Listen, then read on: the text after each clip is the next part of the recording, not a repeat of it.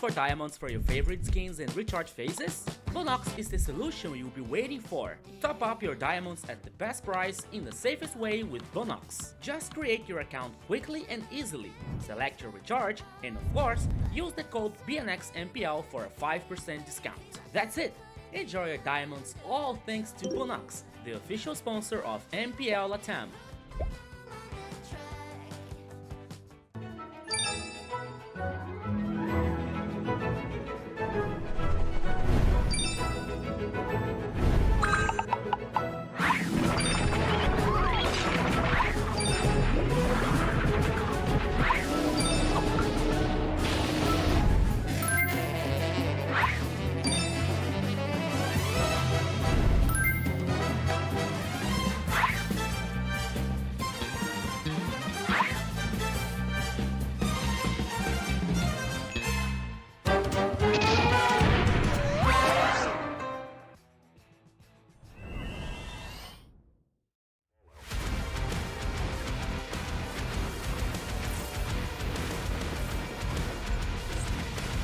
All shall succumb to my power!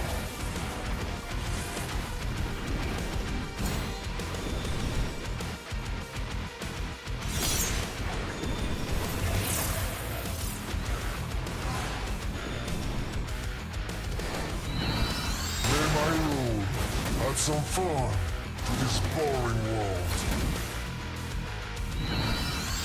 Let's see what's beneath these bandages.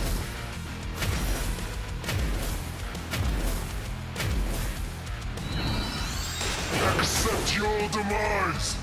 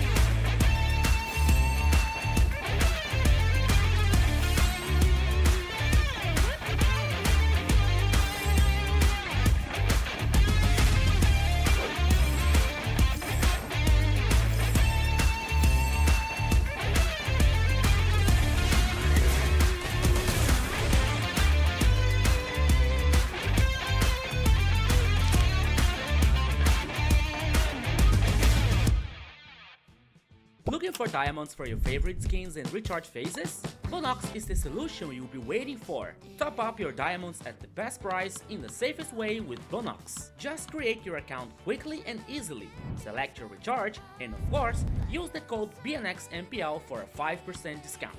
That's it! Enjoy your diamonds all thanks to Bonox, the official sponsor of MPL LATAM.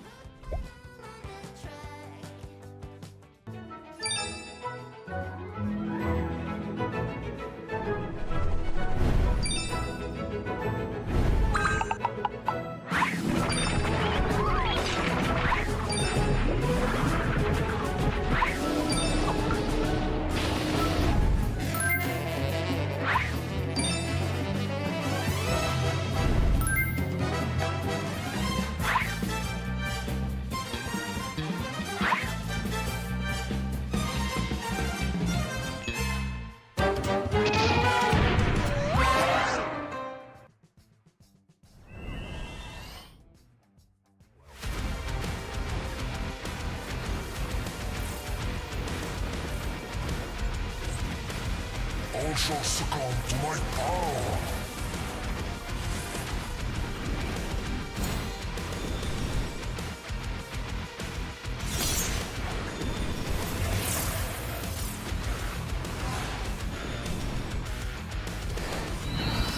May my rule add some fun to this boring world. Let's see what's beneath these bandages.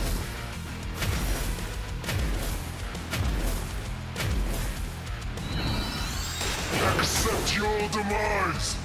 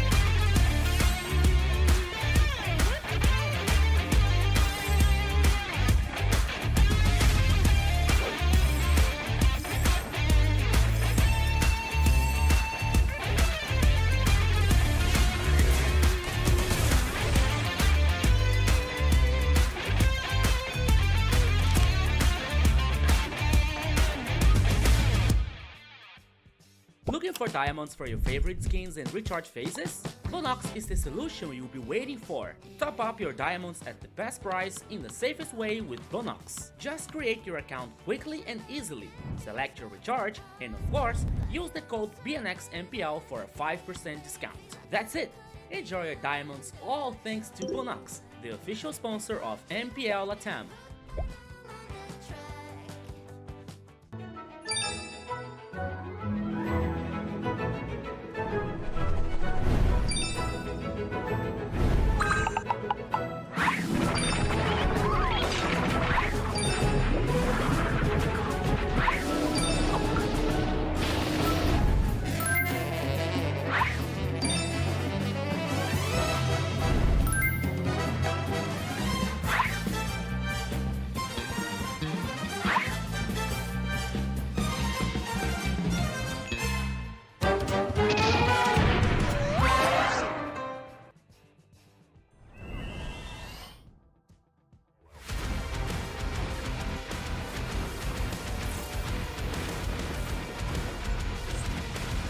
All shall succumb to my power.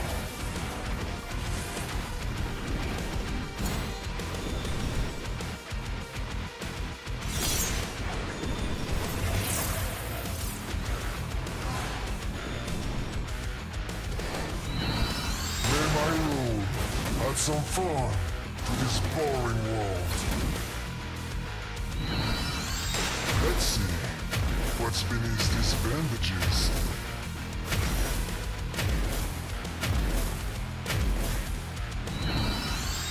Accept your demise!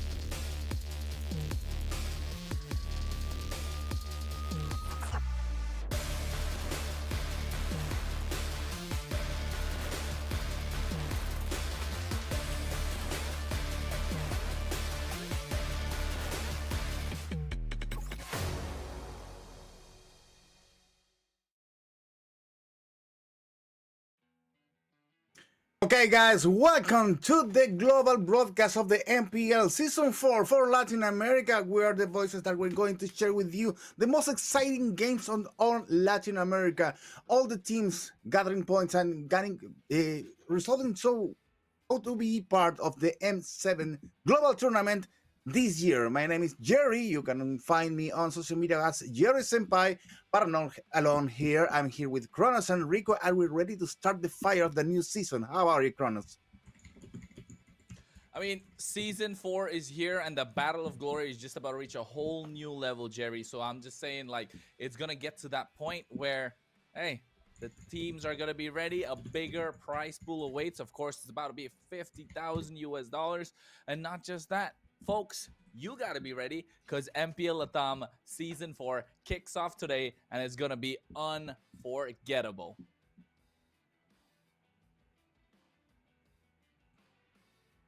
I believe we have some sound issues here because I can't hear Rico or Kronos.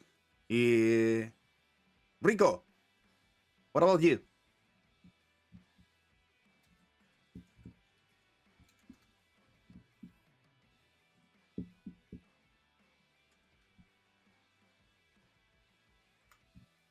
Well, the production is going to be working about that and solving these sound issues. Well, Carlos and Rico are we going to be sharing with you all the information about the teams, about the players, and also about the exciting games we are going to be watching ahead in this new season of Mobile Legends here in Latin America. The goal is simple: to get the most win possible, to find the way to the grand finals, and also to be part of the M7 tournament at the end of the year.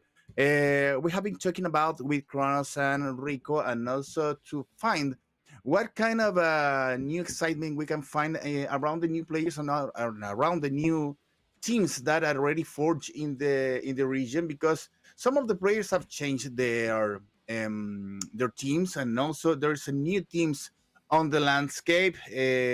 I'm really proud because I'm have I have a Chilean team on the board, and it's interesting. But also, Rico said that we are not able to choose one team in front of the other because all the most of the teams have different players from different countries. So there's not one fixed country for every team, but we can we can look we're going to be looking at those players and those teams, so we can choose one favorite for each one of us.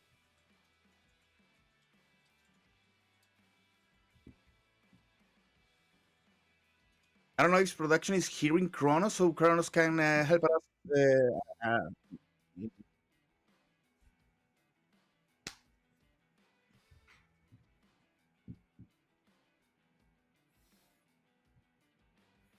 Oh well. Okay. Okay, now I can hear you, Kronos. Yeah, hey man. You know what? I was gonna say, Jerry, MPL Latam No, Season no, 4 not started not again. with But what a I'm banger going to the indeed. sponsors, guys. We gotta make sure we Kronos. get all these jitters out the way first, right? And then we're gonna have a great show ahead of us. Ain't that right, Rico? Okay, since production is checking out the sound issue, we are going to be giving thanks for all the sponsors that we have that makes this broadcast possible. The first of all is Bonox. So you're welcome to power up your Mobile Legends Bang Bang adventure with Bonox, the official and trusted way to get your diamonds first and fast.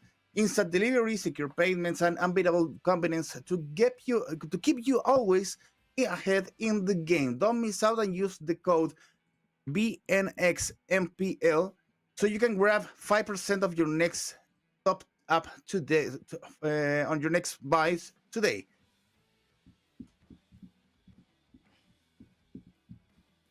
And also with thanks to Techno with with this new phone. This is the POVA 7 5G series. Power up your play with POVA 7 5G, ultra battery, blazing speed, and a fluid 144% hertz display, built for true gamers. Don't wait and experience the future of gaming performance now with this POVA 7 5G series.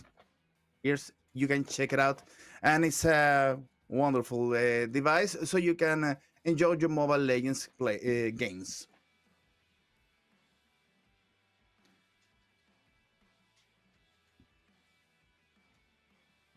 I'm hearing now. Can you talk, Mhm. Kronos? Okay. Yeah. Oh yes, I can. I can Okay. hear you. Yeah. Oh, Oh yeah, yeah, Rico yeah, as yeah. well. There we Okay. go. So hi again, guys. How are you? Hey man, I was gonna say that it's the start of MPL LATAM season 4, right? It's a big day for all of us. We got to make sure we get all these small jitters and hiccups out the way early on, so later when the season progresses and we get to the big pinnacle, we don't gotta have these anymore. Well, that's me, Kronos, folks, and of course you got a new face as well with us. That's Rico. Hello, hello, Cronus. Hello, Jerry. I'm so glad. I'm so excited to be a part of this, to be a part of the MPL LATAM Season 4. As Cronus said, I agree totally with him, but that's okay. This is a very, very special moment. It's a big moment for all of us to track and follow all the emotions of the MPM LATAM Season 4. Well, we miss out the next Okay. information because it's time for the next project in Mobile Legends. The annual map update is live starting December 17th. So you can explore four brand new maps packed with fresh strategies and surprises that will transform the game. Gather your squad and get to the experience on the new MLBB routes. Kronos, you were talking about next during the pre-broadcast. Can you tell us a little bit about it? Hey man, Project Next is something that MLBB has been working on for quite a long time, right? That's something that they've been going into the developmental system, trying to revive back heroes that haven't been there for the longest of time, that haven't seen the highlights, and those who really deserve the kind of the opportunity to try and come back. So off late, however, the recent most change that's there has been with the maps that they've brought in, 4 different ones where you got the extra bushes, where you got the cloud, you got the extended river, and also, if I'm not wrong, broken walls at the same time. So Yeah. Yeah. along with those new maps, you also get certain hero revamps, right? And those hero revamps really make a big difference in the current meta. Ain't that right, Rico? Yes, yeah. You can see so there's so many options, there's so many play style, especially with the teams here in MPL LATAM Season 4. As Chrono said, it's already available since the last 17th September, and I already played some maps, and it's totally crazy because you don't know what's going to happen, you don't know what's the enemy's moves, so it's very dynamic. So it's a big new project, it's a big step for MLBB and this next project, and I can wait to see how the team's strategies, the methods, the matters they're going to show us with this brand new map style. It's going to be freaking awesome, Jerry and Kronos. Yeah, the funny thing is, if you talk with a player and also with some of the coaches, they're gonna say, "No, there's nothing new. Just we fixing a little bit a little things in our strategies," and they are, I don't know, they are going to be preparing a lot of surprises that we're going to be watching during the games. And about these games, you can also be playing with us and earning diamonds. That's it. You can participate sending your ID server in the chat and watching us through YouTube, TikTok, and Facebook also. You need to stay tuned to the MPL global broadcast and also helping us to get these viewer goals and rewards during the broadcast. If more viewers come here to the broadcast, more diamonds you should get. Hey man, you gotta hit those reward goals, right? I like diamonds, guys. I like to take part in these giveaways too, even though I'm at the back of the desk. Who don't like it? Everyone You loves it. get some skins. Exactly, you get some skins that you like. You get to flex it in the game. I mean, let's be honest. Even if you don't come out with a victory, we want to have some good skins so we can hit that recall button all the time, right? And with those new emotes and the recalls that are out, man, I'll be saying you Yeah. gotta get your friends in so we get hit that mark, and then we'll be rewarded with a lot of diamonds. You don't If you play don't with. want to spend it right now, you can save it for the future, for the next skins Yeah. to come. You Exactly. see, you don't play with so many times with that hero, but with the brand new skin, you say you go to the ranked games, and the people say like, "Hey, we lost." I say, "Okay, I lost. but the skin is bright. The skin is With a very style. nice, with a style. I love with the style. So there is nothing better than you join us in MPL LATAM Season 4, watch the best games, and even you get rewarded by so many diamonds. Oh, come on, guys. There's nothing better than this. Anticipation. You just need to be watching the most beautiful games today and tomorrow. Also, same time, guys. If you're missing out, if you arrive later today, and we're going to be saying this during the whole broadcast, if you arrive late, please be ready for tomorrow, 5 p.m. in Brazil time. You can check your specific time for your region and your country. Here, Rico, Kronos, and me are in different countries right now, so we have different time schedules, but we are ready to enjoy the new games today. And starting with. Yeah, I mean, hey, the first game is Influence the Rage definition. versus. The Oh, battle first for game. glory begins now. Welcome to MPL LATAM Season 4, the road to the World Championship. 8 teams enter the regular season in a Swiss format. Most matchups are best of 3, with special best of 5 duels in round 3 for the 2-0 and 0-2 series. The 8 teams advance to the playoffs, with seeding based on the number of wins in the Swiss stage. The top 2 will already be 1 round ahead in the playoffs. The upper and lower bracket system gives teams a second chance if they lose a series, making every match matters. And remember, the lower final will be a best of 7. And it all comes down to this. The grand final. The champion will raise the crown and secure a spot at M7. Who will become the king of Latam? Follow MPL LATAM Season 4. The battle for destiny begins now. Well, you already heard that.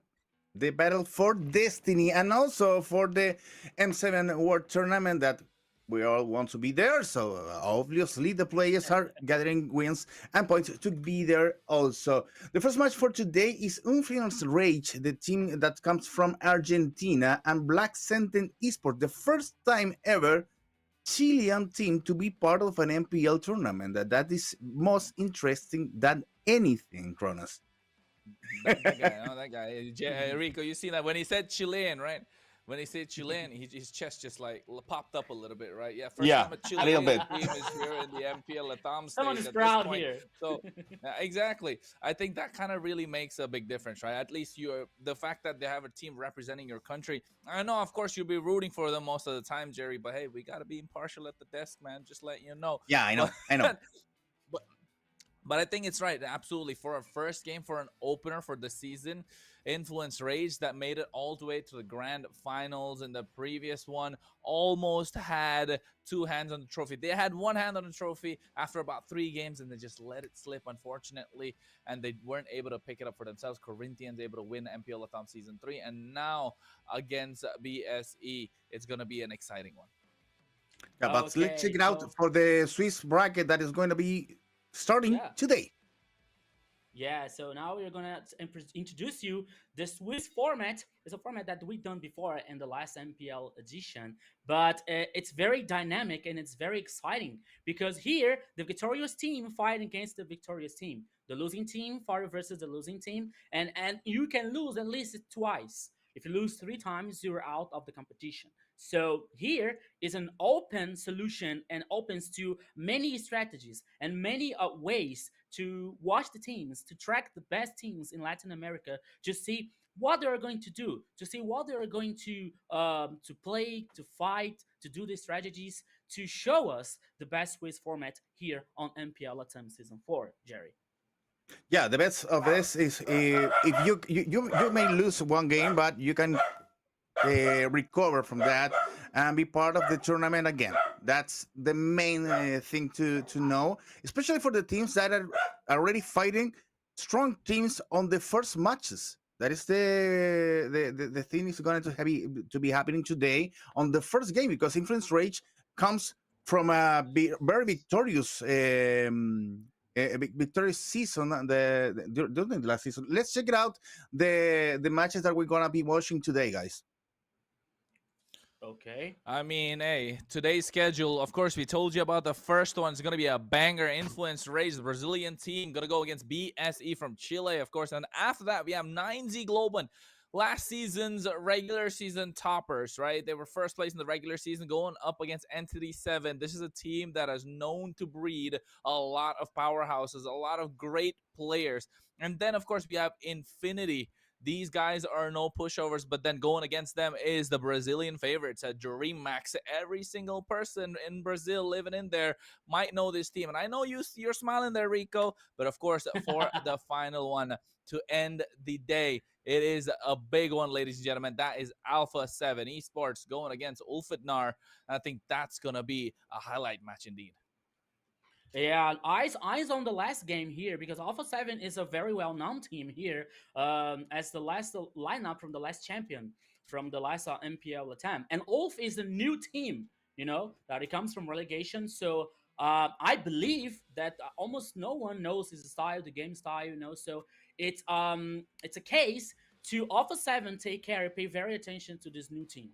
Black Sentence comes in a very hype style also because it comes from the MDL Latam. So I had the pleasure to watch them, to track them. So it is a very good team. So eyes on the Black Sentence also. So it's going to be very, very exciting. All these matches, even for the first day, it's only the first day of MPL Latam Season 4. And you already have this insane matches there. It's going to be awesome.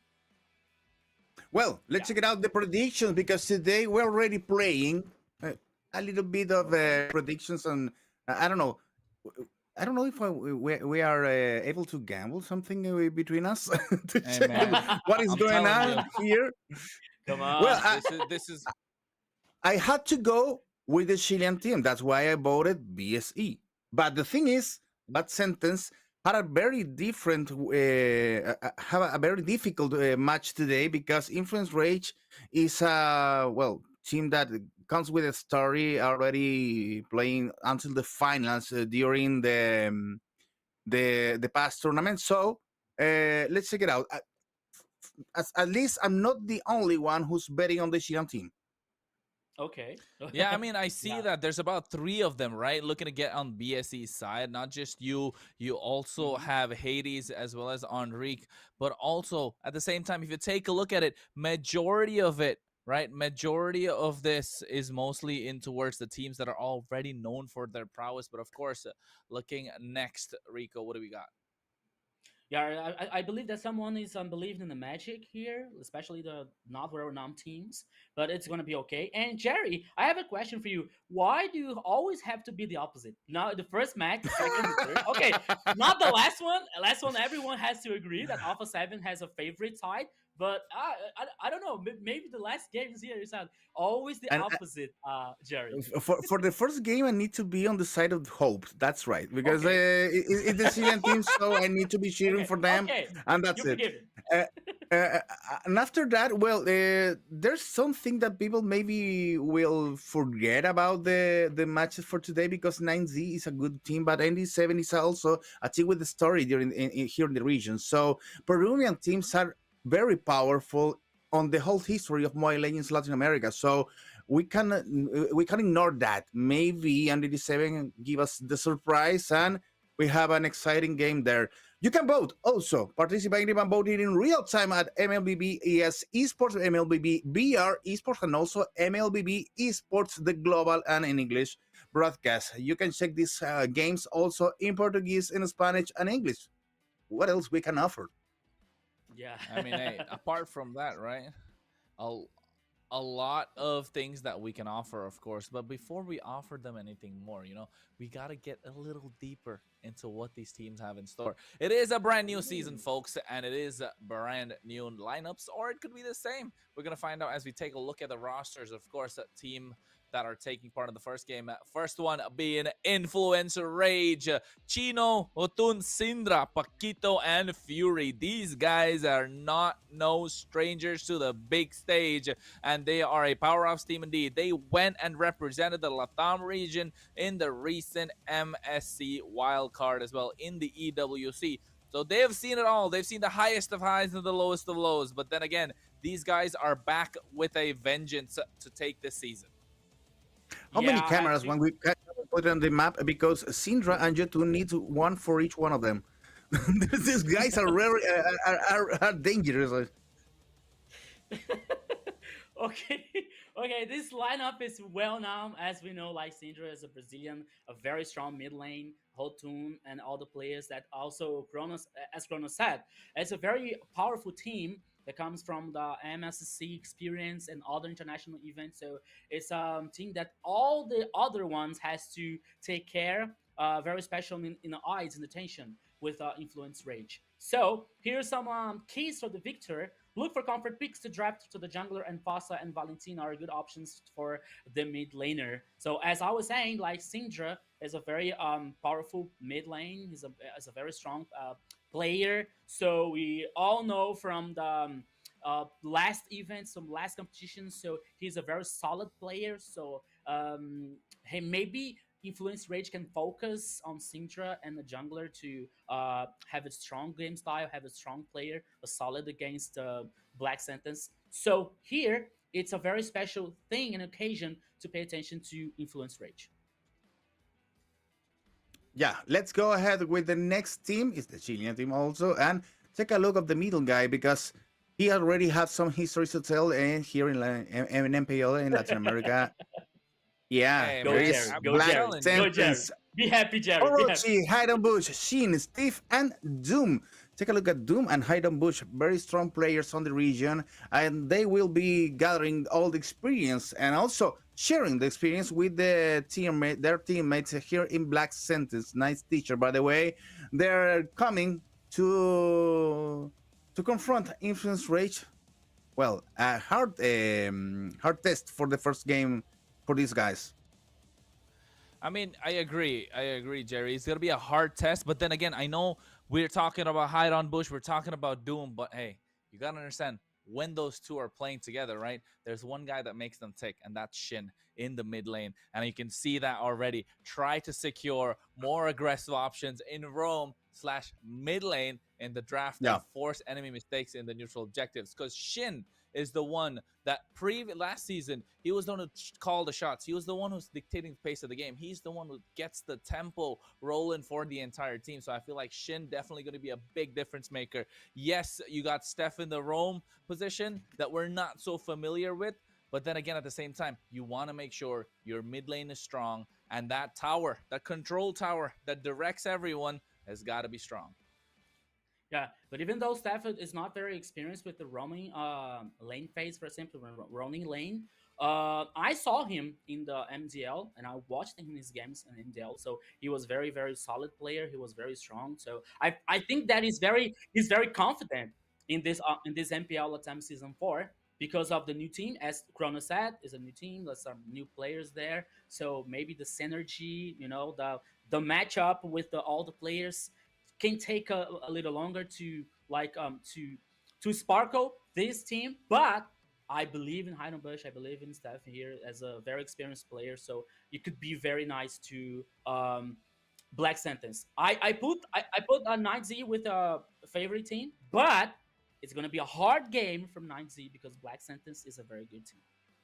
Okay, but first of all, let's check it out, a new video because production is playing hard today and has a video for us. Hola, ¿qué tal? Soy Dundo Black Sentence. Hola, soy Hide de Black Sentence. Hola, yo soy Chin de Black Sentence y el primer juego que vamos a hacer va a ser el de Mímica.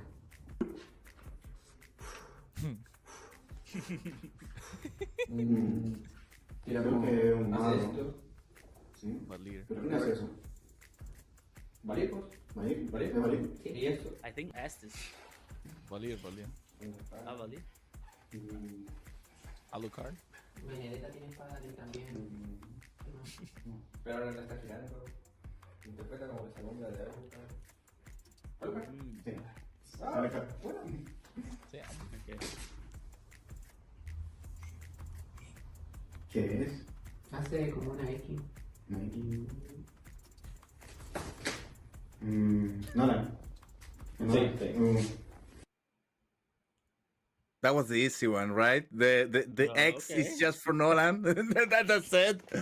And you know the damage is huge there. Well, A little bit of charade with the players. That's a different way to know there because sometimes in previous tournaments, just we have questions for them and they said, okay, I like this and that, and just small things to say. But with players, it's with a little bit games, it's even funnier to know the guys of this team that well is coming new. So we need to get an eye on them.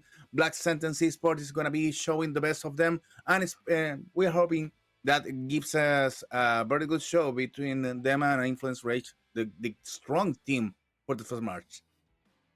I agree, and I think the Black Sentence as well, right? They've been there.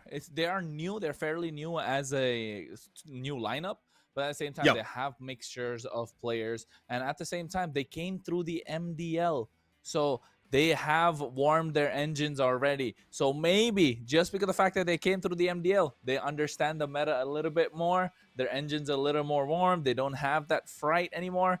That could be a slight bit of a difference maker. What do you think, Rico? You saw them firsthand. You've been talking about the way that they went down in the MDL. You got to give us some insights, Yes. man.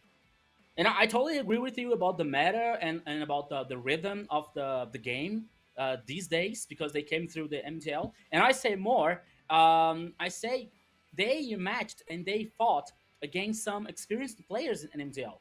You know, so they have this experience about like competition, especially international competition. So they came through with this baggage of experience to MPL LATAM Season 4. That's why I'm telling you that Influence Rage is favorite here, but I believe that it's not going to be easy. And I'm not surprised if Black Sentences win this first match because even though there's a new lineup, new players, new style, but I know and we know that there are experienced players, solid players that can make all the difference during the best of 3. Okay, Rico, things about are going to be a little bit more spicier right now because we're ready to go to the first draft of the season. Let's check it out what these teams can offer in the first draft of the season. That's it. Team draft chain. Well, Okay. we're going to be watching the draft soon. Soon. Don't rush. Don't rush. I mean, I think In the middle some of the now. most heroes that have been used, right? That's what they're trying to show us as well. But at the same time, you know what? I forgot to mention, guys, from Influence Rage, not only do they have solid players, they have a solid coach as well. Coach Blackjacks, this guy has Oh, been okay. around the block. He has been everywhere. He's been in Latam, he has been in North America, he's been in the European scene, a little bit of help here and there in the Southeast Asian sectors as well. So he knows what's up, right? He knows what he's doing. And I asked him as well.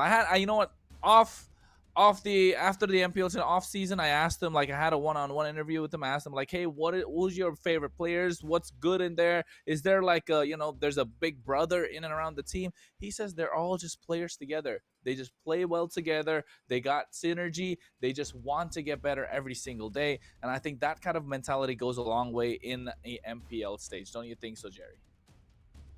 Well, I think his experience will be very important for the team, and also because I'm watching here, and the guys at Black Sentence don't have a coach outside the team. Maybe somebody inside the team is working, is doing the both as player as and a coach.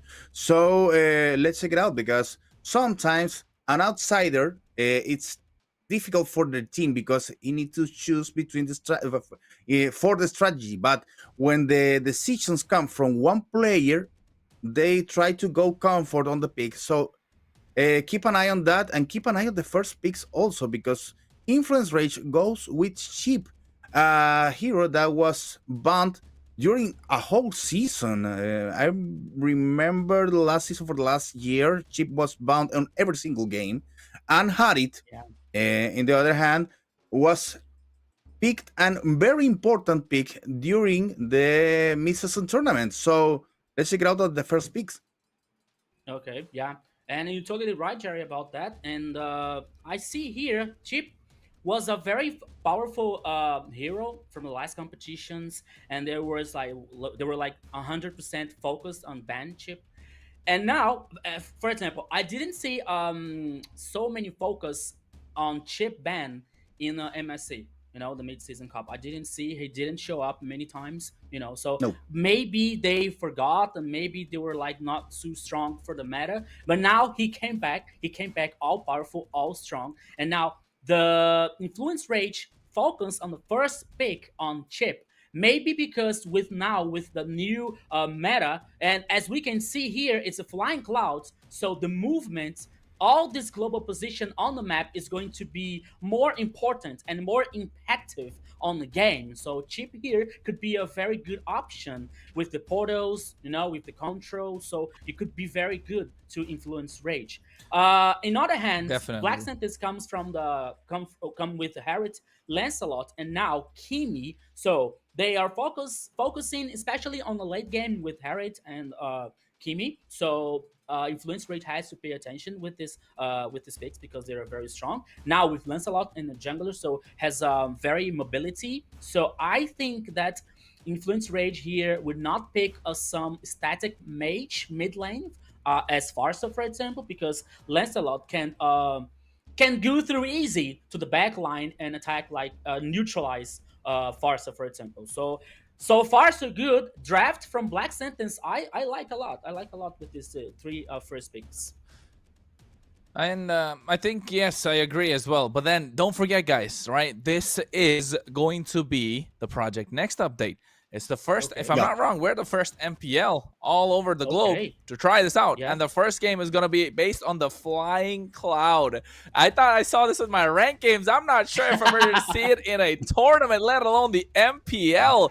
But of course, that extra bit of addition changes the way you approach the game, right? Changes the way you got to approach it, because that could be a big difference maker. What if you're trying to defend the base? You could use the Flying Cloud as a Tiger, go to the back line straight away. You don't have to be slow. It is a lot of mobility that adds another factor. Lore dances can be shortened down, the distance, the timing. And of course, that's why you can see the teams are not yet into that phase, so slowly they're banning out what works, right, Jerry? I see that. I see what you're thinking, because just of the fact that they ban out all the meta heroes, the Angela, the Kalea, CC, Gatotkacha, Grok being taken out for the side of Influence Rage, and for BSE, you can see the 1-1, Baxia, Jushin, Arlot, and the Phoveus. A lot of focus on the EXP and roam position, right? Not many on the goal lane, just that 1-1-1, and you can see finally it's coming together. BSE, pick up that Badang and try and get a solid lineup. It's like Rico mentioned, a mid to late game lineup.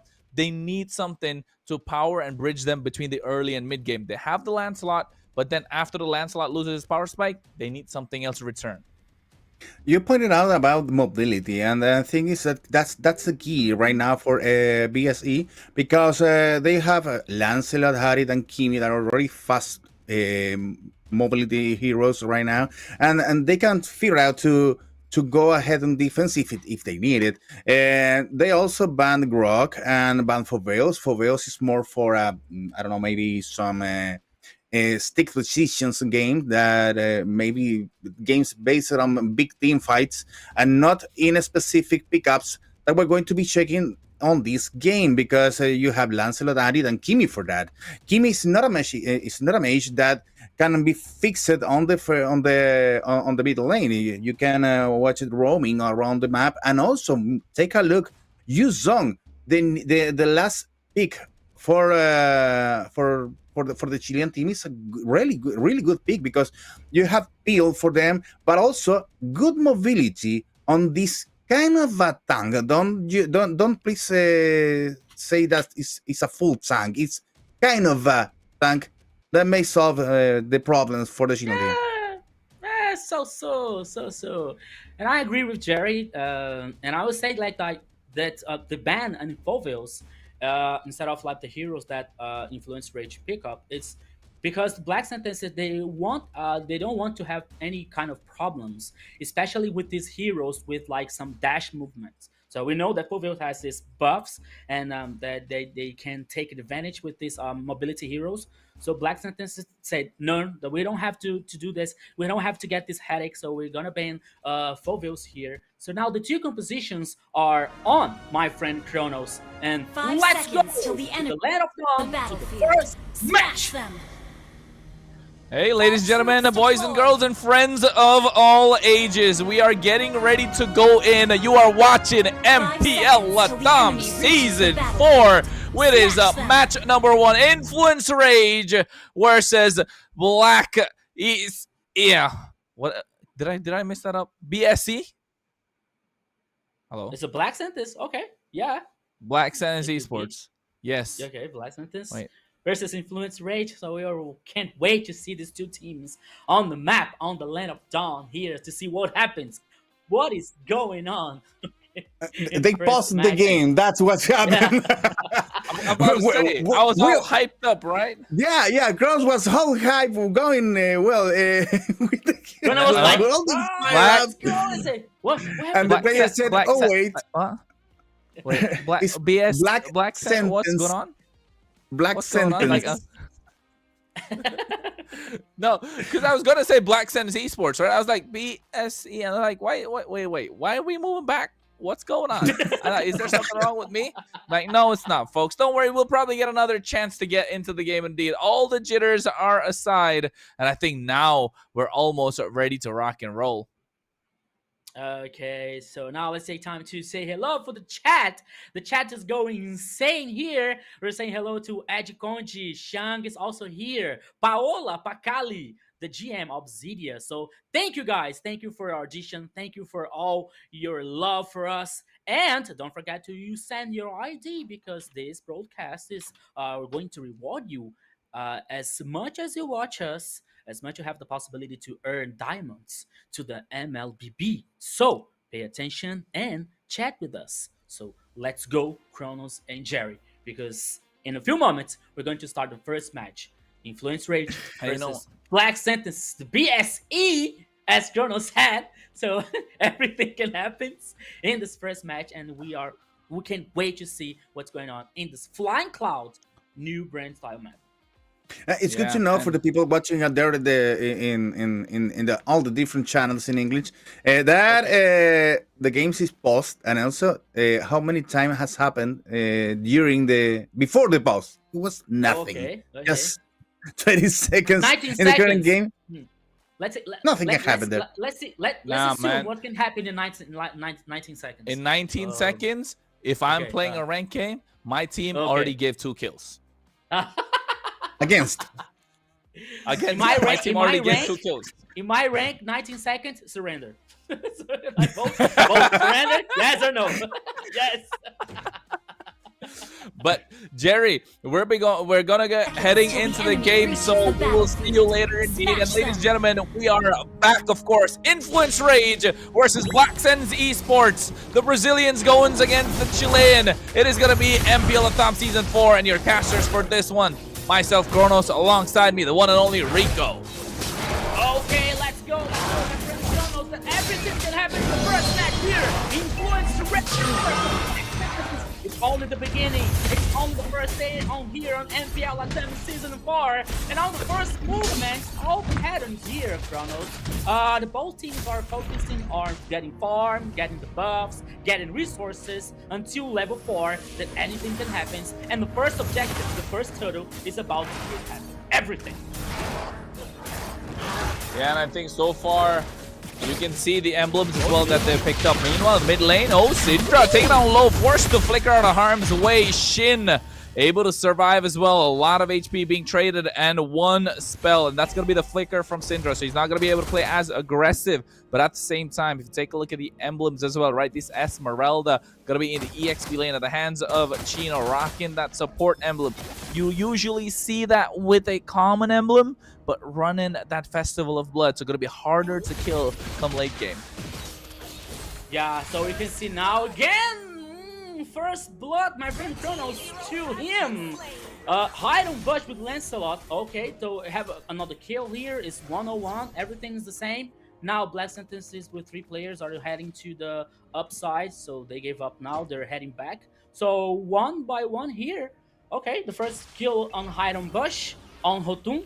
Both junglers, my friend Kronos. Yeah, I think both these junglers are ready to rock and roll, get their hands dirty in the turtle. At this point, Chino looking to flank from behind. Turtle taking out 6,000 HP. Hotun comes in, gets the knockup as well. Like you see right now, Falling Star Moon comes through.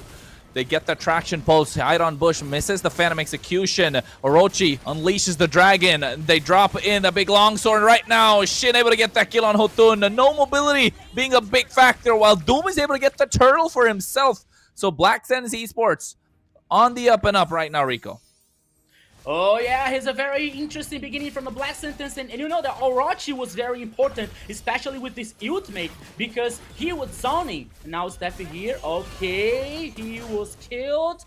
Can be another one, no? Okay, so 2 by 2, all right. So as I was saying, Orochi was very important because with this, with his ultimate, he could zoning all the players from Influence Rage. So the objective come easier to Black Sentence with the hands of the players. So it's a very interesting early game, but now the gold is equal. The gold is even now for both teams. So of course we have a very interesting late game for Black Sentence, for example, with Doom, with the Harriet, or a Sheen with the Kimi, you know. But we can also assume that in the other side, Influence Rate we have Esmeralda. So Esmeralda with Harriet is a very good counter. So Black Sentence has to pay very attention and had to take care about that. Yeah, I think definitely Black Sentence Esports need to find a way, especially come late game. This Esmeralda is going to be wreaking havoc against Doom on this Harriet, just because of the fact that you can use the Frost Moon Shield to try and take away everything and almost be an unkillable at that point, right? That's why they're targeting the top side as well. You can see the junglers going toe-to-toe, and right now the Falling Star Moon coming through as well. Orochi able to survive thanks to the Furious Dive. Hotun, the Appraiser's Wrath, just missing. Yeah, Hotun here now is trying to help Chino in the upper side in XP lane. He put Orochi to recall to go back to the spawn. Now, and 10 seconds remaining for the second turtle. So let's see what the both team has to play and study the strategy here. Who's gonna take and who's gonna control the objective better. We have one side here, Chip. It could be a very important roaming for Influence Rage, especially with these portals. Now the turtle is going to be reset. No, Chronos, here we go again. Yeah, you can see a nice knockup coming through as well. Orochi gets taken down first. Syndra able to use that damage coming through as well, thanks to the arrow. But Doom here, after dropping down Zaman Force, they're able to get secured the turtle for Hide on Bush. That early game aggression. Oh my god, less than 5 minutes in, Black Sentence look like an aggressive team that wants to pick a fight. But take a look at the goal lead though, Rico. Influence Rage are still ahead. They're taking 2 turtles from them, but they are able to manage the economy. Yeah, so there could be take more goal energy from the turret, for example, because Black Sentence hold the credit and they control the 2 objectives so far. But as you said, the gold is even in a gap for Influence Rage. So Black Sentence has to pay very attention about that. Hotun has the 2 kills. Syndra, this Selena in the mid lane is going to could impact positively this game. But Black Sentence had to be more aggressive, had to pay attention, especially with the transition from the mid to the late game, because as we know, Influence Rage has like strong players, more confident, has a better synergy, as there's players who are playing a lot for a long time. So Black Sentence has to pay more attention, has to take care, especially from now on, Kronos. Yeah, I think so far they've slowed down the game a little bit. 6 minutes in. The EXP lane has been the focus for Hide on Bush the entire time. They want to shut down Chino, make sure Orochi is free. You can see the Falling Star Moon as well, trying to clear the wave. Chino's doing his best, but he knows he's not going to be able to save it. But Paquito, make sure he comes through as well, using the shortcut. And now he drops it down, and you can see Orochi is the first one to fall. Shin comes through as well, but I'm not sure if that was the brightest of ideas. Gets taken away, double kill in the hands of Paquito. Stefe flickers forward, and now they use the portal to go back to where they belong. And what a way to maximize the utility that this hero can provide. That is why the chip in the current meta is one of the strongest heroes. And you can see Paquito here going on top of Stefe. I'm not sure what they were thinking. He thought he already recalled. That was a funny interaction there indeed. That's okay, my friend, that's okay, that happens. Now the third it's it's and guaranteed by Influence Rage. And I would say in a top lane, it's what happens when you are greed. The greed here, it was like it was hard to Black Sentence. Oh, okay. now in the gold lane Oh. here. Okay, Iron Bush now plays safe, but there is no turret. The tier 1 here is already down for Influence Rage, so they're both even in tower in turrets too. Okay, so the greed on the first turret in the top lane was very funny because they spent like too much just to destroy the turret, and Influence Rage came to cover, to pay the retribution. And it was very interesting because Black Synthesis has this situation that they can lead the turret, they can destroy the turret, but Influence Rage now is taking control or trying to take the control of the match. And you can see the shortcut drop down and everybody made their way there, but they're trying to destroy it, still not knowing that they can't get. Oh no, Shin. Ooh, Okay. that was too close for comfort. Not rocking the Purify. It's a flicker indeed. So going to be dangerous. Yeah. But meanwhile, on the top side, look at Hide on Bush trying to get some pressure in the long lane.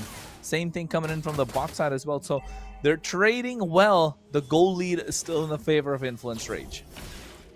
Yeah, that I was about to say now, because in fact, apparently the both teams are equal. They are even. Like they're playing almost the same playstyle here. So Influence Rage has like this playstyle with more kills, with more aggressive style, for example. And Black Sentence comes to the guarantee more objectives and try to focus on turret. But despite all of this, the gold is different. The gold is advantage for Influence Rage. You know, so Black Sentence has to pay attention with that. I see that Hide Bush is playing very well with this Lancelot, for example. But I think that Influence Rage, especially the macro ones, it's getting better. It's better than Black Sentence so far. So Black Sentence has to do something, because as you were saying at the beginning of the match, we have Granger, who can are fooling. We're getting stacks. We have Esmeralda, who can be a problem to Doom with this Harriet in the late game. So Black Sentence has to pay attention. And Shin, oh my god. Okay. Oh He no, went down. Shin gets taken down. Fury now gets a stack on that Sky Piercer. And now he's going to start wreaking havoc slowly. 1-0-2. Influence Rage are just starting to get into the groove, right? Black Sentence Esports were able to find the early game, but Influence Rage held on and now seems like a different beast. And this beast might just be a little too difficult for them to handle. And right now, Chino comes in, a falling Star Moon. And you can see Hide on Bush has to go away along with the rest of Black Sentence Esports. And now the Lord is up. I'm not sure if they're trying to go for it, though. Yeah, I didn't understand either. I thought that Influence Rage was going to guarantee the first Lord here, taking an advantage, especially with the superior numbers, as Black Sentence has one last player, but now he's back. And now I think that Black Sentence is going to start the Lord just to make a fake call to try to bait Influence Rage. But now this Lord is very important. We know that is not the improved Lord yet, but it's still important for each team, for both teams, to destroy more turrets, to gain more information on the map. So now Influence Rage is started this Lord. Of course, Black Sentence is going to somehow to contest, to fight to gain this Lord, because this is very important for both teams. Now both teams are making movement to the Lord. He reset. Oh, Kronos. Conceal play coming through as well. You can see right now shortcut drop down. Orochi trying to create the separation, but Hide on Bush able to use the iframes and get out of harm's way. Shin dishing out the damage that he can. Hotun right now seems like he's a little separated from the rest of the team. Able to dash out of harm's way.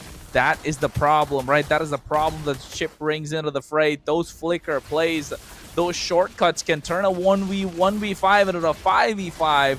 And just flip the numbers game. But at this point, BSC are blitzing this Lord. You can see they're going down. Black Dragon has arrived indeed. Chino taking on low as well. Paquito is going to be the first one to fall. Hide on Bush secures that kill. And right now, Hotun comes in. He's dropping it up. Razor's Wrath. And yes, he gets his own. Orochi taken down low. And seems like they want some more. But so far, Fury hasn't been able to dish out the Death Sonatas. He's not able to land a single kill. And that is good news for BSC.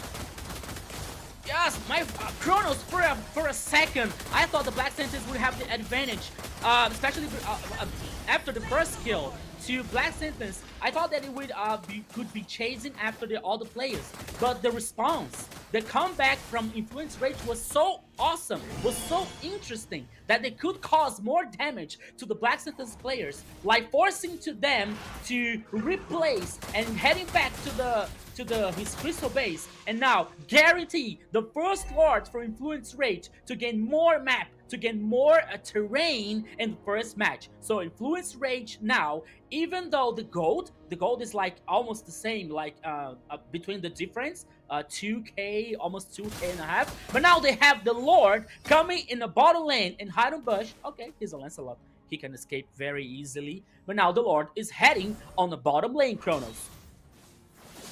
Yeah, the Lord is marching on the bot side.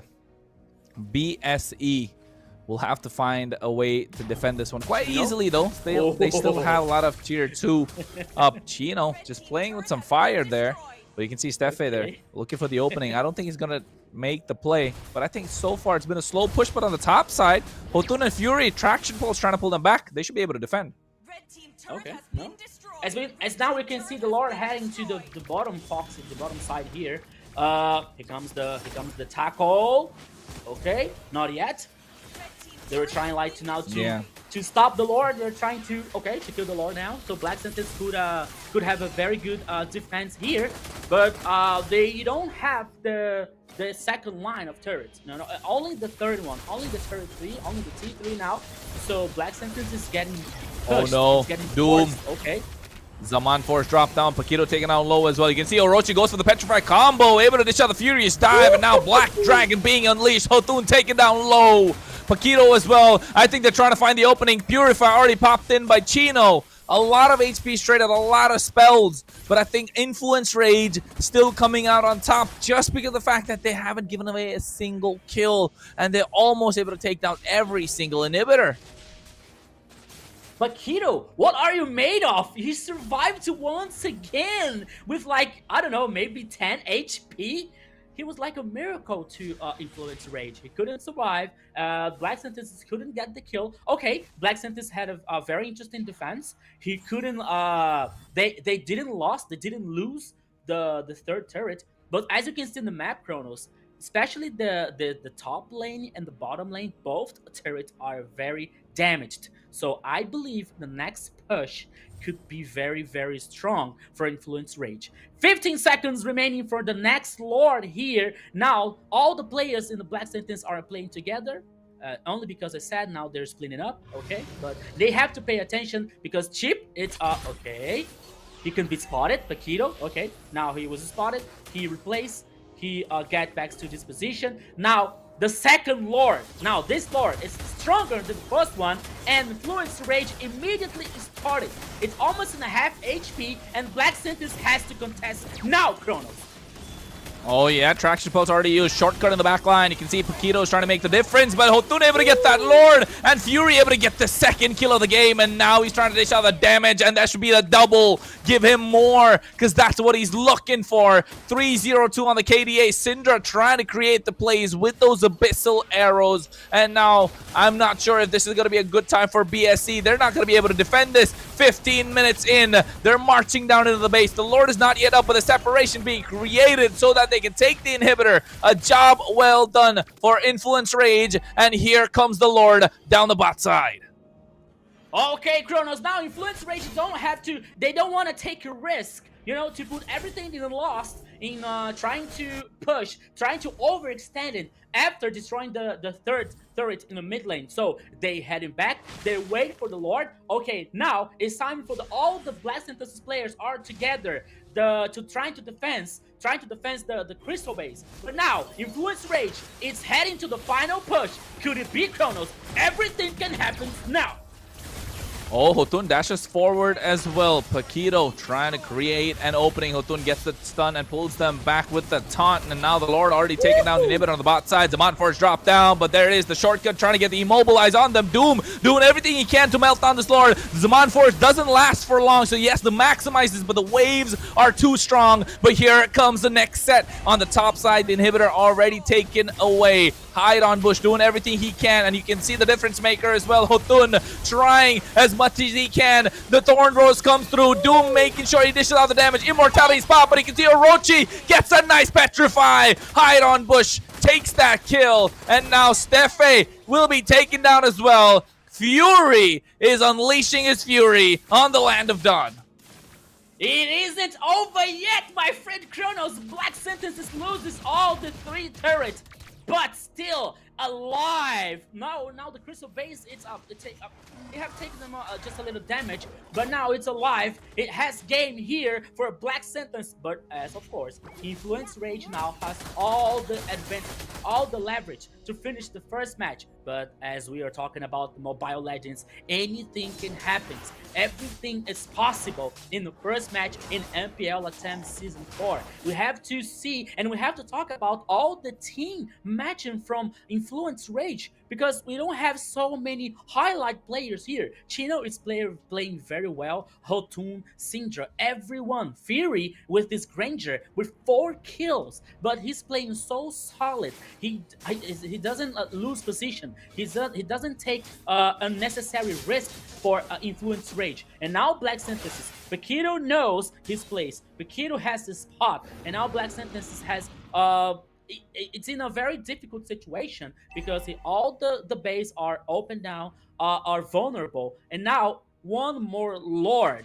It decides to Influence Rage. It comes to Influence Rage to decide if it goes to the Lord, if then goes to the Lord, or trying to make a backdoor, for example, try to surprise Black Sentence. Everything can happen in this next Lord.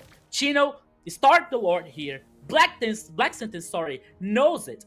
They're trying to play together in the bottom lane, trying to gain information. But Syndra here has a very special movement, especially with this Absol arrow, to trying to spot the players. So everything can happen, Kronos. Black Sentence is together, and with a very strong engage here, can be good, can be awesome to Black Sentence. But even though all the advantage, it's with Influence Rage. All the advantage definitely there on their side. Now they're getting the Lord a bit started. 19 minutes in. This is going to be an evolved Lord. It's going to be strong, but the Black Dragon already being unleashed. Steffe already going ahead. I think a little preemptive there. You can see Paquito in the back line. Now he's looking for the play. He's going to go on the crash course, but he gets pushed away at the right time. But still, they find the opening, and now all hell breaks loose. Fury unleashes his own. Able to get 1. Make that 2. Just give him the 3rd already, because he is kind of unstoppable at this point. He is looking for it. He wants it so bad. It is the opening game, folks. And the way that Influence Rage are playing, they feel like they haven't lost a single step. Yes, they were runners-up last time, but they're looking to take it all this time. In MPL LATAM Season 4 starts off with a banger with Influence Rage picking up game number 1.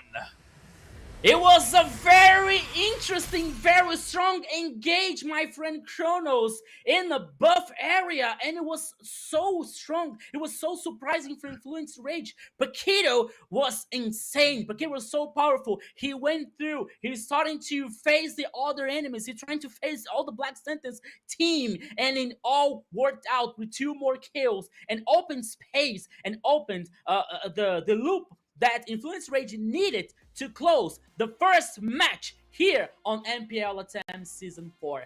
Victory for Influence Rage 1-0.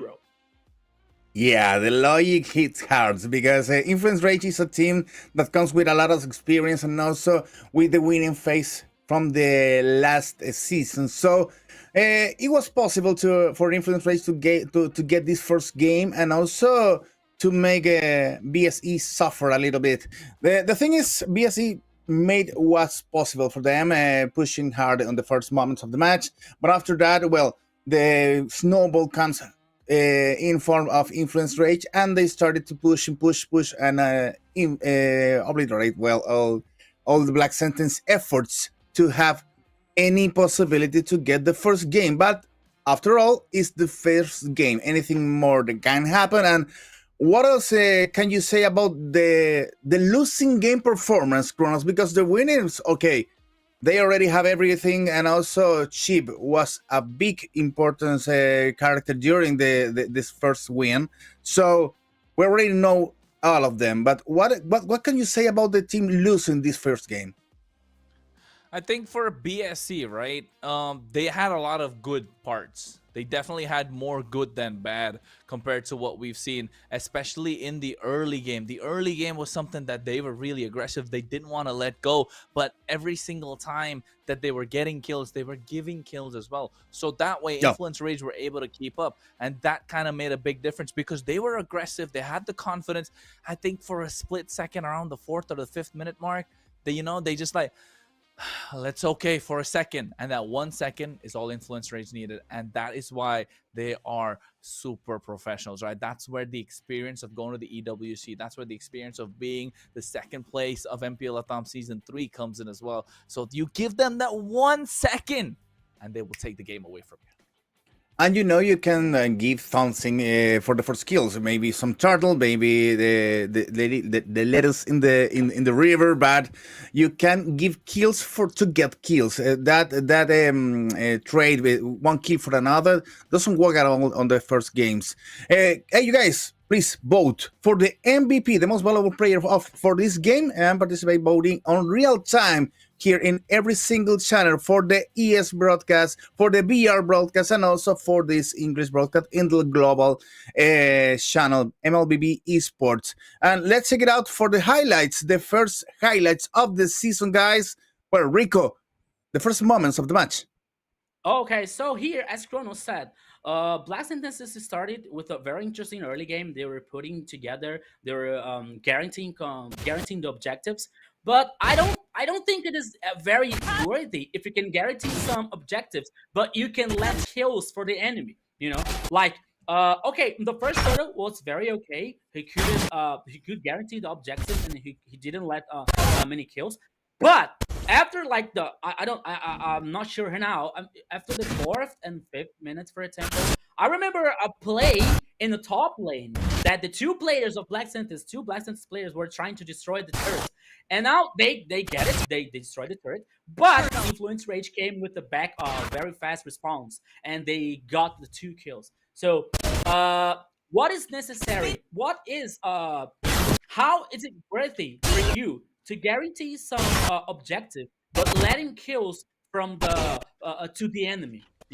This is very important because with you, when you don't have enough players to defend your turrets, to defend their objectives, I don't think this is really interesting for Black Sentence or any team to get these kind of decisions in the match. Black Sentence played very well, but Influence Rage here could punish these little mistakes of Black Sentence in this first match. We already said on the draft that Sheep is going to be a little surprise for Influence Rage, a character that was loose from some time, stuck there because they banned a lot, but now comes for the first pick for Influence Rage and plays an important part. Also, Jotun with Fredrin that started the offensive on the team fights and solved it out to get the first kills. I think for the Chilean team, maybe Kimi was a little bit out of place. Barang is almost everywhere and every time goes for the sacrifice, but Lancelot and Kimi can't be touched if you want to have a successful team fight, and they was caught at in several times. So good fine work for Chippy, fine work for Frederick and Granger also, but a little bit lack of persistence there for Lancelot and Kimi. That should be stayed safe most of the team fights. Kronos, what do you think about it? I think the team fights, of course. Fury, I mean, before we get in, I think for the MVP, of course, everyone's voted. And I think for me, MVP personally, got to be Fury with the way that he was playing. But he was allowed to play, like you mentioned, Jerry, thanks to the Fredrin. Hotun did his job. He needed to be that defensive rock, right? Of course, you can have a midfielder going forward. You can have the winger. You have the striker to score the goals, but then you don't have a defender. You're not going to win those games. And in this game, Fredrin, that Hotun, that 6 packs that he has, showing around in the land of Dawn, going and being the gym bro that he is, protecting his teammates, along with Chino as well. So they did absolute wonders. And you can see in the kill score as well, 13-6. That 6 from BSC came all in the early game. After the early game, they didn't really have much to offer. And that's where they were really relying on Shin as well as Doom to dish out the damage. But hey, after you drop the Zaman Force, Harriet likes to dance around. But if you have a big 6-pack guy coming and showing off his abs, can't really do much, can he? Yeah, he can't do anything. He couldn't do anything much to impact positively the match, especially from Black Sentence. But as we can see here, the build from the both teams, especially when you get Syndra here with the glaive, the glowing hand, the ice domination with Esmeralda, because I think that Chino was very important. We can see the KD8 of Chino here is 007. Down.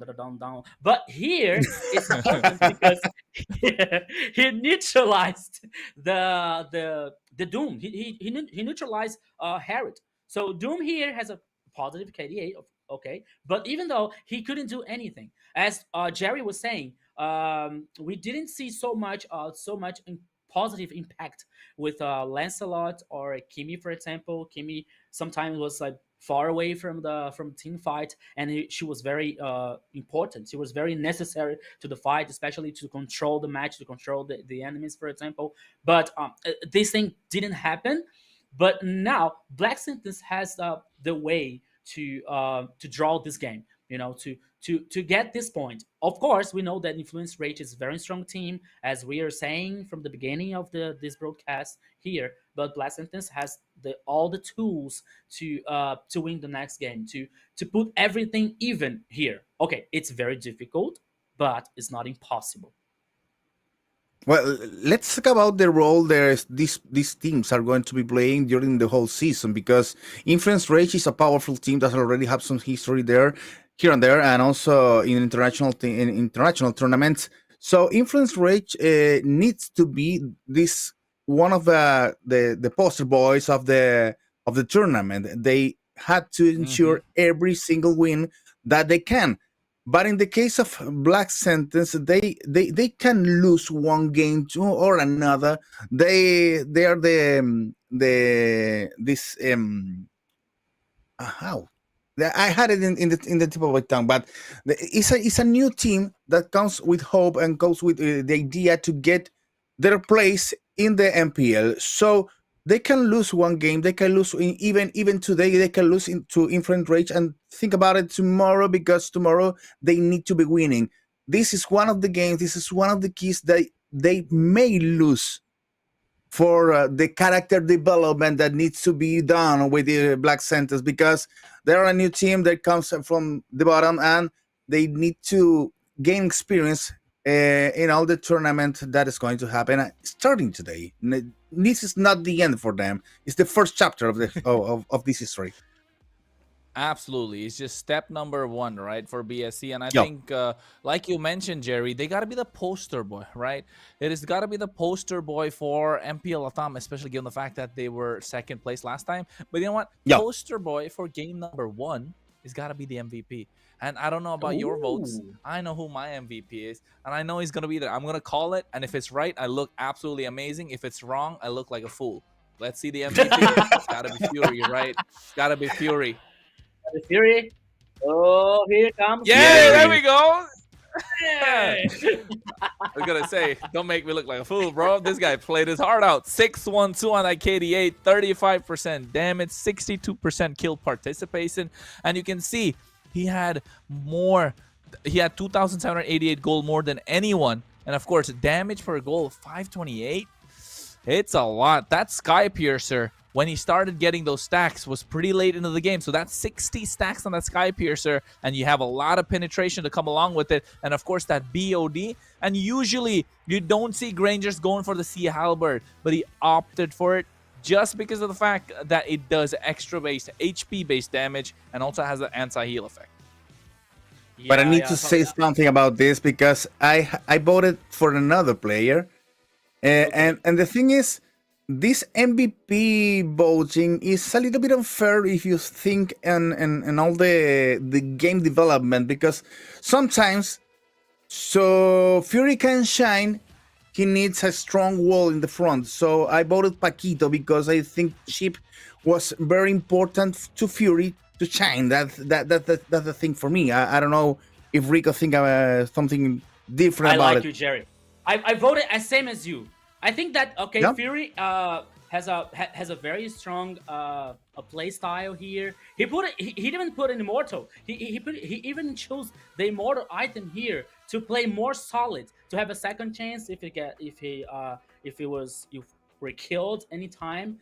But here, Paquito opened a very so many options in a game style of influence rage, because as I was saying, Paquito was like more immortal, because there were 2 or 3 times that Paquito they got off the team fight with like almost 10 HP, for example, and Paquito was very important to this to gain more time in this team fight and to Yeah. allow the influence rage to have more time to the comeback, to respond positively they engage from the black sentence, you know. So for me, Paquito was very, very important in this first match. No, there is something that the tank need to do before the MVP comes to the play, and is to burn the abilities of the other team, and he made it very well. Rico, you said in one time, what is Rico made of? What is Paquito made of? And it's true. This guy was almost immortal, and he needs to be in a little bit better place. Maybe not the MVP, but his sidekick at least. So not Kronos. The Yeah, best I mean, wingman. I agree. He definitely has something that, is an X factor, we like to call it, right? Yeah. He has that X factor within himself, Paquito. But at the same time, I was going to say, bro is just probably eating something that's, absolutely crazy. I don't know what he had for lunch or breakfast. Definitely has protein in it with the way that he was protecting his teammates, right? He's an absolute monster. And you can tell as well that these guys have the synergy. That synergy really shows compared to Black Sentence, right? Black Sentence just didn't have that, the cohesiveness, that unity feeling, the feeling that it felt like they were playing a solo queue game, right? It felt like they were solo queue out of everyone. So I think it definitely was a slight bit of a difficulty. But then again, how to vote for your MVP, folks. You just saw that. That's how the votes works. You get 3 caster votes, 2 referee votes. Of course, the observers as well is present. And then you have the audience votes from the Spanish broadcast. You have it from the Brazilian broadcast and also from our global broadcast. So, hey, make sure you vote I for thought your the voting MVP. was a best secret, but now we know that our votes are gonna be on screen. So take a look at what do you vote in the future. Well, guys, let's prepare for the next game. I believe there's a lot of information to dig here, and it's a lot of information we can dig after this game. So don't miss up any broadcast starting today. Tomorrow for first time. Tomorrow you will have here at the same time the 3 of us bringing all the information, guys. Yeah. Production, can you repeat that because I didn't hear it. I think we're going to be ready for the next game, or we need to wait a little bit longer.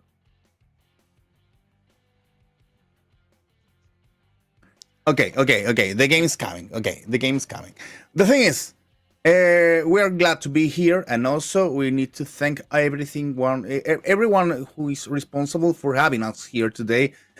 Most of the sponsors, you guys, they're in the chat. Please share the broadcast. You can look for us on our social media. They is already here at the bottom.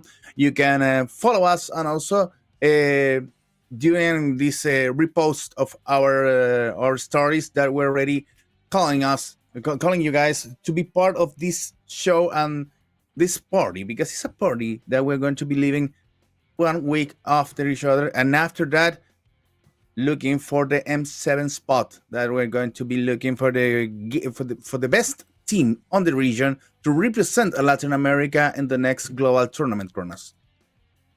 Yeah, I mean that's what it's all about, right? And not just that, a big chunk of that $50,000 prize Whoa, pool. yeah. Yes, folks, you heard that last time. If I'm not wrong, it was $35,000. That was the big prize pool, but this time around, hey, is that big 5-0, right? 50 grand up for grabs, and I think it's almost double the price.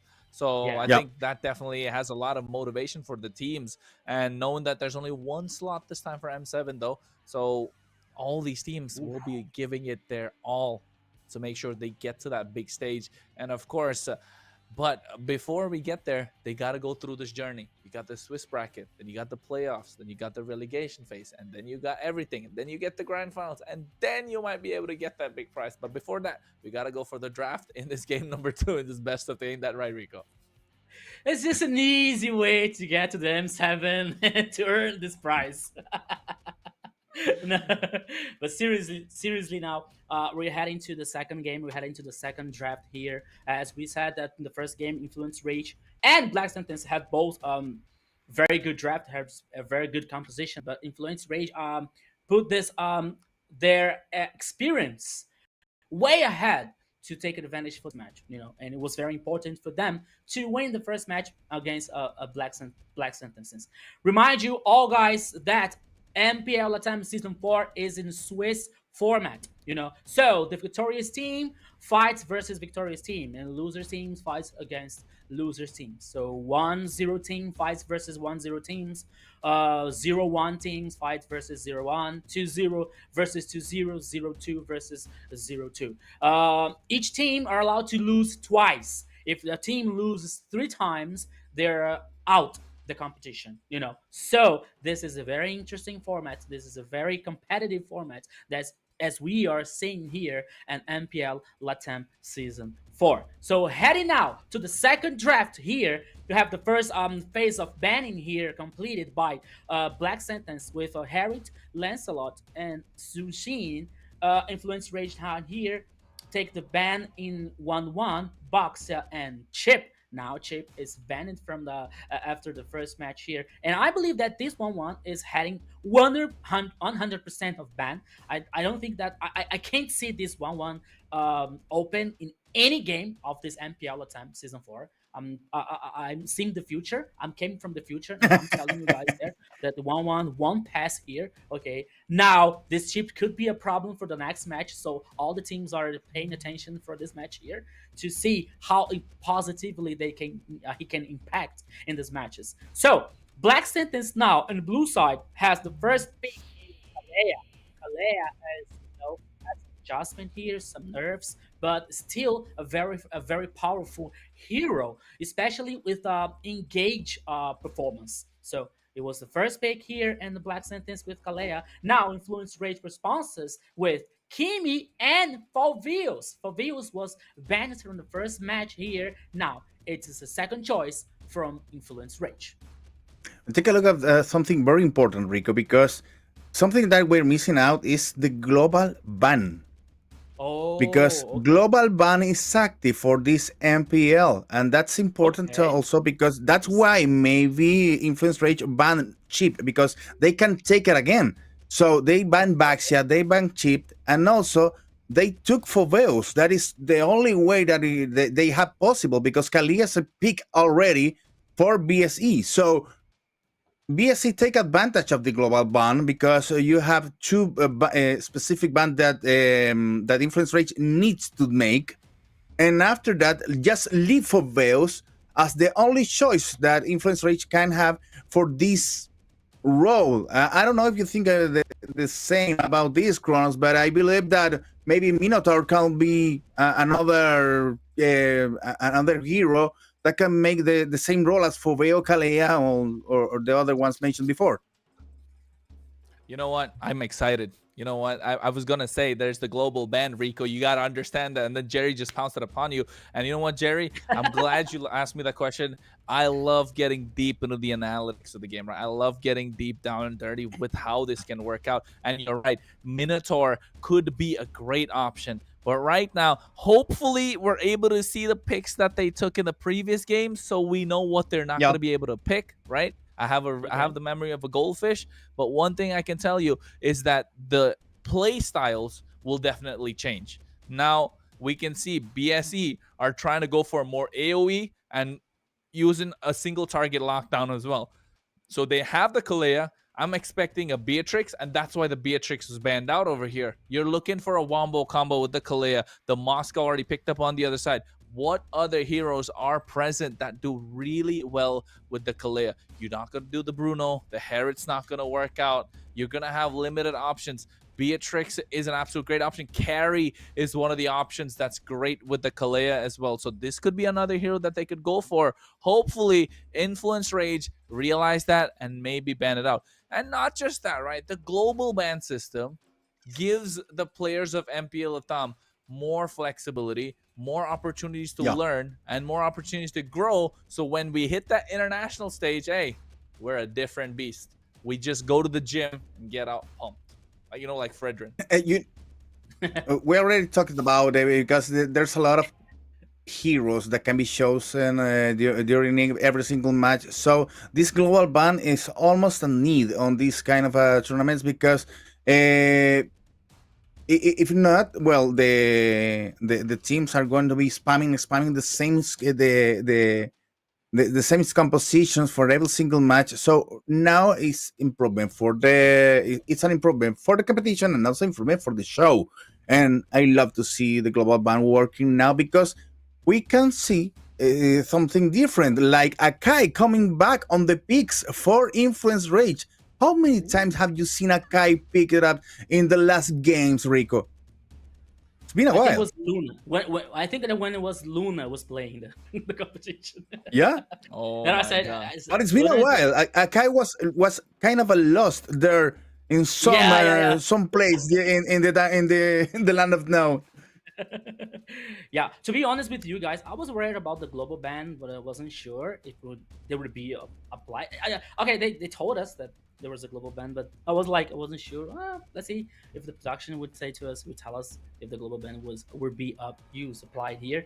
But in fact, it's applied. And global ban, as Jerry said, it's very important for this competition because it shows us that the players have to get a very bigger pool of heroes, because we used to see many professional players with only 2 heroes at least, or at maximum. So say, okay, now, so as we can repeat the heroes, as you can repeat the compositions, are we gonna play with Harwich or Selena, Granger or Carry, or Kalea or Akai, for example, And now with the global ban, if the more games you are playing, the more options you will have to have in your pool to impact and to get advantage to your team. So this is why global ban is very important in this stage. And remembering, as Jerry said, if the team picks a hero, the team, they cannot pick the same hero as the second match, but the other team can take the hero. Okay, they can pick up the hero. Okay, in the second match. Okay, and only the best of 3 and the best of 5. Yes, changing here. Woo, as Chrono is saying, as Chrono is showing us. And only the best of 5. If the best of 5, as the best of 7, sorry. The best of 7 has to the 7th game. So it all reset. So all heroes are available again. So we have to pay attention to that. But only in the best of 7. So in the best of 3 and best of 5, we have many options to the global ban here. Chronos and Jerry. And it's going to be very, very important for this MPL LATAM Season 4. And there's now the second match between Black Sentence and Influence Rage for the first match here, my friend Jerry. Yep. We're almost on the scene again, so we can check more on the chances that it can have Black Sentence to get over Influence Rage that already took the first game on this key. The first key of the MPL LATAM season 4, guys. We're ready to rock again. So, thanks to Rico, he's going to... No, I'm leaving No, now. it's me I'm leaving Oh, again. sorry. Kronos, Sorry, Rico, Yeah, let's I'm go gonna ahead. say. No, me again. Sorry. I missed Nah, the rehearsal. you're- Sorry, Terry. No, you're fine. I think it's absolutely great that we have not just the players, right? We're building synergy of our own, folks. We're building synergy of our own. We got to get those jitters out the way. But of course, like Jerry said, it is MPL LATAM Season 4, game number 2 in this best of 3. You can see already Flicker forced out from Chino. This is what we saw previously in game number 1 from BSE, and they're running it back. The aggression already there. As you can see, the emblem setups coming through as well. Rico, you find anything funny? I was about to say to you, Kronos, I think I saw this. I think I already seen this before. Oh wait, yeah, it was the first match here, like pushing and forcing the flicker from the players of Influence Rage. And once again, Black Sentence is trying to take control, trying to play more aggressive, but Influence Rage has the experience, has the resilience to handle the situation and to respond Black Sentence whenever it is necessary. Now we have 3 players on the top side. Oops, Fury here. Okay, he plays safe now. He get back to the turret with Doom, with this Cloud, and level 3 yet. And now we have the first turtle. And in this map, my friend Kronos, the broken walls. And here we go again to the team fight. Oh, here you can see Heavy Spin coming out already, trying to take down Shin. He's able to flicker out of harm's way. They get the turtle in the hands of Influence Rage. This time the script has been flipped, but Doom coming into the fray as well. The Blazing Duet dished out, but I don't think he has enough damage yet. It's only the early game. So far, Influence Rage have the advantage. Yeah, Influence Rage now has the first turtle here, the first objective, different from the first match. But now Influence Rage, but now Black Sentence actually has to pay more attention, has to be careful about that. So now he's seeing Grok and Paquito. Paquito playing with Grok, playing with these walls here, trying to zoning the players of the Black Sentence. Now, as we can see in the top side here, we have CC against Proville, so it's a very interesting matchup. Now Steph, Steph? What have you? Okay, what did you do? Oh my goodness, Kronos. Not really sure. He goes for the tectonic charge, and you can see the feathered airstrike being dished out as well. At this point, I feel like Black Sentence Esports are trying to play as aggressively as possible, which is trying to work on their side as well. But then again, they don't have a lot of damage to dish out, which is working well in their favor, because come late game, they're going to be super monsters indeed. So Influence Rage needs to find an opening come mid game, because mid game is going to be where they're going to be looking to pick a lot of team fights, where they have Chino going to be unstoppable with the Infernal Pursuit as well. But meanwhile, the bot side, something might be brewing. Paquito, I'm not sure if he realizes Stefe is right there. He could go for that Tsunami Slam, but hey, they say hello to each other. And also, you know what, forgot to mention that this map this one is going to be the one with the dangerous bushes. So you're going to see a lot of extra bushes that they're going to be maximizing. And that changes the way that they play the game, Rico. Okay, I thought it was the broken walls actually, but that's okay now. And Steph, a few moments ago, okay, ultimate from Moskov. Oh, Kronos, here we go again. Okay. Yeah, Syndra taking down low. And I think it's not looking good for their side. Oh, wait, it could be broken walls. I'm probably mistaken. Yes, you're right. You're right, Rico. It is the broken walls. I think these extra bushes just throwing me for a twist as well. But you can see right now, Chino going in with the Infernal Pursuit. Hide on bush, trying to walk up and trying to get the turtle. But he's not able to do so. Doom comes into the fray, has the Blazing Duet to show the damage. But Chino going in, Infernal Pursuit again. Tectonic Charge able to catch them. Tsunami Slam from Stefe. But you see the damage dealer is just not present. Hotun looking for Orochi. And finally, first blood is drawn in the hands of Chino. And now the second turtle, the second objective here, guaranteed by Influence Rage. Now Grok here, it's very, very strong. Paquito once again, he didn't get the MVP for the first match. Okay, Fury, you deserve that. But Paquito here, it's playing insane for Influence Rage. Now, Moskov here with Fury, guaranteed the first turret to Influence Rage. So we can see the macro here on Influence Rage, it's very good. It's very solid. And Black Sentence has to pay attention about that. So you'd make Lao Fury only to gain information, I guess, especially in the bottom lane here because Coveo is heading there. And the second, third, as I was saying, is to guarantee with influence rage. Now Black Sentence, I think. Oops, Doom. Okay, so with the Dexter here, it's just hologram. So we head back.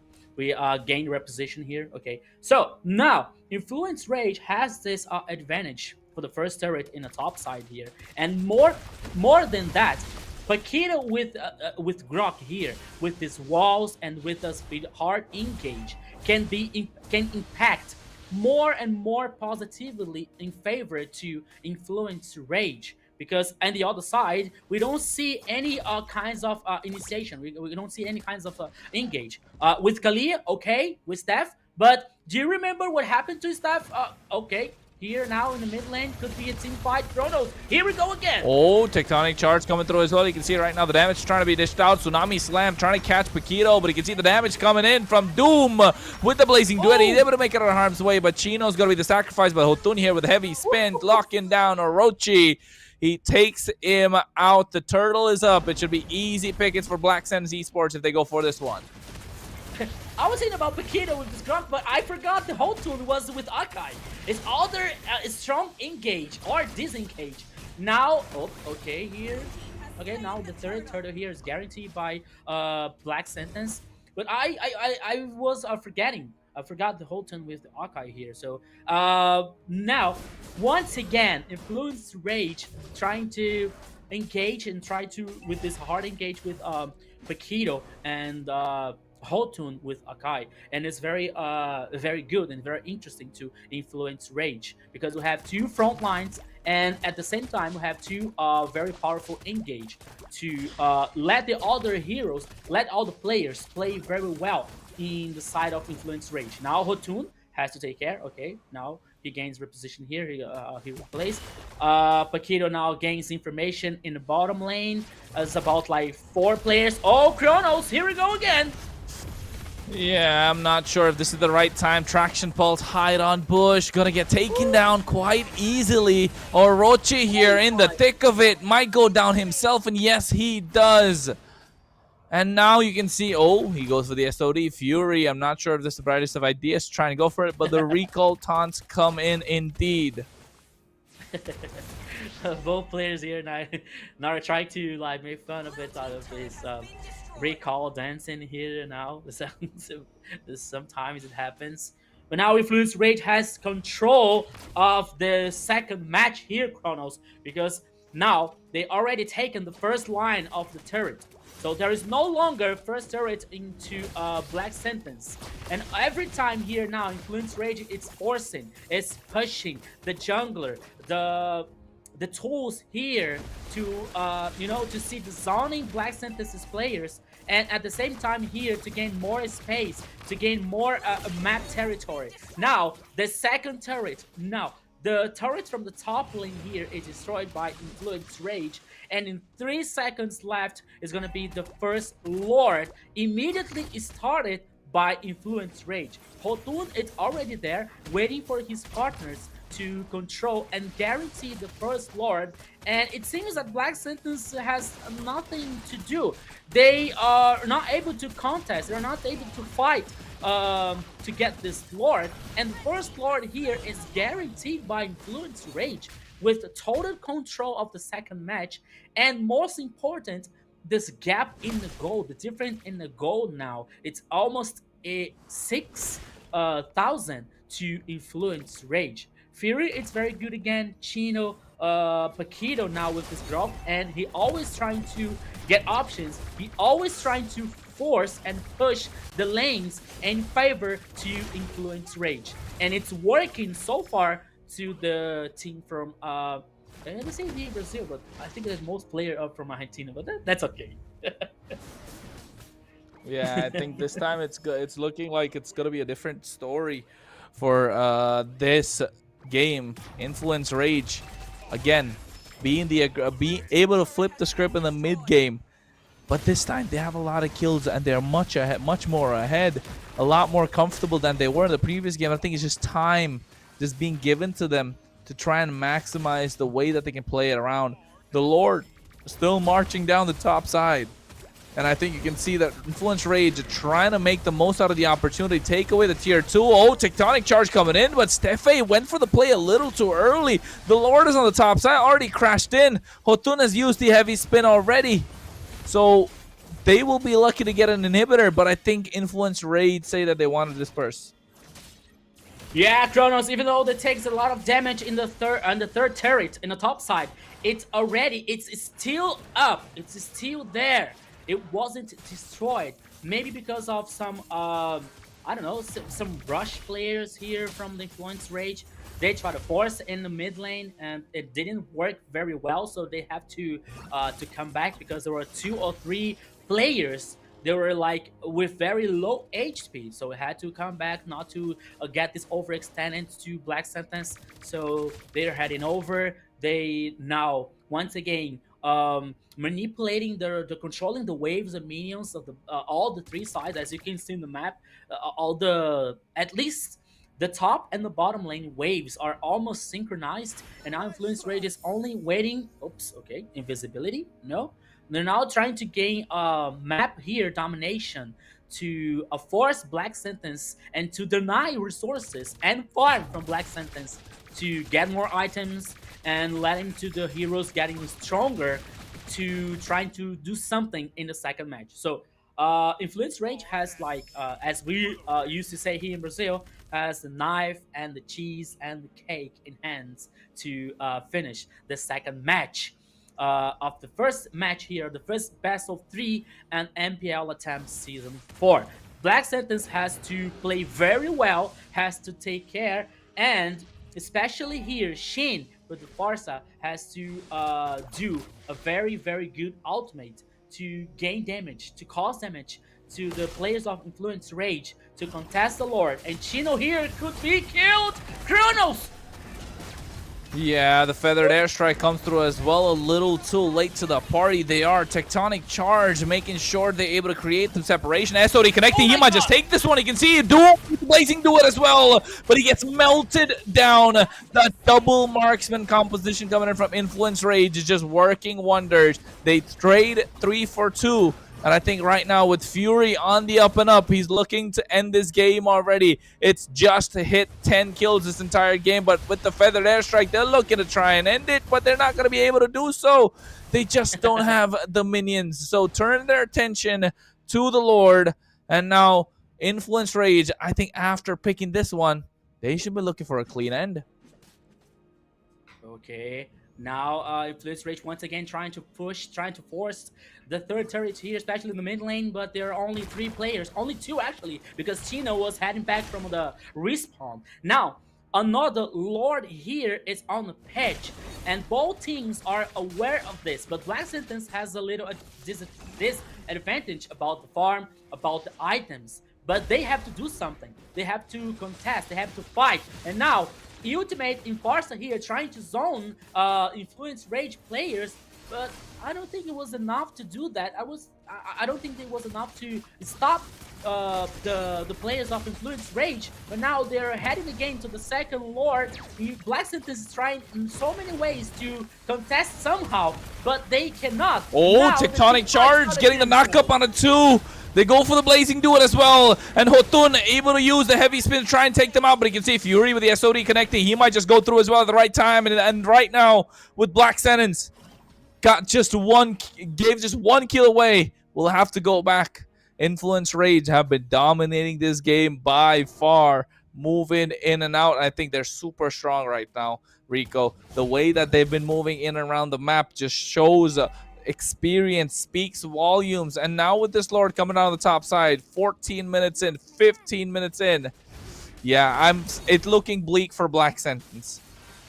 Yeah, now here, okay, one more time. Oh no, wait, they go for the Tsunami Slam, and Hotun as well, trying to go for the heavy spin. Paquito able to use the Tectonic Charge, but Doom comes at the right time. But Wind of Nature from Fury, SOD missing out. They trade 2 for nobody from the side of Influence Rage. And finally, with the base crystal exposed, they make it a 2-0.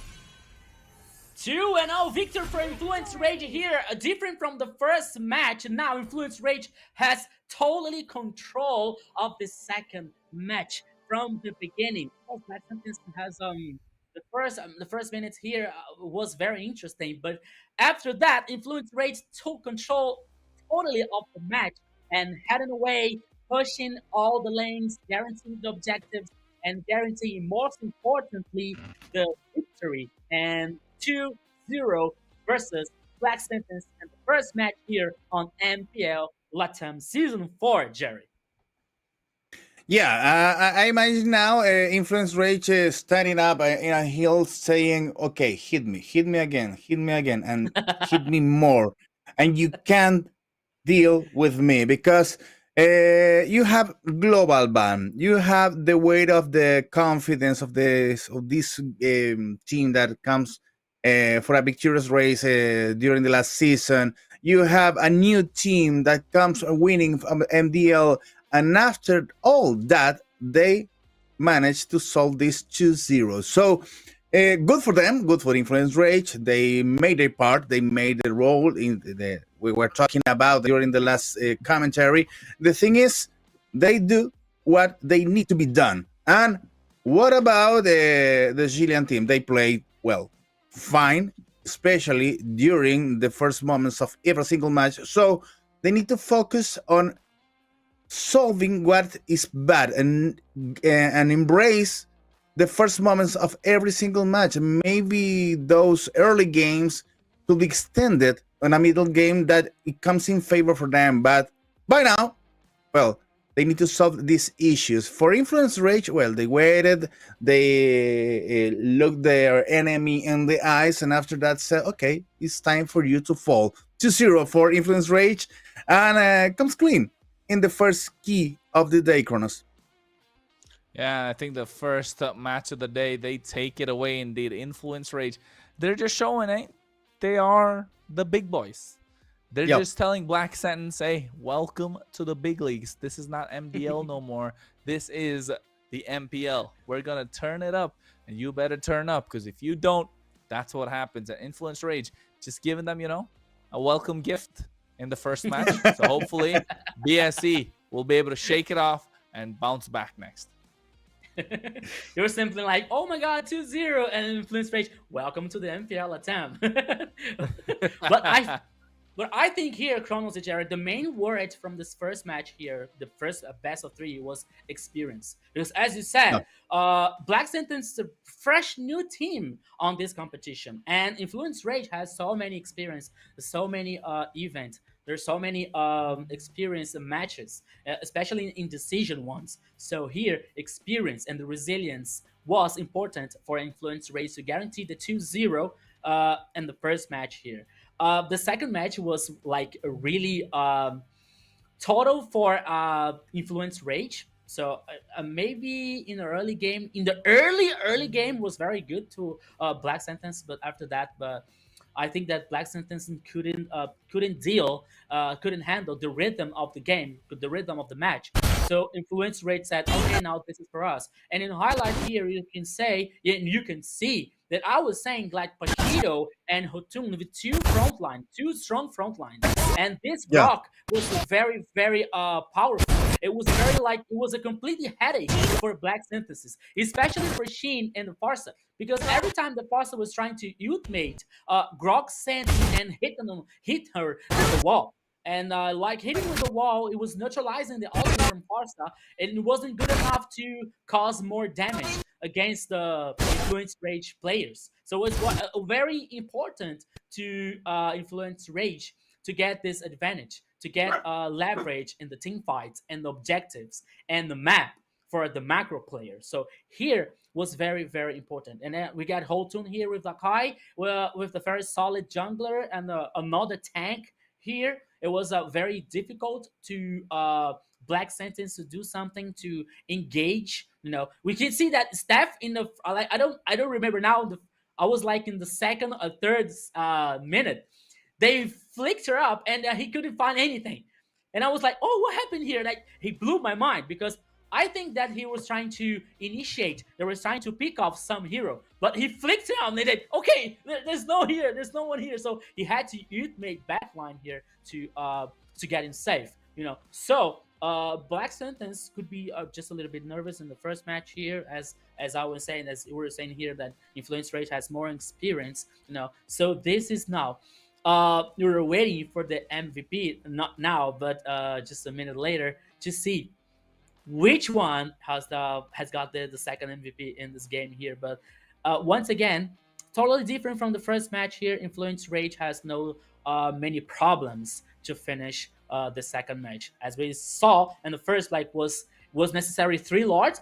If I'm not if I'm not wrong, And Yeah, here I believe in the second lord here was completely enough to influence Rage to finish the second match. So 2-0 influence Rage.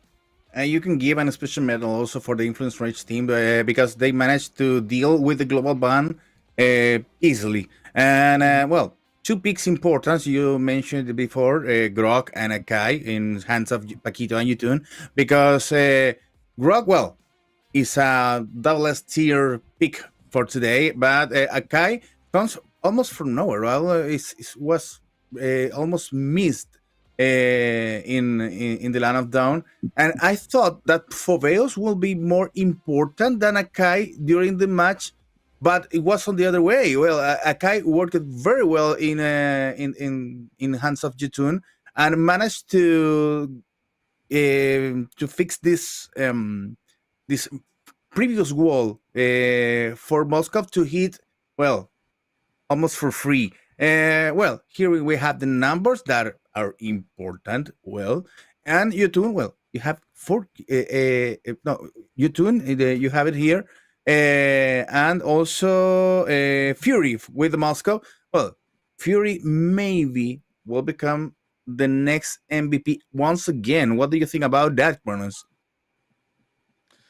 Yeah, I think at this point, man, Fury might be the MVP again, in my opinion. But with the way that they've been playing around, this just showed a different level and different style, right? This game, if game number one was kind of close with No. BSC and Influence Rage, right, just because of the early game, and somehow Black Sands Esports just try to fight back.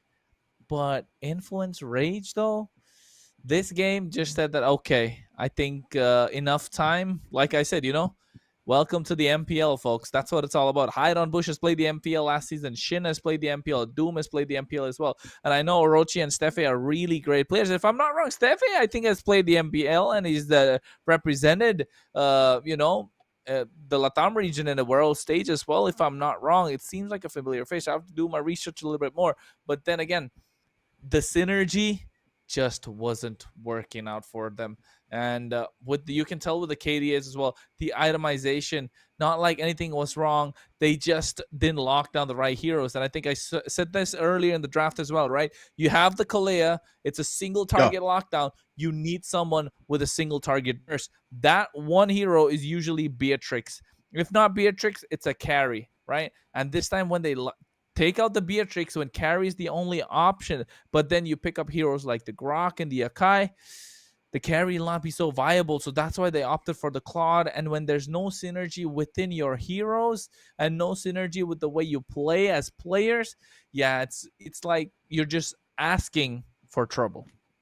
Yeah, you already said that in the past draft that maybe the guys here in BSE were aiming to get a wombo combo working, and that didn't happen at all. Well, Steven Sheen can make their part, but they needed something to finish the job, and maybe, as you said, Carey was a good choice there, and well, let's take a look what they can learn from this first experience in MPL, because as you said, Influence Rage welcomes them to the big leagues, and they need to take notes, learn for the future, and maybe get a coach. Why not? Because from outside the map you can see the things different, and these guys need a little bit of help to make these compositions, to make these synergies work. When you think about it, Rico. Yeah. I totally agree with you, Jerry. Black Sentence is a very good team. As you were saying, it could be could be that they could be nervous.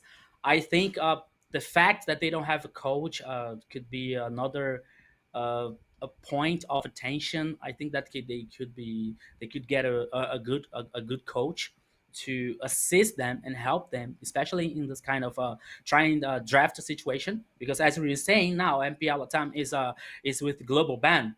So Yeah. this could be very important for Black Sentence to have a coach, an experienced coach to assist them, to help them in the draft situation. So Maybe you don't need an experienced coach if you have experienced players, but somebody out the game to watch Okay. from As a different perspective bird's eye the view, things that are right? happening.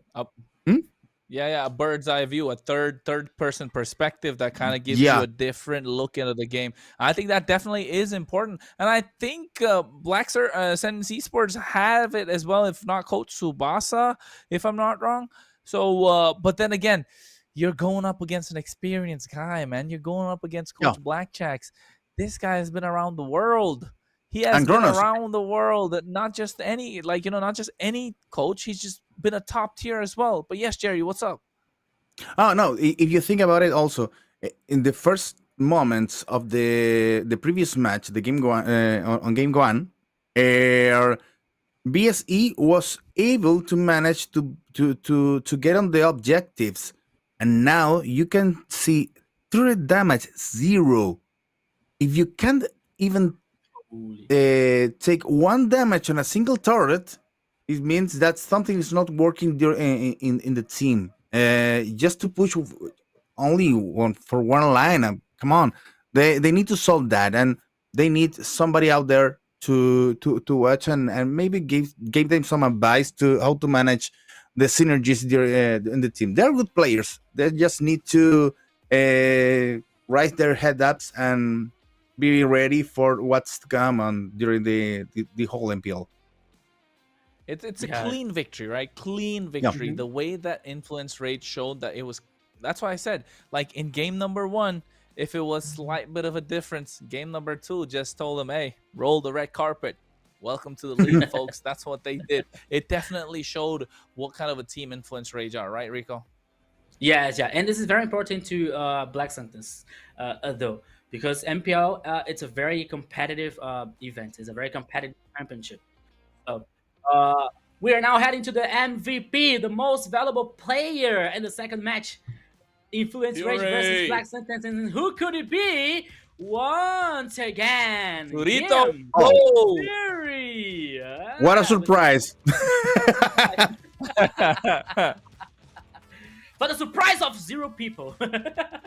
It was Fury here with his Moskov. I like Moskov actually. I think the Moskov can open a very so many options of playstyle. Especially with this ultimate has a global position. So Moskov here, I think that the only problem is because it has to wait the middle and the late game in the power spike with 2 or 3 items to that he can finally do something important in the match. But Moskov for me is a very good hero. It's a very good option, especially in the global ban here to have a very big pull of this gold laner. So Fury once again getting the MVP, the most valuable player in the second match here in the MPL LATAM Season 4. As I was voting, I saw that someone vote same as me because I once again voted in Paquito, and it was saying that, oh, okay, that there was 2 votes here. So I think Jerry voted with me again. Jerry, did you do that? Did you vote with me again? Yeah, but it was impossible to vote for anyone else in this game. Hashtag Team Jerry. We are here. We are friends there because we did the vote with Paquito. Well, guys, I want to say thank you to all the people watching there in the chat, and also talking to each other in the chat, because we are going to be merging, working, and maybe building some new community around this English broadcast, guys. So please say what do you think about the broadcast during this season. We want to know what do you think about also to be watching an English broadcast for the MPL Latin America, because it's important for us also to take notes on that, and of course to make the people from Latin America known there overseas in other places of the world, Kronos? Hey man, we got to make sure the MPL LATAM has that global reach, and of course we do our best to make sure that the content is out there as well. So while you're at it, hey, you can give us a couple of follows as well at Jerry Senpai for Jerry, at Rico and Nunez. I was gonna say, why you gotta make it so difficult? Rico and Nunez for Rico, and it's gonna G_Kronos for me. Go and give us a follow. We make a lot of content as well, of course, and we love the game of MLBB. And with the season starting up, you might just see a lot more coming your way. So show us some love while you're at it. Thank you so much for watching the global broadcast, of course, bringing you the English stream. And hey, what better way to get things started with a global team nonetheless? One guy from Chile, one from Brazil, one from India, living in a different part of the world. And I think it just goes to show this is what the true meaning of a global broadcast actually means, right, Rico? Yeah. Yeah. The first one here, you were saying about like my profile here, the profile nickname. I tried Rico Nunes, but someone already has it, you know. And I looked Oh, for give the it Rico to him, Nunes. man.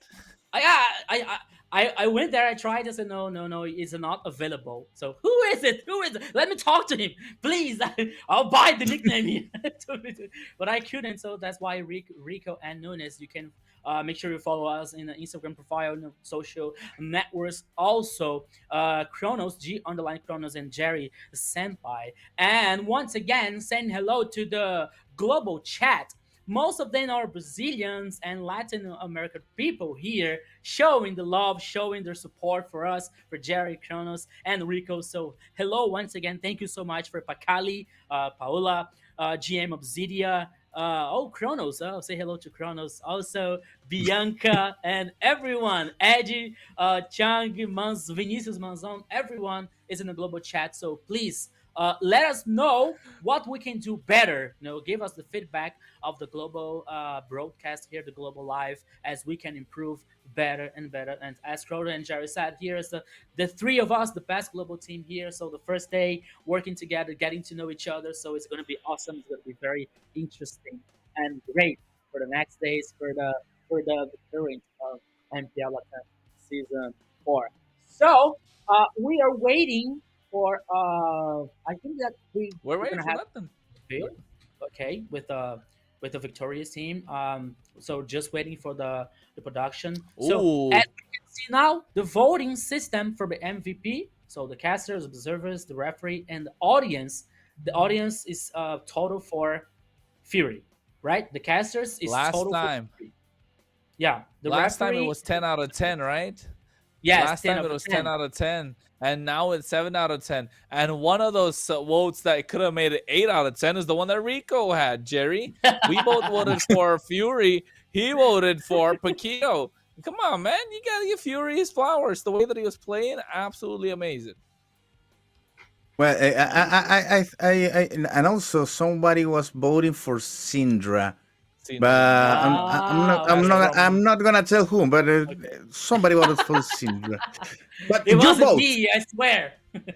but your vote there at home, your vote, it's important. So go ahead and vote for the MVPs every single match. We're going to be asking, what do you think is the best player of the every single match, and who of them deserve this privilege to be named as the most valuable player for every game. Well, guys, next game will be we are still some minutes before that, but next game will involve the Argentinian team of 9Z, 9Z team, and Entity 7, a glorious and I don't know how to say more, maybe glorious old timer from Latin America, from Peru.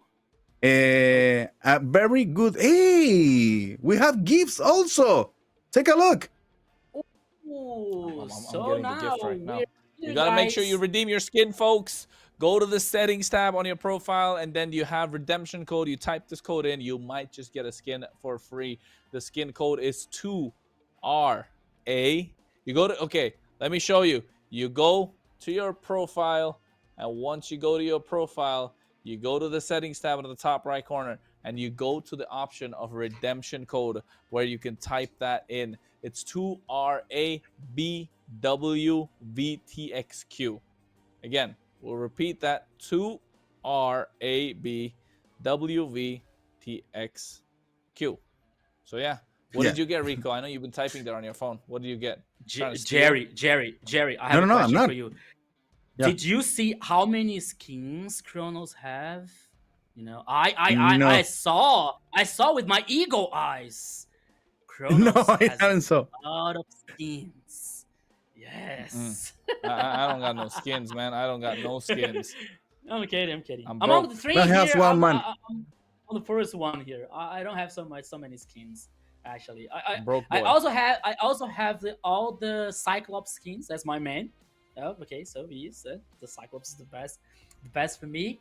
I almost have all of them. Just missing the collector one, you know. But I have the Master Yoda and the Miner, you know. So it is very interesting. Jerry, you know what? He's a Cyclops main. What's your main? What do you play? Oh, okay. I don't have a single main, but I Fanny. prefer to. Come No, no, on, no, no, come on, no, Jerry. no, no, no, no. Really, really, really. I just play what the team needs, but I start playing with Saber and the jungle, and I think was one of my first one of my first heroes to be played, and one of my first skins to achieve. But I need one banner to be back. I need one collaboration to be back on Mobile Legends, and it's the Transformers collaboration, because I only picked one skin for that collaboration, and I want it all. Hey, there's just the 1, 2, 3, right? Skill 1, skill 2, and skill 3. Just like that to be able to get the kill while playing the Saber. But hey, folks, while we're talking about mains and what heroes we like, of course, it's all for the love of the game of MLBB. We'll show you the schedule for today. Of course, you saw the first game, Influence Rage versus BSE, able to get that 2-0 victory. And now for the next one, we got 9Z Globant versus Entity 7, and that's going to be one heck of a match. Oh Yeah, yeah, and so- after that we're going to be having Infinity Esport with DreamMax. DreamMax, a huge team from Brazil. And for the finals, well, Alpha 7 against ULF Esports. I believe that we need to. We are going to have a lot to dig up here, especially in the next game, Argentina against Peru. But I believe that some players there in Entity 7 are from Brazil. Let me check that up. Because wait a sec. No. In 9Z team, in 9Z Global, you have one player is Bagin from Brazil. And in Entity 7, the team is from Peru, but 3 players are from Brazil and 2 are from Argentina. So it's a little bit mixed up there. Yeah, we have something like with Influence Rage, like the flag is in Brazil, but we have many players from other countries, for example. And Nueva Zeta has the same. I believe that has something like has the same situation. You know, you're talking about Entity 7, right? Right, Jerry? Yeah. Okay, Yeah, okay, sorry. Entity 7 is the flag is Peru, but they have 3 players from Brazil and Okay. 2 from Argentina. Yeah. So Okay. Well, this okay, but this could be very interesting because it's another interesting match because we know that 9Z is another traditional team. It's another strong team from Argentina. They have some experience in international events, especially in MPL LATAM. Entity 7 also, but we have to see how can they work with so many players from so many places, you know, because we have so many play styles. We have play styles from Brazil, play styles from Argentina, for example. So I'm waiting to see how is the synergy of Entity 7 to play against Nueva Zeta or 9Z, you know. So the synergy here in the playstyle could be very important for this team to see if they can go far in MPL LATAM Season 4. Yep. Okay. This next matchup is gonna be a cracker indeed. I think 9Z Global and last season's regular season, team that topped the table. Of course, going against the age old, the ones if you've been following Latam esports for a while, the OGs of MLBB, Entity 7, right? I know they went and represented. I think they were one of the first teams to go and represent Latam as well in the world stage, Entity 7, and they were an absolute cracker to deal with. They come up with budding talents nonetheless. They're always like the team that likes to nurture newer players. So of course it's going to be a nice match, that. And then of course later on, Infinity versus DreamMax, that's going to be an exciting one as well at the same time. And for the final game, I think like you mentioned, that's the one that we're all looking out for. Alpha 7 Esports versus Ulfidnar. That is going to be a super exciting match. But then, of course, until then, while you are here, folks, if you want to watch an interview that took place with one of the players, you can always go and check out the Brazilian stream as well. We have our co-casters, our talent team that's absolutely amazing, taking interviews with a couple of players. I believe it's going to be Syndra from Team Influence Rage. And, of course, while we're at it, we're getting ready for game number 2. And, you know what? I'm going to throw out this question. I'll go with you, Jerry, first, and then Rico. Jerry, what do you think? The global ban. You liking it? With the Project Next change. We didn't see them use the clouds, but that would have been nice, no? I know that there are some players inside and outside the esports players base that are against this global ban measure, but it's necessary because you have a lot of heroes that can be taken for every single match, and you can't just fix to 1 and 2 compositions and all that. It's important for the teams to innovate and to try new things. And they used to, maybe you at home playing your rankeds, or maybe you playing just casual games with your friends, you try to mimic some compositions from Indonesia, from another part of the world, but the esport players need to be innovating every single game. So it's important to have this global ban issue because they force the games to go with new compositions and with new strategies in the battlefield. But guys, the wait is over. Now we're going to the next game between 9Z Global and Entity 7 Kronos. Yeah, I think the next match is going to be an absolute cracker as well. This Entity 7 versus 9Z Global is something of a bit of a killer match, I would say, right?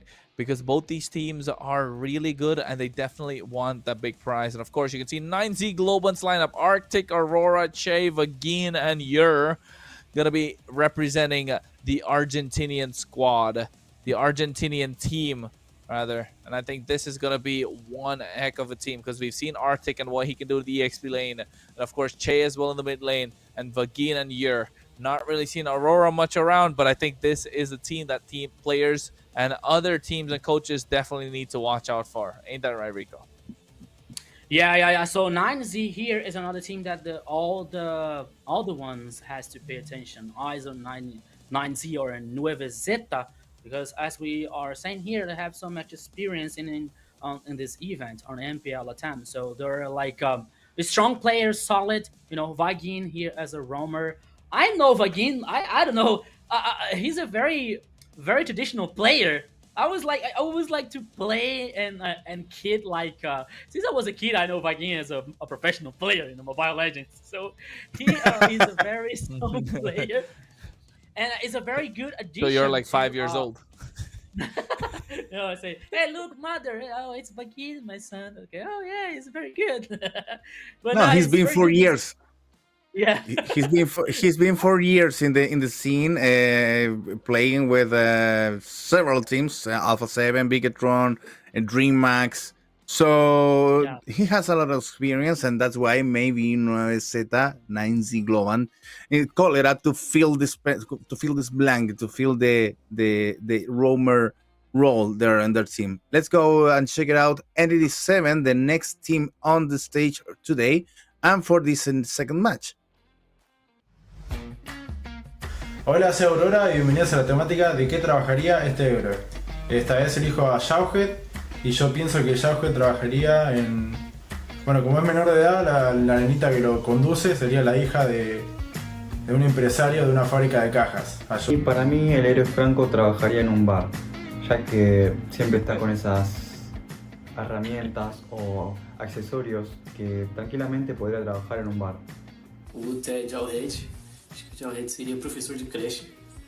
Pode parecer estranho, mas no fundamental também serve, porque tem uma criancinha que cuida da criança, protege a criança. É professor de creche. Pues Leslie, yo creo que Leslie algo que tenga que ver con la milicia, porque tiene un francotirador.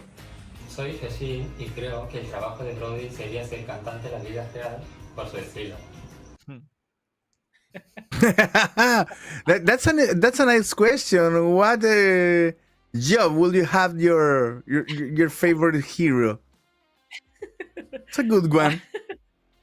Well, the best for me was like Franco working a bar, you know. He has all the tools to work in a bar.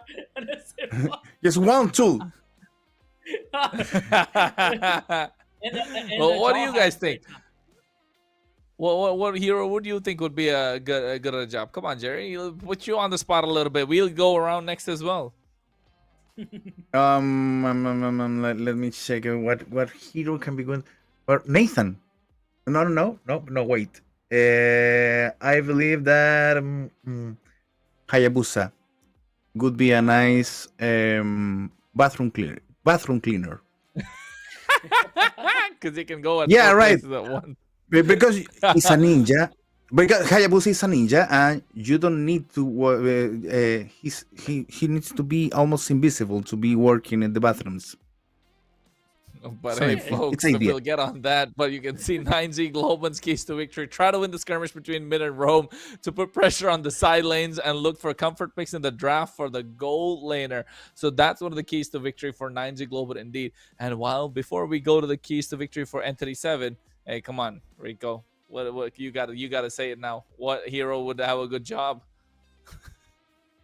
Let me see. Oh my God, there's so many options. I'll tell you mine. There's so many heroes. Okay, please. Johnson, Uber driver. Okay. Good one. It's a good one. Uber driver. Okay. So easy one. I was like blowing my mind to find some hero, to find something creative, and then comes Kronos. Yeah, Johnson, Uber. Okay. That is nice. So now we're heading to the lineup of Entity 7.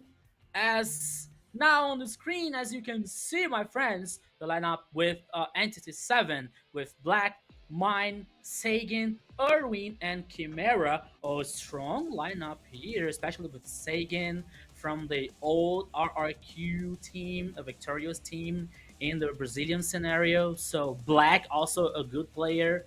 Mine, Irwin, and Chimera. So Entity 7 here. There is a strong lineup, and see if the synergy is complete. It's a perfect match for this second match here against the 9Z, my friend Kronos. Yeah, I think 9Z Globan definitely have a tall task ahead of them. Entity 7 going to be one of those squads that's absolutely going to be wreaking havoc in the Land of Dawn. As you've mentioned, this lineup, and they got some veterans in the squad as well.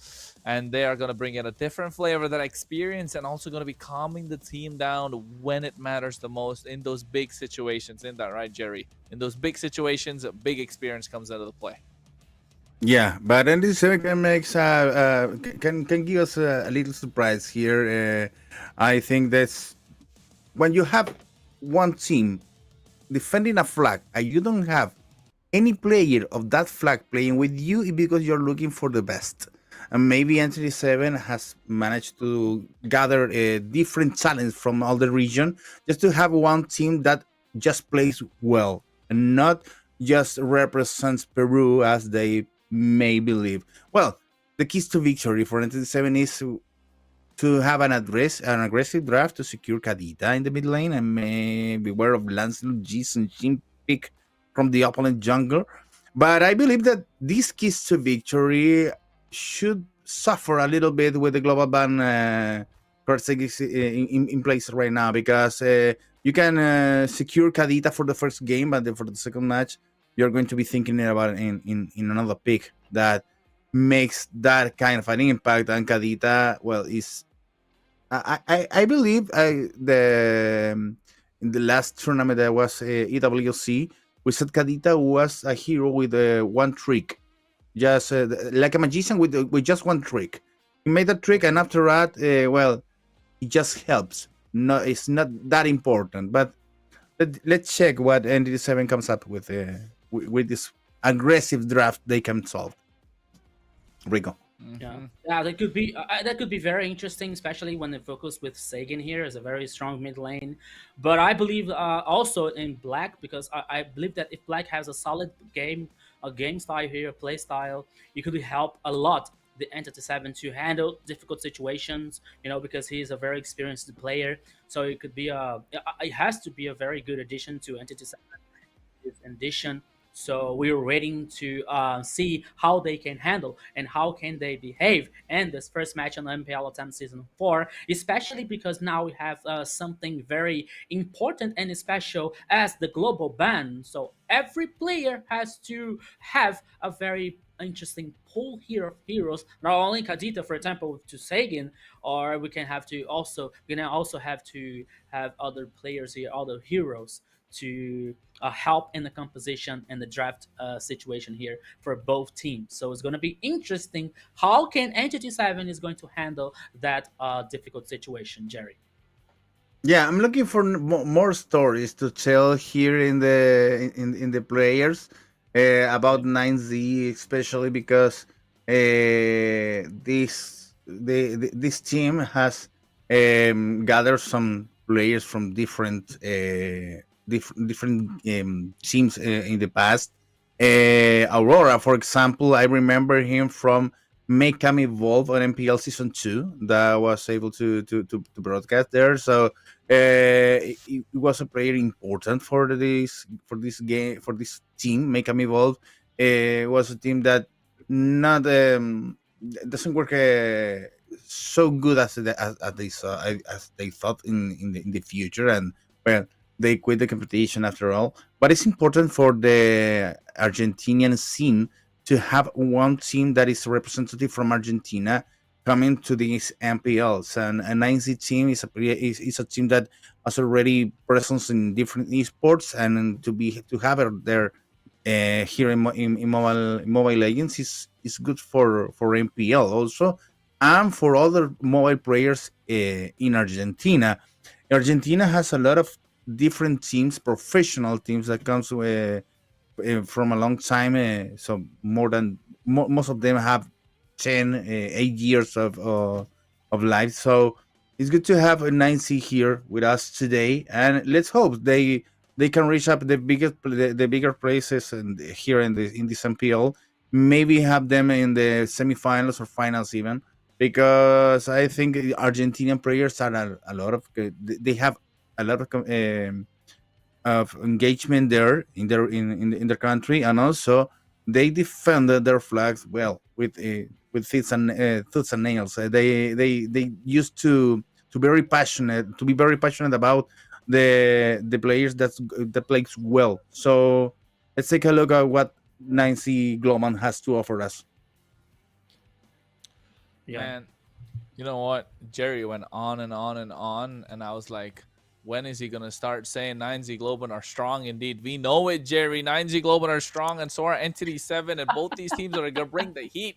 It's just the fact that I think Entity 7 having that veteran experience might definitely be a slight bit of an edge, but then again, 9Z Globan are a strong team, right? That's what I was thinking, right? That's what I was thinking, Jerry. And rightly so when you said no, because I think 9Z Globan are just that slightly more faster, younger, more adapting to the current meta, I would say. So I would say 9Z Global, according to me, even without looking at the lineups, maybe might have the upper hand. So yes, I'm with Jerry with what he said. And Rico, we're going into the draft. You expecting anything different? You expecting anything special with this global bans? As we were seeing there, like I believe not very different, especially for the first match here, as we're seeing the ban phase. So as we can see now from 9Z, Fovios, Kalia, and Zunchin. From the Entity 7, we had a 1-1 once again. Yeah. She won pass. Chip and also Angela. And the first pick here is Baxia. It's probably a Baxia from 9Z. And a fun fact here, my friends, I was looking for, mine is a jungler of Entity 7, is his first MPL. He plays the first MPL experience. You know, he plays the game since 2017, but it's his first MPL. So here is he's young in the competition, of course. So, but he has friends there to help us in the experience here. But it's going to be a very interesting game against 9Z here, Nueva Zeta. So Entity 7 now responses with CC and Harwich from the gold lane here, focusing in a late game with this Harwich here. So we saw in the first game it wasn't very good enough, but let's see what happens here because they're different teams, different situation. So let's see what happens in the second best of 3. As we can see now, Harwich, there is probably be Ranos. I would say that maybe Knights would pick Esmeralda to neutralize again counter against Harwich, but it seems no. It seems that he was choosing Ranos, and let's see the third option here from 9Z, my friend Jerry. Well, the thing is, 9C managed very well the bans because you have Fobeos in the bans, you have also Sheep in the bans, and you get to Baxia because Baxia is a flex pick. You can use it also in the experience row, or maybe as a jungler. Now that Uranus comes in the picks, you can use Baxia as a jungler or as a roamer, and you have more possibilities to Kimi to land on the damage in the players of Entity 7. For instance, Entity 7 has Frederick, Harit, and CC. CC will deal with Uranus durability, for example, and Frederick can open the battles, but Harit needs to be on point if it's going to be in the jungle to manage the deal over Kimi very fast before Uranus and Baxia reacts, because they have the HP pooled to be fighting a little bit, and after that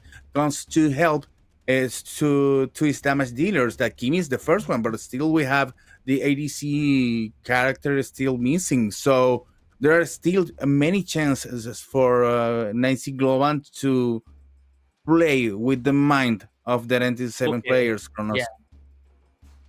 Yeah, the flexibility of the draft definitely going to be a big factor, right? This Baxia has been... I think Baxia is the best hero in the game right now.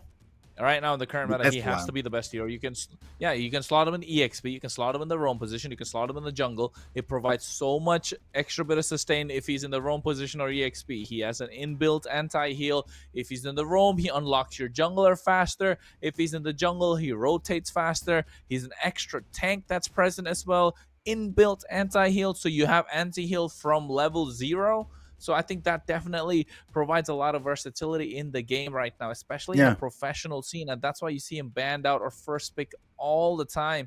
And here now, the only thing that I would say that this would lack is the fact that you are relying on the other damage dealers. Right? Yes, you can carry the game by yourself, but you need to be aggressive. And now knowing that after picking up the Baxia, they went for a CC on the other side. It's tank shredders through and through. So this Baxia is not going to have an easy time in the game.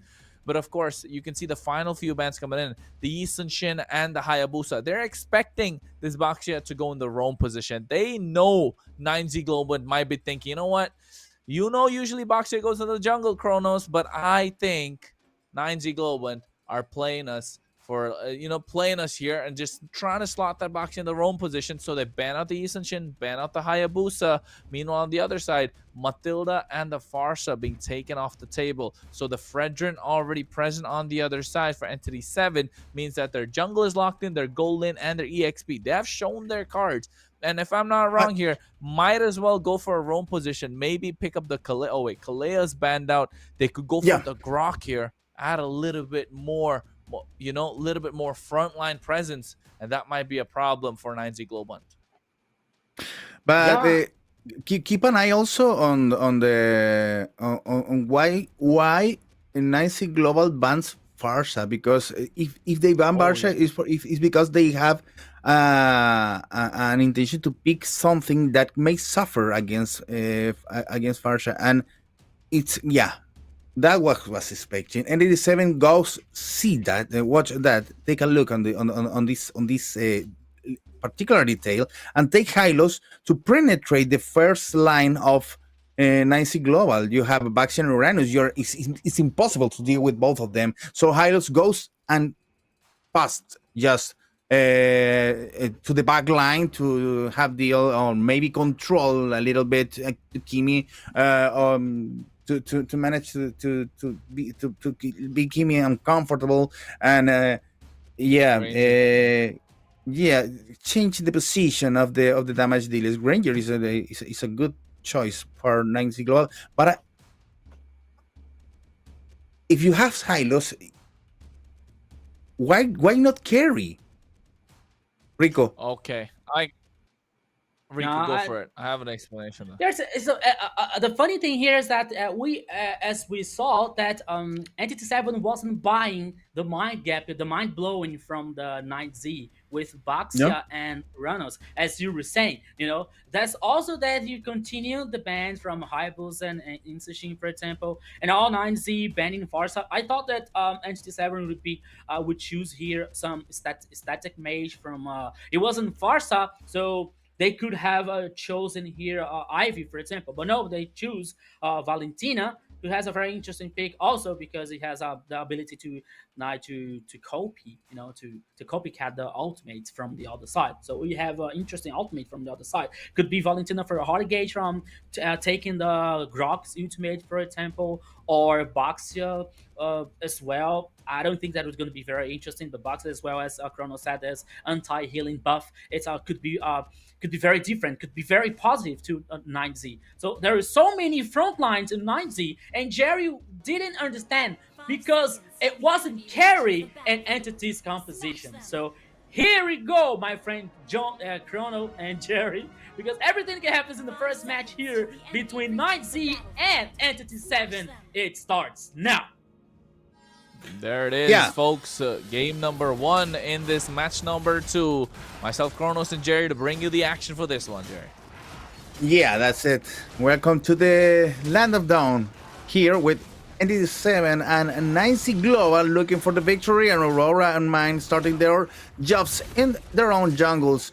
Well, we were talking about why not to pick carry in the hands of 9Z Global, and what do you think about that? Because we'll still we are going to be waiting a little bit to see real action. Yeah, so about that, right? I was carry is the very obvious choice when it comes to try and killing tanks, but in this case, there's not a lot of space, not a lot of range with the carry's kit. So it's going to have a difficult time. But for Granger, though, you have the kiting ability. So you have the Rondo with a second skill, and then you can use the first skill, Rhapsody, and then you're able to reset your second skill. So you can dash out. So every time they try to chase you, you can shoot while you're moving back. So that kind of does the damage. And at the same time, if you're able to build those Sky Piercer stacks up in the mid-game, at least get a couple of kills, get those 20 stacks, then you're not going to have a problem going against the Hylos as well. Yes, you can build and try and counter the Granger, but Granger on his own is also a tank killer given the right set, given the right time and the opportunity to do so. And also, it's going to be a good laning phase against the Harith. You're not going to lose outright at the same time. So that's why I feel like, a Granger is an absolutely great pick just because of the fact that you have that opportunity, you have the ability to go back while you're using your skill 1 and then maybe do something around that. Well, when the first turtle comes to the land of dawn, whoops, it started. Oh, wait. Yeah, the fight started. Tectonic Aurora. Yeah, you can see right now as well. Tolo, first blood in the hands of Mine. And it's 2 kills for entity now. In the final, the battle continues. Sagan goes to Arctic and gets the kill. Take his need to be staying there just to entity to don't go over him. Oh well, 3-1 for entity 7. It's the first 3 minutes in the match, and well, Argentina is suffering for the moment. Yeah, Argentina not having a good time. The 9Z Globan team representing their country, but here you can see Sagan taking down solo. No flicker present. That's good news for 9Z Globan when they're going into the next fight. Well, this is going to be a little bit until the next fight. The first objective goes to 9Z Globan, but it was a little bit expensive. 3 kills against. It's not a big deal. It's not a good deal. These guys are suffering enough, and as you can see, also the kill was was 1 for Black, 1 for Mine, 1 for Sagan. So nobody is taking the role of the serial killer there in entity 7. We need to wait until one of the players to be the protagonist of this match, Kronos. Yeah, I agree. I think they definitely need to find the protagonist indeed. And I think so far it's looking like it's going to be either the Granger or the Harriet. But Sagan on this Valentina might be able to make different plays as well. Arctic here taking on low. Appraiser's Rat coming through. They're able to use the Purifier to get our harmers away. And that is a Uranus. That is why he is so strong. And that's why you need to find an answer to him in the laning phase. Okay, the first tower is suffering in the top lane. 9C is taking care of it. And after that, well, 7 is looking for the next objective, securing the second turtle. 9C was already with the first one. So it's a good deal for 9C that comes to pressure with in the upper lane. Good play for them. And they're playing more like in a pact. They're going after Erwin now, trying to get into the action, but with careful enough to not take a bad step over there. Yeah, I don't think they need to find a bad step as well, because they need to be careful with their decision making, right? So far, it's looking 50-50 in the game. Yes, 1K ahead is 9Z Globan, but I don't think 1K is enough in the current way that the game is being played. You can see Aurora scouting out the bushes, finds Chimera, and I think right now he's able to use his Zaman Force to try and create some separation, trying to find an opening, but you're able to take down one on the top side, and now they're looking Mine. Oh, they're not able to find nothing yet, but Arctic has been so annoying. Right, Jerry? This Uranus is going to be very annoying come mid-game, and we're already at that point. And right now, they're trying to get something out of Irvin. You can see a double knockup coming through as well, able to find the opening. And now Sagan with a tectonic charge of his own, trying to find a reply, but Entity 7 already losing 2 members, 2 crucial members. And that is why 9Z Globan are a powerhouse team. Well, I know it's not gonna be MVP candidate, but Aurora is playing very well with the Baxia, looking for the chance to grab more than one player on Entity 7. Take a look at here, because Bagina needs to run. And Aurora goes again! Oh my god, right now you can see Irvin has to use the glorious path to run back, but that's not coming in from Ur. Dishing out the damage. He was so close. This Granger is 0-0-3. As long as there's no kills for the Granger, it's good for Entity 7, but once a Granger starts getting those kills, once he starts getting those Sky Piercer stacks, it's gonna be a problem. And not just that, that range from the Granger is proving problematic already. Vagin here poked by Black, and you can see Arctic going in, trying to open up the map. Aurora is there as well at the same time, and there comes the damage. Appraiser's Wrath is down, but Che is going in with this Kimmy after using the traction pulse, one after another. The turtle being stolen by Aurora, but what a three-man knockup from Vagine. He is a veteran for a reason, and now you can see Mine is just not present. Aurora still wants to go and engage. They're invading into the enemy jungle and taking away resources as well. Kronos, Aurora is almost everywhere where it's needed. Comes to the help for 9Z Globan. That is going to be taking the first position here in this match. 6-3 in almost 80 minutes. And also, the securing second turtle was almost impossible. During the fight and making the best of them, Aurora already with 5 assistants in just 7 minutes of the game. In 7 minutes, 8 minutes almost into the game, the way that Aurora has been playing, right? He has opened up the map. He's able to give freedom for Che and Yer the entire time.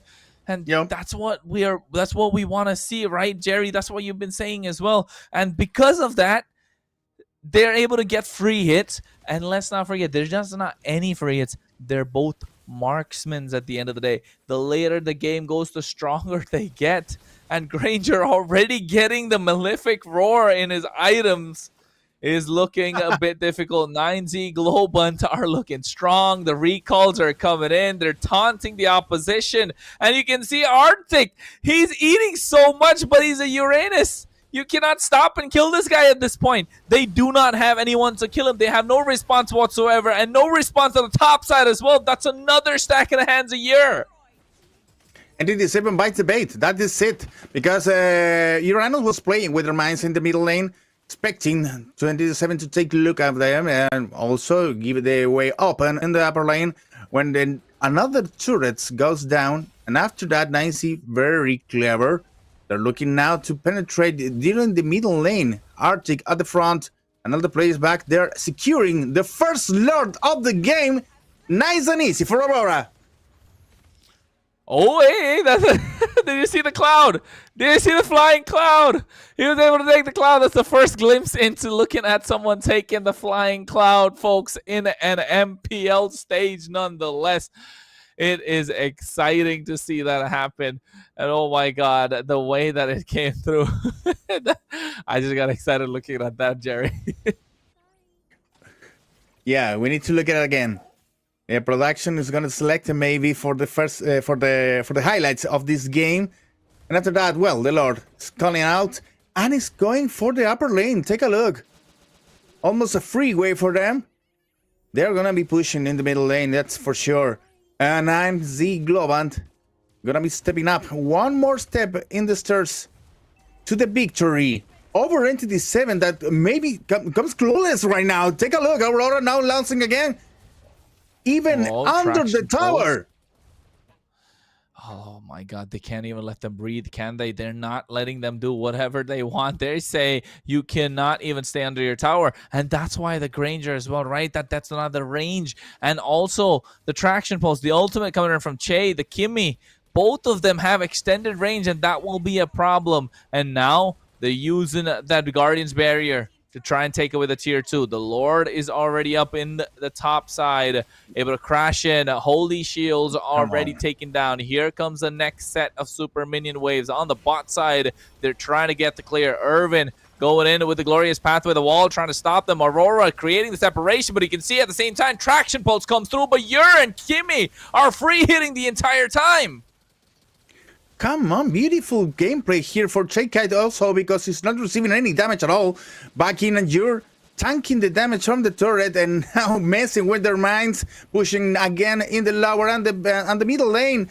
They go for defense in the lower lane, but the defense receives a lot of damage again. 9C Glova dominating the game, 11 minutes on the clock, 50 seconds until the next Lord, and it's gonna be for 9C Glova for sure.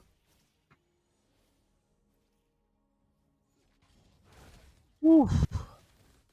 The way, Jerry, the way that it's been going through, is just looking absolutely difficult for Entity 7 to make any sort of a possible comeback, right? It's looking No, like it's going to be difficult. it looks like, almost impossible because you have two big chunks to deal with Arctic and Aurora pushing on the first line, and after that, Chakity and you're making an excellent work in the damage. So, well, Entity 7 looks almost clueless right now. Aurora already in the bush, and Baggin take the place to get sure of the next Lord belongs to Nicey Global once again, and took almost nothing to have it. One Lord more for Nicey Global. Yeah, another Lord for 9Z Globant, and I think right now they're looking to call it quits quite quickly as well. We might just be looking at a 15-minute game. The Lord should be coming up about 41 seconds, so 12:41 is when the Lord should be up, and 9Z Globant will be looking to end it all. They have the damage, they have the range, they have the front line, they have the CC. It's not looking good for Entity 7. Entity 7 had the clouds, though. They have the clouds, though.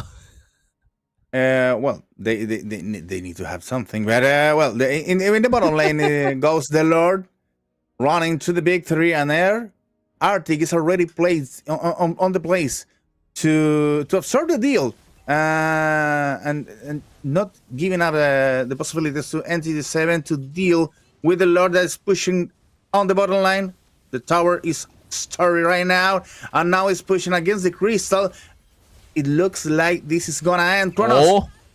Praises. Rat comes in. You can see at the same time, Vagina gets a tectonic charge. Nice knock-up coming through. Aurora's the first one to fall, so that's a good clear coming in from Entity 7, but the Lord is still standing, and they're trying to get the clear, but the taunt from the Fredrin, able to pull him back, and now they're looking to take down the inhibitor. They should just have it by a thread. The Lord gets taken down, but Chimera here has damage being dished out. No Zaman Force present, but you can see after Che got taken down low, 9Z Global say they do not want to force the equation. They don't have their Boxia. They cannot fight.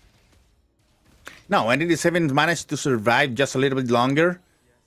14 minutes on the clock, and Global, well, doesn't play with their luck also, because as you said, they could push and try to get the win fast, but they prefer to get sure to be the team celebrating after the crystal goes off.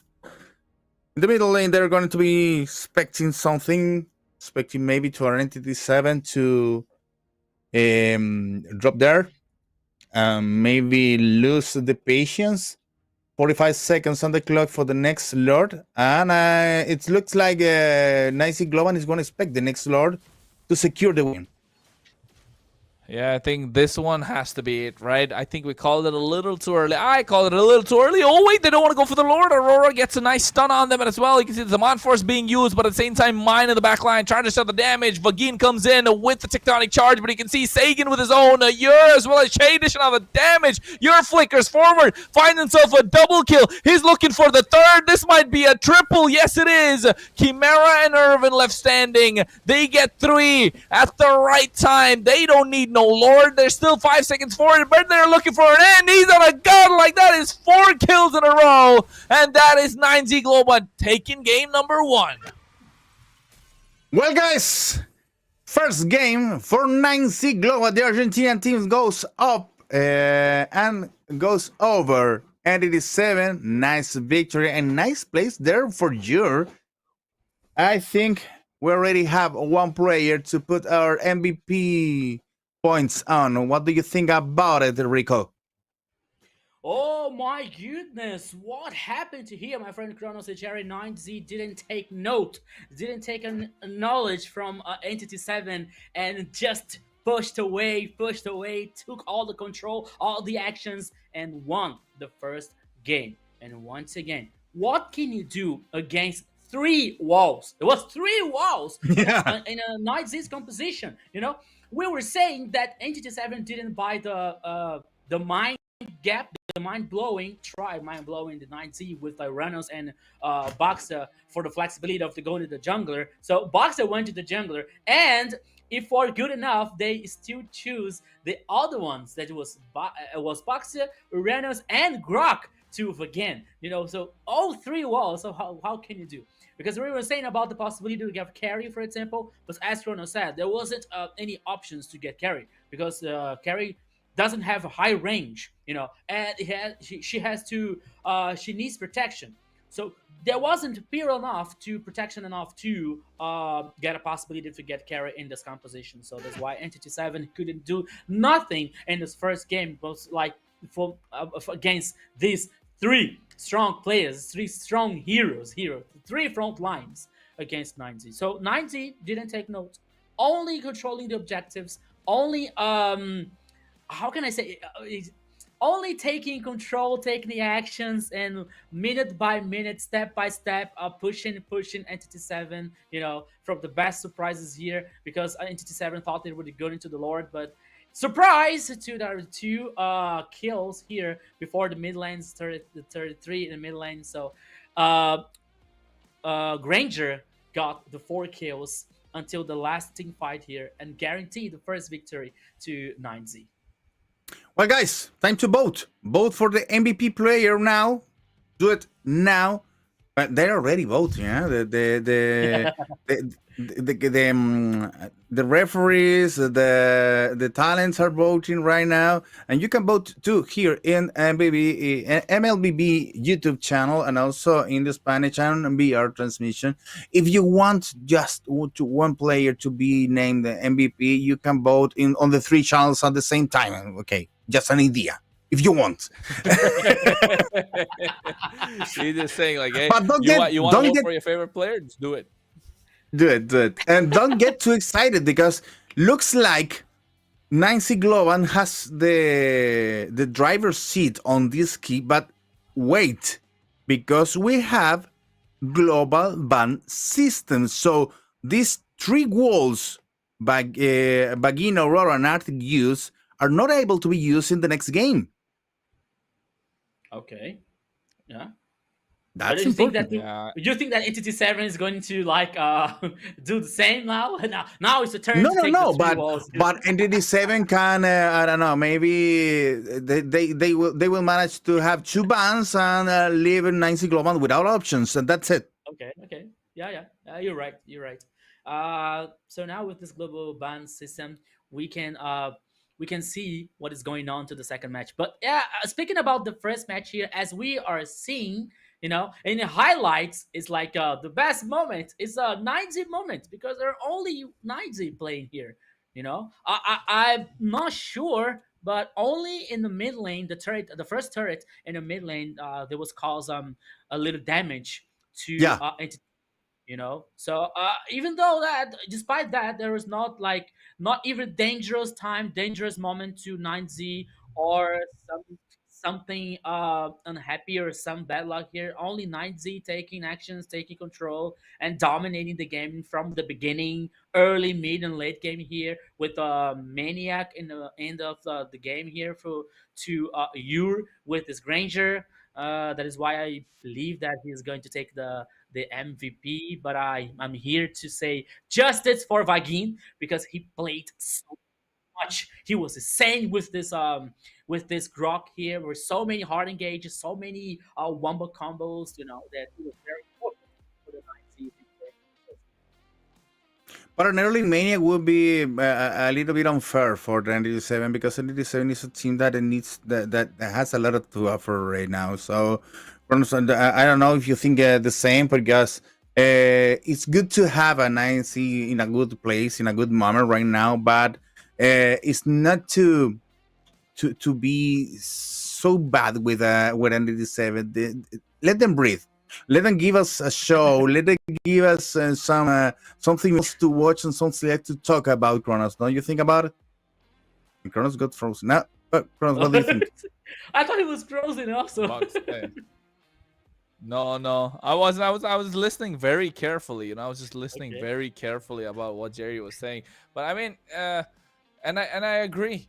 And I agree as well with the way that it's gone. But hey, taking a look at the stats, it is of course match number 2, game number 1. We are still in the Swiss stage.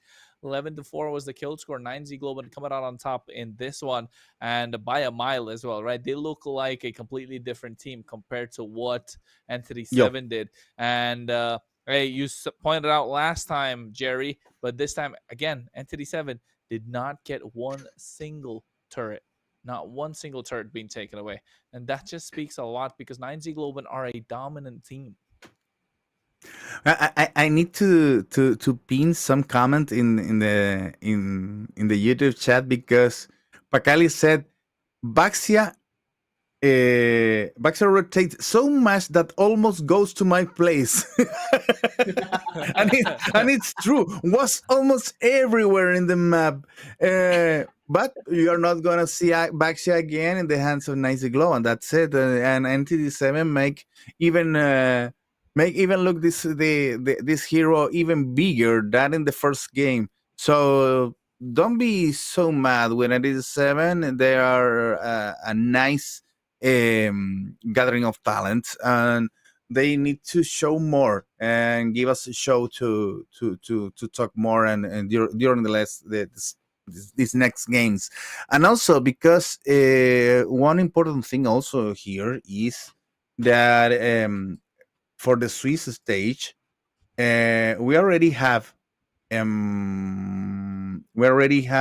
Black Sentence Esports expecting for the next rival. So I don't know if it's going to be Nice Global or 97 between this key.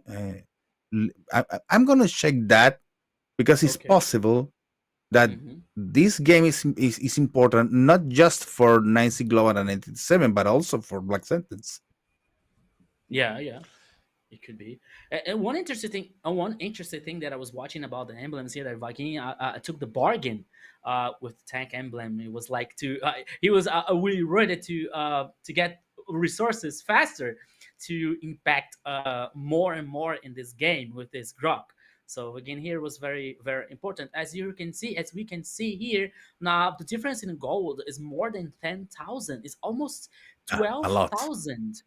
A difference gold here, especially the objectives, turtles, lords, everything was in favor to 9Z Global in this first match. And as we were saying here, now we can see the damage dealt here, just 226 on K for 9Z, the damage taken, the turret 0.0.1 K.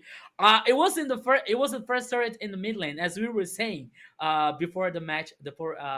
After the match ended, as we were saying, like the damage in the turret. So only 0.1 K for Entity 7. It was the first turret in the mid lane.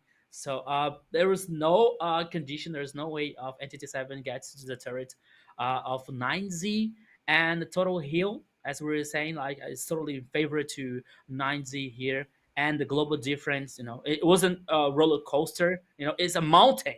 It began like okay, almost even, but now a mountain grew up, and it was very interesting. It was very important to 9Z here, especially the gold difference for the first victory, the first match against Entity 7. Okay, all the numbers going to look to be on the 9Z Globe on the side. Yeah, but don't get too rushed. I think I insist.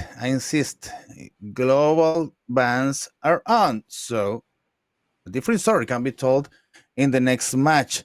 Well, I believe that maybe Entity 7 is a little bit hit right now. Is under the weather in this moment, but they need to they managed to solve that and to be ready for the next match. But before that, let's take a look at the MVP of the past game. Vagin. No, it's not gonna be him. I know it's not gonna be him. Okay. Come on, guys. Come on. I mean, 703, 36% damage, 91% kill participation. That's the difference maker, right? He was there in 91% of the kills out of the entire thing. There were 11 kills on their side, I think, and they got 10 out of them. And he was involved in 10, able to be that big difference maker. And those Sky Piercer stacks almost hitting the 80 mark as well. And he went for a sustained round using the Festival of Blood to try and make sure he gets that HP back. So, hey, you're able to get that MVP. Let's say that your MVP is your. Yeah, it is. Your MVP is your. Yeah, right. Just kidding, guys. Just kidding. Yeah. Fun. Yeah. Let's. Well, there's another hero that can be used on a word game, but don't get to that again. Okay.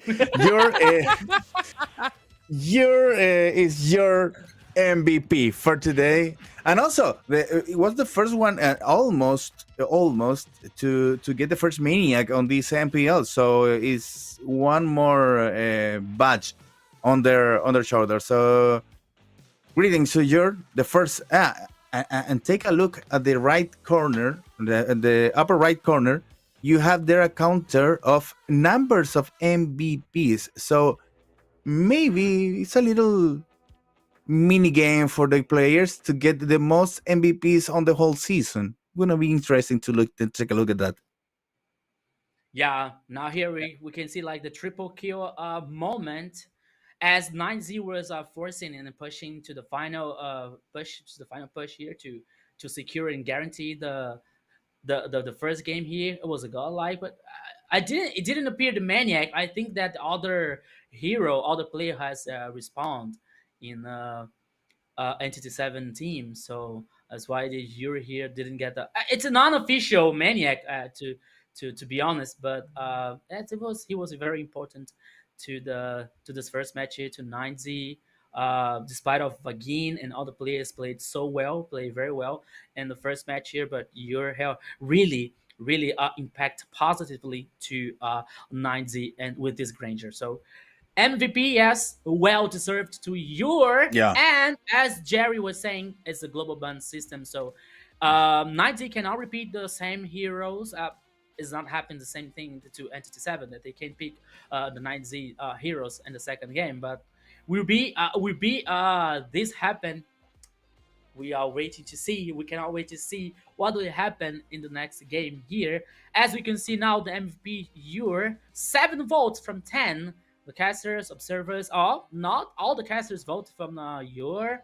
None of the referee voted from Ure. Okay, the audience, all the 3 here from Ure. Okay, 7 from 10. What's up, Kronos? What are you thinking? They don't know, Jerry. They don't know how to vote, do they? We've been getting the MVPs right the entire time. You and I. Come on, refs. I mean, that guy was the best guy. I mean, I can see the other player that would have voted for is probably Vagin, right? Because he's a roamer. And as a roamer, you might want to give them a little more attention. You want to give them like, hey, they did a lot in the game. Yes, he did a lot in the game. But don't forget, but like Vagin as well. Yeah, you could vote for Aurora because Aurora plays part in every single part of the game. So I believe that the fight there was between you and Aurora, not Vagin. Come on, guys, what's happening? No, that's the thing. So like it kind of, maybe it's just a thing in their mind, like, hey, he's a roamer. We need to give him something, Hopefully it's not. Yeah. It's like the button to be a roamer. I agree with you. You're totally right. But I'm here to support the roamers. I think that there's an unfair game here, not giving the best the MVP for roamers here. So hashtag Team Roamers. Let's go. Let's see if this chat goes with you. But for the global ban, guys, I'm leaving the draft in the document that we're sharing, so you can check the previous draft. So we will know what is banned in the global ban. For instance, for 9C, well, is Grog, Kimi, Uranus, Ranger, and Baxia can't be played again. That's important. And for Entity 7, well, Cease is gonna be there. It's not gonna be there. Harith, Fredrin, Ilos, and Valentina. Well, Valentina, there was a Valentina in the previous game. I haven't seen it all. Yeah. I remember now, Valentina. As I was saying that, like, that she could impact in a good way for Entity Seven, but Entity Seven could do much against 9Z because of the composition. You know, the very strong composition, especially the walls that we had, like Renos, Baxia, and Grok. So there was nothing much to do against the Knights in the first match here. So now, as a production are telling us or saying, talking to us, we're now about to head up to the second match, to the second draft here. As Jerry said, we have to remember the ban for the global system now, the global ban system, the heroes that Influence Rage cannot use, and the heroes that you Entity 7 cannot use for the second match here. So let's go. The first ban here is for views For from 9, Bills. and now Entity 7 is going to ban 1-1. Once again, she won't pass. But it's funny Flying that Cloud again. it's funny that 9Z started banning tanks for Beos and Baxia. Well, Baxia is okay because they can use it. So ban for you guys. No, Entity 7 not able to be playing in Baxia. But for Beos, was a nice choice for 9Z for this game. I think Phobius is just because he's a secondary tank, right? Not just a primary initiator. He's the one that soaks up a lot of damage. So probably just trying to say that, hey, we don't want this guy in our face the entire time. Because if it's a Phobius, he's gonna be in your face the whole time. You like it or not, Yeah. he's just gonna be there. You're gonna, you know, it's like when you wake up in the morning, you look to the left, Phobius is gonna be there. You go to the bathroom, you try to brush your face, Phobius is gonna pop up. You look into the fridge, Phobius is gonna pop up. You try to start your vehicle, Phobius is gonna pop up. That's what Phobius does the entire time. So I feel like Phobius is definitely one of those heroes that needs to be banned out, especially knowing your EXP matchup. And Black is an absolutely great EXP player, experienced as well. And in the lineup of Entity 7, definitely going to be wreaking a lot of problems. So maybe that's the reason, but we all know why the chip is banned out, right? We know why the chip is banned out. We already saw that. We don't need to explain that again. Guys, if you missed out on why chip is being banned out, rewind the stream. Take a look at game number 1 in match number 1, and you will see why chip was banned out. Wait, rewind. Oh, that's a word that I haven't heard enough in a long time. Rewind.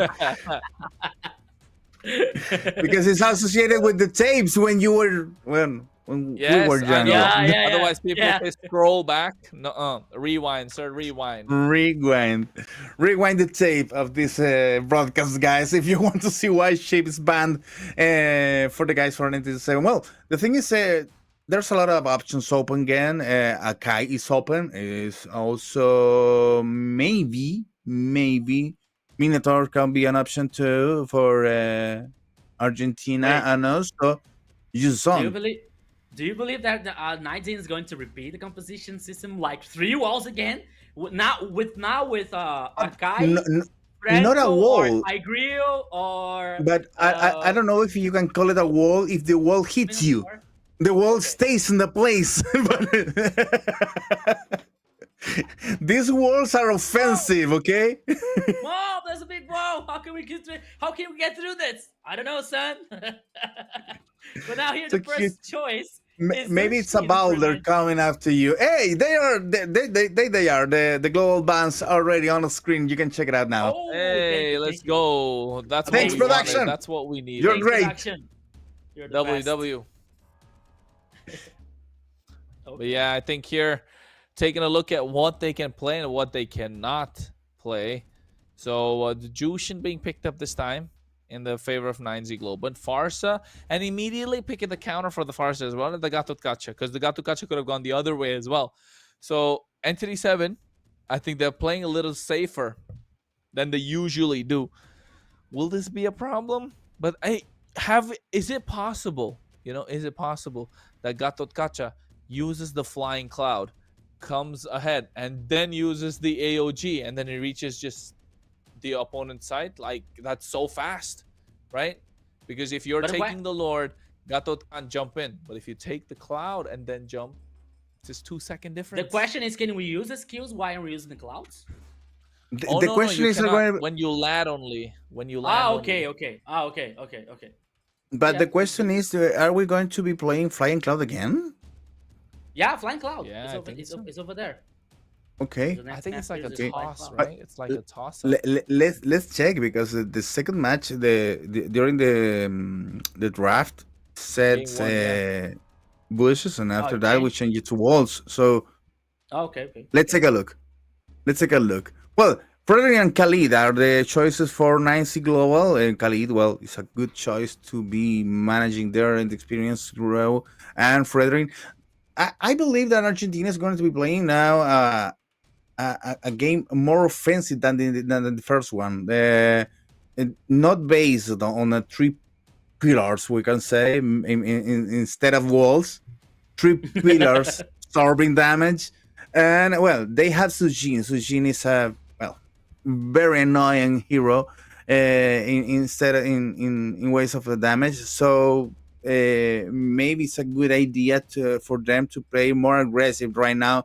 And even though NDD7 has a gacha and also Lapu Lapu right now. Lapu Lapu is it's a good idea also to get the peel that Farsa needs to land all the damage. Don't you think so, Kronos?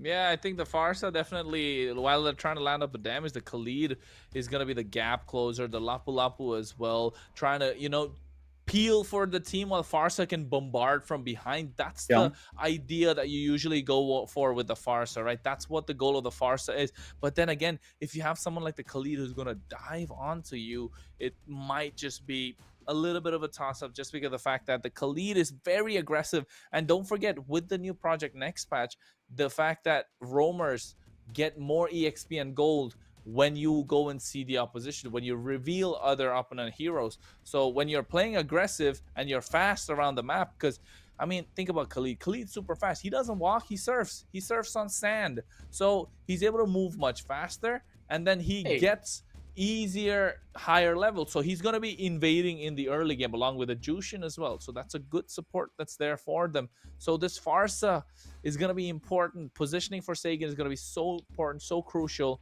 And we might just see how this will turn up. But on the other side, though, looking at the bans, Esmeralda Harriet is gone. Again, just so that this Farsa and this Lapu Lapu can breathe a little bit. But on the other side, they don't want to give them the Granger. They do not want to give them the Yi Sun Shin whatsoever. So now I think Entity 7 needs to find a solid jungler. You can see they cannot pick the Fredrin. They can't pick the Yi Sun Shin. No Boxia, right? They cannot take Esmeralda if there was ever a choice. So they lock in their gold laner, leaving their jungler for the end. So Moscow already being picked up. 9Z Global have to respond. Yeah. You have Lancelot open? Okay. Oh, yeah, Lancelot's open. Hayabusa open also. Hayabusa's open. No, Claude and Arlott. Okay. That's leave Freddy for the jungle? Yeah, right, Freddy hear from me out. jungle. Hear me out. Khalid? Okay, hear me out. Okay. Khalid, absolute early game monster. Okay, in the roam position or EXP. Yeah. Arlott, again, level 1, level 2. Level 2, absolute monster. So right now, if they put Khalid in the EXP lane, Arlott in the roam position, and Arlott goes and reveals everyone, becomes level 2 in like 30 seconds, Khalid comes in to invade. That's it. Whoever's going to be on this side is going to be over. But you can see, that's why they don't go for an assassin. They go for a fighter. A Guinevere, able to sustain a slight bit more tanky as well. I'm liking this game. This is going to be nice because the Guinevere can jump out of harm's way as well and can dive into the enemy backline. They have a good mixture of dive as well as engage, disengage. Oh my god, this is going to be a sweet game. And you needed the Guinevere, you needed a other fighter to keep Moscow safe, because Moscow in the early game is going to be very squishy. So it's open to be killed or captured or hunted by Claude, Frederick, and Arlott. So it needs to be to have a bodyguard there. Moscow, well, needed for the early game and to persist onto the late game and maybe give this key a 1-1 score. Don't forget that the Argentina team already took the first one. Well, Rico. Yeah. Anything else to say? No, this is gonna be very interesting. Now I'm letting to you guys Kronos and Jerry for the second match, 9Z versus Entity 7. Good luck, my friends, because this is going to be insane. Okay, Well, second match here of the we day. are. Yeah. Go for it. Well, welcome to the land of dawn, muchachos. Hey, Muchachos, vamos, guys. muchachos, let's go. Let's go over there. We haven't saw we didn't saw the two junglers rushing what is finishing first, but I believe NTD7 made a quicker deal on the jungler, and now it's going for Shy-Kite in this in the middle lane, trying to hand this particular hero that is really annoying, and Sagan and Erin are taking care of him. In the middle lane, Vagin is going to be trying to clean up the line and help a little bit in the middle lane to avoid any surprises. Yeah, I think at this moment you can see already that Khalid is being very annoying. Level 3 so invasive, and now them two together, Vagin as well as Arctic together, can just turn the fight around. And 9Z Global have a winning lineup, but this Guinevere though, if you can get a dive out of the back line, it will be really great. But that's why you have two Purifies on the side of 9Z Global, Che as well as Yer. So we gotta see how it's gonna work out. Okay, in the bottom lane, Chimera is receiving some visitors. Vagin is going after him, trying to make some deals, make some damage, but Chimera solved it. And just take a look because the turtle is going to be appearing in a little bit. Yeah, that's it. Turtle has spawned in the upper side of the river. And now the camera goes over there because Vagin is already engaging mine. Oh my god, level 4. You can see the feathered airstrike able to support, and first blood in the hands of mine, while Che gets one back as well. You can see at the same time, two-man knockup. Arctic trying his best to bob and weave out of harm's way. He has the final slash not available. He's trying to survive, but he get an outplay. He just might know he doesn't. Che able to take one back nonetheless, and that is why Arlot is one of the strongest heroes in the current meta. Grab some popcorn and leave it there to the turtle because we were expecting to get the turtle hunted, but well, the team fight was funnier for the guys of the globe, and now Aurora secures the turtle and goes again in the offensive against mine that goes down. Sagan tried to take a secure place after his tower, and the pushing is present there in the upper lane. Yeah, I think Vagin able to get the pressure, applying the pressure with the flicker as well onto mine. And again, did you see the cloud on Sagan? That was really nice to watch. The cloud is just absolutely amazing. But we're not getting to see the full cloud. Hopefully production can show us them coming from the cloud all the way to the mid lane. When we can see them travel, that will be absolutely great. But so far, it's been even, Steven, but 9Z Global still have a slight bit of a goal lead. Not a lot, but only ever so slight. But you can see the range advantage present on the side of Entity 7, not just with the feathered airstrike of the Farsa, but also with that spatial migration coming in from mine. And right now you can see Irvin trying to get the taunt. Not sure if that's the greatest of ideas. Aurora in enemy territory. Aurora needs to be there. No. Poor Vagin. Yeah, he gets taken away. Black comes at the right time. Oh, Bravest Fighter already being used. Arctic is there. We might see a final slash. No, doesn't want to use it just yet. Feathered Airstrike coming through as well. Blazing Duet from Yurts trying to disperse, but SOD connects. Moskov could join the fight. Doesn't want to do so at this point. That was looking spicy. That was looking dicey for both the teams. And I think both realize it's not a good position. They didn't want to pick a fight. I believe Aurora needs to think a little bit before going to defensive because it's not Baxia anymore. So we can live as long as we did, as he did in the last game. Take a look at the upper line. Nice pickup for NDD7. Quickly and effective against Arctic. That goes down and leaves Globan with one player less for the next fight. Oh, the turtle's already up. Halfway through, Mine's going to be able to get that for himself. Entity 7 able to bounce back. So turtle-wise, it's one apiece. Meanwhile, on the top side, Chimera is going to be the target. You can see how they're trying to go through. Oh, AOG from Irvin. Just landing it right there. It's just so Chimera can clear the wave. Nice use of that ultimate. Meanwhile, on the top side, Arctic and Black going ham at each other as well. Irvin is not afraid of using the AOG, right? He is not afraid whatsoever. He's able to use that whenever his team needs it. No hesitation.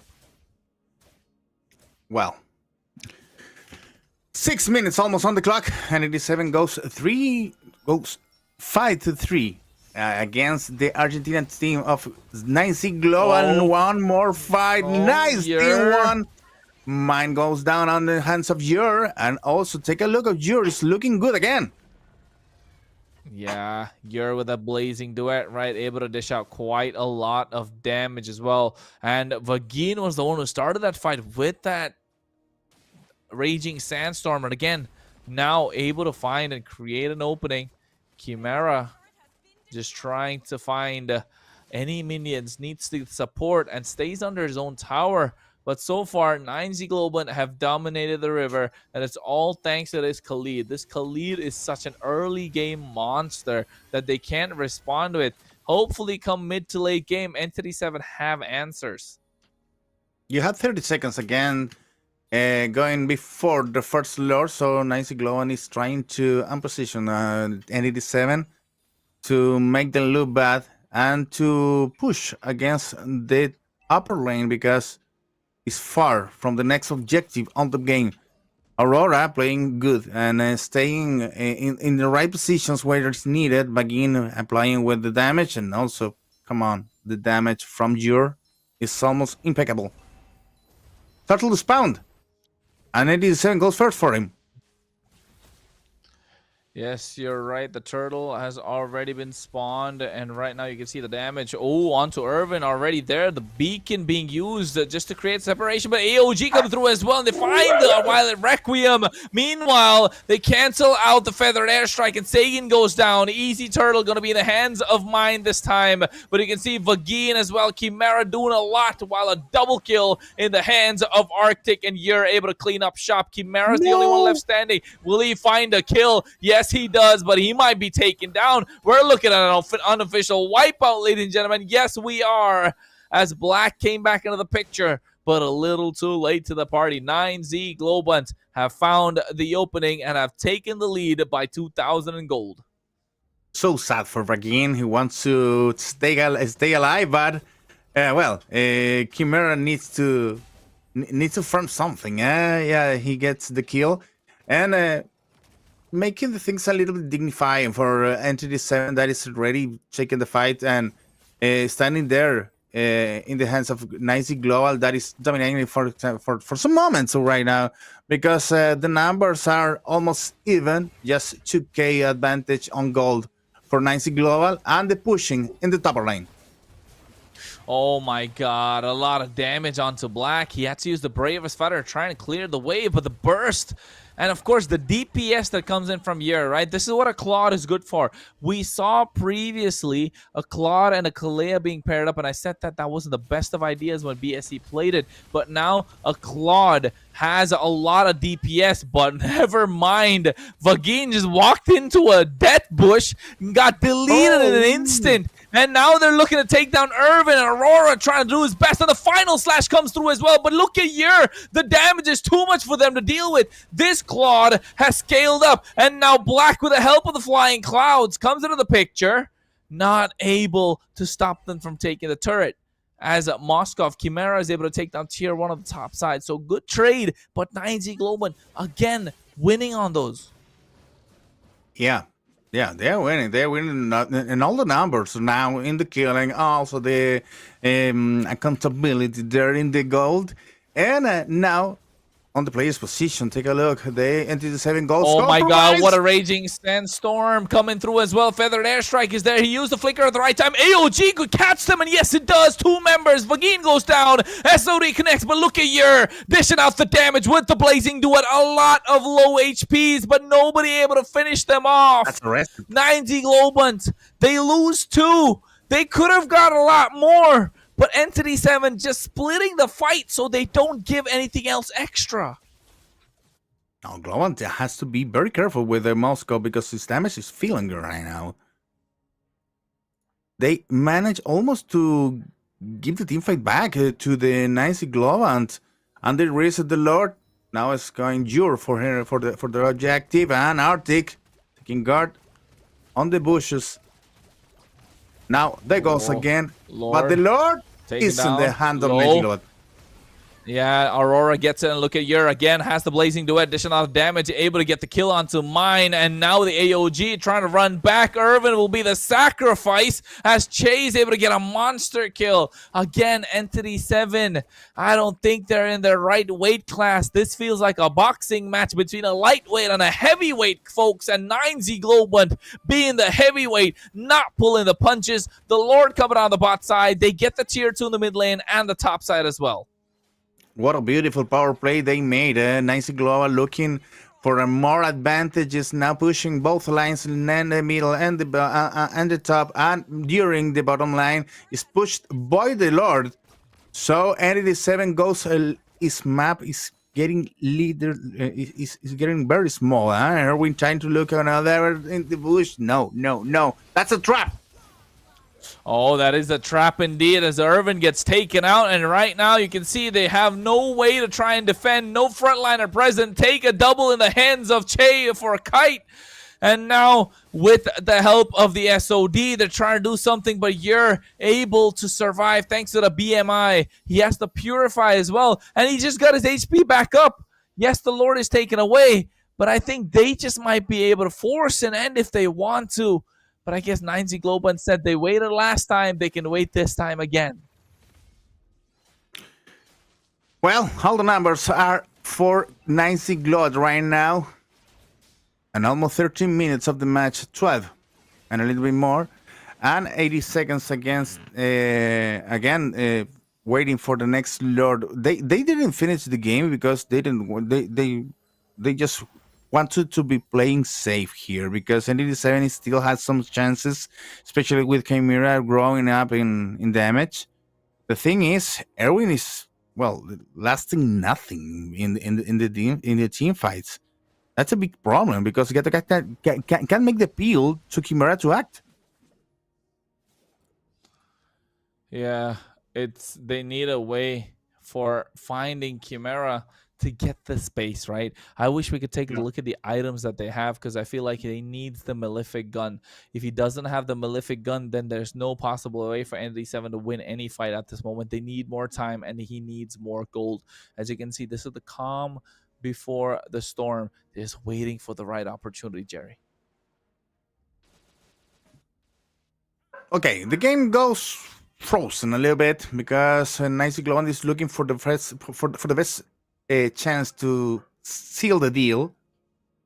They have now the driving side on this vehicle and this game, and Aurora just looking for any surprises there in the bushes. Meanwhile, NDT7 trying to solve the problem.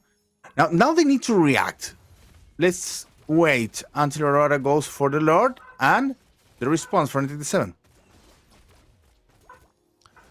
Yeah, they need to find a way. They're baiting out the Lord. Oh, conceal play come through as well. Again, looking to catch somebody off guard.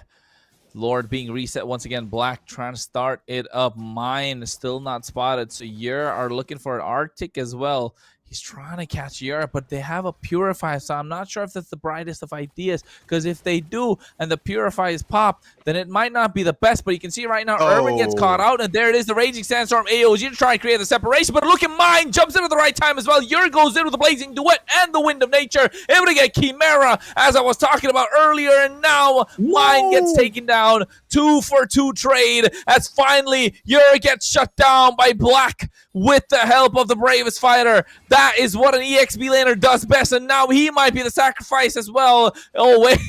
That's the flying cloud we wanted to see, as Irvin is able to use that to try and close the gap. What's a bad idea to go after the Lord and the flying cloud, and Shaikai is already there making some damage and trying to, melt this Lord a little bit. for the arrival of Arctic and Begin. Well, Arctic is gonna take the lead now. Well, so good job for Arctic, and take a look. Well, Erwin is looking for the fight. Not a good idea. I think definitely not a good idea indeed for either one of them. And now, the way that it's been going about, it's not looking good for either one of these teams. But oh wait, never mind. 8,000 HP on the Lord. AOG trying to create the separation, catches one as well, and now airborne he is. He's just flying, but Vagina the back line. Arctic able to take down Chimera. Oh my goodness, the create. Oh wait, Irvin as well as Aurora. They're able to get him. And meanwhile, Black gets burst down as well. So that's 3 members traded. Only Mine and Sagan left standing. And they went to the top side to try and defend.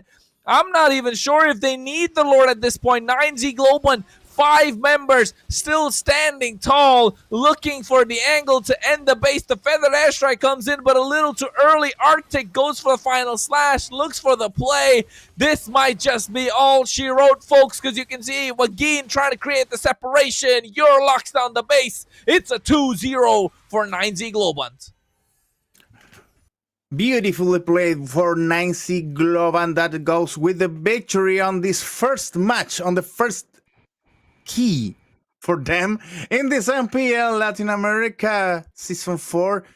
They played beautifully, and after that they solved the problems that could make it, because the global bond was applied, and also because of the beautiful plays that Sagan made, because Sagan was well positioned there with the Farsha, applying all the damage that is needed, but wasn't enough to make the score even, guys. Rico, for example, what can you say about this?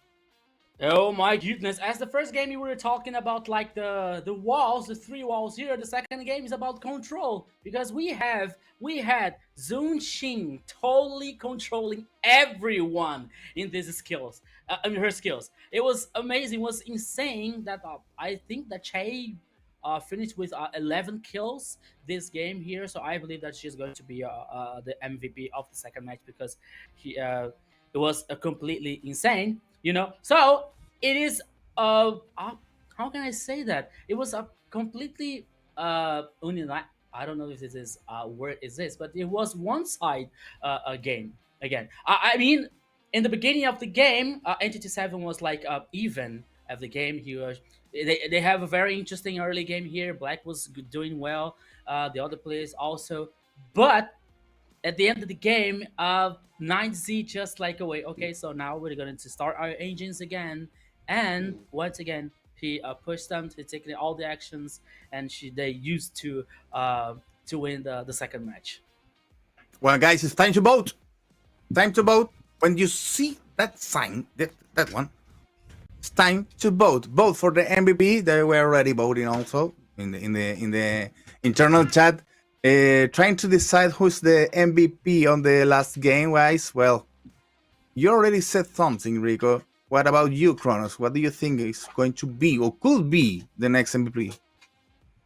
I think for this game is slightly difficult in terms of picking an MVP, just because of how unified the team played. Everyone had their respective roles and everyone played it quite cleanly as well. But still, the game ran at the tempo of Che, right? The game ran at the tempo of Che. And if Che ever died at any point in the game, it could have been difficult for 9Z Global to make a comeback. And since he didn't go down a single time, I believe, he didn't go down a single time, I feel like he definitely deserves the MVP. Yeah, so now you're heading to the highlights of the second match here between 9Z versus Entity 7. As we were saying here, the first at the beginning here, the early game was like even for both teams here. You see some team fights that Entity 7 was responding nicely, but at the transition to the mid game from the late game here, 9Z just say, okay, now it's a turn to take control here. Che was like getting stronger with Zunshin.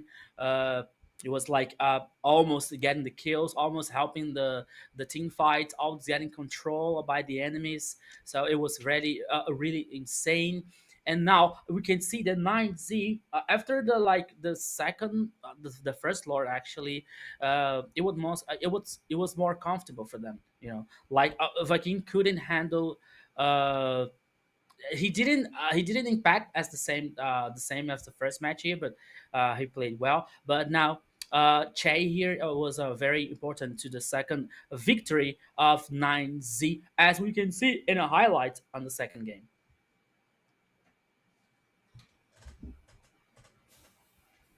Mm-hmm.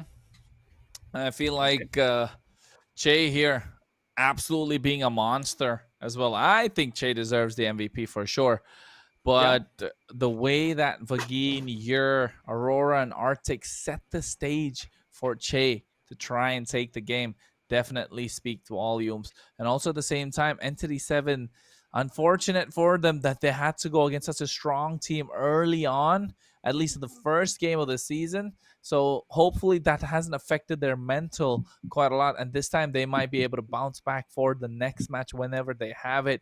But of course, until then, they really need to re-strategize the way that they've been approaching the game, understanding that having global bans can definitely make a difference for them. Yeah. Yeah. Sorry, guys. Indeed, Rico. Indeed. I'm back. I'm back. Oh, okay. There was a message over here about the highlight that glitched a little bit, but guys, we're here to enjoy the matches. So meanwhile, the matches go well. Well, we have nothing to worry about, and meanwhile, the matches are going to be as fun as they go. Until now, we are even less to think about. The thing is, well, if we can make a line and said, okay, this is the end of this series. Beside the MVP, we're going to meet in a couple of seconds. Well, how can you resume finally Nicey Globat and Entity 7, Kronos? One word to resume just the team. What they are. 9Z Globans, I would say clinical, right? Clinical, the way that they played. Yeah, but Entity 7 need more maturity. Need more maturity in the game. Yeah, the maturity in the game has to develop, you know? Understanding of the meta. I think they still have to learn those few things and try and take it to that next level, because that is going to be an important factor come late game or like come later in the season. No. Rico, what do you think about that? Yeah, for me, one word to resume 9Z in the first match here is synergy. So they have a very good synergy here. They're played very well as a team. Yes, it was very solid. And for Entity 7, I think the word here, I think that they need time. So I would say the same as Chronos here. So I think his maturity is one interesting word. I believe that Entity 7 is taking. We know that Swiss format, you don't have enough time to. Let's see what we can handle, what we can set up, what we can resolve here as a problem. You know, so you don't have much time, but it's really necessary to Entity 7 if they want to continue in this competition. You know, so as we can see now, the statistics between 9Z and Entity 7, we see like the objectives, the turrets, the buffs, and especially the lords and the turtles. See the two lords to 9Z, the two turtles also as well to 9Z here, so they're controlling and guaranteeing these objectives. You can see that also the emblems. You can see an Arlot here with a Festival of Blood to regain HP and other things. You can see now the items for both teams. Che that was using the very AP items here, and especially the Sky Pierce here to help in the stacks. Also, it was very interesting and it was very important to 9Z to guarantee the second game, to guarantee the second victory in the first day and the first match in the MPL LATAM season 4. Vagin with Khalid was okay. He played well. He wasn't the Vagin of the first match, but he played well with Ice Domination. Uh, we have the armor, the Twilight armor, the Radiant armor also. So it was really tank and gain time for the team fights for his team, for his partners. So he played very well. Aurora with Fredrin, it was other very good point to 90 here with Twilight with uh Athena's protection, and Helmet Guardian or Guardian Helmet here was also a very good items here, a very good build. And now, as we can see here about like the gold, the damage here taken and dealt between the two teams.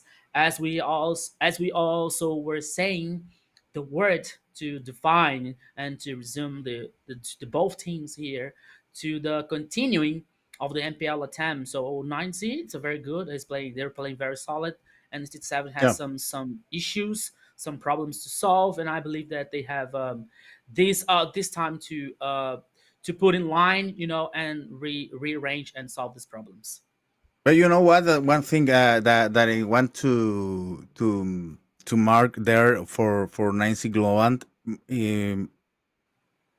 you said they play solid, but more than solid, they were able to adapt because in the first game they played one style of the game, and Okay. this and in the second game they applied another style of game, and that's important because you need to be solving this just to not get a well. You can change your picks, you can change your strategies, your global strategies. I don't know, maybe picking different heroes just to apply to one strategy. That is a wall against damage, or well, peel and damage dealers, and that's it. But Globan, I believe that show us many faces during the two games and make it look easy for them. All the battles, all the team fight that Entity Seven applied. Because if you take a look here and in the in the specific situation with Entity 7 applying damage with Farsha, with Moscow gaining up, and also with snowballing damage, they had a chance during the second game. But Nancy Globan adapted to that and reacted. So they are not playing strong. They are playing with adaptability, with a nice ability to be adapted in different situations of the game. And this is important, and not just for the first game that I already won, but for the next game that comes in the season. That's important for them. They managed to solve that situations. Well, let's go and meet the MVP player for the second match. Yeah, so It's gotta be now him. we're about to see the MVP. Yes. That Che. could be Has to be. different. I mean, it Jonas? has to be Che, right? 1107 on the KD8, 28% damage, 86% kill participation, running the common emblem. Now, that is something that's good just because of the fact that you have a lot of hybrid region coming through, along with that extra mobility, and going for the pull yourself together to be able to get that purify up faster so that you're not getting targeted down by that Gatot Kacha or targeted down by that Guinevere, right? And also going for the Brave Smite for extra bit of tankiness. And you can see the Clock of Destiny as well, adding extra bit of HP. So this Jushin, when she uses the Crimson Beacon, is definitely much more stronger, much more tankier, does not die easily. And that's why you can see Che on this hero hasn't gone down a single time. And hey, in a professional team, if you're not killed even once, that is an MVP performance. Yeah, it was immortal in the second match. That didn't die any. No death in the second match here for Che. So played very well in the second match here with Zunshin. Zunshin it was banned from the matches before, but now it was like open. So 9Z didn't think twice and choose Zunshin for the main lane here, and it was very good. and it was very, very interesting for Night Z. So now we're going to see the MVP highlights. Che with this Zunshin was very, very good. Was very interesting and important to Night Z, as we can see. It was always trying to controlling, always trying to like taking advantage to 9Z, seeking for the players, seeking to kill and take the number superior to 9Z here. And it was very good. It was very interesting to 9Z to push harder, to gain domination in the map, to control the objectives, to secure the damage and the objectives. So it was very important to 9Z in this second match. Yeah, and I think that second match definitely proven that they are, not somebody that's an underdog, not somebody that does not play the game. I think Jerry said it best, right? They have adaptability and also at the same time a depth in hero pool and better understanding of the game, right? They have more hours, they've put in more work, and of course they have the better mechanics very clearly. And again, deeper hero pool, deeper understanding. That's why I would say, like, maybe Entity 7 needs to mature in the game a little bit more as the season progresses. But hey, folks, it's not long. It's only day 1. It's only the first day of MPL LATAM Season 4. And we're only halfway through our day as well. Only 2 matches down. We still have 2 more matches to go. And it's been an absolute amazing broadcast already. And of course, while you are there, show us some love in our socials at the same time. But after that performance, I think, Jerry, the later matches of the day, that might be a really good one, won't they? Oh, yeah. The thing is, well, if we can miss something until now, it's the 2 matches are decided to 0, so it's impossible to take a look or maybe comment more in a positive way from the other team that is losing. The thing is, they are trying to show their best during the matches that they have to play, but they're gonna be having another chance to show to prove there, and maybe it's good for them to not show all the tricks on the first day. It's one way to see that. Another one is, well, to check what is going to happen with the next with the next games we already have ahead. I believe the next one is going to be, I believe it's the biggest one today, because both teams have a lot of experience, have been playing in MPL Season 3, and also have roster changes that could be important for their development. So the next game between Infinity Esports and DreamMax is going to be maybe the biggest today, and maybe the one is going to be in the into 3 games. Don't you think about it, that Rico? Yes, I totally agree with you, Jerry. And as we can see here, all the votes now, as Bruno said, they voted right. The referee, the casters, the servers, and audiences. Rico, everyone voted. Now the votes are right. Yeah, everyone now is right. So Chehu is MVP, but totally, Jerry, you are totally right. We are talking about like 2 traditional teams, and in this scenario, in Latin America scenario here. So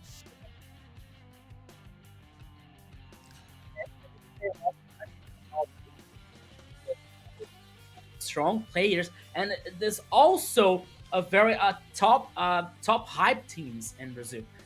Like the fan base, the tradition, many things that can hype DreamHack. But we can also say these things about Infinity, because it's a very good team. So everything is possible in this third match. Of course, and I would say that the DreamHack is still favorite here in this best of 3. But anything can happen, because Infinity comes and it can surprise everyone here in this game style.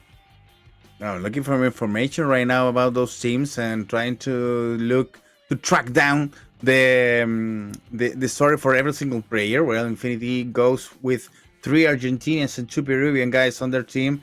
Meanwhile, Dream Max has only Brazilian players, but both teams almost renewed the entire roster. So it's very interesting to see this today. But this is more interesting for you guys. You can redeem your skin now with this code on the screen. And I know that Kronos is already getting into their phone, looking to get No. skin. I cannot believe that. I cannot believe this. Hey, I was looking for Kronos. I thought he was concentrated. And I was okay. Okay. Why not? You know, you never know. Might get them free skins. You know. I'm just kidding. Come on. But there is. I never. But it's one thing. One thing that it's important to say now. It's you can redeem a skin with the code, not just a surprise box. It's a skin. So go ahead, claim it right now. Yes. So yeah, I will judge you, Kronos. I probably would do the same. I'm with you. Don't worry about that. But all most this, importantly, it's about our partners, my friend Jerry. Bonus. Yeah, that it is, because you can have skins if you don't have bonus. Yeah. Huh? Power up your Mobile Legends Bang Bang adventure with Bonox, the official and trusted way to get your diamonds fast. Instant delivery, secured payments, and unbeatable confidence to keep you always ahead in the game. Don't miss out and use BNX MPL and grab 5% of your next top up today, right now. Go ahead, go to Bonox. Hey, and not just that, right? Once you get that through, you got to make sure you have the right device. And we're talking about Techno Pova. Power your play with the Pova 7 5G, ultra battery, blazing speed, and fluid 144 hertz the gaming display. And of course, built for true gamers like ourselves. And don't wait. Experience the future of gaming performance right now. Yeah, so you recharted your diamonds with the Bass Bonox, and now you got a brand new cell phone, a brand new machine to play and to improve your game style. Now it has to be emotion, you know. So action here with this project next for you guys. So it is time for the next project in Mobile Legends. The annual map update is live, starting September 17th. Exploring 4 brand new maps, backed with fresh strategies and surprises that will transform the game. Gather your squad and get ready to experience the new MLBB routes. Yes, my friend, like flying clouds, broken walls, more grasses, and the river, all to bring the action, all to give more options in a playstyle in Mobile Legends Bang Bang. We're already seeing the flying cloud attributes here working and working good. And, well, guys, we are all a big community, and this is important because Mobile Legends Bang Bang has made it into the Esports Brazil Awards. So now is your chance to show the power and all the love that you have for our community and our game. But now for our players and MLBB by scanning this QR code and be part of this achievement that helped MLBB shine in the big stage, and of course shine on our continent. I always said this not because there is a banner on this text to read, because MLBB is a wonderful game, and most players and more players and more teams need to believe in MLBB. Show them we are wrong. Show them they are wrong. Show all the teams that haven't had yet an MLBB roster to get it one now, and vote for them on the Premio Esports Brazil. That's a big event in Brazil. Yeah, this is very important for us, and it's very important for MLBB to be recognized as a very strong community and game. So you can vote for Angelis, Frost, and Hybrid as the highlight players, now the best players here, you know. So, as to remind you guys, we are seeing the tracking of the Diamonds broadcasts also. You see, so the more you're watching us, the more you interact with us, the more possibility to get to earn more diamond. And Kronos is surprised about that, right, Kronos? Yeah, I'm gonna say, did we already reach 10K? I mean, I'd like a piece of that 60,000 diamonds, you know? I mean, I'm waiting for the new skins that are coming up, man. You know the what? new skins that are coming up. Every single season, the casters ask for diamonds. So production already knows that. Where are our diamonds? They already know that. We're still If waiting. you know We're we're still going to ask for diamonds, where are they? I mean, I like my diamonds. I want to get my skins, man. I want to flex that. I want to recall just like how they did in the previous game as well, right? 9Z Global recalling in the base, like, you know, I want to recall like that. You know, I like to do the same thing as well to the opposition. So yeah. You want to flex, but you then, want to of course, flex on your winnings, or you want to lose with a style? the winnings, man. I want to win, man. I want to win, not losing. I gotta win with style. But of course, as the wins came in, Influence Rage picked up the first match, and 9G Global got the second. And let's show you what we have in store, ladies and gentlemen, for the last two matches of the day. Here's the schedule. We're already halfway through, and let's see what the other two are. Yeah. Now, as you can see here, the third match is Team Infinity from Peru versus DreamX from Brazil. And the last game, the last best of three today, we're going to have Alpha 7 versus ULF. Also, both teams from Brazil here. So there's two games remaining. Too many emotion, too many actions is remaining. So keep in touch with us. Track us, continue watching with us the MPL LATAM Season 4. It's only the first day. It's just the beginning. The road to victory, and most important, the road to M7. The roles that coming up, believe in this year yet still. So keep up with us because everything is being insane. Everything is awesome, and it's just the first day. Okay, now check it out for the next lineups because Infinity and DreamX are already charging their phones and being ready for the next key on this match day. Take a look on Infinity Esports, guys. Marquinhos, Alts, Lionel, Fanboy, and Zavlax, all the new roster for the guys for Infinity. Yeah, so I think as we can see Infinity's it, lineup. Okay, go Crowns.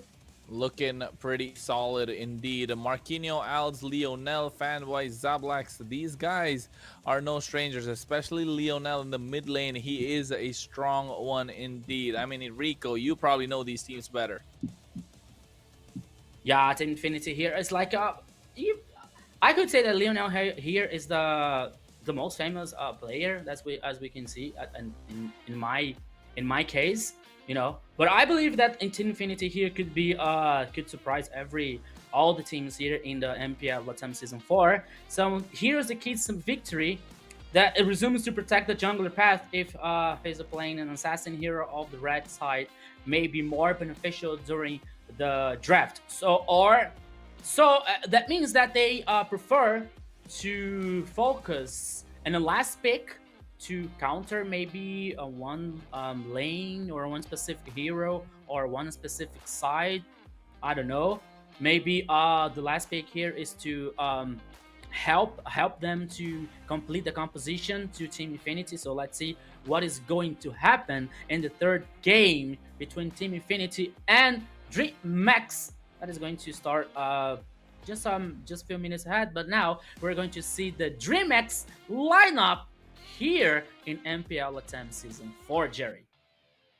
Yeah, here they are, the guys from DreamX, Tekachi, King, Rainbow, Blink, and Gremio. I believe Gremio is a kind of a new guy. Yeah, Gremio Zin looks at here in a Wikipedia page, and Rainbow and King are from another teams. Yeah. Yeah. In the case of King, they used to be. King used to be playing for RRQ Akira and also for Alpha 7. Takashi and Blink also. In RRQ. Yeah, RRQ. Sorry. RRQ. Whoa. Yes. So this is RRQ with asteroids now. Yes, yeah, it's almost. It's because Blink was how can I say, he sometimes played in Luis places, as a roamer, you know. Okay. So the official player was Luis, and Blink was a second choice, But he is a very good player. He's a very good option too. So DreamHack here, it's very very strong. Rainbow is another good addition to this team. So I think that maybe they have a little just have a little time to make synergy with Grêmio. I think, I'm not sure, but I think that DreamHack is going to be one of the favorite teams to get MPL LATAM Season 4. Well, let's take a look of a video first, and after that, let's analyze the case of Blink because he changed the role. Let's go to the video. Okay.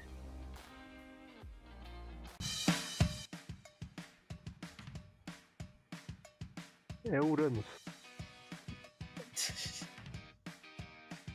Continua aí, continua aí. É o baixinho. Valeu. O negócio pode ser qualquer atirador, né?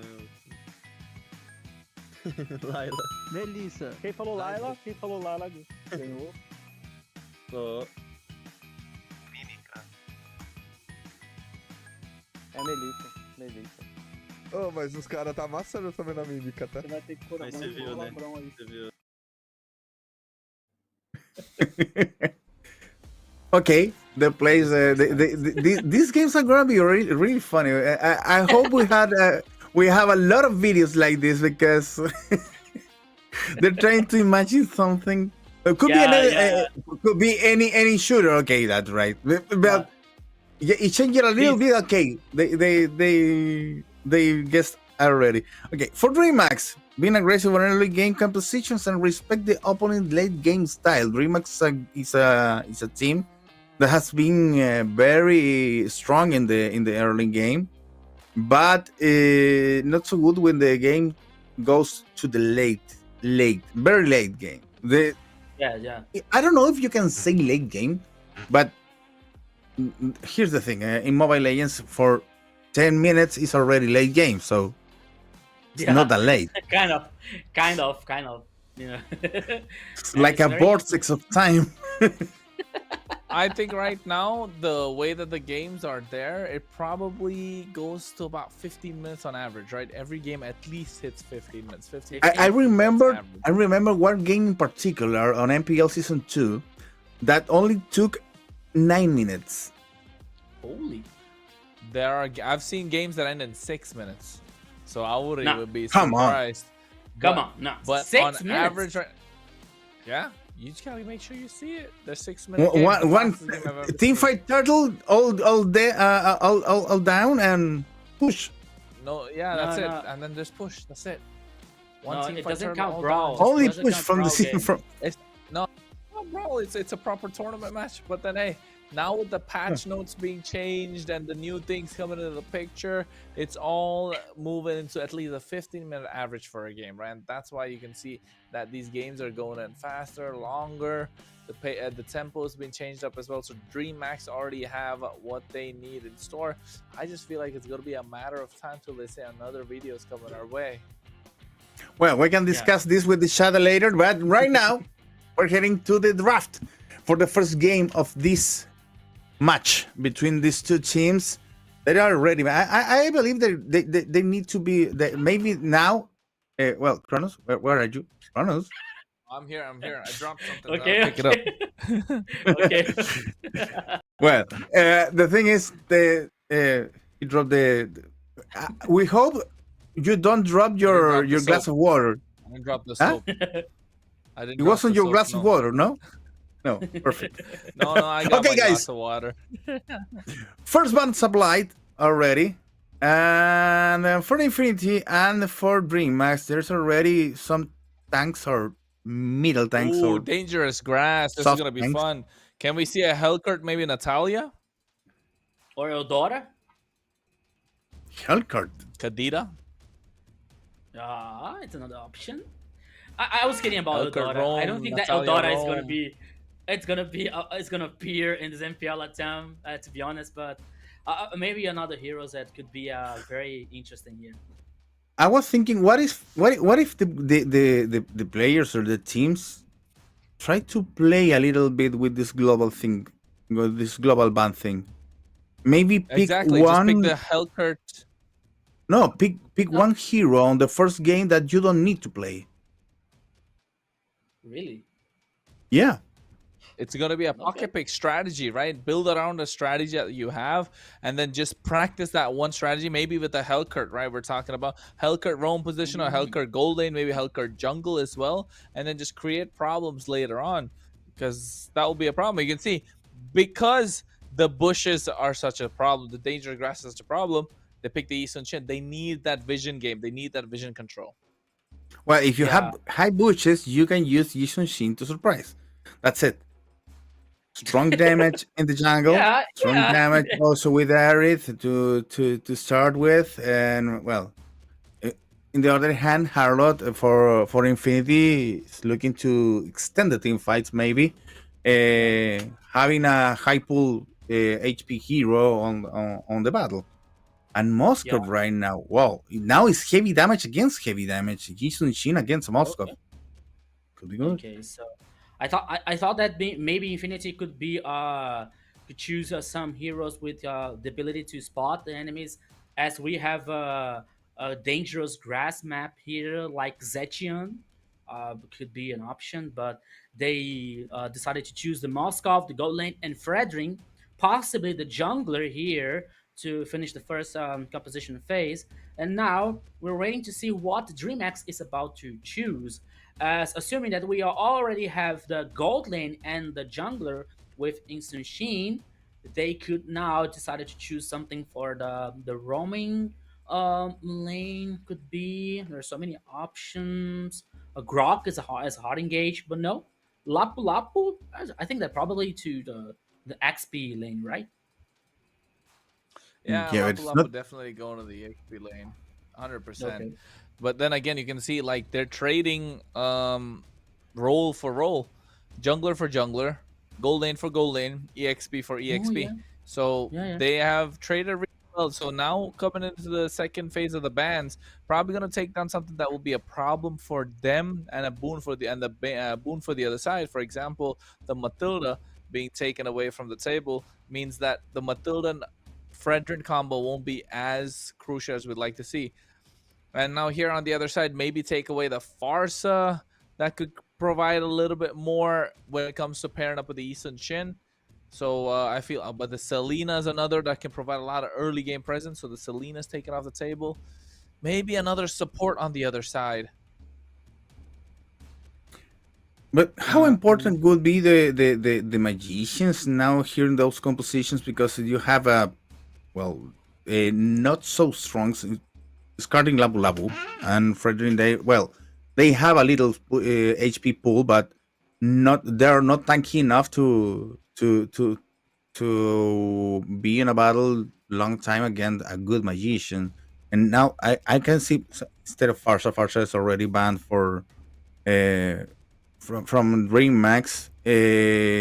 Not so many magicians have been banned yet.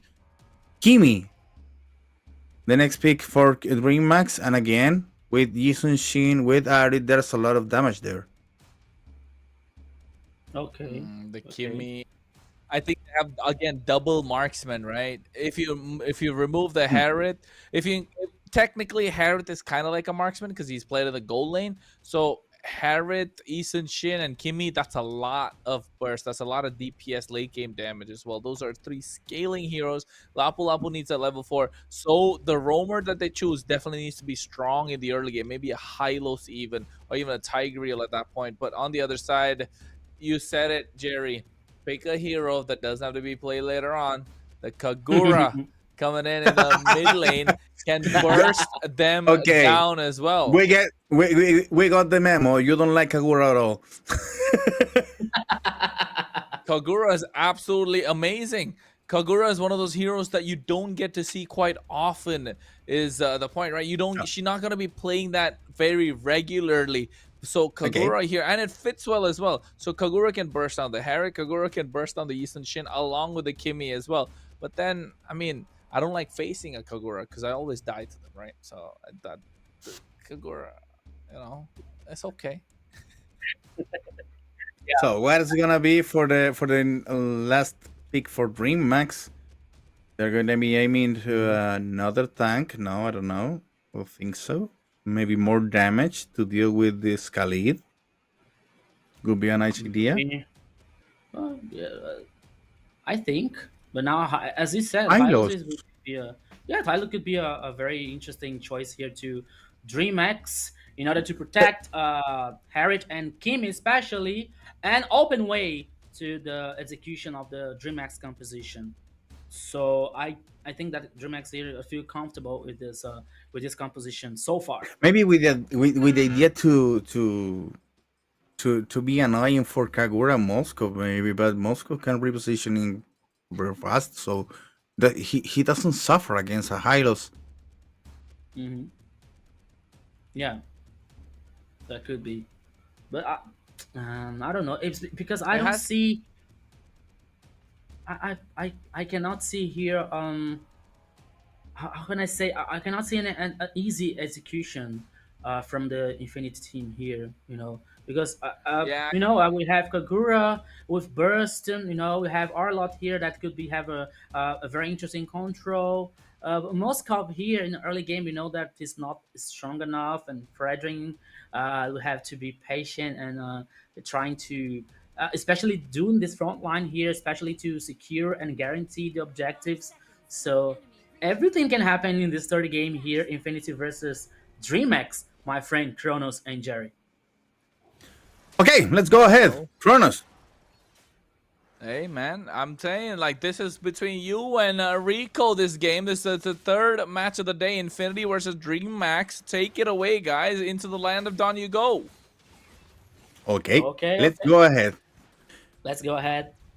So now, welcome to the land of Dawn, everybody, to the first game here between Infinity versus DreamX. It's only the first day here on the MPL LATAM Season 4. And now, as we can see, Fanboy with Khalid he's very fast, with his buff here. He's a very strong roaming, so he gains information all the time. He's trying to difficult and trying to give more headaches to the DreamX here, especially to guarantee these objectives. So he start running. He started like here, gain this information, but nothing happens. And so far here, DreamX and still guarantee the buffs, still guarantees here the power farm until the level 4. And now Funboy makes this strong line here, but nothing happens in the mid lane. So now they're choosing to head up to the top lane here, whereas Takashi is playing 1v1 against Marquino. Now Lionel is here in the grass, waiting for a loop, waiting for an opportunity, but it could be very, very difficult because Takashi is playing safe. Takashi is his sense is something is not right in the top lane. So that's why he didn't get out the turret, my friend Jared. Exactly. Now in the bottom lane, Sablax is dealing with Harith. Meanwhile, in the middle lane, take a look at Marquinhos going down after King. Got the first blood. And after that, Lionel responded just to ensure the first turtle for the Infinity guys and keeping up the score even until the moment. The middle lane, Lionel is trying to hold him Blink away from the tower, and Fanboy gets compromised also, looking for a revenge, looking for one more kill, and it's going down in the hands of Alz and Rainbow. It's to stay away from the action, eh? Blink, what did you do? You were there, okay, so you were supposed to take this damage, but you stand a long time, and did you, I think that he underestimated a little bit about the damage that the Infinity can cause in the early game here, so he was killed. But everything here is even. Okay, the first turtle is for Team Infinity. DreamX now is trying to get an advantage, especially in the kills, but right now, so far, it's 1-1, and we have 500 gold difference here in favor to Marquino. He No. was immobilized here. He could die 2v1, and there is it. So Takashi with Lapu Lapu gets the kill. My friend Jerry, it worked out now in the top lane. Okay, he tried to get the gold energy, but there was another wave of minions, so he couldn't get along. So now he plays safe. Yeah, I believe that both teams are playing safe right now because there is already 4 minutes on the clock, and nobody wanted to be compromising in a battle that is going to be a question that for the results. They are just playing safe. Sablax and Gremio fighting on the line, and after that, well, the camera is going to need to be on the top because it's 5 seconds for the next turtle to appear. Sablax cleaning up the line, and take a look at Sablax because now he's in level 6. He can manage to be on the stage if it's needed on the battle. So it's a job for his liner for Gremio to get him very busy right now. Ults for the first intent on the turtle. There goes Blink after. No! King managed to secure the turtle, and now the fight's goes on. Marquinhos over the King, taking now revenge for the turtle. Lionel with the second kill on their own. Takachi goes down, and also Blink just have to run. Well, the Helios is hard-bone to manage, so they managed to run away, and Infinity is up just for 1 kill and for 1k on the numbers. Yes, now DreamX couldn't guarantee that they did guarantee the second turret here, except now they lost a player in this last team fight, but I think that it's worth it for DreamX. Now Infinity Marquino guaranteed the first turret in the top lane here.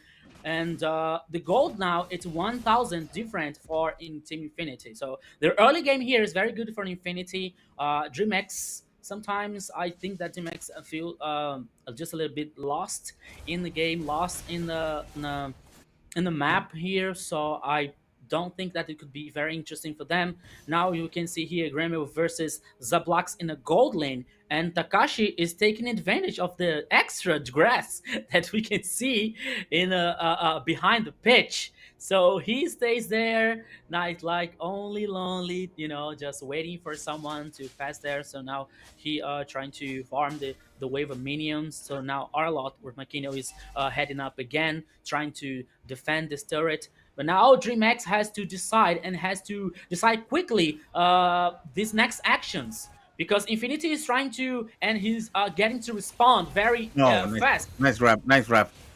Well, the thing is, despite of the small advantage that Infinity has right now, DreamX is doing a very good job, especially Gremio, keeping this Moscow busy during the team fight. So he can manage to. He would be able to participate on that.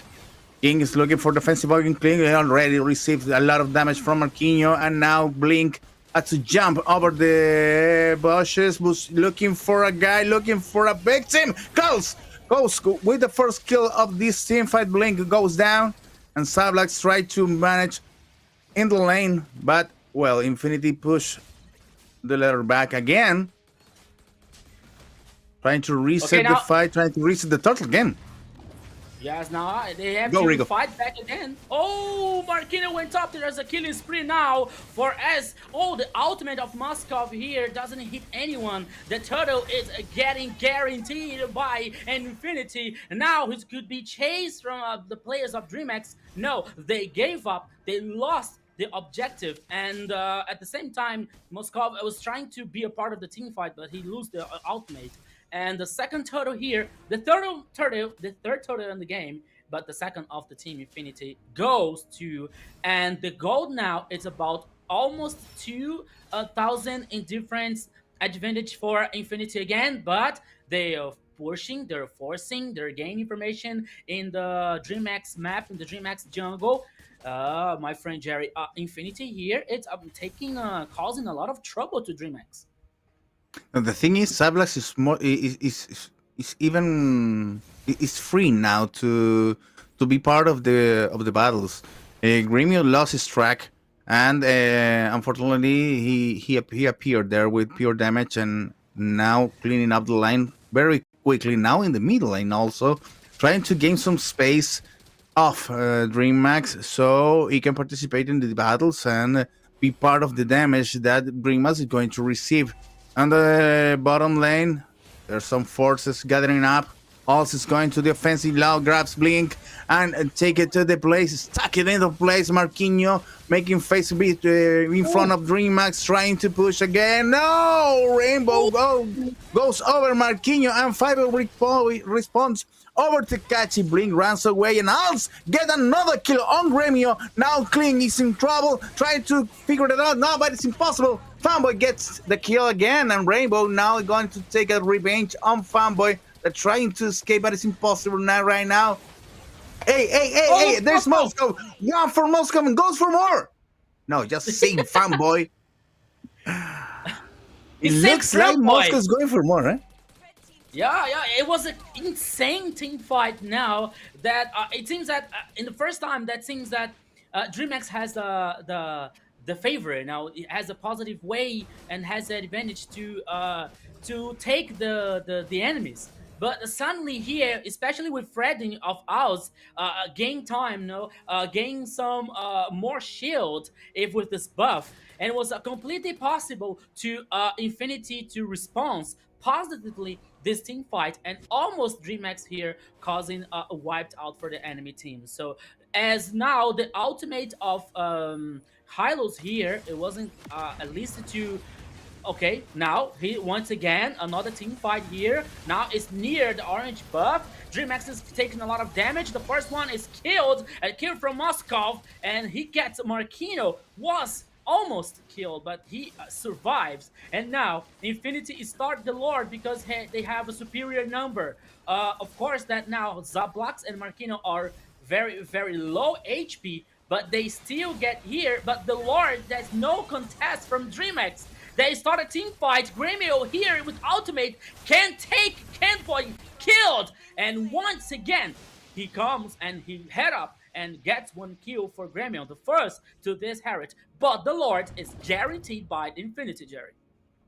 Well, the thing is, one kill is fair enough for Infinity to have the Lord and to have this push on the upper lane, because already one tower is missing.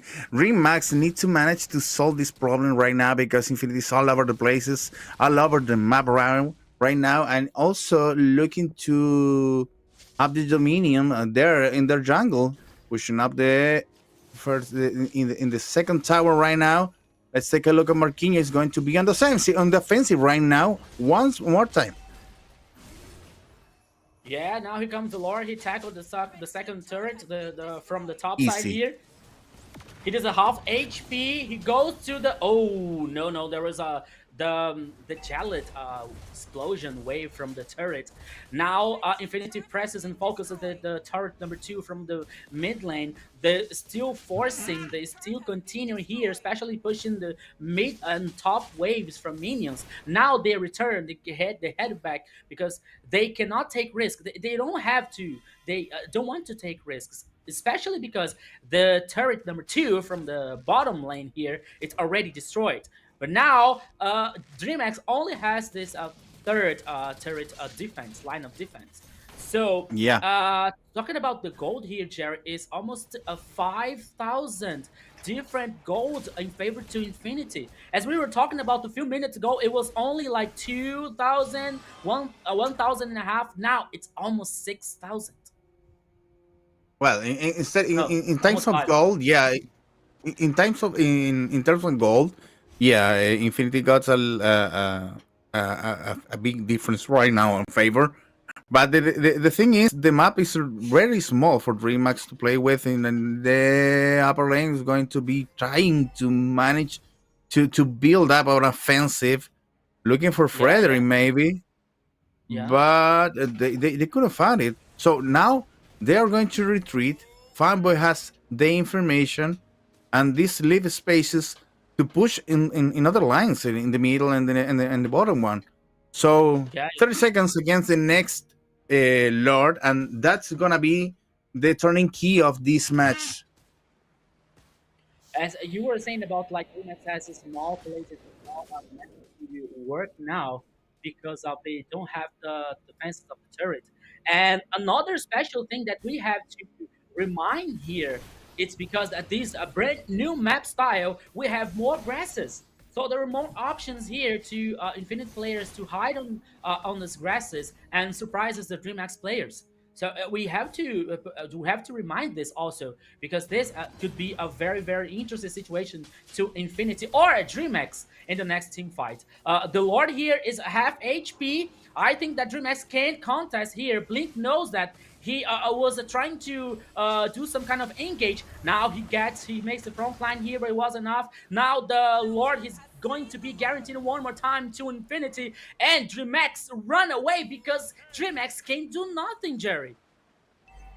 No, DreamHack can't do nothing at all because they have all the information and also the dominion there in the river, and Als and Fanboy are playing very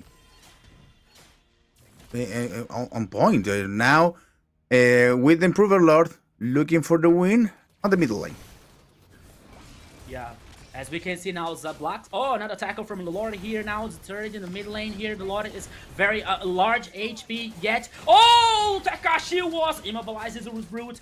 But maybe now here we can have now the final push. Marquino got the front line here. The King is free from Moscow. The Lord now is destroyed by DreamHack, but the destroy here is being made by Infinity. They control and they get super minions in both waves, the bottom and the top and the mid side. Whoa! Takashi now was rooted again, and now focus on the crystal, Jerry. The first match goes on victory to Infinity. What happened at the end? One player just disappeared on the side of the crystal. That was I was shouting. It was incredible. Well, good game and well played by Infinity. That's it. But I don't think it was dominance at all. What do you think about this Kronos first game on this key? And Infinity looks stronger. Yeah, I think Infinity did come out on top, but awkward, a bit of a weird game, we could call it, right, Jerry? I think I agree with you. It felt a little off in a way, but at the same time, I think DreamHack fans must be somewhere saying that, hey, come on, our team should have won that one. You know, you want to have a good start to the season, but of course, in the end, they prevailed, Infinity, and I think it well played, well fought out game as well. It just goes to show how much draft can really affect the way a game can play out. Yeah. Right? And having that, having the early game pressure with that Arlot and the Khalid, yes, we saw a little bit more of slim chances for victory. We saw a little more complexity in the draft, but then they had it. They used the Khalid for the initiations, Arlot as well to back them up, and you had the Fredrin to pull them back if they're trying to escape with those taunts, and of course Kagura for the assassination angle. And hey, Zablax on that Moscow was just looking to carry that late game. Yeah, as we could see in the first match. Okay, now remind you guys that we are also able to vote for the MVP, the most valuable player. What do you think? You can vote now on the social networks here, the broadcasts. So, who are you supporting? Who are you cheering to be the MVP of the Rico, first match? you first. It's gonna be very difficult actually, but I believe that Zablax was a really important in this game, especially because they could handle with the Harriet for the first levels in the game. You know that they could handle the pressure, because as we know, Moscow in early game is not so strong. They I think also that DreamHack didn't push enough didn't make a pressure in Moscow, for example, you know, in order to deny farm for them, to deny the build, to deny items. So Zablox has nothing to do with that. So he continued farming, he continued playing aggressive and handle the gold lane, the enemy gold lane. So he was very positive in this game to Infinity. But in my side, I believe Ahals took the responsibility of running the first moments of the match. especially in the early game. When you said, I'm agree with you. Sablax need to be safe for the first moments, especially when it's dealing with Gremio and his Harith in the lane. But you can grab your tower, you can hug your tower for the whole first minutes and stay alive. That's it. But meanwhile, Alt was dealing with all the responsibility to start the initiative, to take the initiative on the Infinity, and he did it very good, in a very good way. So I think Alt is the most valuable player for this match. Now it's time for you to vote. Do it right now on their YouTube channel and also in the other broadcast if you want. If you want to support a specific player, you can open one window for one for each broadcast, so you can vote 3 times. It's a nice trick. Yeah, and Yes. I'm with you on that one as well, Jerry. I mean, I believe Al's did play a bigger role in the game just because of the fact that he was the frontliner. He secured the objectives. He was able to rotate quite frequently in and around the map, secured 2 turtles, 2 lords, was there at the right times for the fight to provide the frontline presence, to be that bodyguard for Zablax, right? Yes, Zablax got the highlight. He had a field day at the office, but he needed that bodyguard, right? If he didn't have that bodyguard, it could have been a different story. So yeah, I'm leaning in towards Al's, but hey, I mean, chat, your vote counts, like Jerry said. Yeah, your vote right now is very important because between the casters it's already divided. Come on, yeah. Your vote is very important, so vote for Zablax because I'm losing here. I'm losing. They're against me. Your vote is most important than you. Okay. Well, let's take a look at what production has in store for us anyway. Okay. Now we can see here the statistics of the first game, Infinity versus the DreamX. Oh my goodness, Infinity here played very well, controlling and guaranteeing the objective, the 2 lords, the 2 turtles, securing the buffs here. The gold here is almost like 10.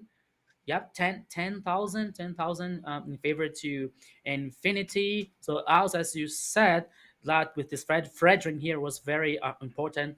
We can also see the emblem here that's in pure rage. So it was very important to push hard and secure the objectives to the team Infinity. So Zaplex was also important. I thought that it was going to be the most valuable player, the MVP here, but I have to agree with you guys. I'm changing my side here. That us here now is was very important, was very vital to secure and guarantee the objectives and guarantee more time for Infinity to win the team fight. You know, because especially when we have the most team fights in small places, in the jungler, for example, and river. It was very good for Kagura to burst, for example. Kagura here with Lionel, with mage emblems, with bargain and Imperial Rage also. So it was very important too.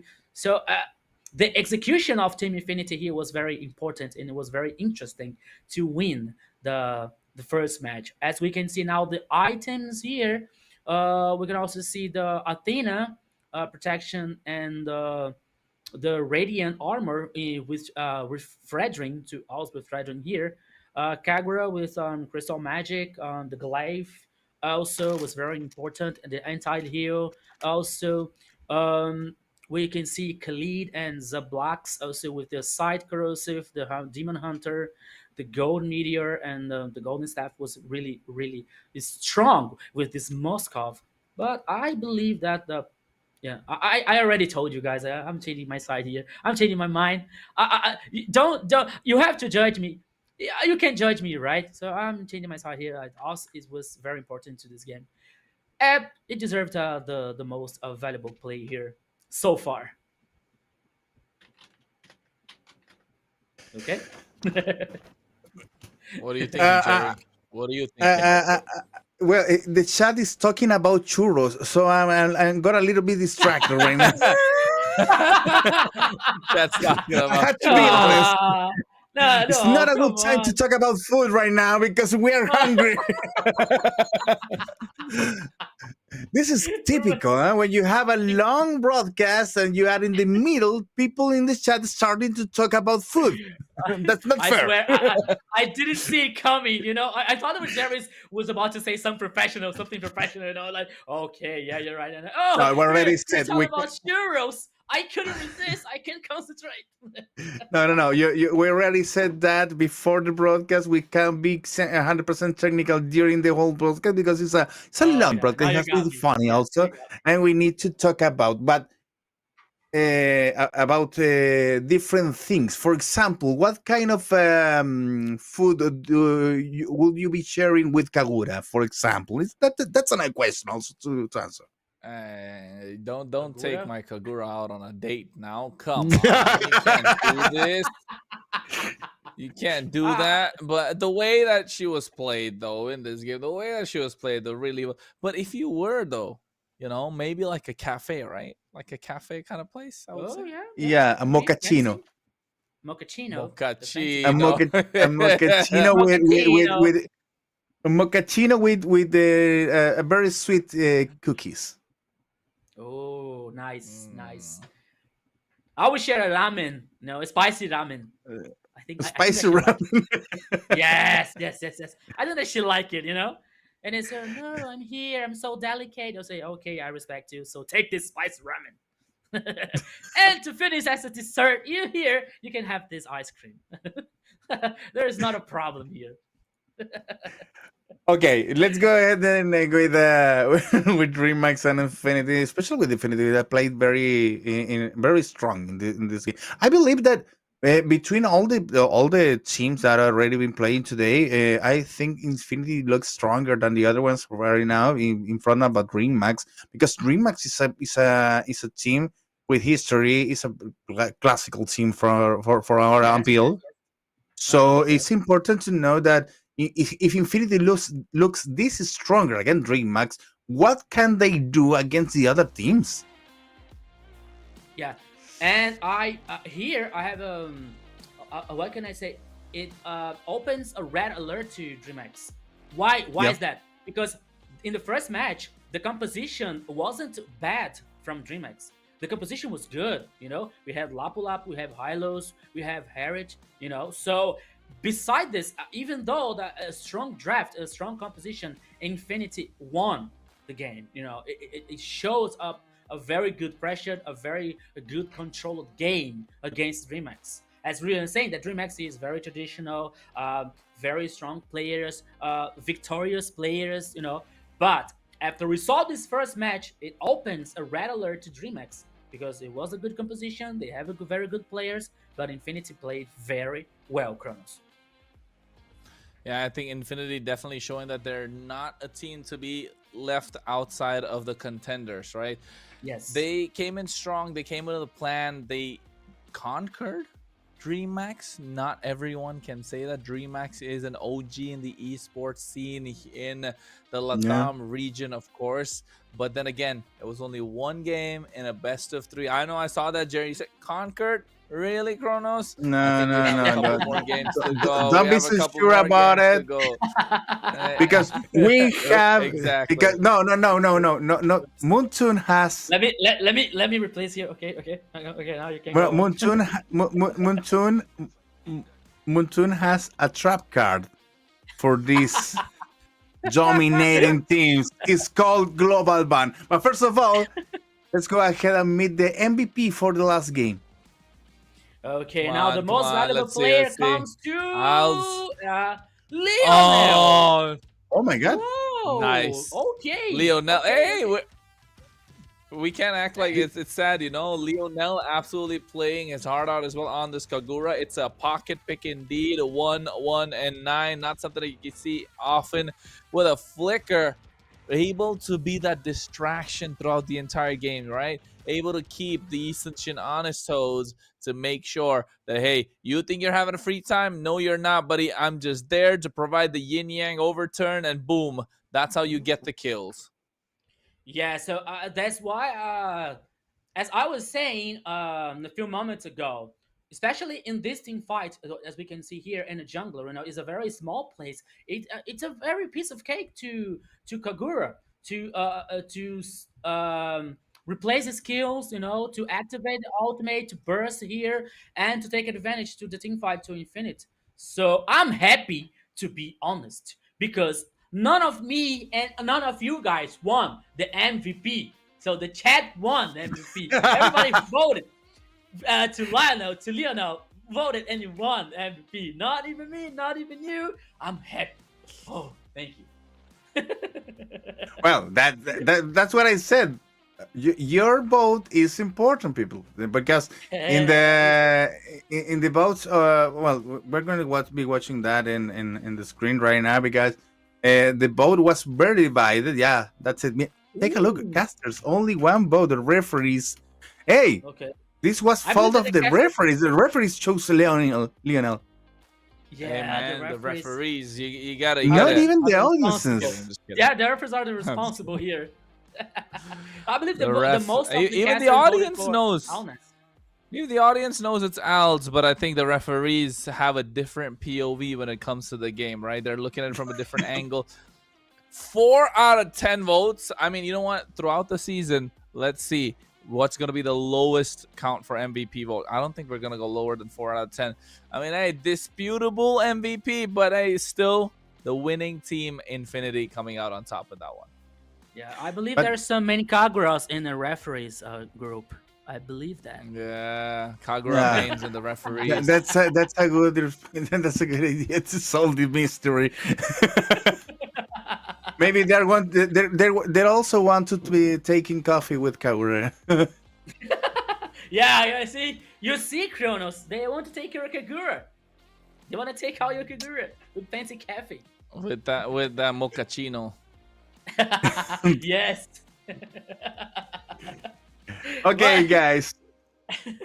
So we're go. going to be advancing to the next game between Infinity and Remax. Okay, if there is one match today to take us to the third game, I believe is this one, because for the next game, Infinity will be facing the global ban rule, and they are not gonna be able to play the same heroes that we just played. But Kronos already said that Lionel and this Kagura was a situational pick that could happen, or couldn't. So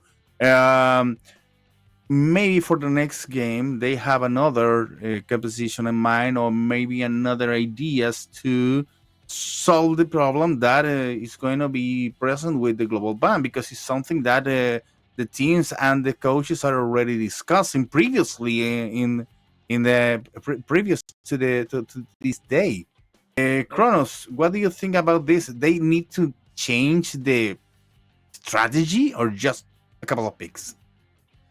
I think just a couple of picks. I think the strategy, you're not really looking at seeing what they can do and how they can come through with it. I think it's just with the fact that they need to find a different approach into the game. Like, just change the picks rather than going for something that's a little too complicated with their draft. Just go with something simple, or maybe look for something that you have insurance policy, right? You don't want to be a full aggressive person, aggressive draft in the early game. You need something to have for yourself in the late game as well, and not just go completely late game. Have that early game aggression, but the most important things that team forget is to how to bridge that gap. Some teams go really strong early, really strong late, and the mid game you're just like, so you're not able to do anything. So they need to find a bridge between all of that. So hopefully they're able to find it with this one as we go into the draft, folks. You can understand that in every single language. Yeah. That's it. Okay. Let's go for the next draft, guys, because we already banned heroes in both teams. Yeah. Foveus is not gonna be able to also ship. I'm aiming to the tanks here on Remax, because they are trying to prevent these tanks to be used. I don't know why one hero is appearing a lot of times in the screen, but it's going to be solved in 1 second, guys. And you can say hi to Kraken. This is Oh. one of my dogs. It's a little bit bored, and and want to participate on the broadcast. So sorry, production. Yeah. but he want to participate on the broadcast right now. Okay, as we're seeing now, Kronos in the second draft. Now DreamHack are choosing to the first pick in Kalea. Okay, I believe that now DreamHack could pick a Joker pick, like a surprising pick, as Infinity did in the first game. Because Kagura, I think that they were not expecting Kagura in the composition, and it was very important. As far as you can see, he was the MVP of the game, So I think that maybe DreamHack could be with the surprise pick here, to commit the composition, to get a stronger composition. But hey, Infinity comes with Esmeralda and Harriet. So they picked Harriet, and they also picked his counter, Esmeralda. So there is no problem. There could be no problem to Harriet in this game. And once again, Infinity focusing in the late game. So DreamHack has to do something about this transition between mid game and late game, because as we saw, DreamHack has some trouble in the late game situation. So DreamHack has to do something about it. And Fredrin and Granger was the next two options and two choices of DreamHack. Oh, that's okay. Jungler and Gold Lane here, my friend Kronos, are already chosen by DreamHack. Yeah, I think definitely right now DreamHack with this composition. You can see, I'll remind you guys again, the Kalea combo, right? Beatrix, carry, absolutely, because Kalea catches someone and you need someone to burst them down really quickly. You have about a split second. Yes. Another great hero for that is the Granger, because you just need to use one, bang, bang.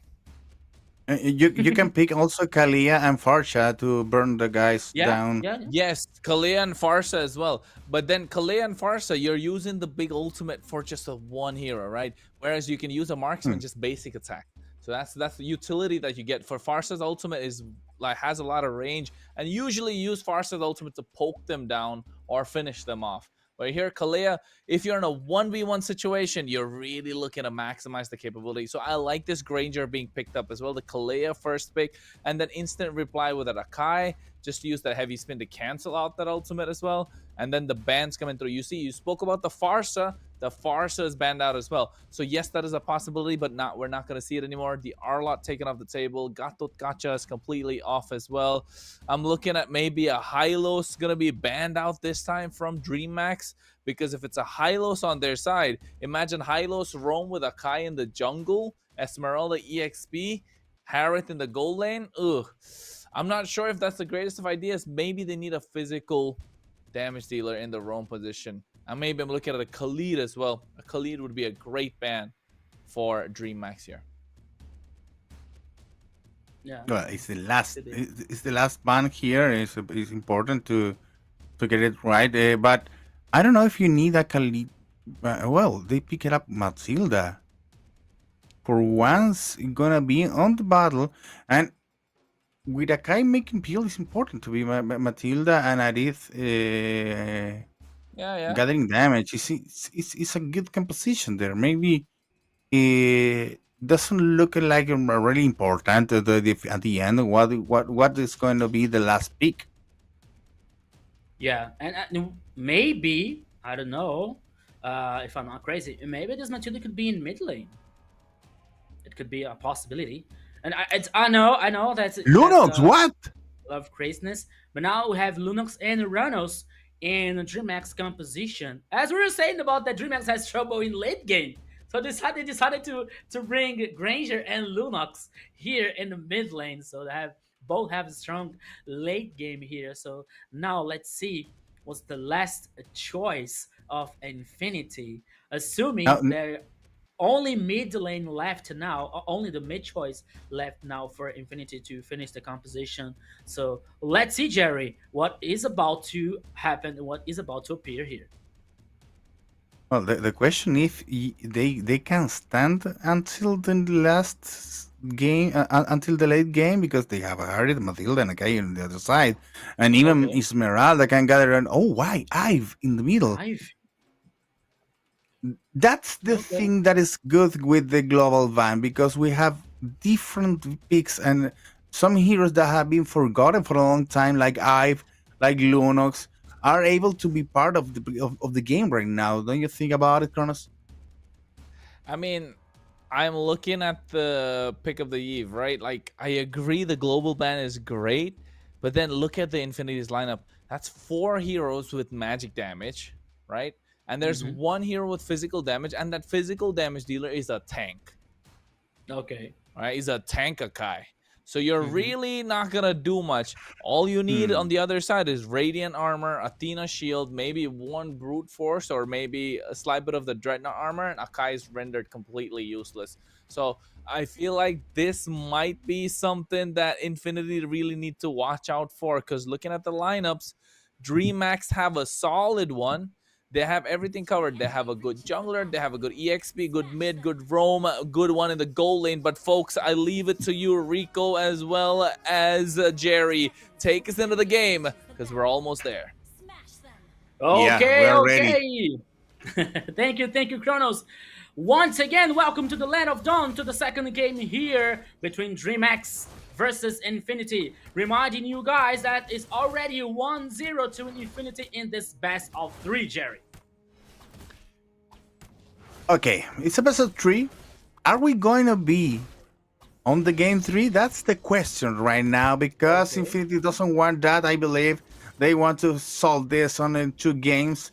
And yeah, you have a lot of magical damage here for this game, but what if you burn your enemy down on the early game? You don't leave spaces to any last game or strong last game for DreamHack, and you use your magic very soon. That idea, for example, for Marquinhos on the top lane, make it suffer Takashi, as long as he doesn't have the defense that he needs. Once again, there was a map with more grasses here, as we can see, and now I'm trying to understand, like, Tekashi with Uranus versus Esmeralda. As we all know, the buff, Esmeralda's buff, she takes advantage with shield. Uranus has to shield enough, and okay, maybe he feels comfortable with the skill matchup here against versus Esmeralda, but I don't think so. That Tekashi with Uranus has a lot of shield here. Now we are able to see the first contact. Oh, Jerry, almost the first kill, the first blood for Infinity. That was what I'm talking about. You realize how Tekashi melted with the heavy damage there? Take a look at Marquinhos. Now he's running for his life. Kling got it on the wrong place, and Blink with the first blood over Marquinhos.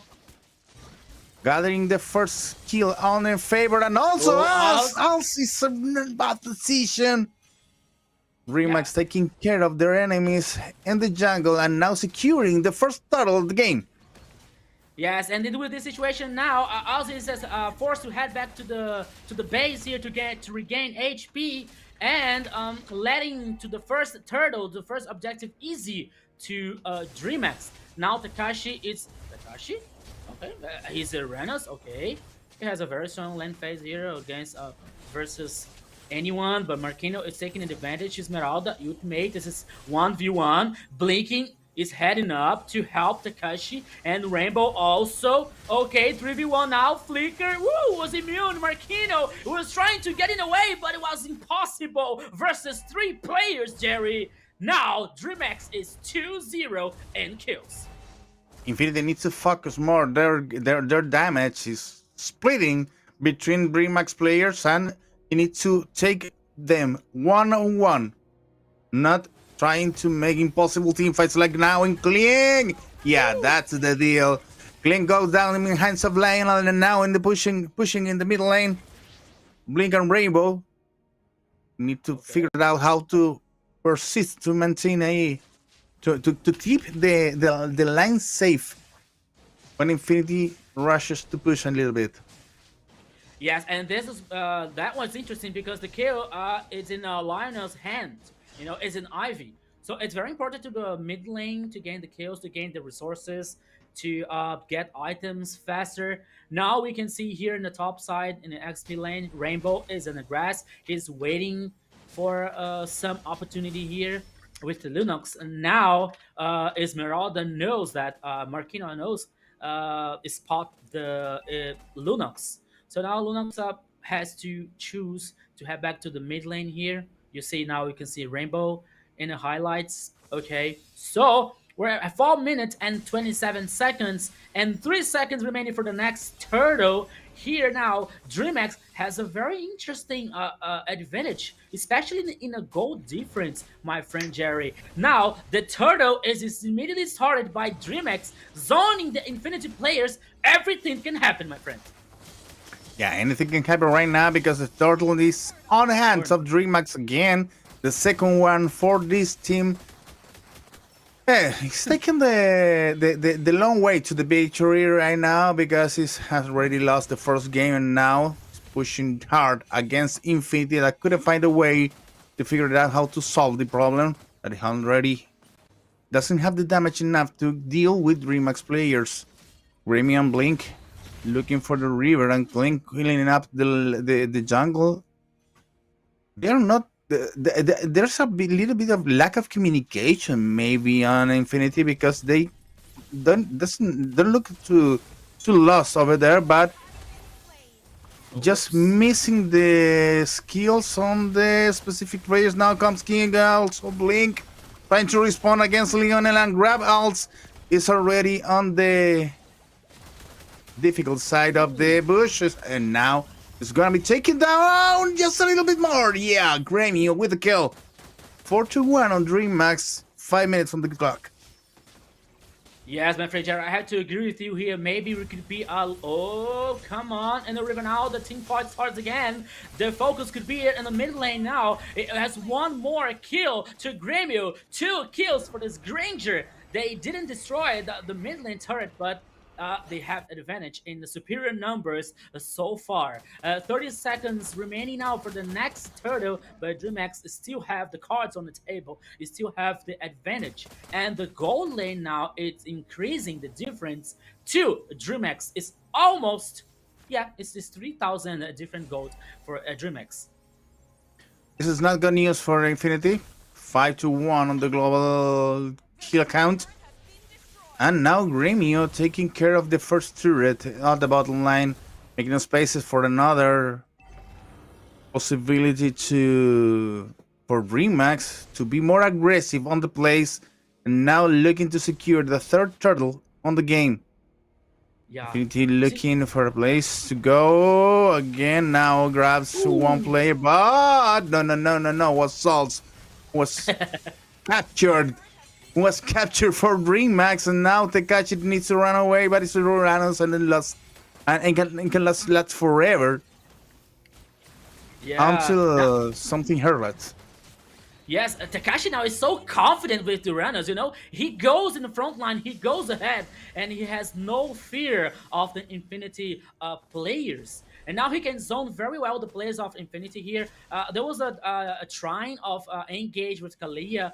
He didn't kill anyone, but he was enough to force and zoning the Infinity players and guarantee him one more turtle to DreamHack. But now we can have a dive in the turret number 2 in the bottom lane now. We can see Takashi causing a lot of damage, but he's taking a lot of damage also, but he can make here. He was doing it the front line here with ultimate with Matilda, but was enough to cause damage to kill Takashi. That still makes this front line. It still goes up ahead to gain information and trying to help the DreamHack partners. Oh, you see here now once again that can be pushed on the mid lane turret number 2. Marquino now was trying to cause damage with the Rainbow, with Takashi making this front line here. They're raiding out to the next wave of minions. They yes, they're still focusing, they're still continuing the rush, the pressure here. Takashi, oh my god, Takashi is so confident. He can't stand up. He doesn't get in the way. He doesn't run away. He always gains this information. He's always playing aggressive to gain information for his team, Jerry. Yeah, it's working right now. The composition for DreamHack, especially with Blink and Takashi. I believe those guys are bulletproof right now. Infinity has not the weapons to deal with them, and the difference in gold is over 6k right now. Holy, yeah, you're right. It's almost yeah, it's almost 7,000 gold difference from what? Oh, yes, Takashi. It's freezing the Yeah, the car. catch is. I Okay, feel a ball over my shoulder. Oh yeah, it's a it's a tower minion. it's a Well, genius, bro. Once again, see, he was freezing the car, and he's getting no, attention for all the Infinity players, Jerry. What is that's going that's on? that that's going nowhere. Why Infinity? Why Tekachi is almost unbeatable right now? You don't have the damage. He can take a tower down. So why you go there and why you gave a lord as a gift for Bring Max? The claim is immediately. Well, Gremio now dealing with another tower. Well, I believe this game is already lost for Infinity because Yeah. 5-1, 10 minutes on the clock, and now the Lord and almost more important than the Lord, Uranus at the bottom time. Yes. And now we have more pressure for the DreamHack here. The Lord now is heading from the bottom lane. He's ready and able to do the tackle one. But the turret has all the buff about the frozen explosion here. But now, DreamHack doesn't even care about it. The turret now destroyed, guaranteed the super minions on the bottom lane. It is still continuing because the Lord here was in a large HP. The focus now could be the last of the turn, number 3 in the mid lane here. DreamHack is also forcing, also pushing here, controlling and guaranteeing the super minion waves in both mid and bottom lanes. But they can't get away. They don't finish. They still forcing up. They still. Marquino, what did you do? He was killed here. Now Jumex has the superior numbers and he's waiting. They're waiting. Takashi is playing with the enemies. He's playing with the foe, Jerry. He's unbeatable, as you said. Oh my goodness. It was impossible to deal with Takashi and at this time of the game. I don't know if after the game we are going to be checking the items and build and all that. But and the thing is, Infinity has a good composition as we saw, maybe with Esmeralda, also, and maybe even the fanboy pick was a good idea for another composition. But when you have an Uranus on the front, you had to go with something that can melt it, and it's impossible to deal with the Takashi now. That already have the advantage. It's 10k of difference in gold. It's impossible to deal with that, and also 3 turtles in favor of Dream Max that is going to wait and go for the Lord to end the game. Yes, Jerry. We have to agree here. We have the common sense that the game is already lost for Infinity. Only a miracle here could let Infinity for the second win in the second match. So DreamX now is playing patient. He is denying farm. He's denying resources to Infinity now. They're waiting for some stake, for some some mistake here from Infinity. So what an Exagrass can do. Look at the possibility. Almost all the DreamX gang is hidden in the grass here, only waiting for like a one more step on Infinity players. Jerry, it's terrifying, my friend. They don't need a Lord. They have Tekashi. That's it. Yeah. Goes for the upper lane, pushing it there. Nobody wants to deal with him. And now Tekashi going to the front again. Take a look. Infinity receiving some visitors, and Tekashi, the huge tank of DreamHack, is going against them again. Oh yes, my friend Jerry. Here we go again now with the Super Minion wave. Oops!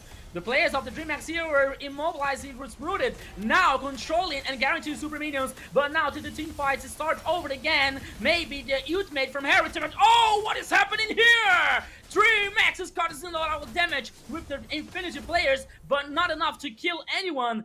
Why me and the Lord is heading in the mid lane. Here comes the almighty powerful Lord. Here comes now once again the Rainbow here. Oh, what a good beautiful.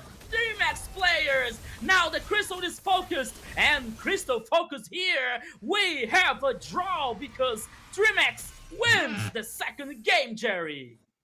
Well, we said it already.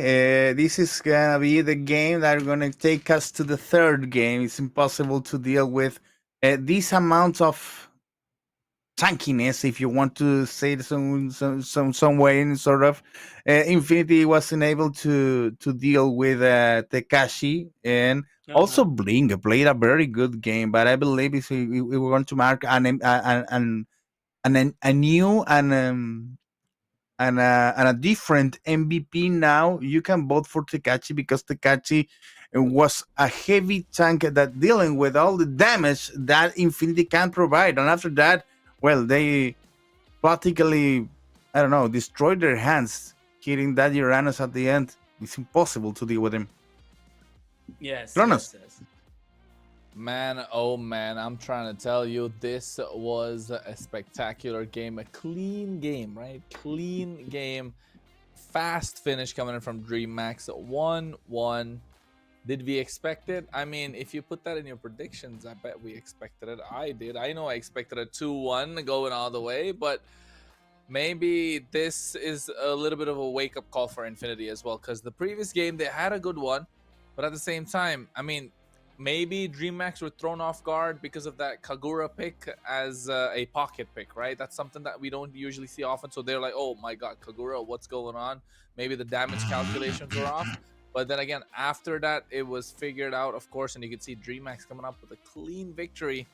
And I think you guys called it best. It was over somewhere around the mid game itself, right? There was no possible way for them to bounce back. I mean, yes, there is, but again, they probably need a miracle for that one. But of course, at the same time, folks, participate by voting in real time for the MVP. But hey, again, I'm gonna go this time, Jerry.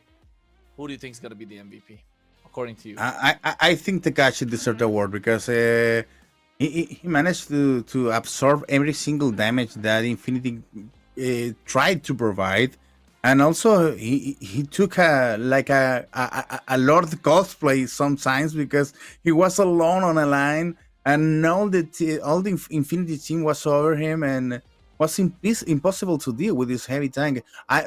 We all know that Uranus has these characteristics on the hero, but you need to be a good player to play well with a hero. That's it. So it's the merits goes on Tekashi, and also because he picked Uranus, not only to the pick. Rewards from the player. But guys, maybe you can correct him if I'm wrong, but this matchup wasn't good for Uranus, right? Against versus Esmeralda. I think Yes and no. It comes down, it's a skilled matchup, I would say, right? It's definitely a skilled matchup. Yes, in the early game, maybe Marquinhos might be winning out, but then again in the late game where Tekashi has to sustain, the longer he stays, the more of a problem he becomes for Marquinhos, because the more Marquinhos tries to hit Tekashi or the Uranus, he's gonna get fast HP recovery. So I think that's what it came down to. It was a slight bit of a 50-50 kind of thing, I would say. Okay. So even though that I stand with Jerry, for me the MVP is Tekashi. Because Tekashi could handle very well this lane phase. He called attention from the other side. He was like the secure player. That the player was comfortable with the pick lane, and they bring this confidence to the other players of DreamX to secure and win the second match. Yeah, I think. Go ahead, Kronos. I was gonna say the voting is looking a little bit tight here. People need to start voting for them.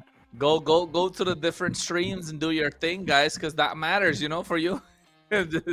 But again, if you do that and if you try and get your friends along to try and vote as well, we get more people watching. And don't forget, the more people watching, the bigger the diamond rewards that you'll get later on. Ooh, nice. Yeah. Yes.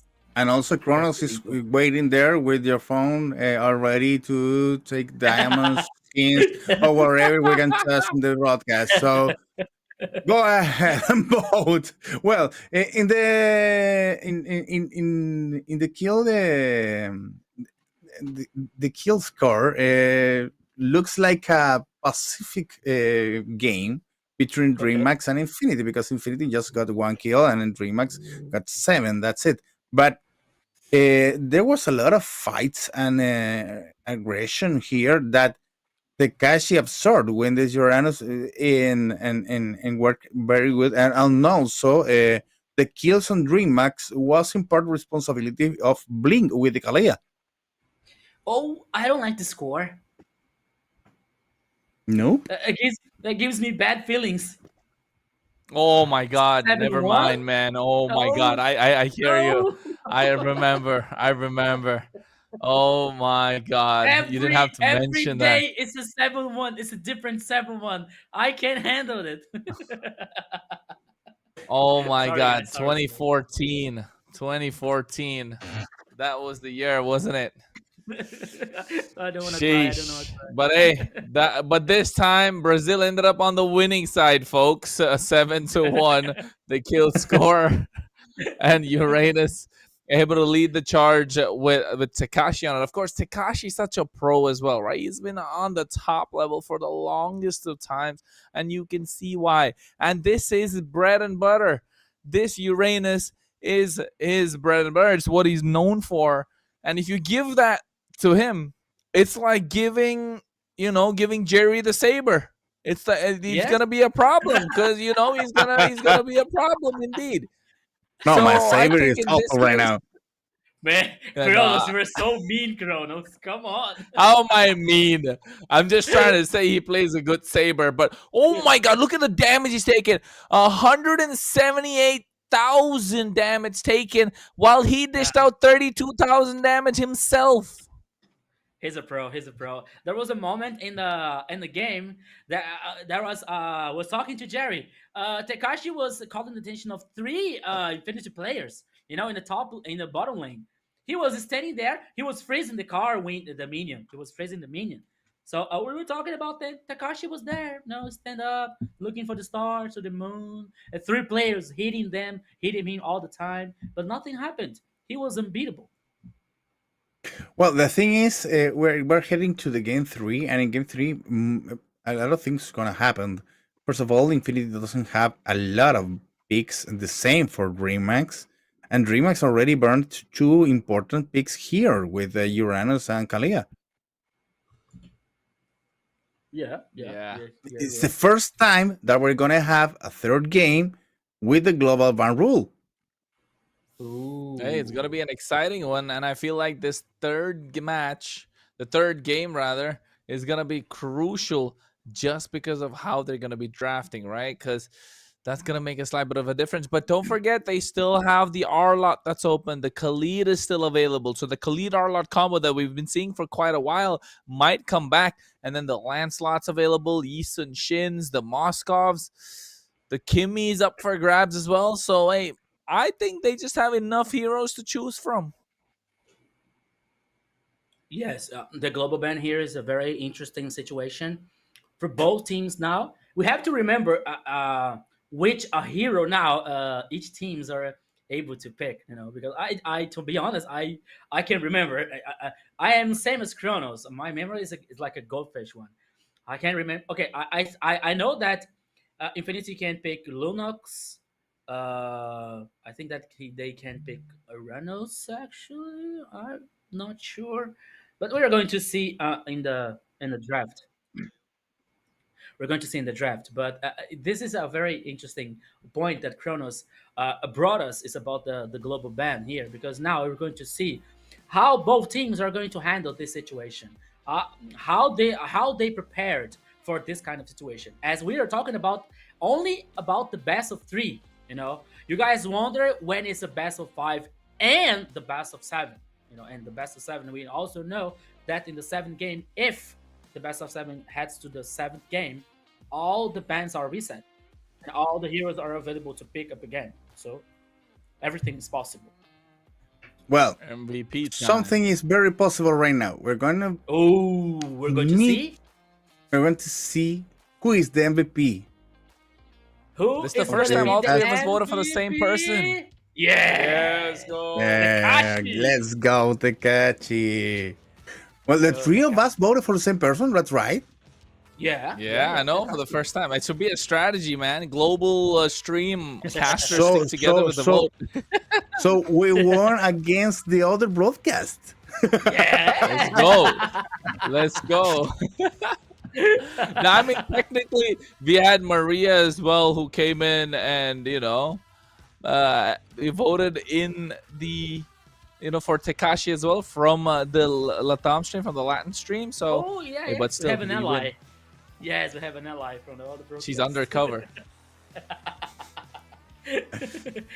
But now, Well, as, the uh, thing is, as- Takashi deserved it because he absorbed most of the damage of the game. Their partners used to was able to play as they wanted because he was a wall between the danger and them. So it was a good game for them, and also because despite of being a Uranus and have this ABR or HP pool and all that, well, that's nothing between in the game if you don't have the hands to play the hero. That's it. Okay. Yeah, this is a very interesting point. And that was very interesting here and funny that was Bakali was saying in the chat that the KDA like is like the ranked, like of all the when you lose the rank. It's a very sad situation for us casual players all the time. But here now we are seeing highlights from Takashi. As you were saying, Takashi was like doing this front line every time. He was so confident. He was bringing security for and confident for DreamX to play as well, to continue the depression, to force the turrets, and he was very important to DreamX to win this second match, the second game here. Everything now is drawing, heading to the third game, the first complete best of 3 and the first day in MPL LATAM. What do you think Yeah, about you can this see. being the only best of 3 until now, Kronos? Because we know you already told us that you love to do the play-by-play part of the streamings, and now you are losing the chance to have the best of 3. It's okay. It's okay. The deeper that we get, the more opportunities will come. But at the moment, I wouldn't say I'm surprised this has gone to a best of 3 as well. I expected the previous series to go to the best of 3, but hey, that was a good from 9Z Global. They picked up a 2-0. I think every single caster didn't expect that to go for a 2-0. So here we got a best of 3, and I feel like this one, just looking at the draft, we'll be able to find out who's going to pick it. But look at the MVP votes, though. 7 out of 10 for Tekashi. The audience, one of the audience votes didn't vote for Tekashi, and neither did one of the referees. Yes. What's going on? The referee... I have to agree with Kronos. I think that the referees are not don't know how to vote. It's the second time that happens. They don't know how to vote. They're watching another broadcast. That's for sure. Okay, Yeah, but now another question. This is for production. I don't know if they're listening, and if it's possible to go back to the predictions, because we're already in the middle of the broadcast and we haven't saw how the predictions have been going, because the first one I know that I lost, but what about the other games? And now that we're even, I think we're close. I think we're gonna get close. We'll probably get it at the end of the day, though. I think yeah. so. Yeah, I think so. Are we going to check the predictions again? That's the question, because I need to know. I need to know if something is working about the predictions that I did. There's one thing I can say in this best of 3 about this best of 3. Guys, you know what it is? Yep. What? Here. He's waking. We're going to the draft. Okay. That's it, guys. Go to the draft. Okay. Because guys, we're ready for the... See, this is DreamX waking up in the best of 3. He was like sleeping in the first match here now. Everything is drawn. Heading to the third game now. They definitely would have woken up this time, because I feel like the way that they were playing now is just no time to play around, not time to play the fool. Because I think, you can see the band. Okay, wait, you know what? I think something. No. This one was the last. This was the picks. previous game. Yeah, from the last game. Yeah, I was okay. about to say. Yeah. And we have to see and we have to check it out what heroes are not available for both teams, and what heroes are still available for the global ban. You know, the heroes that they still can't be used. The heroes are already being chosen, but they still can be used by the both teams. You know. So now, as I was saying, the first game here that opened like a red alert for DreamHack because they didn't play well in the first game, but in the second game we saw something totally different. You know, it's like I'm kidding, like saying this that DreamHack is woke up in this best of 3, but now we see something different because DreamHack now they feel confident. I believe that the first game, the first day, the MPL LATAM is a very important competition. But now I think they feel confident, you know, and they can bring us more strategy and more action for this third game against Infinity Team. But I don't know if DreamHack is going to come on, is going to come up with something out of the box right now, because the first game, well, Kronos said it was weird. Okay. I remember that Kronos, you said that was weird because you expected more from DreamHack, but now the second game, it was weird for me because Infinity made nothing. So what on the third game? Well, okay. We have some picks already, and Baxia is on for Infinity, and for DreamHack you already have Harlot and Sujin. Okay. I think I definitely know for a fact that on paper DreamHack looks stronger, right? They have Tekashi, they have Blink, they have King. These are players that have been at the top stages of MPL LATAM before, so they definitely know what's going on. They know how to go work around the teams, and they know how to draft. But at the same time, Infinity, the way that they've been playing, I think I understand why you're surprised, because they're not pushovers. They're not someone that's just going to let them walk over, you know, not going to let anyone walk over them. So maybe the previous game was too easy of a victory for DreamHack. Hopefully that doesn't get to their head, because right now we're looking at the draft, and Infinity have a solid first half, Rico. That Baxia, that Lapu, and that Yi Sun Shin. I'm not sure how they're going to make a comeback, but again, we're seeing the same combo throughout the day. This Arlot Khalid. How many times have you seen it till now? We've seen about, what, 6, 7? This is the 7th game we're looking at, and I think we've probably seen Arlot Khalid at least 4 different times. Yes, and now we have to pay attention with our Zunshin from Rainbow. As we know, that Zunshin is a very strong and powerful mid lane here.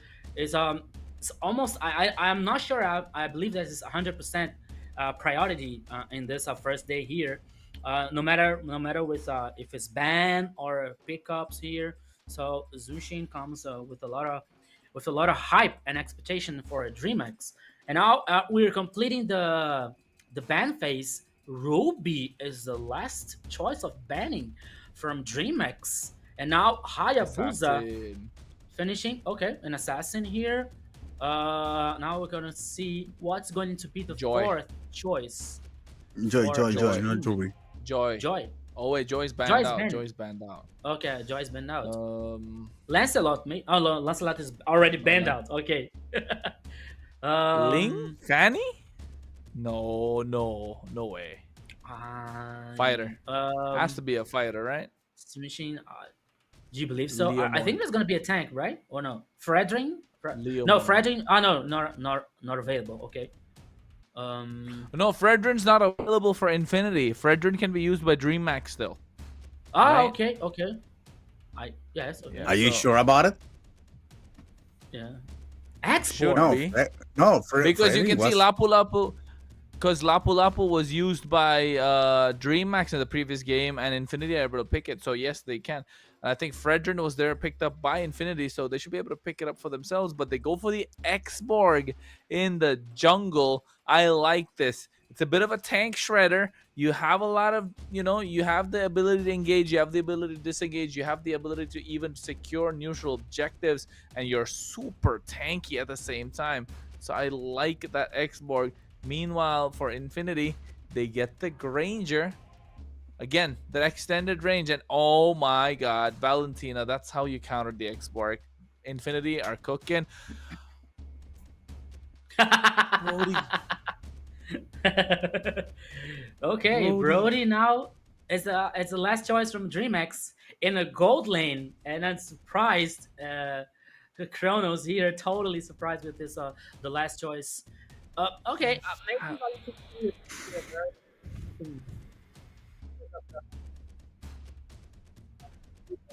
I haven't seen Brody in such a long side. time.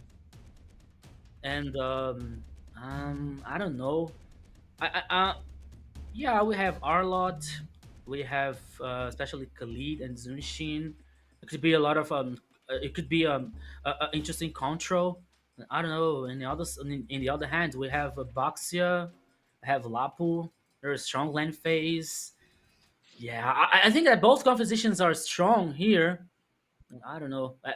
The victory here could be on any side, actually. To be honest.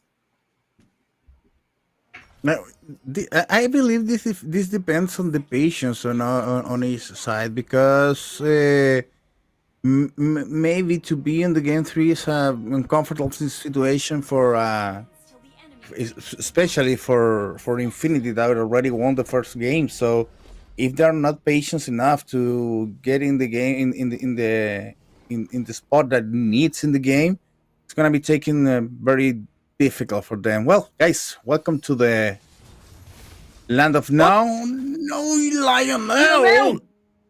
No, man. It's not the time to die, amigo. Yeah, no, it's also here taking a lot of damage, but it's still safe, still secure. Now he's heading to the purple buff to guarantee here his buff. But Blink, it's over there.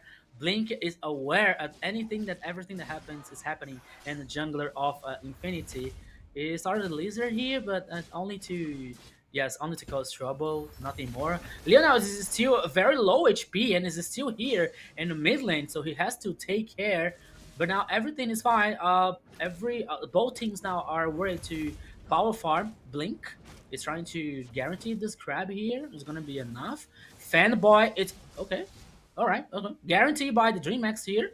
Both teams are focusing on power farm here so far, my friend Jerry. Yeah. Both teams are gonna be very careful in the first minutes of the game. We have now 2 minutes almost completed. Take a look at the very ahead in the top side of the map, and they already had an engagement. Take care of Boy. It's going down in the hands of Blink. The first blood. It's going again. He's going for DreamX. Yes, Jerry, it could be better. It could be better now. It could be to King, for example, with the Aspor. But that's okay. The first blood here, it's important, and it is in the Blink's hands. So far now, the first turtle is guaranteed by DreamX also. Sorry. No contest from Infinity team. It's a very, very interesting early game from DreamX so far, Jerry. Yeah, the thing is, King with this Hexborg is gonna be very annoying most of the time, and I believe that a fanboy with Baxia is not able to deal with the damage that it's constantly making the Xbox. So it now depends on Sablax to provide the damage from behind, and also from Lionel, if it's possible to do something about this. Well, pick that is very annoying on DreamX. Now they pick it up Rainbow. Running for their lives. Oh, double pick up there over Fanboy and Lionel, who can run away. Now Gremio is grabbed there. Almost a reset now again. Both teams try to... They are more focused, instead of killing, not to die. Yes, my friend Jerry here. DreamX now is trying to take actions. Is trying to dominate the farm, the jungle here. Is trying to cause trouble for Infinity Fanboy here. Now it's the next target. King and Blink are here in the mid lane. Now they are advancing. They're invading now the jungler here. Blink is going to make this front line. He causes a lot of damage, but he also takes a lot of damage. Now he gains reposition and he regained the HP here with his ability with the Sands of Time. Now, DreamX head back. No, there is still on the jungler of Infinity. Both Blink now and Rainbow gain this information and causing trouble for Infinity so far. 10 seconds remaining for the next turtle. Reminding you guys that the first turtle it was guaranteed by DreamX, Jerry. Yeah, that's it. The first turtle was for DreamX, and now Marquinhos far away from the troubles. It's going, trying to go back to the base. Meanwhile, DreamX is already taking care of the turtle, and Infinity is arriving very late. It's not gonna arrive at all. Fanboy was too lost on the time.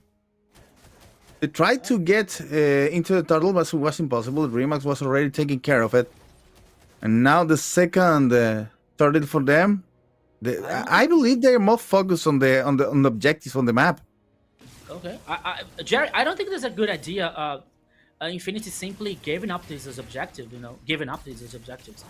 There was 2 turtles now, free for. The thing is, you can sacrifice a turtle, but you need to get something instead of a turtle. Yes, and you don't push the tower, you don't clean up the line, you don't pick up a kill. So why? Nothing is happening. Yes, you're right. Nothing is happening. It's the opposite, because DreamX guarantees the objective and it still takes the action and it still start the engage. They try to start the engage here. They try to start the team fight. Oh, Takashi now with Marquinhos versus one. Takashi's with low HP. He gets back, taking a lot of damage. Oh, he doesn't quit, Takashi. What is going on here is 1v1. Zablox and Lionel was heading up to the top side. Now Takashi is trying to head back to the base. No, but that's a mistake. Lionel going under the tower. Okay, he lost the first turret. Yes. Yeah. In exchange of what? That's it. Nothing. Yeah. Infinity looks a little bit lost right now on the map because they tried to pick up a kill on the upper line, and meanwhile on the bottom line they lose a tower. So they are not managing the times at all. They're trying with despair, try to look for a way to recover that kill that has they have against, and with another turtle once again. King is first there in the place, and it's not gonna be a contest at all. Another turtle for DreamX, the third one. Yes, Jerry, you're right. Nothing, no contest. There's no cross map here from Infinity Team. They can't respond back in any part of the map as DreamX is trying to do. DreamX is guaranteeing the objectives. Okay, sorry. No, but what now it's looking like Infinity is giving up because King has an escort. That's okay. Yeah, that's the thing. Maybe it's like they just need to farm and go to the late game because they can't fight in the middle game because they have an export. Oh, he comes Lionel once again. Now the target can be King, but he's still with the Fraga's shield. He ultimate now to gain reposition. Now the DreamX players play safe. And even though Wildman, the Gremio, is out heading and pushing the waves on the bottom lane, as the first turret here is already destroyed, and Blink now it's here, but Lionel can sense the danger, so he tries to play safe. He won't get out of the turret, and this is nothing happens. But DreamX still have the advantage so far, Jerry. Yeah, it's quite a nice advantage at all because they have one tower to the 3 turtles. So this gave them a little bit of damage.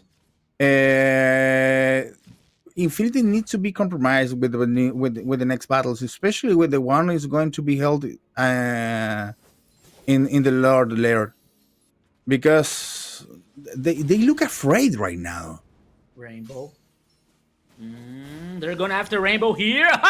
3-4 players of Infinity. There's no way. There's no possibility to Rainbow to survive this whole engage system here from Infinity. So the first kill comes and is from Oz. Okay, it's 1-1, but still, DreamX has the advantage of the map, of the resources, of the objectives. Now we have the first Lord here. No. Now there's a team fight in the jungler. Marquino comes up to make the front line here, but he can be killed. He regains so much HP. He gains a lot of time, which still means King here now is with ultimate. It wasn't enough to No, what a mistake. Another mistake here now. In DreamX, they still have the superior numbers, but oh, Gremio, what did you do? Rainbow now can be next target, can be the next target here, but even though there are a lot here, Takashi got another kill and superior numbers from DreamX, and the way to possibility to guarantee this Lord. Blink has a low HP. Fanboy is here. He's trying to contest. Here comes Marquino, the Lord. He comes with low HP. Oh! The Lord is stolen by Infinity Team. The team fight continues here. Takashi can be the next target. Marquino, it wasn't good enough. It was not enough damage to kill Takashi. But the mess is made up, Jerry, because the Lord, this one important thing is guaranteed by and is stolen actually by Infinity. Yeah, was a nice steal, was a nice pick there, but they need to get the power damage now from the Lord. Already took one tower, but it's okay far enough. Now they need to push again. The thing is, Infinity is investing a lot in just small advantages, and they are taking it, but just for a little bit. They need to step even stronger, make stronger steps to the victory. And now, yeah. Okay. And now it works because Als is made it in and goes up with another tower. Okay, I can say now, Jared, the game is even, because maybe now it's a more it's better to Infinity, because they already decided. Oops, here we come again, Jerry. Another team fight in the mid lane here. Ultimate from Blink to trying to pick off some players of Infinity, but it didn't work well. They ran away, they survived, and now Lionel can be the next target, so he sensed the danger. He plays safe now in the grass, and the DreamX players is heading up to the top lane as well. The players of the Infinity forced to use the flicker from Gremio, and now the team fight start again. He's trying to engage until Takashi is making the front lane here. Was not That's a enough good to one. kill anyone. Takashi is with very low HP. He can survive once again. Infinity is going back to the game, Jerry. Infinity now, it's more confident. But at least Infinity is gaining confidence and also is gaining gold, because now the gold score is even. Doesn't take care importance at all to be low on killing, because they can have it later. But despite of that, they need to be very sharp on positions, because Fanboy is arriving late to the battles. Alt is arriving late to the battles, and the damage doesn't appear until the middle of every single battle. And if one battle is made really quickly by DreamX, Infinity has no chance at all to recover from that. Well, it's an interesting game. It's the first one that goes on the third game, and it looks like. It looks like another action now from the Lord Pit. Once again, they're engaged now. The killing spree of Insun Shin, but DreamX here can respond very well with double kill in Takashi's hand. Oh my goodness, now DreamX has a superior number. Lionel has aware of that, and still the minions is trying to split up in the bottom lane, Jerry. And it was a possibility to the DreamX start to guarantee the Lord, but they decided to go back to the base because the situation was not so good to do this. No, they need to wait now for the two players that are out of the equation right now. King's going to take advantage of this. Oh, going again. Check it out. There you have your cloud camera. Sorry, Kronos, in our time, in our turn here. We saw here. But now Takashi Wow, can be no nice focus. blink. Blink now has to use the ultimate to gain reposition to get back in the back line here. Now the Lord it is getting started with Infinity. Is half HP here and can be guaranteed by Infinity, but now DreamX came to contest. Now the Lord is reset, but not already a full reset here. They're playing with the Lord, of course, and King doesn't let the Lord reset a full reset again. And now we have a V1 from the minions in the bottom lane here, while has the possibility of team fight once again. The two teams now are very carefully, but it's a very complicated situation because here any mistake of both teams can be lethal and can be the end of the game, Jerry. I don't know if it goes to the end of the game because I believe that Infinity can handle one more attack, and DreamX maybe can suffer more if Infinity gets the Lord. Let's take a look. Ooh. Whoa, nice pickup and focus over Blink. It's already dead in the hands of Marquinhos, now pushing up against the back line of DreamX. One more time, clean over Marquinhos, taking revenge for partner. Whoa, Okay. it's 1-by-1 situation. Just one against one kill, another one. And in the bottom lane, take a look how in DreamX because it's pushing just naturally, or the minions are there trying to get the tower again. It was like almost a race, a car race for minions in the bottom lane.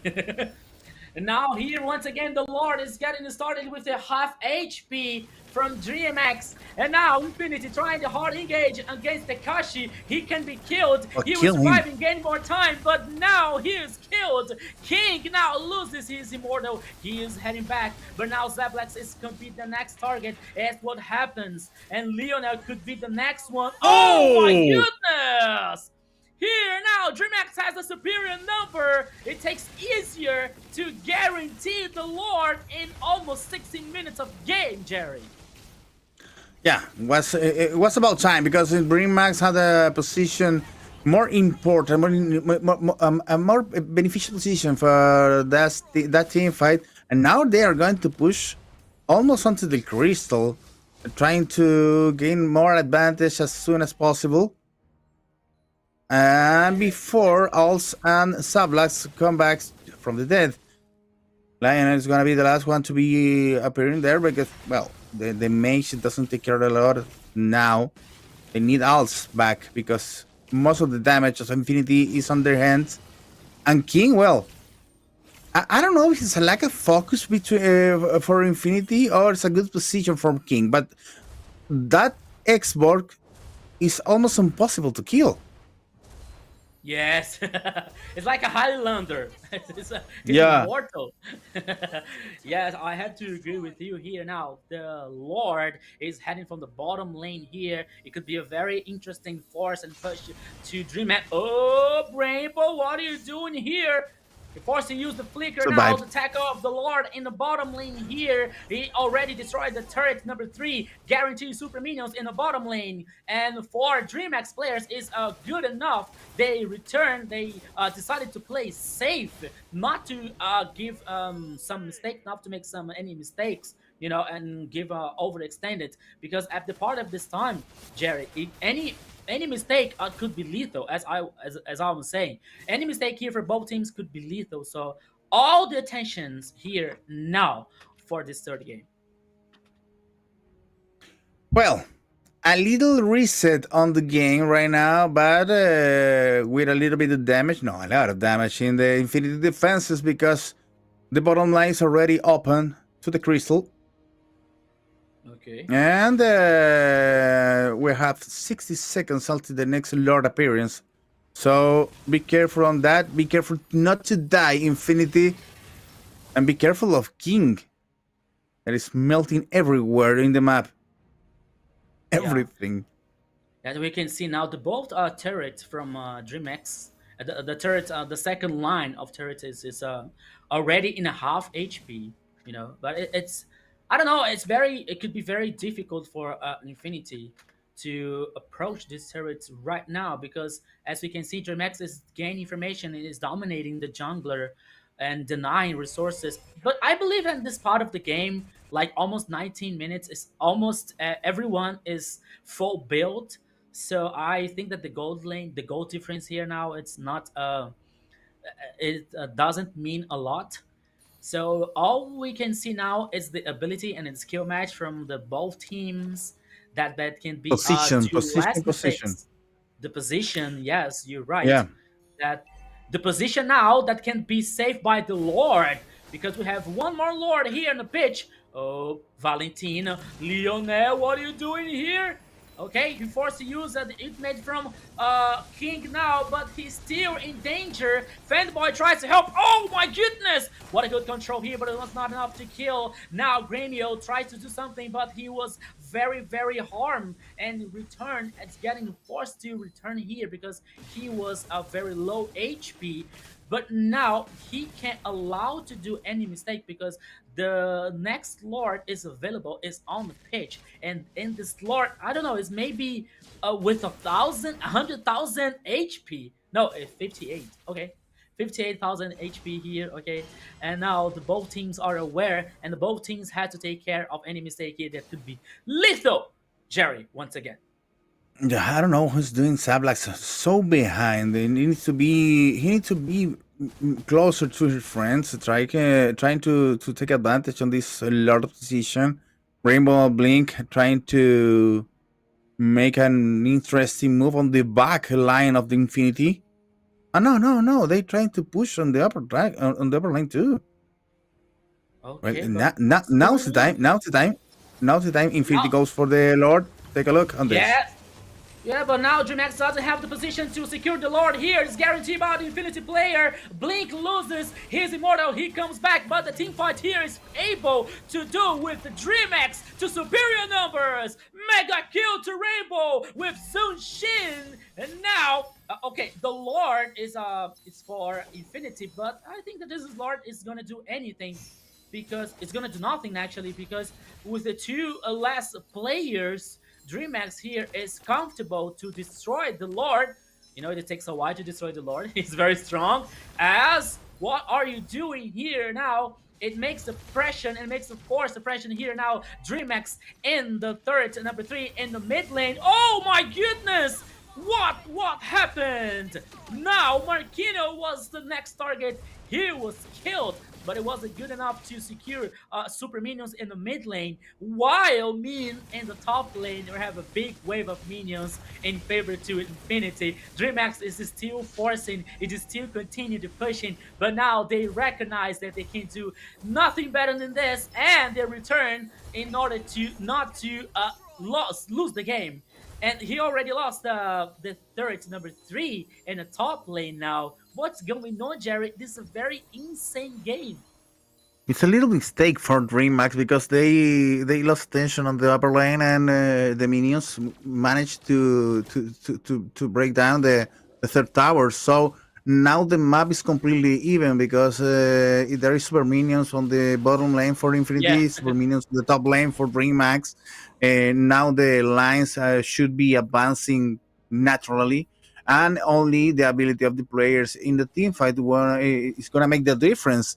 Especially the ability of this guy who's stalling the camera right now with Hulse, because he has most of the damage in Infinity.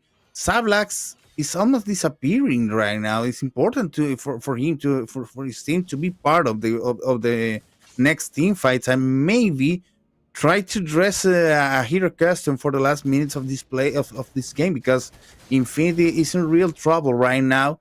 The gold amount doesn't take care of much. The kill amount doesn't take care much either, because both teams should be now at full capacities of every hero.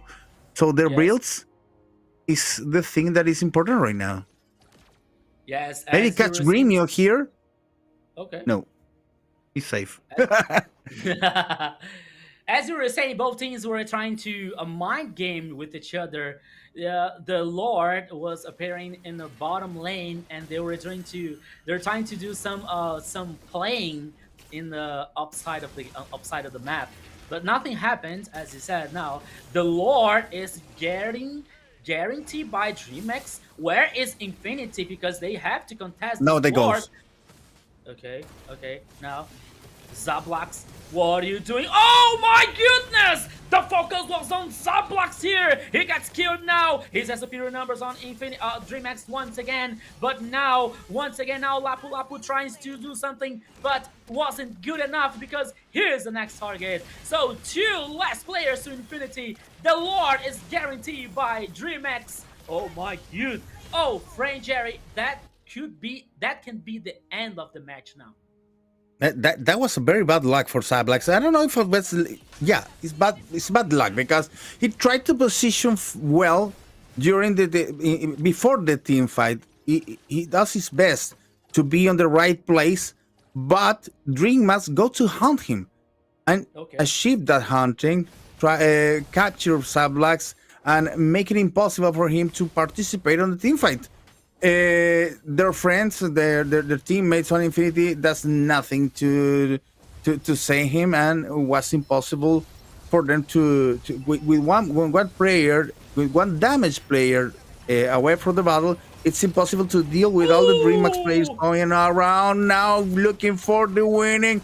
Sablax has a slain Blink, but it's too late because the victory is for DreamHack right now. Good game for them, and well, DreamHack with 2-1 on this match has become the victorious on this this day, guys. Well, weird game if you may say, because Infinity has the players, has the heroes, but doesn't have the position, the right position to get into the team fights. Rico. Yes, it was unbelievable actually, because we can say, I think in my opinion, we can say that this was the best game so far in the first day, because else all we can see Infinity and DreamX trying to fight their positions, trying to guarantee the objectives, especially the lords, and the last lord here, DreamX.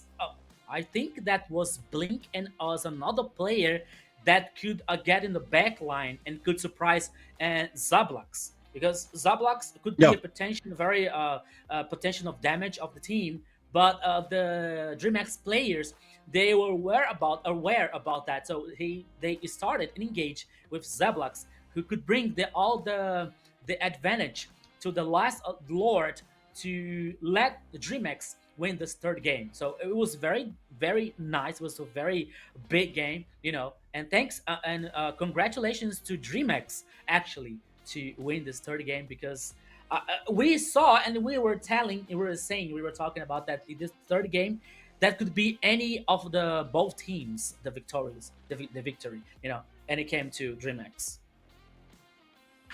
What do you think about this, Kronos? Definitely came down to the draft, right? Because I told that Xborg is something that really fit the puzzle. It made it work. It was the gel, it was the glue that put everything together. They had the pieces and they just needed that glue. The Xborg was the glue, was able to bridge that gap from the early to the late game. The one that you're looking for, that singular piece, that was the Xborg. Because if you look at the game, in the mid game, when they were having a slight bit of a difficulty, usually teams do, but this Xborg definitely was that bridge to help them transition in from the early to the late game. So of course, let's take a look at the highlights of the game as well while we are talking about it. I know I missed out on all the clouds today in that game, but hey, hopefully we get to see it one more time in the highlights. As you can see, they went all out from the start. DreamHack, knowing that they had the early game aggression, right? Again, that Khalid Arlot combo is just too nasty for any team to deal with. And then add an Xborg to the equation, and then you're just looking for trouble, because I don't think they really had any sort of opportunity. And given the fact that they would have opted for a tank jungler to avoid that position, they had the Jushin as well for countermeasure. So definitely not something that, Infinity were looking forward to facing, and not something that they were prepared for, I'd say, because this Xborg is definitely a pick that got a buff as well in the recent patch, slowly climbing back into the meta. I think it's gonna be a big game changer come towards the deeper as we go into the season. But you take you said that Dream Max has the responsibility of the winning because of this combo. But what about Sablak's positioning? Because he was kind of a loss in the first moments, and after that, it was impossible for him to be in a good position on every single fight. Take a look at the score. I believe maybe he was the player that was away from the battles. The player that was most away from the battles during the whole game. So No, it's important for Infinity to have the two damage dealers up, Als and Sablak need to be alive. But Sablak was the first kill in every single fight. and no, I agree, and definitely as well. Like Zablax's positioning wasn't the greatest, you could say. But then again, it's not like he put himself there, right? He was forced into such a position just because of the fact that the pressure that comes in from the Khalid, the pressure that's comes in from the Arlot is just way too much for him to handle. Not able to get that, and also let's not forget in the laning phase against a Brody, man, Brody's got a lot of early game damage if he's played right, you know. So I think that early game pressure just got to him, kind of took a slight bit of a misstep, and then after that he just completely lost his head, didn't know what to do, headless chicken, just ended up being in a different story. Like, unfortunate for Infinity that they weren't able to get the win, but of course congratulations to DreamMax just starting on a good note in the season. 3 games coming off of victories, and I think a reverse sweep at that as well, right? Infinity won game number 1 and DreamMax took game 2 and 3. So, of course, that was absolutely amazing. But, hey, don't forget to vote for your MVPs at the same time, folks. Yeah, we're already voting. We are already voting. But I'm curious who the referees are going to vote. I'm curious who the referees are going to vote. Okay, who's gonna be? Who's gonna be? Kronos. Oh, okay. Let's talk about later about the MVP. Now we were saying the statistics here from between DreamHack versus Infinity. Now, as we can see, especially the emblems from both teams here. Now we have King with Axborg, nothing with Imperial Rage. With another thing here is about like Rainbow. Also, with this as a emblem, it's very interesting. The cross, I forgot the name. Sorry. It was a concussive blast, I think. In a rainbow, Yes. the emblem. Okay, thank you. Yes. Yes. So that was here. They were here. All the emblems here from both teams, working at the third game between Infinity and DreamHack. As we can see, all the objectives. Also, it was more like even. It was even like of the turret with the Lord. The turtles was all guaranteed by DreamHack.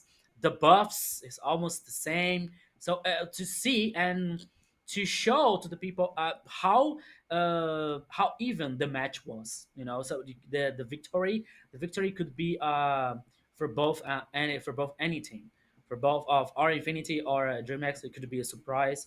The victory, it was to DreamX, especially from the one of the lasting fight that they could find Zablax that could impact positively in the last game. So now we have the items in on a screen. Also, you have King with the mortal, with the radiant armor, with an X War X also too. Well, that's interesting. We have a rainbow with the glaive to the lantern here to the clock. It was very interesting items, and we have Gremio with this Brody with the despair, with the Heptaseas, with the Demon Hunter, and especially the halberd of the halberd of the seas of the 7 seas. Yes, as a soft healing. So we see here that DreamX and all the players before almost the 25 minutes.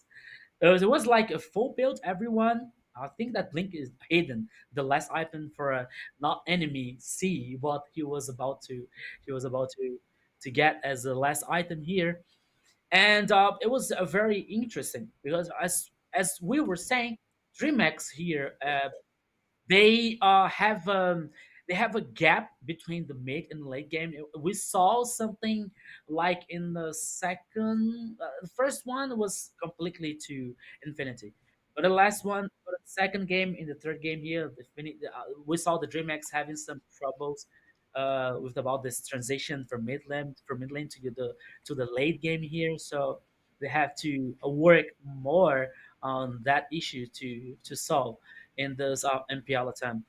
Season 4, as we know, is not a very long competition to make many mistakes, my friends. I believe that most of the mistakes right now was in the hands of Infinity, especially on the position of Sablax or the participation of Fanboy, and maybe a rise late to the team fights. Lapu Lapu did what we can do and what was possible, but in case of DreamHack, they played beautifully and from the beginning to the end.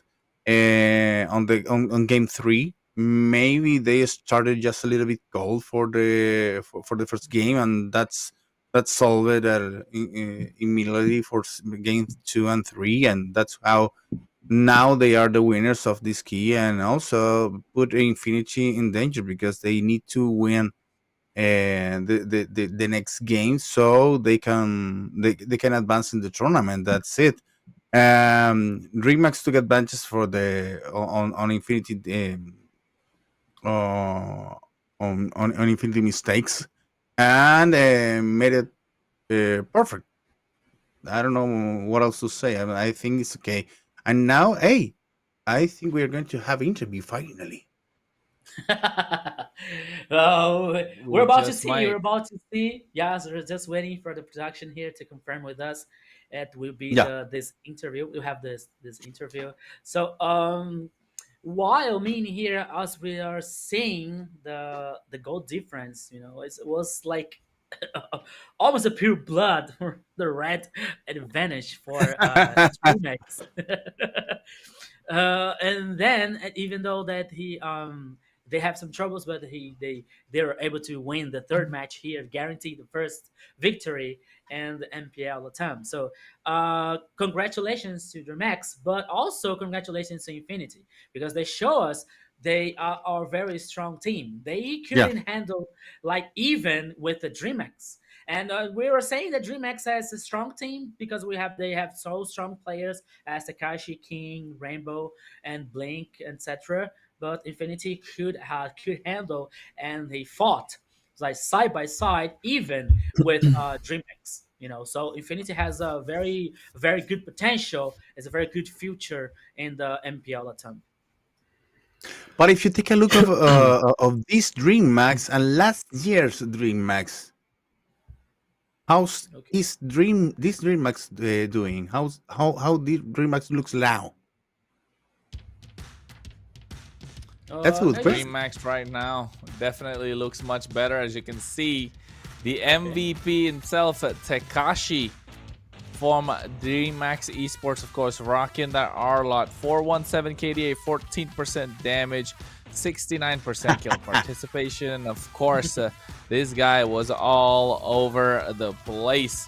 Is creating the plays for the entire team and making sure he's in the face of the opposition, because you guys mentioned that you're trying to force Zablax into a wrong position. How do you do that? By being in his face, by picking up an R-Lot. Yeah. And this is that combo, right? The R-Lot Khalid combo we've been seeing quite a lot. And I feel like this R-Lot definitely given in the hands of Takashi. He's got 2 MVPs back to back, mind you. Yeah, and I believe now this time, Jerry pulled the cards, to get Takashi as chosen by MVP. Because as I was seeing, me and Kronos, we voted for King to be the MVP. But now once again, Takashi deserved. Yeah, I thought the team played very well. Also the casters. The vote system here, the casters, anyone was not voting for Takashi. But I saw Jerry voting for Takashi, right? I mean, it's a majority, I think, right? 3 counts as 1, I think. No, I voted. I voted, but I think as we are so many casters, one caster boat. I don't know. Maybe it's like a half of a boat. That's why. So the But I voted referee for, voted for, Takashi. yeah. I have Audiences, my reasons.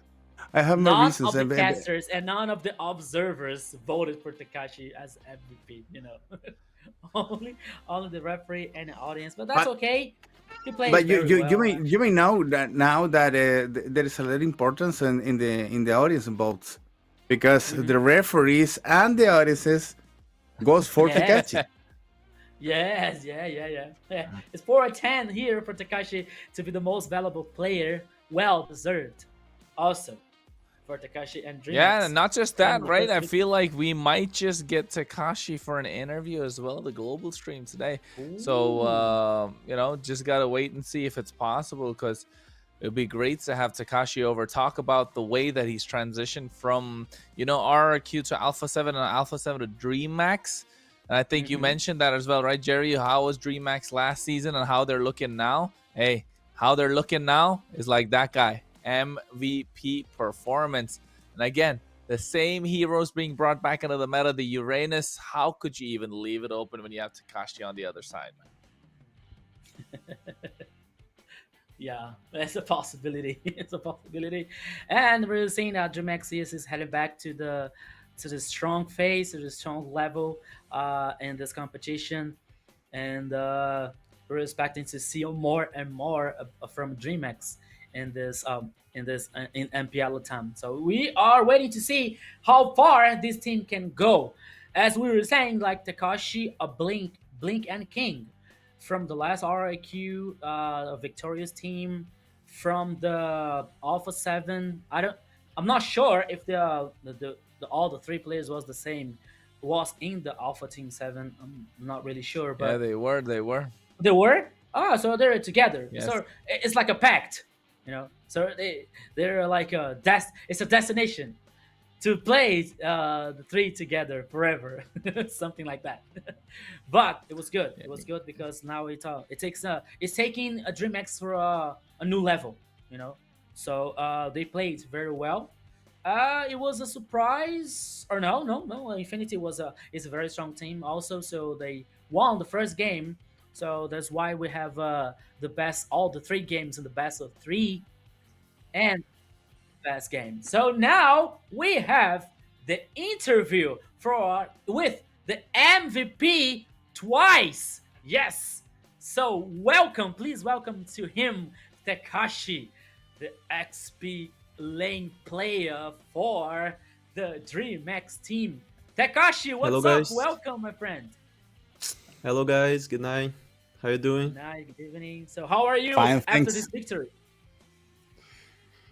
I'm good.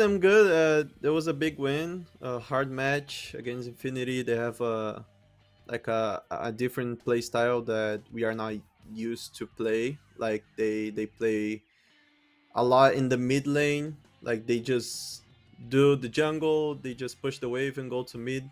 We are not really used to play against this play style, and in the second match we understood this, so it was easier to play the other two matches.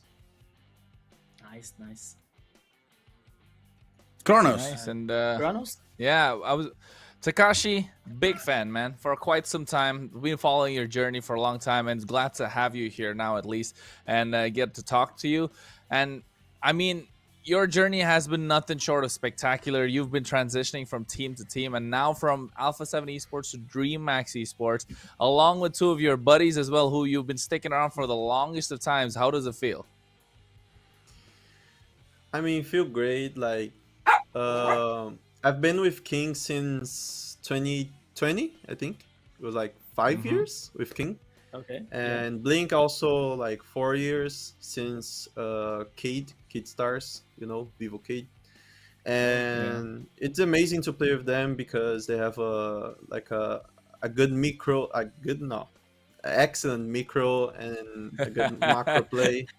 And like we have a bit of like a comfort. I have a bit of a comfort playing with them. So yeah, these years were really good because like we won a lot of titles together, and now we are in the DreamX to win another one. Hey, that's absolutely amazing. And then speaking about trying to win another one, right? Like you mentioned, the games that you played today against Infinity. The first one, I mean, I was unlucky for me. I wasn't able to cast it. But then looking at the draft, I could kind of call it like you guys are taken aback a little bit by the Kagura and the way that they played. You mentioned it as well, and you were able to adjust that into the second and third game. Once you adjusted, right, what was the call that made you adjust? Like, who was the first one to point it out? Like, was it during the game? Was it after the first match? Like, that's when you realize, like, they really push in the mid lane because they like to play around Lionel. That's something that we've known to see from come out from Infinity from time to time again. So who was the one to figure that out? Was it you? Was it somebody else in the team? And then how was that call made? Like, hey, guys, these guys are throwing us for a loop. You got to take down the mid lane first.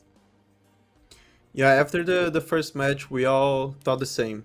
And Joey, our coach, he just get back into the call, into the Discord, and he said, "Guys, they're just playing mid. Just don't play mid. Just play sides, you know." So I was watching the match before he joined the call, and I was already saying to them like, "Guys, they're just playing mid. Just like play sides." You know, like in the second game, Rainbow just ganked me like 2 or 3 times, and we killed the Esme, and they could do anything because they just play mid. If the mid is on the side lane, what else can they do? So yeah, like we all saw the same, and Joey just joining into the call, just saying this, and we're like, okay, we all thinking the same, yeah. Yeah, one last question about the future of this MPL. How important do you think is this winning for the future of the tournament? Do you figure out that right now on the finals, on the semifinals, maybe? Because this Swiss format is important to win the first games. Yeah. I mean, this win was really important because it's the first MPL of Gremio, our gold lane. He's like 17, I think, 16 or 17. So it's his first MPL. So it's really good to in his first MPL he won the first game. So it's a lot of confidence for the next games. So yeah, that's it. Just based on confidence. Okay, so thank you so much, Takashi, for the interview, for talking to us. Congratulations for the victory, and good luck for the next match here. Okay, so thank you guys. Thank you. Bye. So that was it, my friends. Takashi, the MVP, chosen twice by DreamX, winning the best of 3 all the 3 games here. It was nice, and I was saying that he was. Takashi has it all. Okay. Takashi has it all. First MVP, 2 MVPs, strong English, and also helping their teammates to get confident, like Gremio. Yeah. Yes. Yeah. I was about to say this, So Takashi said like about Gremio is so young, so it's very important to get confidence in the tournament, like winning the games. You see. So that is very important to DreamX and the new players to get confidence along the competition now. But now let's talk. It's done about talking about DreamX and Infinity. It's past. Now we're heading for the next match, the last one of this first day here. Of course, we're talking about Alpha 7 versus ULF, the last game. My friends, what do we have to expect from this best of 3? What? Kronos? 2-0. I saw Kronos make I'm calling it. Number 2. I'm calling it. 2-0. All right, folks. Let's take a back seat. Time for a story, all right? Let me tell you about this team. They are called Alpha 7 Esports. They were called in the previous season Corinthians. These are players who are former champions of MPL LATAM Season 3. You got the Brazilian trio, Gusta Lagusta, the god of the gold lane, Luis, one of the most decorated players in all of LATAM history, Frost Lanave. He is the mid lane general, and of course, you have Chef Flick in the jungle. Yes, he is Chef Flick indeed. He cooks whenever he plays. And of course, you have Jesu, who has been a big difference maker in the EXP lane. So I feel like this squad has nothing short of championship written on their fate. Because if they do not reach the grand finals, their season has ended in a disappointment. Yes, that's a lot of expectations, and that's heavy expectations, but that's how strong this team is. They have experience from all across the world. MPL Cambodia, MPL Philippines, EWC, M Series, LATAM champions. I mean, what more do you need? That is a star-studded lineup. You know, Jerry, I've never seen such a nice introduction of team as Chrono did now. You see? Hey. And now it's sad when they lose. Last season, I was the only one. I was one of the only few people who actually predicted for them to win the grand finals. Everybody else went the other way. Whoa. Even though I have friends in Influence Rage and I'm close with Coach Blackjacks, I saw this team play, and that's it. I just said this is my favorite team in MPL LATAM. Their play style as well. It's the run and gun. We will see it in a bit as well. Give some explanation and details, but let's take a look at something that Production has in store for us. Okay. Fala, rapaziada. Eu sou o Gusta Lagusta. Oi, gente, eu sou o Frost. A gente vai fazer uma brincadeira aqui de mímica, tentando adivinhar os heróis. No caso, o Gusta vai tentar adivinhar. Vamos começar com o primeiro herói.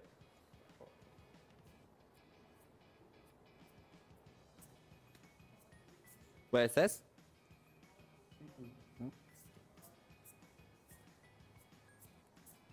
A minha? E agora vamos pro segundo herói. Lancelot?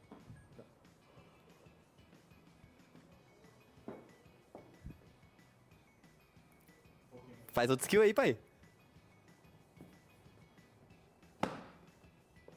Joy?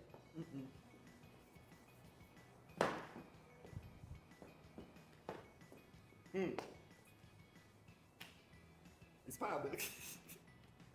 Benedetta?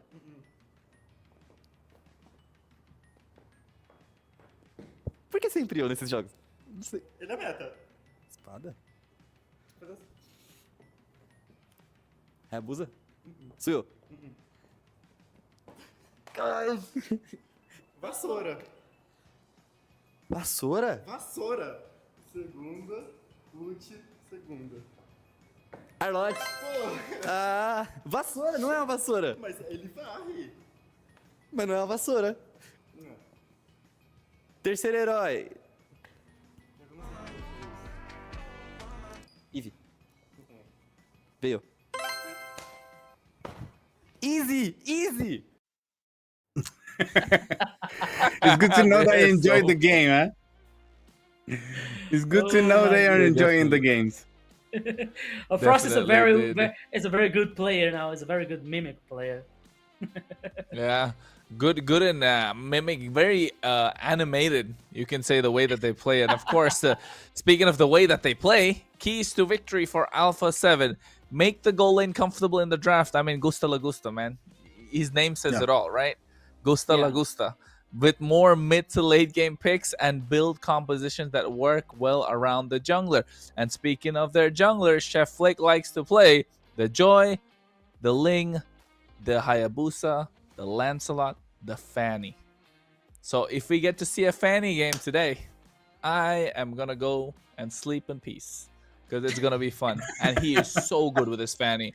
His debut in the MPL LATAM was win after win. He was week after week MVP.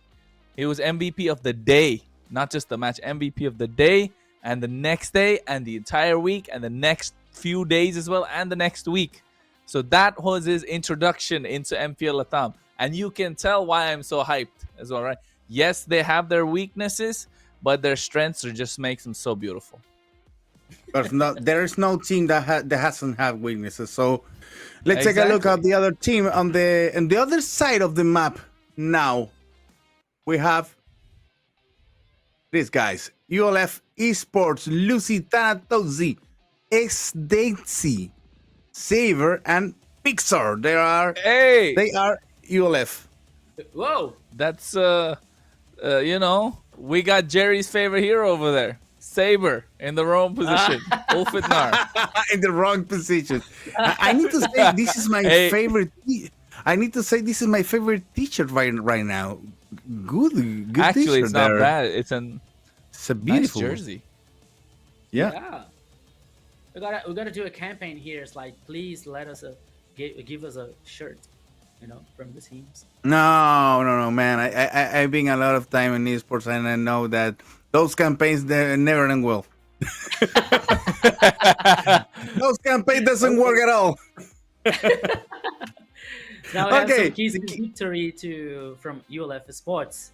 Deny Farsight and Kimi options in the draft under the game compositions can be favorable against the opponent. Okay, yes. So Deny Farsight and Kimi, yeah, it could be very interesting, especially now dealing with the global ban.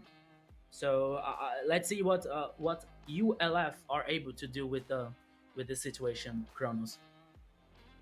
It's the triple marksman strategy that they like to run, right? So Alpha 7 Esports, formerly known as Corinthians, the champions of MPL LATAM Season 3, they like to go for triple marksman. Yi Sun-shin in the jungle, Kimi in the mid lane, Moskov in the gold lane. That's 3 marksmen, and they've never lost a single game when they've played that in the last season.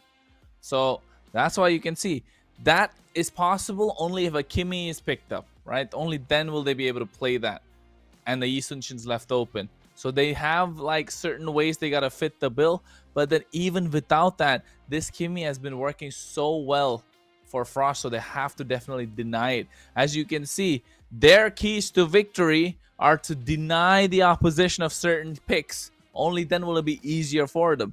That's the big road, and that's the big mountain that they have to climb for themselves. And you can take a look. The prediction, we all call it Alpha 7 Esports. Yes, my friend. Yes. You see here now, we're all together. We're all together in the saying that Alpha 7 is going to be victorious. Global team strong. Yes.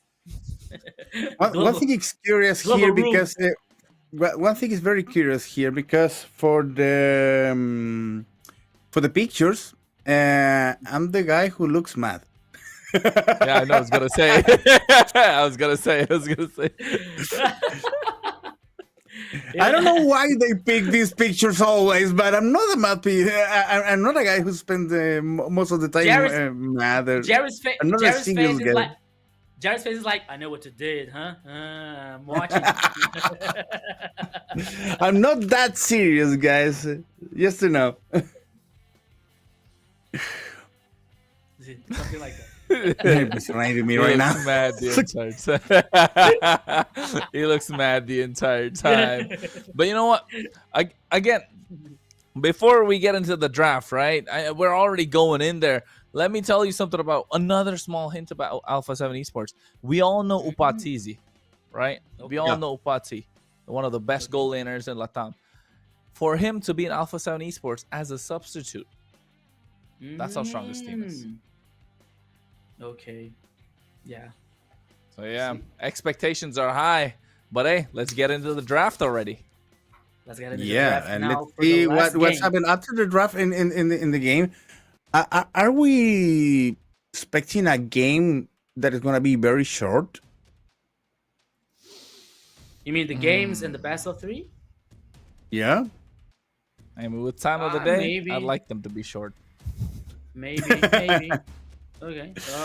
Well, the first pick for Alpha 7 is Angela. And for the guys on the left is CC and Kalia for starters.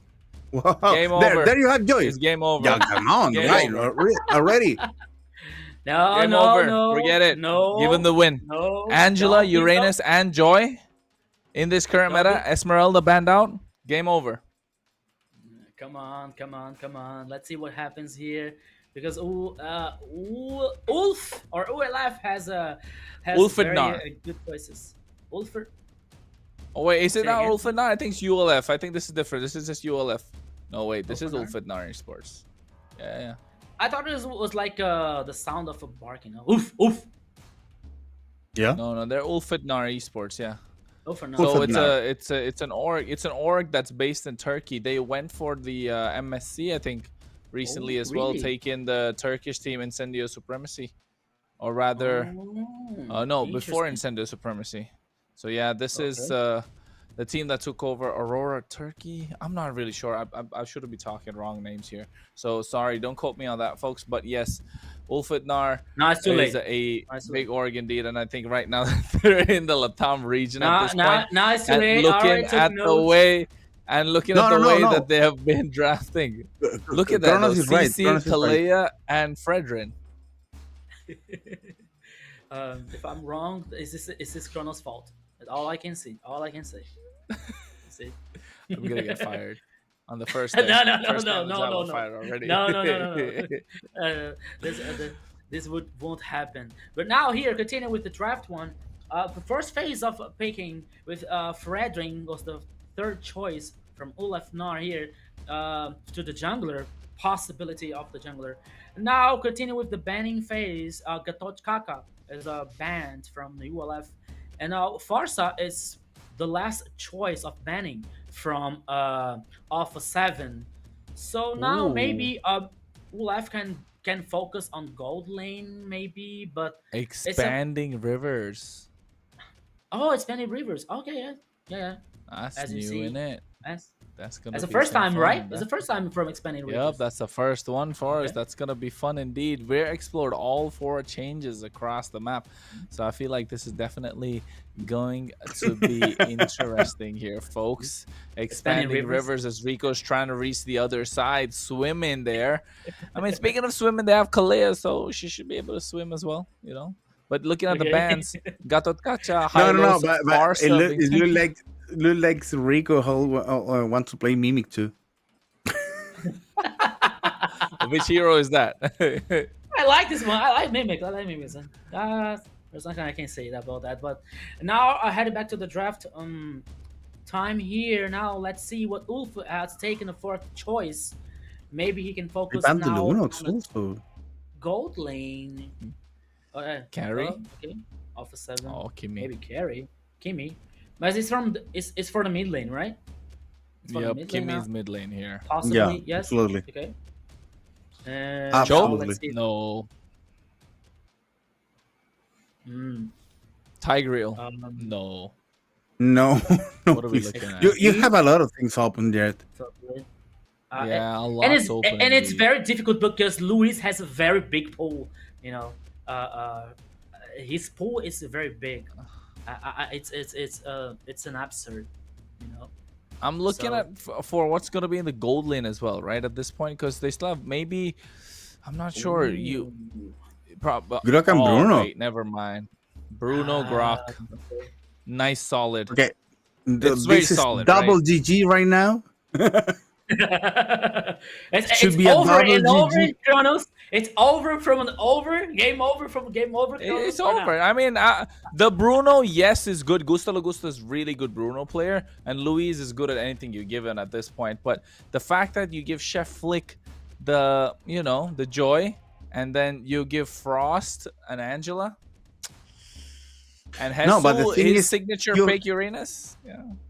Man, you have Uranus and Grok on the first line. This is gonna be almost impossible to beat. Yeah. And Joy as well, just gonna be running circles, and Angela. Yeah. And then the Well- Brazilians got the football player. They might use But- the Neymar skin for all you know. They're not gonna lose. I'm telling you. Is there a skin for? Is there a Ronaldo skin for Bruno? No, there's a Unfortunately, Neymar sadly, skin no. though. There's a Yeah, Neymar We skin. have Neymars. We have Neymars, but not Come on, not Neymar, Ronaldo. Brazilians, the samba boy, you know. Just, Yeah. just The menino Ney. Woo! Here comes the boy Ney. Woo! But No, I think that Alpha 7 Bruno. Bruno even even have an hairstyle typical from Brazil. The young guys in Brazil used to have this hairstyle, Yeah. long hair and short on the sides. Yeah. I remember the first time I cut my hair Smiling. there in Brazil, and they Hey, tried what? to Hey, make hey, me that hairstyle. what happened here now? I see. I'm not sure if I saw something right. I'm not sure if I saw Kronos trying to seduce me, and a camera with his hair. No, I wasn't, man. I wasn't. But I'll tell you what. What I'm going to try to do is hype this game up indeed, because, ladies and gentlemen, this is going to be the final match of the night. This best of 3. Alpha 7 Esports, the former champions of MPL LATAM Season 3, defending champions, in fact, for the Season 4, going up against one of the up-and-comers, Ulfadnar Esports, a full brand new lineup with Jerry's favorite hero in there. It's going to be me, myself, Kronos, alongside Rico, calling this one. Let's see how it goes down. Yes, my friend Kronos. So let's head over the last game on the first day here on MPL LATAM Season 4. As you can see now, we have a brand new information on the screen. Now we can see the players in a gaming house, or the places wherever they are. So in Alpha 7, we can see they are in possibly in the gaming house, in the living room that is bigger than my bedroom. Okay, we don't see many information from LF, okay, so far. But now we have a pause here from the last game, my friend Kronos, maybe to reconnect the camera in the OLF gaming house for us to see them. Maybe, yes. You can see it's a technical pause. Indeed, it could be something like that. We're not sure until we get the right info, folks. Don't worry about it. We want to make sure that you have the best experience, and so do the players, because we want to make sure the players have a great time. And on that note, right, looking at the draft, we never really got to say which draft is better. Jerry, you just left us hanging there, man. What do you think? Which draft do you think is better? We were talking about the hairstyle of the of the gold laner and leave the draft. This guy thought I'm trying to seduce him later. Okay, but no. I believe the draft for Alpha 7 is very So aggressive mean. right now. It's so aggressive that maybe it won't be any opportunity to respond for ELF. But I believe I still have some hopes on Moscow pick. That's what that's I can say right now, because if Moscow takes part of the team fights, not in the very late game, just in the middle game, something different can happen here. But if not, well, Alpha 7 has the victory already on the pockets. Yeah, you're right. I think that Moskov could be the potential out playmaker, right? He's the one who's going to look at outplay. Between Moskov and CC, it could be the response for these two heavy tanks in the front line. Yeah, that could be a possibility. Yeah, getting Papi Boom.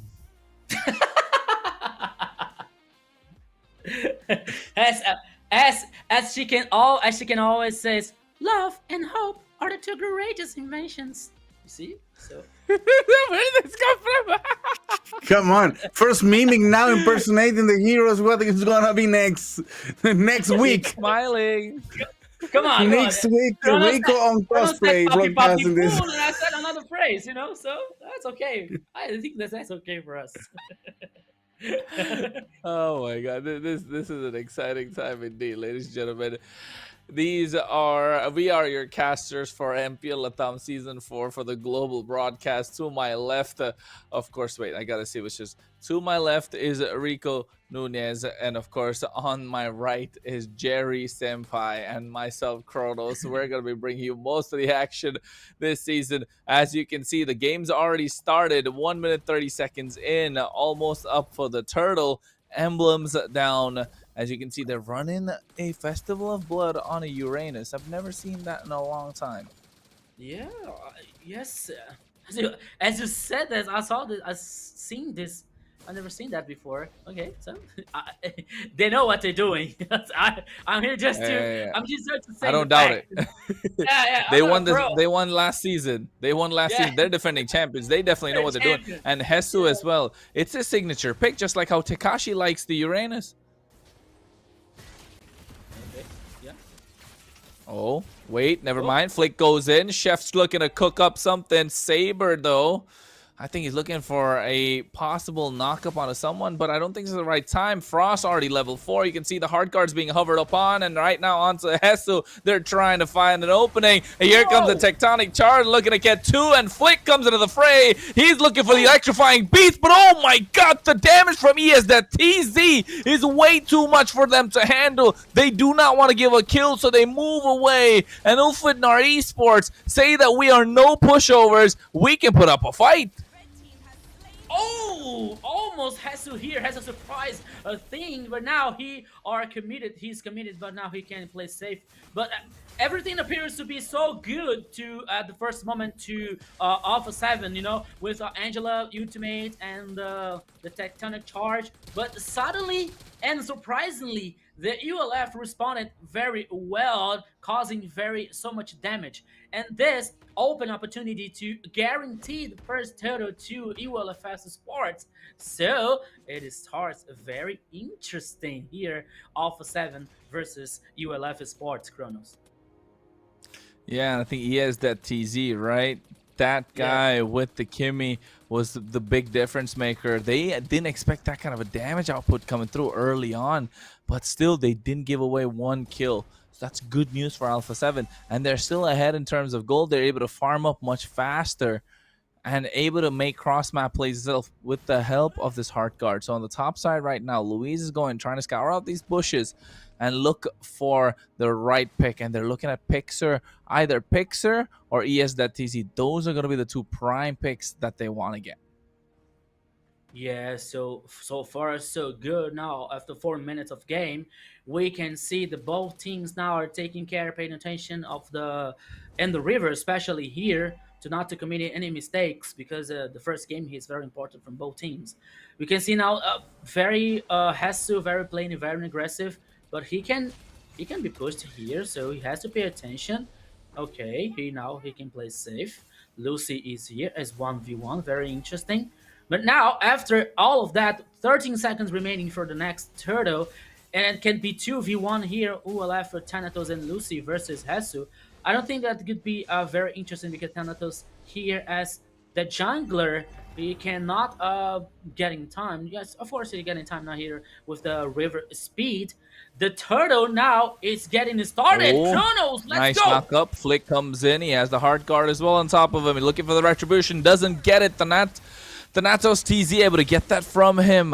And again, Alpha 7 forcing the equation. Not able to get anything. They're just looking to scale. And the longer they wait, the more powerful they get. They have mid to late game heroes. Ulfidnar not realizing that. They have late game heroes themselves as well. But I think with the aggression that Alpha 7 are bringing in, they just might be warming up right now. Yes, so far now we can see the ULF with very interesting early game. The gold is even for both teams, but as you were saying, Kronos, the scale up from Alpha 7 is very interesting.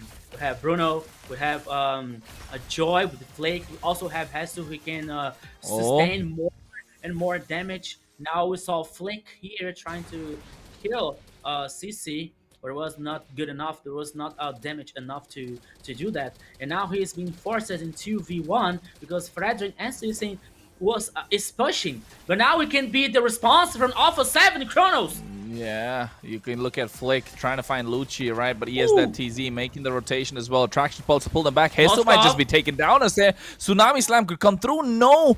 Saber did not want to use it. I don't think they wanted to take down Hesu, knowing that he has a Purify. Smart plays coming in from Ulfidnar as well. This has been a long fight for the first blood. We're still on 0 kills, guys. Don't forget that. We're almost 7 minutes into the game.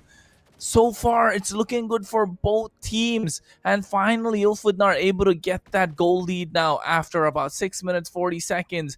Flick has been trying to reach the back line, has been trying to burst them down, but it hasn't worked out so far. Just waiting and biding their time. About 8 seconds for the turtle. This should be the big one.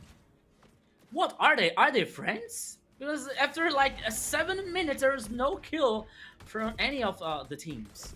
As we're seeing here, they're all trying to take actions, all trying to engage, are trying to guarantee the objectives. As we can see now, the ULF guarantee the first turret, and the two turtles in favor to ULF as well. So now the turtle has once again reset, and there's another trying to team fight here, my friend Kronos, but both teams now are stunning. Oh my god, Luis, what a knock-up with the tectonic charge to Lucci as well, using the vengeance to try and survive. TZ able to make it out harm's way. SOD not connecting, flick on the back line, gets caught in the tsunami slam, and now Thanatos TZ will have to run away. They don't find the opening again. Saber gets a nice bit of knock-up. Jesus still able to survive with the help of the concentration. Gusta Lagusta able to get the turtle for himself, and finally Pixar makes it into the fray, but still, again, so much traded, but not a single kill been given away.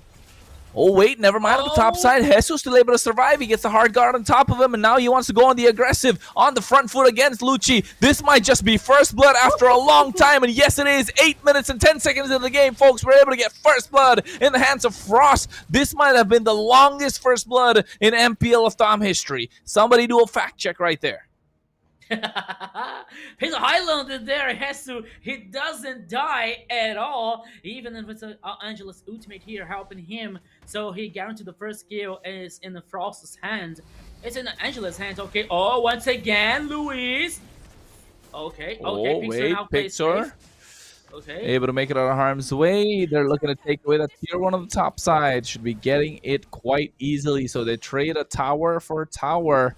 This is so slow calculated, right? It feels like a slow choke. It's like they give you water and they take it away. And every time you're thirsty, you're looking for more. It's just not there. So it's a nice slow choke coming in from both sides. But the ones to give up first will have it really hard for themselves. Yeah, but it seems so now that Alpha 7 is more confident. Is more confident to have this engaged, to start the team fights here and trying to contest some more objectives. And the gold here difference is even, actually, with 1,000 in difference advantage for Alpha 7. But I don't know if it's really relevant at this time of the game. It could be on half an item for one player or another, and Pixar now has to take care. He knows that he knows about Flick, but he doesn't know about Luis. But now he senses some danger. He now plays safe in the grass, waiting for the wave of minions, because the first Lord here, it is started by Alpha 7, but ULF here is trying to contest. Everything can happen here, Kronos. Yeah, the Lord is already up 10 minutes into the game. And you can see only one kill being given away, and that is in the hands of Frost Lave. They're just farming up at the same time. Not much goal difference between the two. Alpha 7 have 1,000 up, and right now, oh, wait. You can see Saber looking for that big knock-up at this point. But still, Jesus, he's low on mana. Should be quite wise when it comes to using that. And right now, Pixar on the top side, able to get one turret. You can see Flick trying to go into the fray. They have the tectonic charge. Luis doesn't want to get it, but finally able to get one. Maybe, yes, they do. Thanatos CZ goes down, and so does Saber. That is the combo that they had prepared. Luis pays the price indeed, but for the price of 2, Jesus able to tank so much damage, and Chef Flick has been cooking in the land of Dawn so far, but look at Pixar. He's been clearing the waves one after another, looking to take down the inhibitor. Is it going to be a worth the trade for the Lord? I'm not sure if that was a wise one from ULF. I mean, Kronos, honestly speaking, I didn't pay attention to Pixar. In one blink of an eye, he took almost the 3 turret in the top side.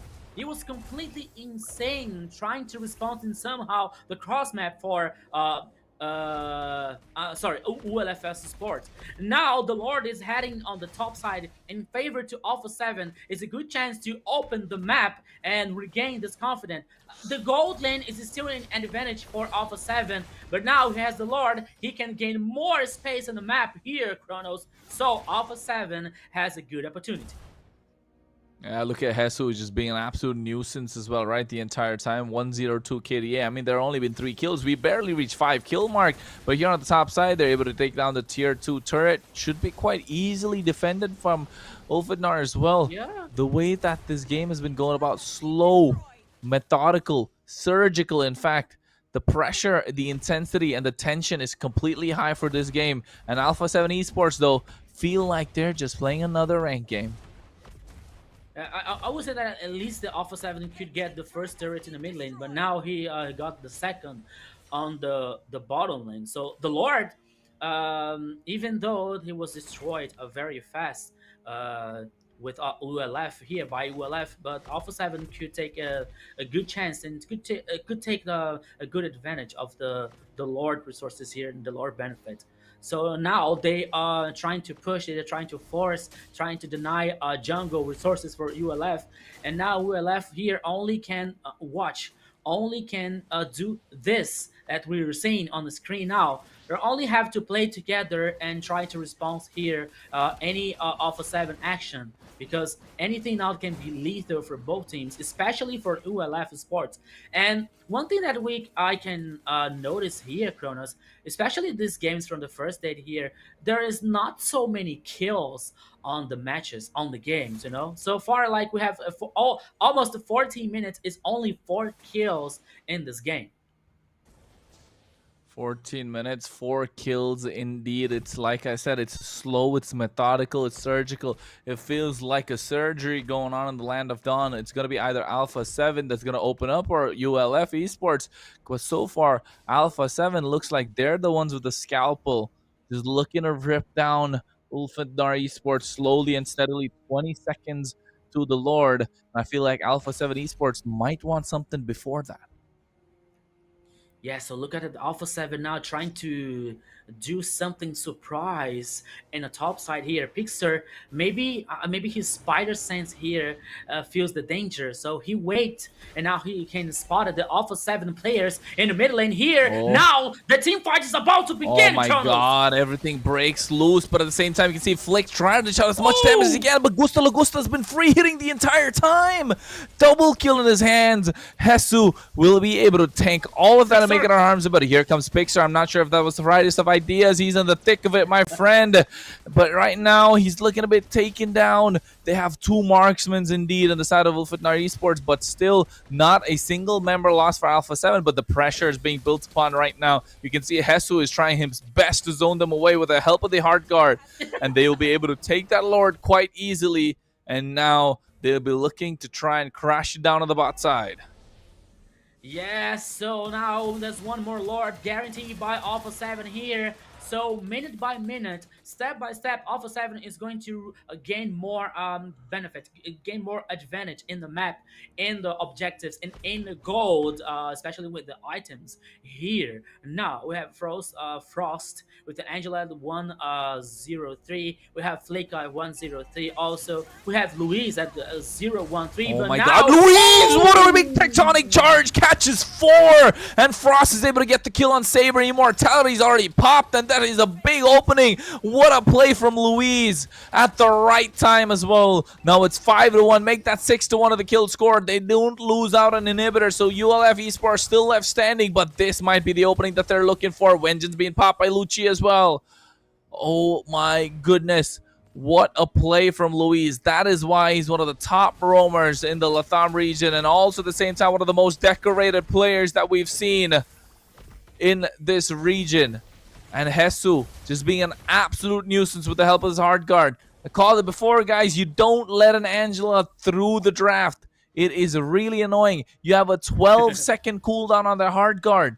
That should be illegal. Yeah, that should be banned. But once again here, Luis, take my energy. Because every time here, Luis is starting this hard engage and is getting more advantage to Alpha 7. So Alpha 7 here has the experience and the knowledge that they have to wait for Luis' hard engage to make the follow-up. Now Hesu is going in the front line here. Luis once again heading the walls, and now Hesu makes the front line here, and still no, it's guaranteed by by Fredrin, by Tenatus, the purple buff. But still here, Alpha 7 has the advantage in the map, in the gold, and in the farm. They do have the advantage, of course. The only thing that Ulfandar got themselves is one of those 2 turrets on the top side, of course, with that split coming in and that 1 kill. which Alpha 7 Esports teammates will be looking to report, because that's the only guy who died in their entire team. Usually that's what they do, don't they, Rico?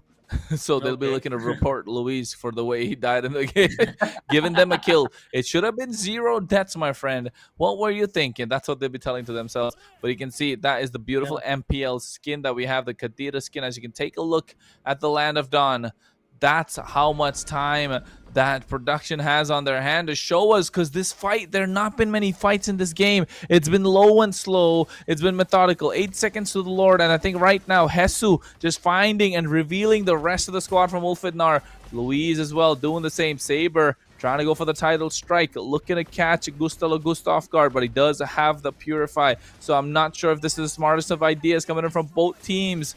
Pixor does have the SOD to try and make those cross-map plays, and so does Frost with that hard guard. Lord about 14,000 HP. Louise looking to make a big play with that tectonic charge. He has the flicker. Where is Flick? We're looking for him. Chef's about to cook right now. SOD misses. He's trying to go in, and yes, he does. Misses the retribution, though. Into the hands of Thanatos, and now the rest of Ulfidnar will have to run away, but look at Flick. He's coming to clean up shop indeed. He has the hard guard. He has the electrifying beats. Not able to catch anyone. Just one member going down, and that is Saber. Meanwhile, on the bot side, Pixar, he's trying to go for a split play, and on the top side, the Lord is marching in. I'm not sure if this is what they were looking for. This Moskov is coming to fruition, ladies and gentlemen, and they're looking to take him out this game, but he's able to flicker out of harm's way one more time. But on the top side, Lucci is going to be the sacrificial lamb, as Hesu is just being an absolute menace on this Uranus. What a plot twist here, my friend Kronos! Until the last team fight, securing the Lord here, as all appears that everything was gonna be fine. Would it be fine to Alpha 7? But now here, Thanatos can steal the Lord. He's still the Lord here, and almost wiped out in the team fight for ULF Sports here, but he only loses one player, and while that was happening, Pixar gets the third turret in a bottom lane here, guaranteeing super minions for ULF. So now the game, I couldn't say that it's even, but ULF is still strong. ULF is still have hope here to win the first game. But of course, there is an Alpha 7. There are so many strong players, former champions. It's not going to be easy. Definitely not going to be easy, but then for the fact that ULF have stood so tall until 20 minutes, this mountain that they're climbing, they're not giving up. They understand the summit is where they want to be. It's not about the kills, it's about taking the base, and that's been the focus of Pixar the entire time. And mind you, this Moskov has not died a single time, and neither has ES.TZ. There are 8 kills on the side of Alpha 7. But none of them are the crucial ones that matter the most, and those are the 2 marksmen. Yeah, so now after 20 minutes and the first game, remember it's only the first game here between Alpha 7 versus the Ulfidnar Sports. Now 10 seconds remaining for the next Lord. Both teams are aware of this, and it appears that Ulfidnar has a better position from the Lord now. Alpha 7 is he's heading in the mid lane. Luis is trying to gain this information, but the Lord is started by Ulfidnar. Now Alpha 7 has somehow to contest this objective, but they are concerned to pushing the waves in the mid lane and in the top side here, Kronos. They now are going back to contest, and not yet. The Lord here is still very hard to be destroyed, to be guaranteed. Now Alpha 7 is heading back. Oh, what is the backdoor? Almost a backdoor here. Oh, wow! No retribution. Retribution coming in clutch for Thanatos as well. Hesu able to get the Lord. They were almost losing out on the base curse on the bot side. The wave pressure is just way too much from Ulfidnar. They've played this macro game to almost perfection. All thanks to this Moskov that we spoke about earlier. And now it's coming to fruition. Frost not able to do much. Just spamming emotes at this time. I'm not sure who that is on the emote. Yeah, I think that they're like waiting for someone trying the backdoor again. You know, yeah, it could be. I'm not sure. But now What we are sharing here, Kronos, that the Lord is heading in the bottom lane with super minions. Now it's a gold chance here to open our gain more territory, to gain more advantage on the map, to trying to win the game. The first game here versus Alpha 7. Yeah, you can see the Lord is marching on the bot side. It's an evolved Lord. The longer the game goes, the stronger he gets. But Hesu right now not looking good. He had to use the pure, not yet use the purify. Hard guard not being used yet. Flick able to use the electrifying beats, traction pulse to try and pull Louise back. He should be looking to make a big play. Flicker is present right now. He has the tectonic charge. Doesn't want to go for it just yet. But the damage is not coming through. The inhibitor in the mid lane is already taken out. Thanatos trying to create the separation. But look at the two marksmen. They're completely left untouched. Flick trying to go for it, but he has the hard guard on top of him as well. Saber taken out low. Appraiser's Wrath being dropped by Thanatos. They shut down Gusta Lagusta, but in the base crystal, he has that TZ able to take the game. What an upset coming in. Ulfadnar Esports take a game against the defending champions. What is going on here, Kronos? Their first match. It was a surprise for almost everyone, I think. Victory for Ulfadnar Sports against the former champions, the Alpha 7 team, a very strong team. Ulfadnar now has shown us that not even the champion, not even the former champion can be unbeatable. And now Jerry is tearing you with his finger because I think that he wants to say something. What's up, Jerry? I told you so. I told you. It's we already know. We already know this is gonna be victory for Alpha 7. That's a deal. We are close on that. But the thing is, you can be so sure about a Moscow. And that's the key, and that's the specific reason for why ULF managed to get the victory, because it has the mobility, and also he missed a lot of the ultimates. He tried to get into the team fights and failed. But instead of that, well, he goes for the objectives. He burned the towers down. He managed to keep the pressure on Alpha 7, and after that, well, there you have it. The first win against the reigning champions is a nice win for the guys of ULF. And maybe, I don't know, what if ULF beats Alpha 7 on their debut? Both here for the MVP. Reminding you guys that you can vote for MVP now. You can vote. You can all vote for MVP here, Kronos. And say Jerry was saying about like there's so many ultimates that Pixar messed up in the team fights, you know. But maybe that was on purpose because he missed the ultimate. He couldn't let the team fights, and he was destroying the turrets. Yep, and it's just the fact that this Moskov, right? They weren't really winning any fights. They weren't really winning any objectives. It just started with that one split on the top side. They took the Lord, 2 turrets were taken, almost lost their base crystal, and then the same thing happened on the bot side.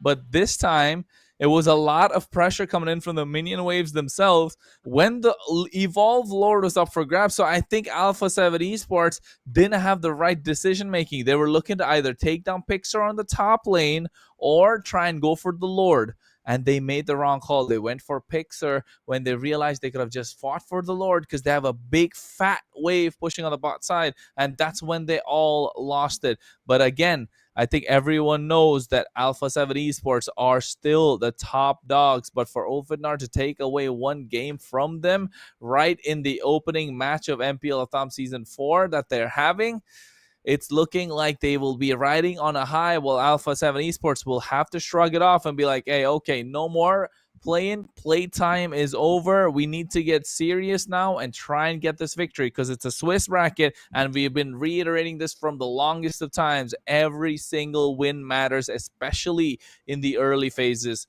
of the tournament. Yes. So as we can see here in the highlights now, Pixar, what a great run escape over there. So they're trying to engage from the Alpha 7 players. But now I didn't, to be honest, guys, I didn't understand the movement from Alpha 7 heading to the top side because the Lord was in the bottom side, and it was immediately started by Ulfadnar Sports, and I I don't know. I felt like Alpha 7 was kind of lost to try to guarantee or contest the Lord, and it was guaranteed by Alpha Nar, and it helped very much to win the first game.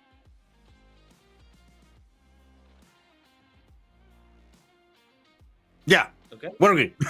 I think. Okay, so as I can see now that all the teams watching this last game, all the teams was like, Alpha 7 bleeds. Yeah, exactly. This is the proof that Alpha 7 can bleed. That's true.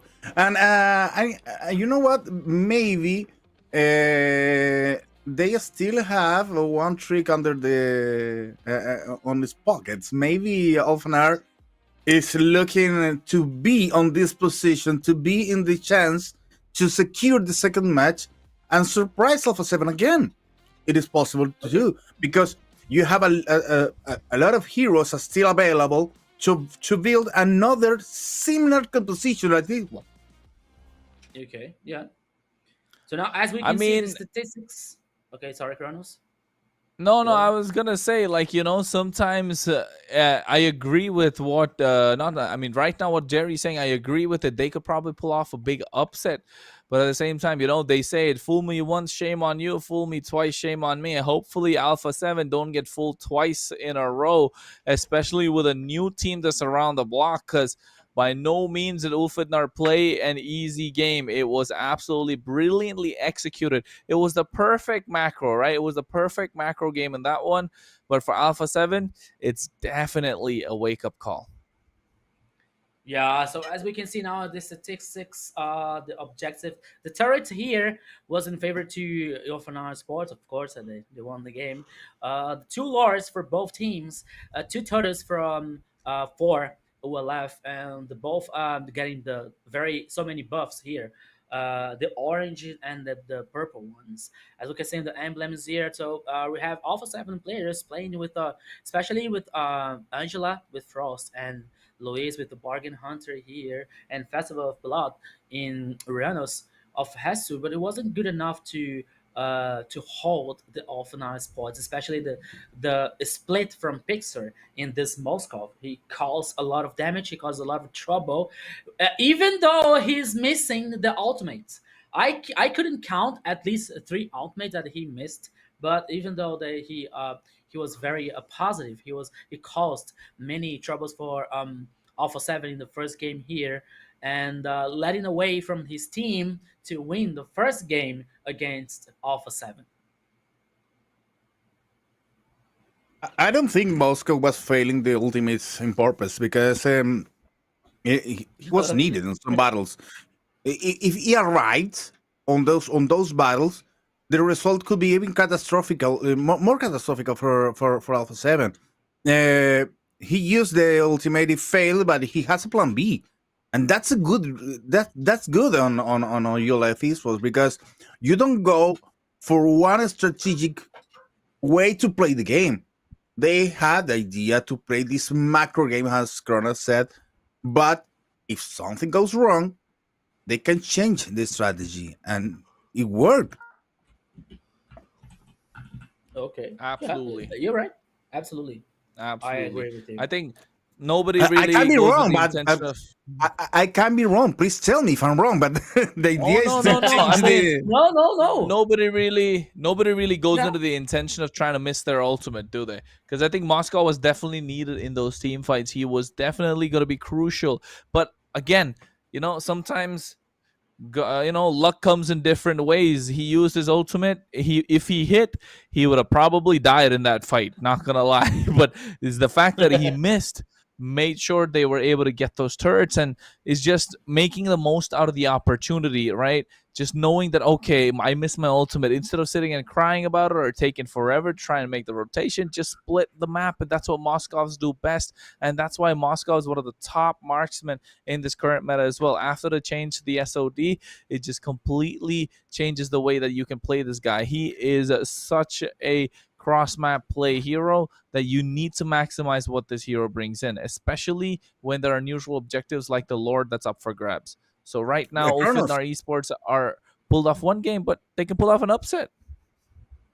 Yeah, they completed the second one, but okay, I'm thinking on advance, but it's impossible to end this game and not think, okay, what if ULF Esports wins the second game? But what they need to win the second game? A similar composition like this one.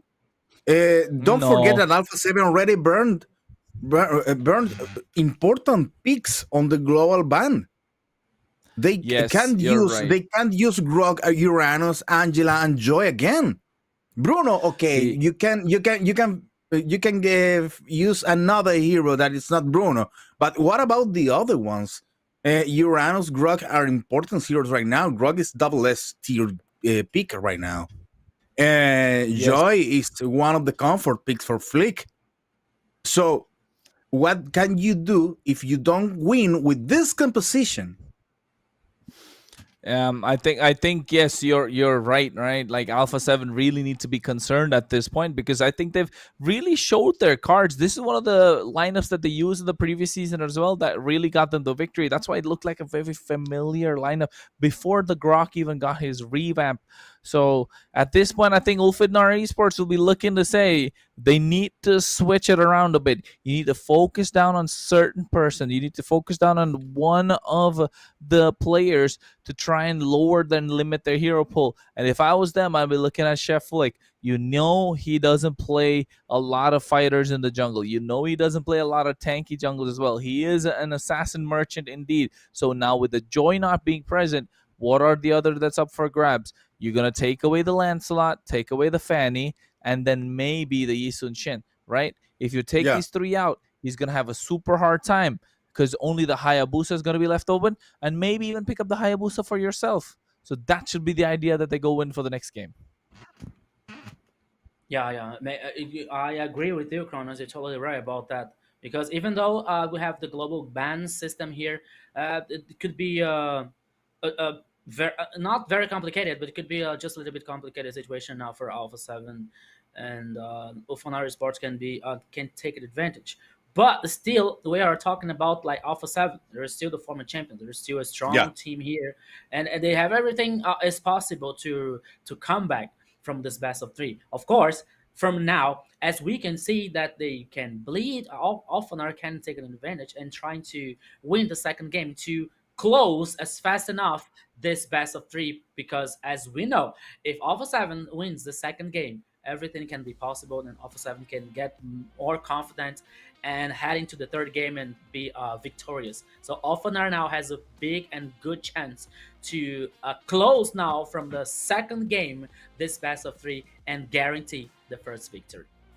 Now the thing is, we were thinking about a match is going to be solved in 2 games, but now it's almost for sure that we're gonna be on the third game. Game number 3. Yes. 90%, I would say, right? Like 90%, I would have said 99% or even 100 before, but with the way that Ulfidnar played, and it's not about the fact that they got like a split push, right?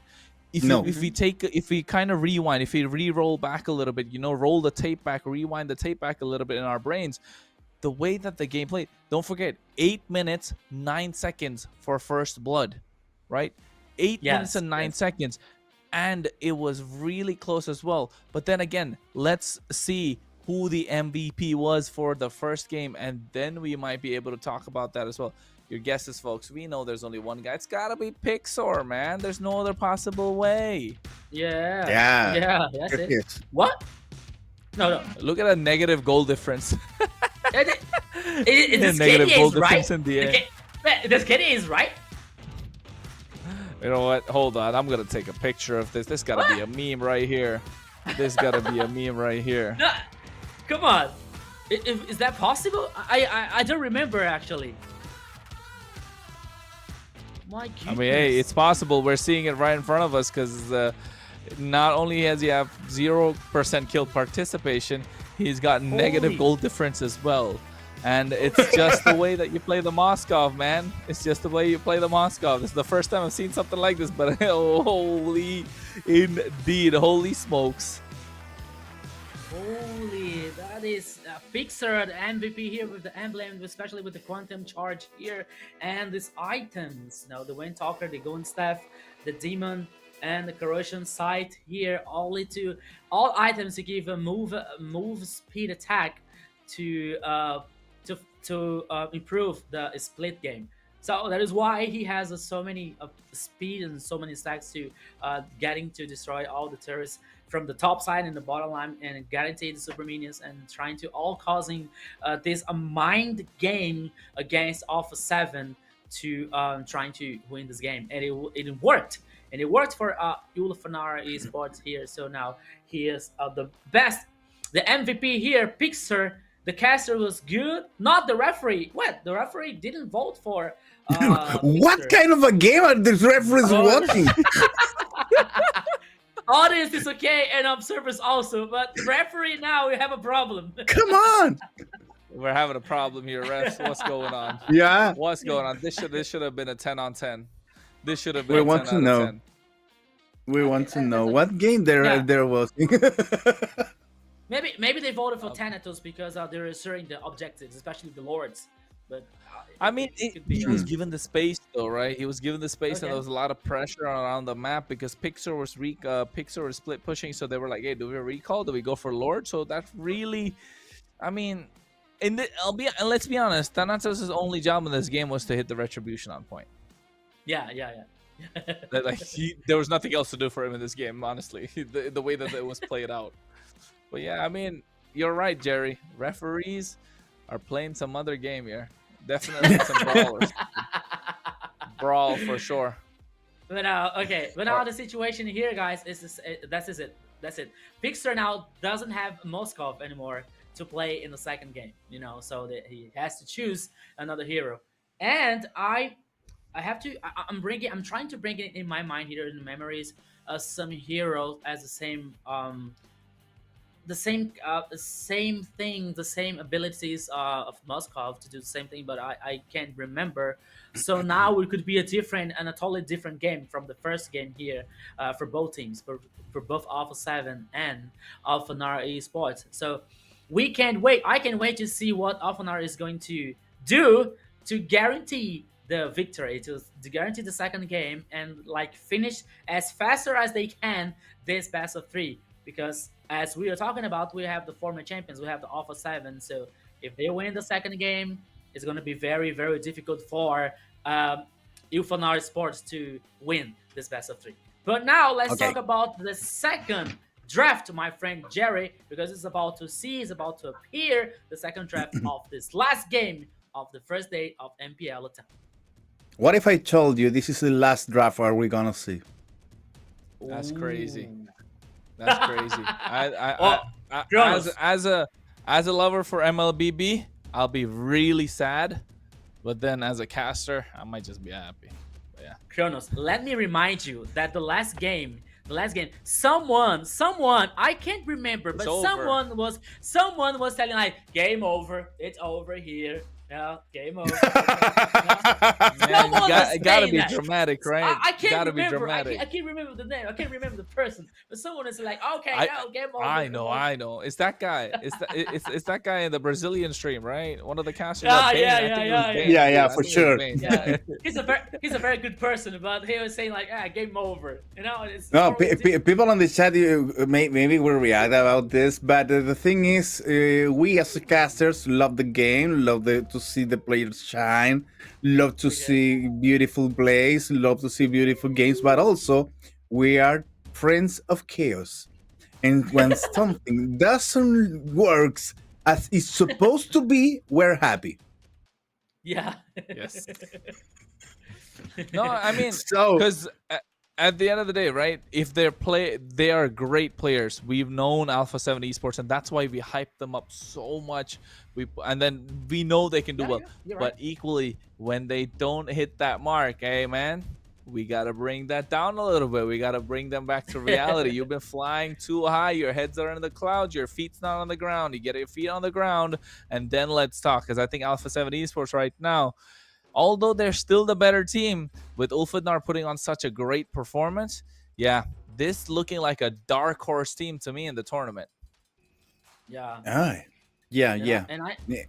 And I did like the first pick here. Zumshin's a very strong mid lane, so often are guaranteed. So let's see what Alpha 7 is bringing up for us as a response. Lancelot, okay, and Granger. What a great And they banned out the response Fanny here. as well. Okay. They are pulling the big guns now. Lancelot and Granger. Okay, so yeah. it's a standard response that we know from Alpha 7. So we know that Flickat could be very comfortable with Lancelot and Gusta with Granger. So let's see what Ofanar has to be here, has to respond here. There's two strong choices from Alpha 7. Khalid Arlot. Okay. No way. Oh, Joy. Hey, Joy against Alpha 7. Ooh. Hey, you know what? No. Thanatos says, you let me show you how to play Joy Flick. Let me show you. I'm going to teach you now, sir. I hope that's not the case because the way that they've been playing, we know Flick's an amazing assassin player. But oh my God, no. Phoveus is so nasty. It's so nasty in the Land of Dawn. I feel pity for whoever is going against him.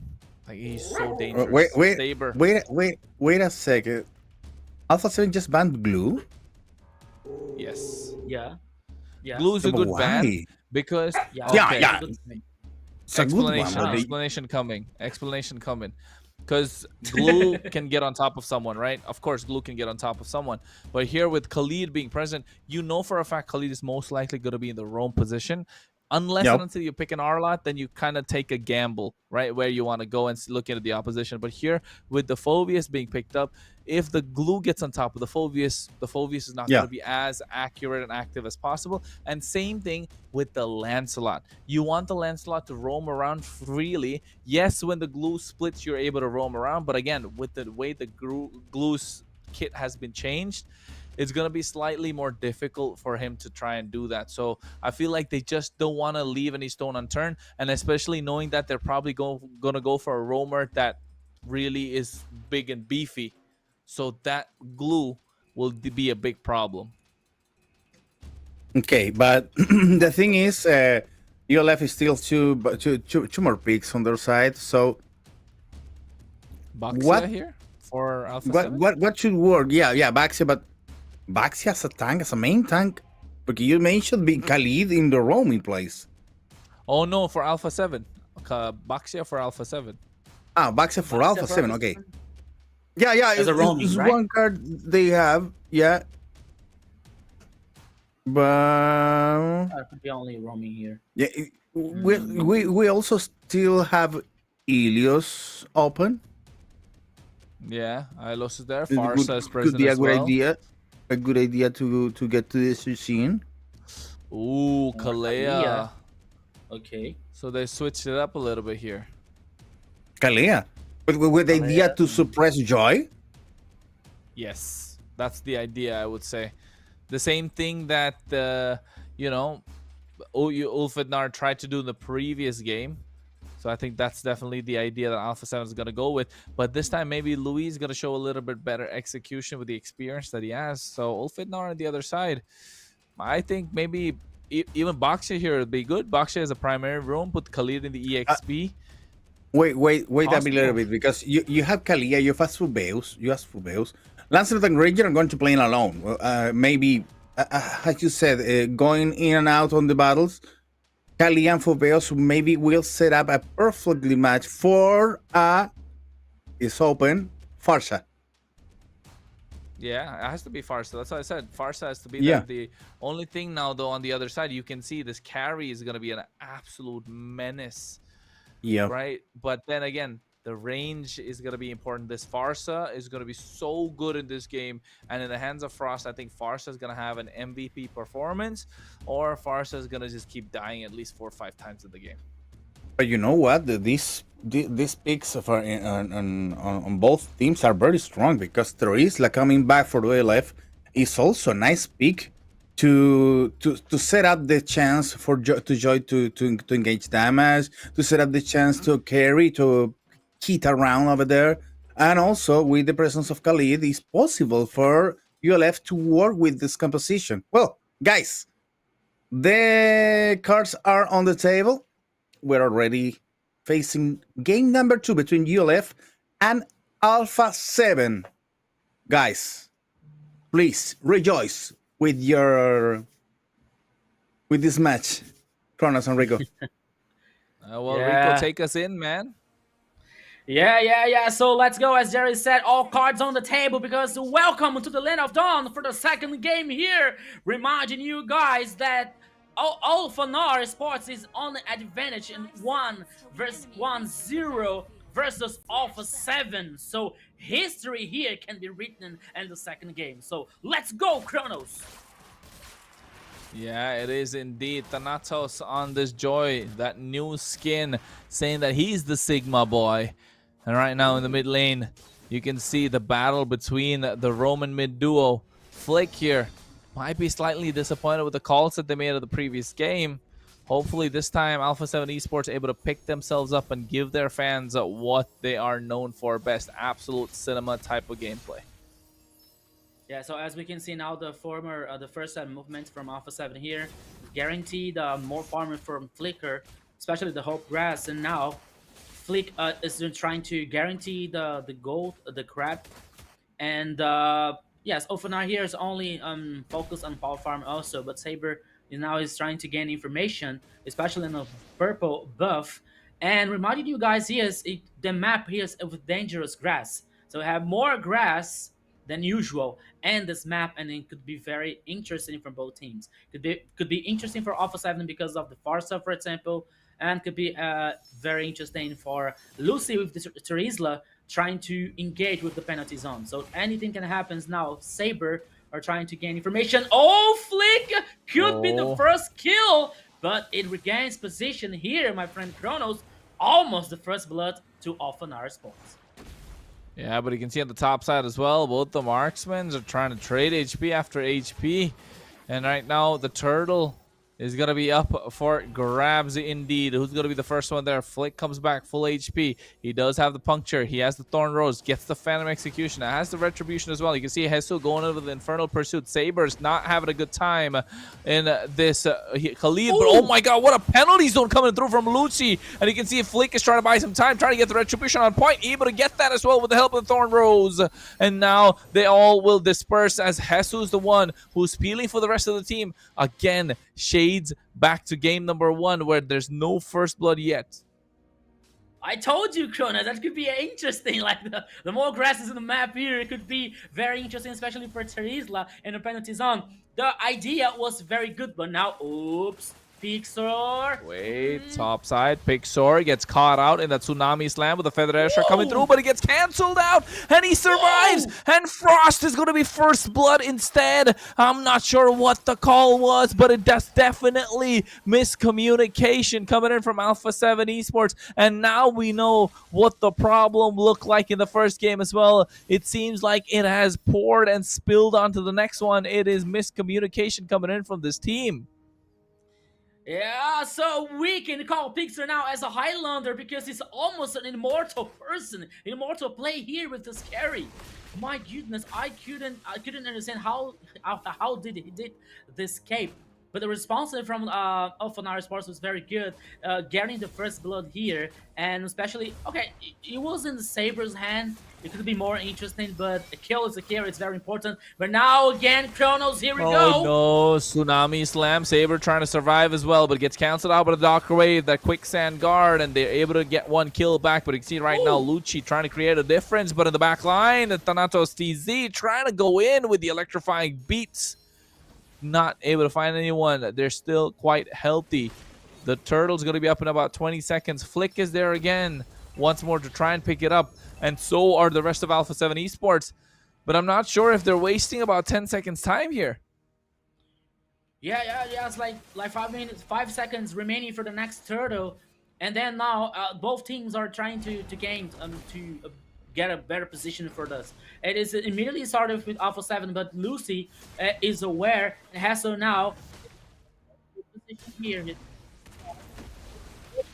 Oh, wait. They go for the Tsunami Slam. Feather Airstrike coming through as well. Are they able to get the kill? Yes, they do onto Lucci, but you can see at the same time, Frost has to flicker out of harm's way. Saber able to use that Raging Sandstorm, and Hesu trying to create the separation. Flick able to get the turtle once again. Thorn Rose Phantom Execution has the punctures to dish out the damage. Saber's Quicksand Guard canceled out once again by Hesu's Dark Wave as they're able to get the kill. But look at Thanatos. He's looking for the end angle. He's looking to get somebody home. Meanwhile, Luis and along with Gusta Lagusta looking to take down Pixar. Yes, they do. It's a killing spree in the hands of Luis.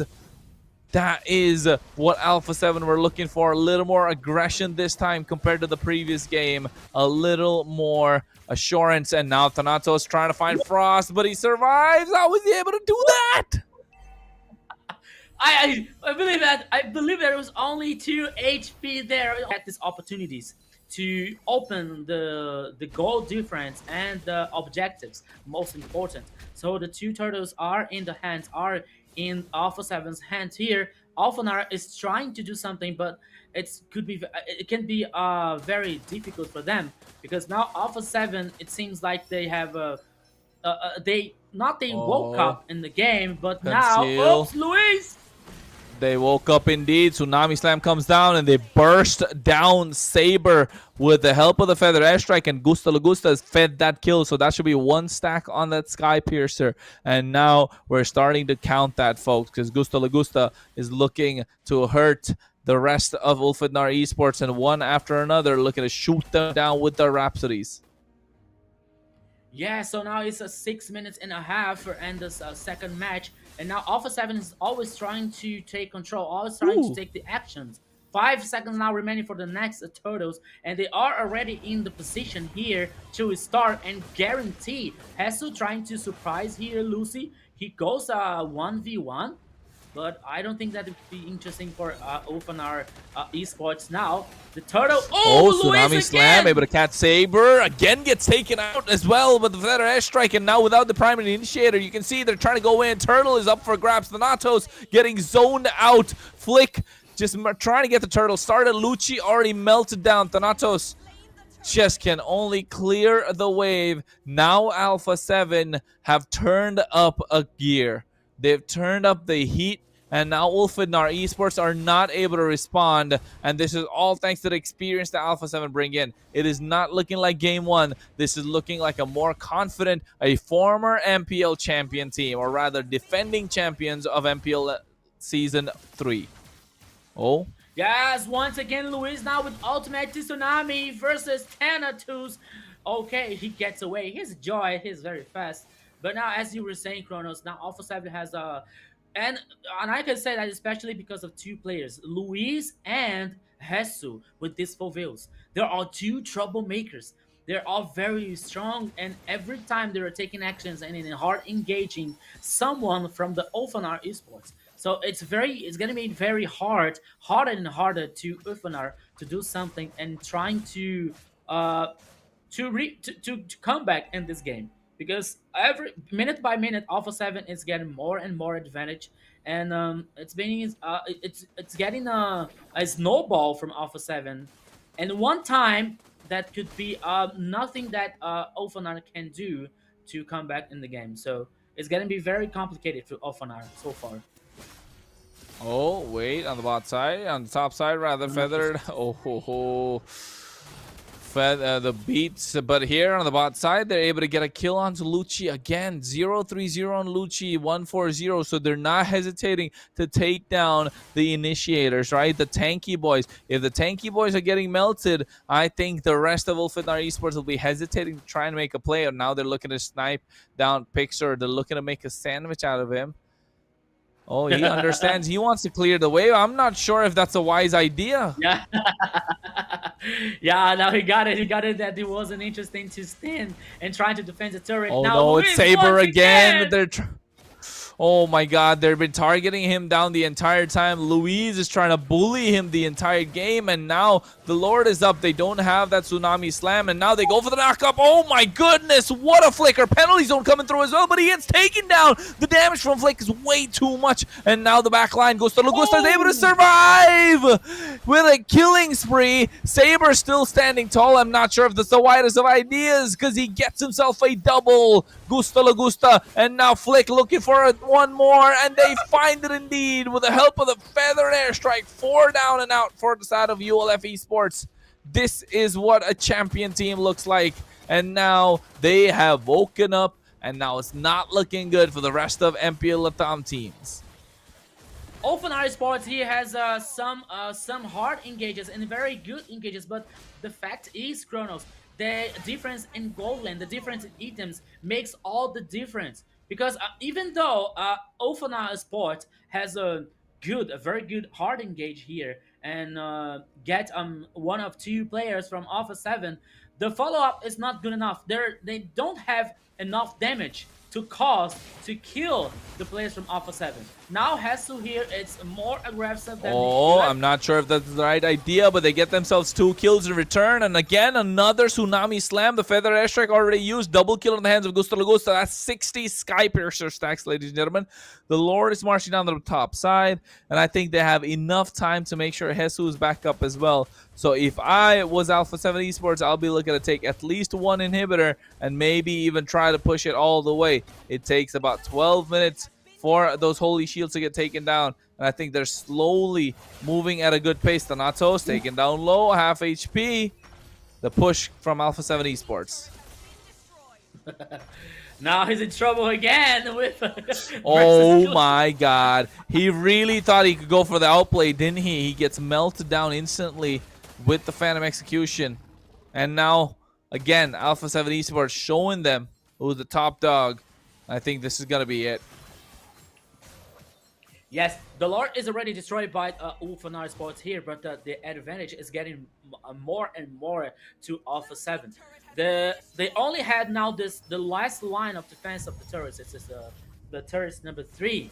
And now they're getting forced. Oops, Luis once again, Kronos! Oh my god, but what a penalty zone coming through from Lucci one more time. But they don't have the damage present. Saber gets taken down. They have been bullying this guy the entire game. He is 1-7-1 on a roaming Khalid. He's supposed to be tanky. He's supposed to be able to dish out damage. He's not supposed to be melting like Thanatos is trying to come in and clear the way, but I'm not sure that's the brightest of ideas. They go for the Tsunami Slam. Feta kill into Gusto Lagusta, and now he has that TZ, forced to use the Crimson Beacon as well. This is the Alpha 7 of old. This is what we wanted to see in game number 1. Yes, I can agree more. I can't agree more with you, Kronos. But here now, as we're saying once again, Lucy. Oh, get away, Lucy! Ooh, oh, another stack that is. Sky Piercer, not looking good. Gusto Lagusta is stacked up, full stack indeed. 904, and Tsunami Slam coming through in from Luis. He might be taking one more down. He still manages to survive. Gusto Lagusta getting a double kill. I'm not sure how they're doing this at this point. They don't need the Lord. They're just going to end the game. They don't even need Flick at this point. He gets himself a triple. Just give it a Maniac already. Maniac! Yes, he does. Ladies and gentlemen, day number 1, match number 4, game number 2. Gusto Lagusta secures a Maniac for Alpha 7 Esports to pick up the victory. Ladies and gentlemen, we have a victory from Alpha 7, and the cherry here, the very piece of cake, is the Maniac from Gusto Lagusta in the second game. Alpha 7 woke up in the second game here, my friend Kronos and Jerry, bringing the victory. And what a special victory here. Hesu played very well with Fulvius. Luis, I have nothing to say about Luis because he's a monster. And Gusto Lagusta with the first Maniac, the official Maniac here on the first day on MPL LATAM. Everything happened to my friend Jerry, and Alpha 7 is back in the game. I don't know if we need to ask who is gonna be the next MVP. Ooh. It isn't necessary to ask that, before the Maniac, I was leaning in for Luis. But now after Yes. that, I mean, Gusta la Gusta, man. Can't be Yeah, nothing yeah. more than that, Yeah, not yeah. it? It also Gusta la Gusta Billy Me because gusta. Luis was doing the setting ups for Gusta to show his skills, but the thing is you need to be in the perfect position to make the damage as Gusta la Gusta did, because we already reviewed well, you can vote. Well, you can vote here. Come on, vote. 3 streams. Every 3 one of you. streams. Yeah, you can vote in the 3 streams if you want. But the thing is, despite of the setting up, despite of the damage that Gusta la Gusta provides, we already talked about the compositions of both teams, and both teams look really really good. And also, we said that we can have some I don't know, maybe chaos possibilities that ULF take the game to, and that's it for tonight. But the thing is, Alpha 7 managed to deal with that damage, was able to manage with these compositions to obliterate and to kill every single time at Isla. There was a very good focus there. The communication is very important, and also Alpha 7, they are together on the same office as I saw on the camera, so they have the communications on favor for them, and that's why Flick did that amazing job also with Gusta la Gusta to keep Saber out of the place, to take Lucy out every single time, and this leave no opportunity to Thanatos to keep the damage up, and also to Pixar to play without receiving any damage at all. So it's what Alpha 7 did now was a perfect definition of a team play. Every single one of them was doing their jobs. Yeah. And I agree with Jerry because as we can see in the very first minute, Hesse was very important with Volveus to guarantee the first kills and advantage for Alpha 7. After that, we could see a more confident team, a more confident players of Alpha 7, especially Luis, and there's a very special engages. All every time they're saying some player from Alphanar like lost in the map, so they were like very hard to engage with Luis and getting the peak off, and the same it was not happening the same thing as on Alphanar side, because we saw at least 4 or 5 times of hard engage, especially with Lucy from the penalty zone. But it was the follow up is not good enough to guarantee the kills for Alphanar Sports. And then Alpha 7 was taking more and more advantage, and then he just finished the game to guarantee the victory from the second game. So as Jerry said, it was a very complete victory from a team from Alpha 7 Sports. Man, you guys are just being nice. Just say it. Luis was bullying Saber on the other side. It was just absolute See, I try bullying at that point. The be way more that he was doing it, diplomatic, right? Every single time. I think they just said, you know what? If we can kill their tank 2 times, they'll be scared to engage. And then after that, they were like, I have enough damage. You can give me whoever you want. So Luis is like, okay, Khalid comes here, pick him up, throw him down, suplex city, and the next thing you know, boom, boom, another kill. And then again, bang, bang, another kill. Every time he walks into a bush, it's suplex city. I don't know if I was watching wrestling, if I was watching MLBB at this point. I don't know if I was watching a RoboCop movie actually, because Luis seems like a robot, like Saber, Saber, engage every time, So here is one thing that we saw, that Luis was like a very seeking for Saber every time to see that speak up for Alpha 7. So now, as the production was talking to us as we saw the highlights, now we're supposed to see the statistics of the second game here, Alpha 7 versus Alpha Sports. As we can see now, this game was a bloody kill. 22 kills for Alpha 7 and only 2 for Alpha Sports, as we can say. Oh my goodness! All the objectives were secured by guaranteed by Alpha 7, all the 7 turrets. The only one Lord here and all the 3 turtles guaranteed by uh Alpha 7. As we can see, the conclusive blast here to Luis and Imperial Rage to Gusta Lagusta with this Granger playing very well, getting the Maniac in this second game here. The game duration was about like 13 minutes. Like it seems that Alpha 7 woke up, it really woke up in the second game, in the guarantee a very clean victory in the second game, because as we saw in the first game, Ufana Sports won. Okay, congratulations, but it was a very hard game to win. It wasn't so easy for Alpha 9 Sports, but now Alpha 7 respond very well with a very convincing victory at the second game. So now we have one by one for the both teams, and we're heading and to the third game, to the best of 3, to see which one is going to be victorious after first day here, my friends. Oh, as now we can see the items from both teams. As we can see now, Luis with the Green Harco, the Athens, the Sky Pierce, and Gusta Lagusta. I didn't see how many stacks, but I believe that it was very many stacks of the Sky Pierce. We say Malefic gun, no, the Gold Meteor, sorry, and the Malefic Roar here, the Halberd and the Hunter Strike to Gusta Lagusta. 13 kills, non-death, and 4 assists for this monster called Gusta Lagusta, the gold laner from Alpha 7, my friends.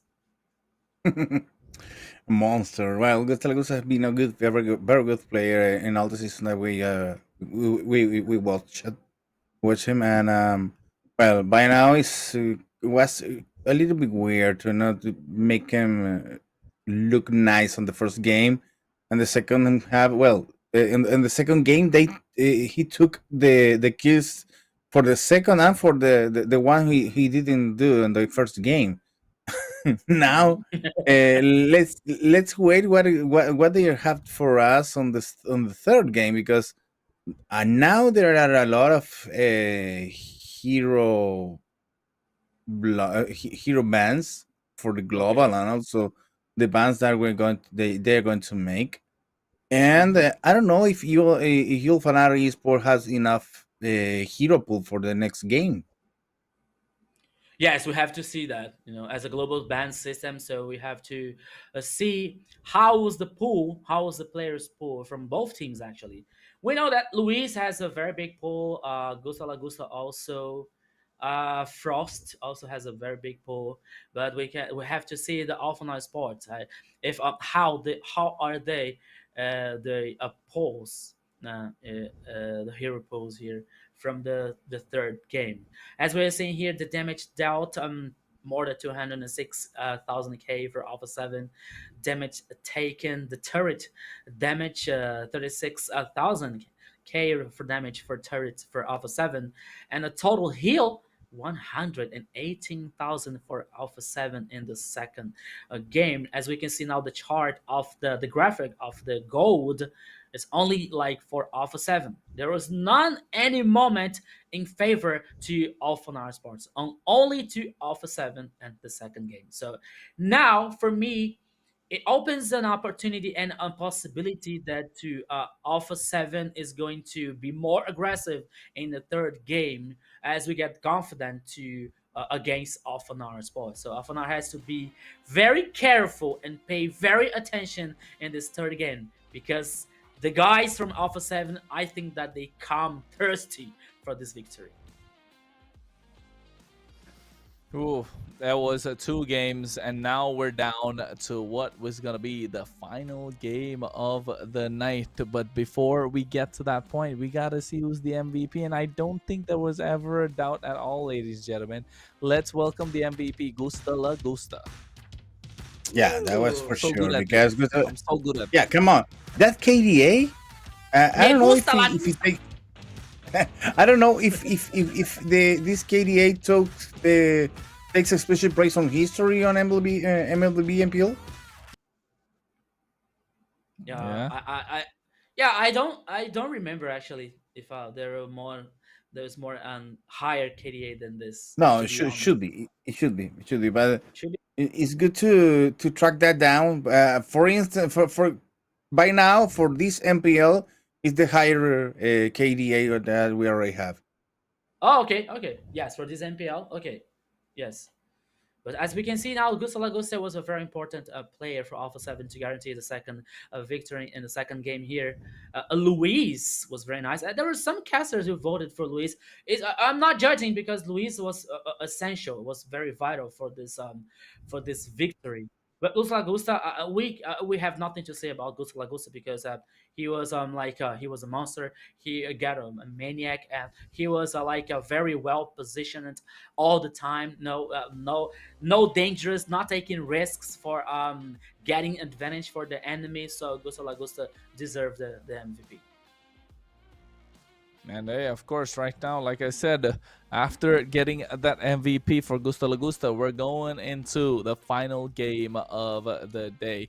It is a long broadcast indeed, ladies and gentlemen. So it is going to be an absolute cracker indeed. But before that, of course, while you can give us a follow on our socials when you get the chance, of course, how many votes? Oh, wait. Observers? Yeah. What's happening with the servers? I can't believe they watch it. a different game. They watch a different game. Don't worry. I mean, no. Maybe they were in the same spot that the other casters who vote for Luis, because we say, okay, Gusta La Gusta just hit the buttons and that's it, and Luis made it work. But in the end. Well, it's a point of view, man. It's a point of view, my friend. you can say okay. Have it, right? Yeah. As a I'm trying to understand them. Yeah. I'm trying to understand them. That there were still casters who voted on Luis. That's not a problem. That's not a problem. Luis was a very impactful player. Also, the audiences as well. And now we only have to see what is happening to the observers. Nothing to voting for Gusta Lagusta, but that's okay. They're observing something different, man. Yeah, they're observing a different match and a different situation. Ooh, who knows? So now let's head into a few minutes later. Let's head into the third and last game for the first game here. Alpha 7 versus Alpha Nara Sports. I don't know about you guys. But here, I'm feeling like Chronos a vibe, you know. Game over. Because now I don't know, man. I want those churros that Jerry was talking about earlier. I think it's over actually. No. We need to ask for the churros to the chat because they were talking about churros, not me. Yeah. Bakali was talking about the churros now. She is mean. Yeah. I can't make churros at home. I need to buy it somewhere. Me either.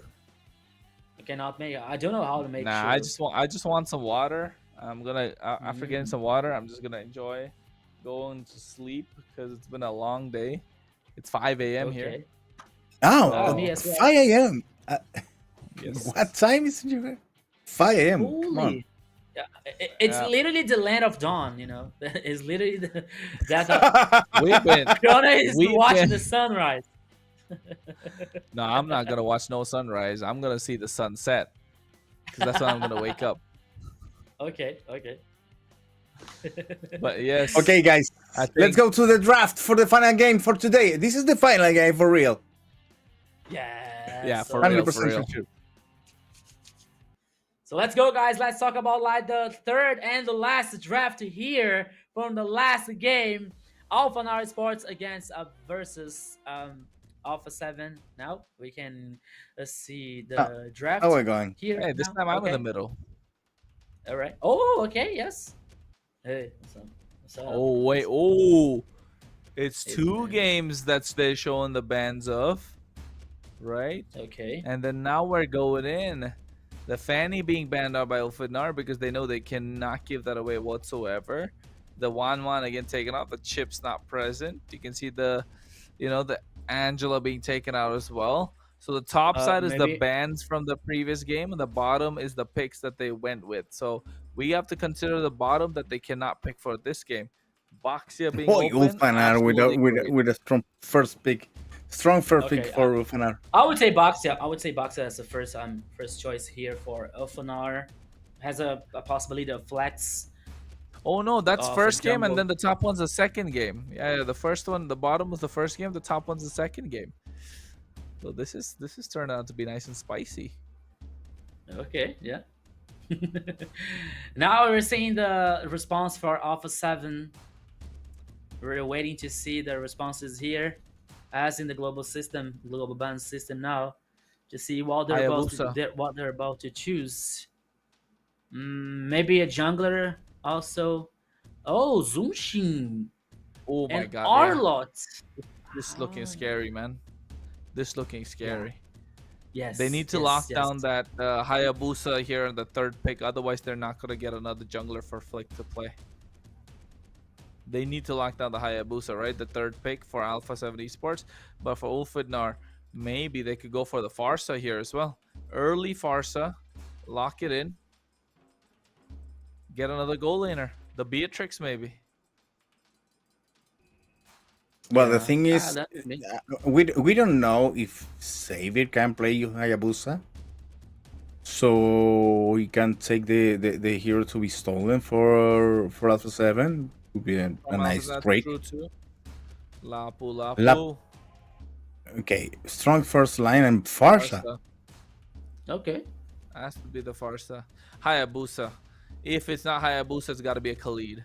Hayabusa or Khalid. This is what it's going to be, Alpha 7. Hayabusa or Khalid right here. And then they ban out the Granger. Right? Hayabusa or Khalid, and then ban the Granger. They're taking even the last second of the pick, because it's not easy to make the picks right now. Yeah, maybe. Let's say if Alpha 7 can lock up here the jungle already. They cannot pick Lancelot, but they still already have they still have Hayabusa as an option here. 10 seconds left. You're so apprehensive here, so waiting to see the third choice from Alpha 7. And I don't know. Let's see. 30 seconds, 10 seconds. Okay. Let's see. And now the map is in the broken walls, the map style. So yeah, it's not. That could be interesting, especially to contest objectives such as turtles and lords. They definitely need the early game though. Yes, and we know that they will not bring Ling here. There's not so many walls to bring. Yeah, no Ling here, 100%. Not gonna happen with the Ling. Not making parkour here, so. Hey, it's my idea, or the clock just stopped? Yeah, it stopped. No, I think they paused. They paused the draft. Okay. I think they paused the draft. Yeah. Yeah. Yes. Yeah. Like how you pause in the game, you can pause in the draft as well. So I think that's what they're. Show. Okay. Oh. Yeah. Okay. There you have it, Kronos. You were asking for a show. Yeah, I mean Louise is Cho, but I think here I would prefer a Khalid, just because of how the early game works, and you have the bushes that you have broken, so-called broken walls. I genuinely would have preferred a Khalid here for Alpha 7, but it's okay. I think, but also at the same time, the Hayabusa is not gonna be coming through now. Ulfidnar will definitely 100% ban out the Hayabusa here. Yes, and I believe that Luis with show it's gonna be the same idea from the last game here. Now it's very Luis trying to pick off, trying to isolate a player, trying to pick off the enemy. And now, as we can see, the ban Moskov from the Ulfanar spot, Hylos in okay. and Alpha 7. Right. I think that Alpha 7 is going to focus on this like hard engage heroes. Assuming that Beatrix? Boxer could be jungle and Gato Oh, Chikaka. Gato. Yes. It's another one with hard engage with Avatar of the Guardian. So now we're waiting for the last Hayabusa gotta go ban. now. Let's see. It has to be Hayabusa, especially because of the Farsa. Yeah. But let's see what's if it isn't Hayabusa here, I don't know what Alphanara Sports is thinking. But you know what? In past seasons, I have never been a Hayabusa world play here in Latin America. Despite of the abilities of Alpha 7, despite of the abilities of Freak, I can tell you, I haven't seen. Latino. I haven't seen a well played. Carry. No, Carry. Wow. Oh. But why? I mean, okay. Carry is good just Because because of of, the you know how the box, Kalea. No, the Yeah. Kalea carry combination, the Kalea Beatrix, same thing with the Cho, right? Same thing with the Franco, same with the Kaja. The idea is the same. You get that 2 seconds where you can burst them down. So I understand that. I mean, it's okay. It's not bad because the Boxia as well, like you mentioned, Jerry, and Lapu as well can be melted down. The range is going to be a problem against the Farsa, especially. So I'm not sure if that would have been the best ban. Yeah, Hayabusa, man. Like, I don't see how you're going to let... There's no way Alpha 7 Esports don't pick a Hayabusa. They're probably going to pick it later, but it's definitely going to be Hayabusa in the jungle. But what other marksman can they go for? I can only think of a Beatrix right now. Yeah, there it is. It's a Beatrix. It has to be the Beatrix. Right. Do you guys What's think gonna that be it's going to here? be a surprise in the jungle for Alpha 7? No, We're waiting for Hayabusa, for example, but I don't know, maybe. Do you think that Flick is not comfortable with another type of jungler here? My question here is what ULF can do now to complete this draft, because Iritel Granger? I would go with Atlas and Granger. No, I would say Granger and maybe Matilda. Granger, Matilda, no? What about Jisun Shin? We have Jisun Shin open? Yeah, Eastern Shin is open, but I think Boxing in the jungle a little better. Given the fact that but Matilda and Granger. Okay, here it could be Eastern Shin or Hayabusa. I think here Hayabusa better. Eastern Shin, I'm not sure, but yeah. There you have Hayabusa. Well, let's take a look at this Hayabusa, because I told you I never been. I believe there was one time an MPL season 2, and in MPL Flick season 2 MVP. I have never been a Hayabusa well played in season 2. Maybe something changed in season 3 that I haven't seen it at all. But Flick MVP with the Hayabusa. Come on, from the same guy who said in the first game this is over. I know. I was gonna say that right now. I said that in the first game, and it went out bad. Hopefully, it doesn't come out this time as well. Don't want to be a caster's curse, but let's see. I like the idea, but the Cho. I mean, it's Louise's Cho, so I can't really doubt it, right? But on the other side, I love the Granger. I love the Matilda. I love the Boxia as well. So the Farce of the Lapu. I think Ulfandar Esports lineup looking super strong, Jerry. Yeah, both drafts are super strong. If you want to Fanar Esports, okay, take a side of well, Melissa maybe not, but no, both both drafts are really strong. The thing is, positions, guy, position, and Baxter there has a little bit of advantage. Well, let's go ahead with the game 3 of this match, guys. Yes, thank you, my friend Jerry. So let's go. Welcome to the Land of Dawn. This is the last game of the first day here. Alpha 7 versus Ulfanar Sports. It's a 1-by-1. This is the third and the last match that everything can happen. It all comes to this. Who is gonna win, Kronos? We're about to know now. Yep, we need to find out how it's going to be indeed, ladies and gentlemen. You can take a look at the emblems as well. A lot of sustain coming through from the side of Ulfitnar Esports, while Alpha 7 looking to get burst damage. That's what they want. They just want to melt somebody down, be it with the Hayabusa, be it with the Beatrix. That is the idea coming in from their side. And you can see already started it up. He has that TZ, forced to flicker our harm's way as well. Thanatos coming into the fray. And now all hell breaks loose. Hesu here with this Arlot being an absolute nuisance, trying to utilize these broken walls to the max. Yes, now with this brand new map with broken walls, there are so many options for invasions. There are so many options to gain information here from the enemy, so everything is possible. It gives you more option. And now Alpha Night Sports is heading to the bottom line here, trying to guarantee the crab. But Luis is also here. Lucy guarantees here now. Luis trying to protect his player, his partner. Oh, Pixar! Holy cow, my friend Kronos, first blood in Flick's hand. That Hayabusa starting to work out now. He's definitely got first blood. Meanwhile, Turtle already being started by Thanatos. As you can see, maybe they'll be a little late to the party, but the knockup coming through as well. There's the way of the dragon. They find it, and the final slash coming through from Hesu. They use the feather airstrike to try and cancel everything out, but Hesu in the thick of it still trying to slow everything down. While Flick understands that he's not going to be there in the turtle on time, so he's trying to take away a purple buff, which he does get it indeed. Grand Theft Purple, ladies and gentlemen, coming through for 1-for-1 trade, but a turtle for a purple buff. And also taking a kill in the process.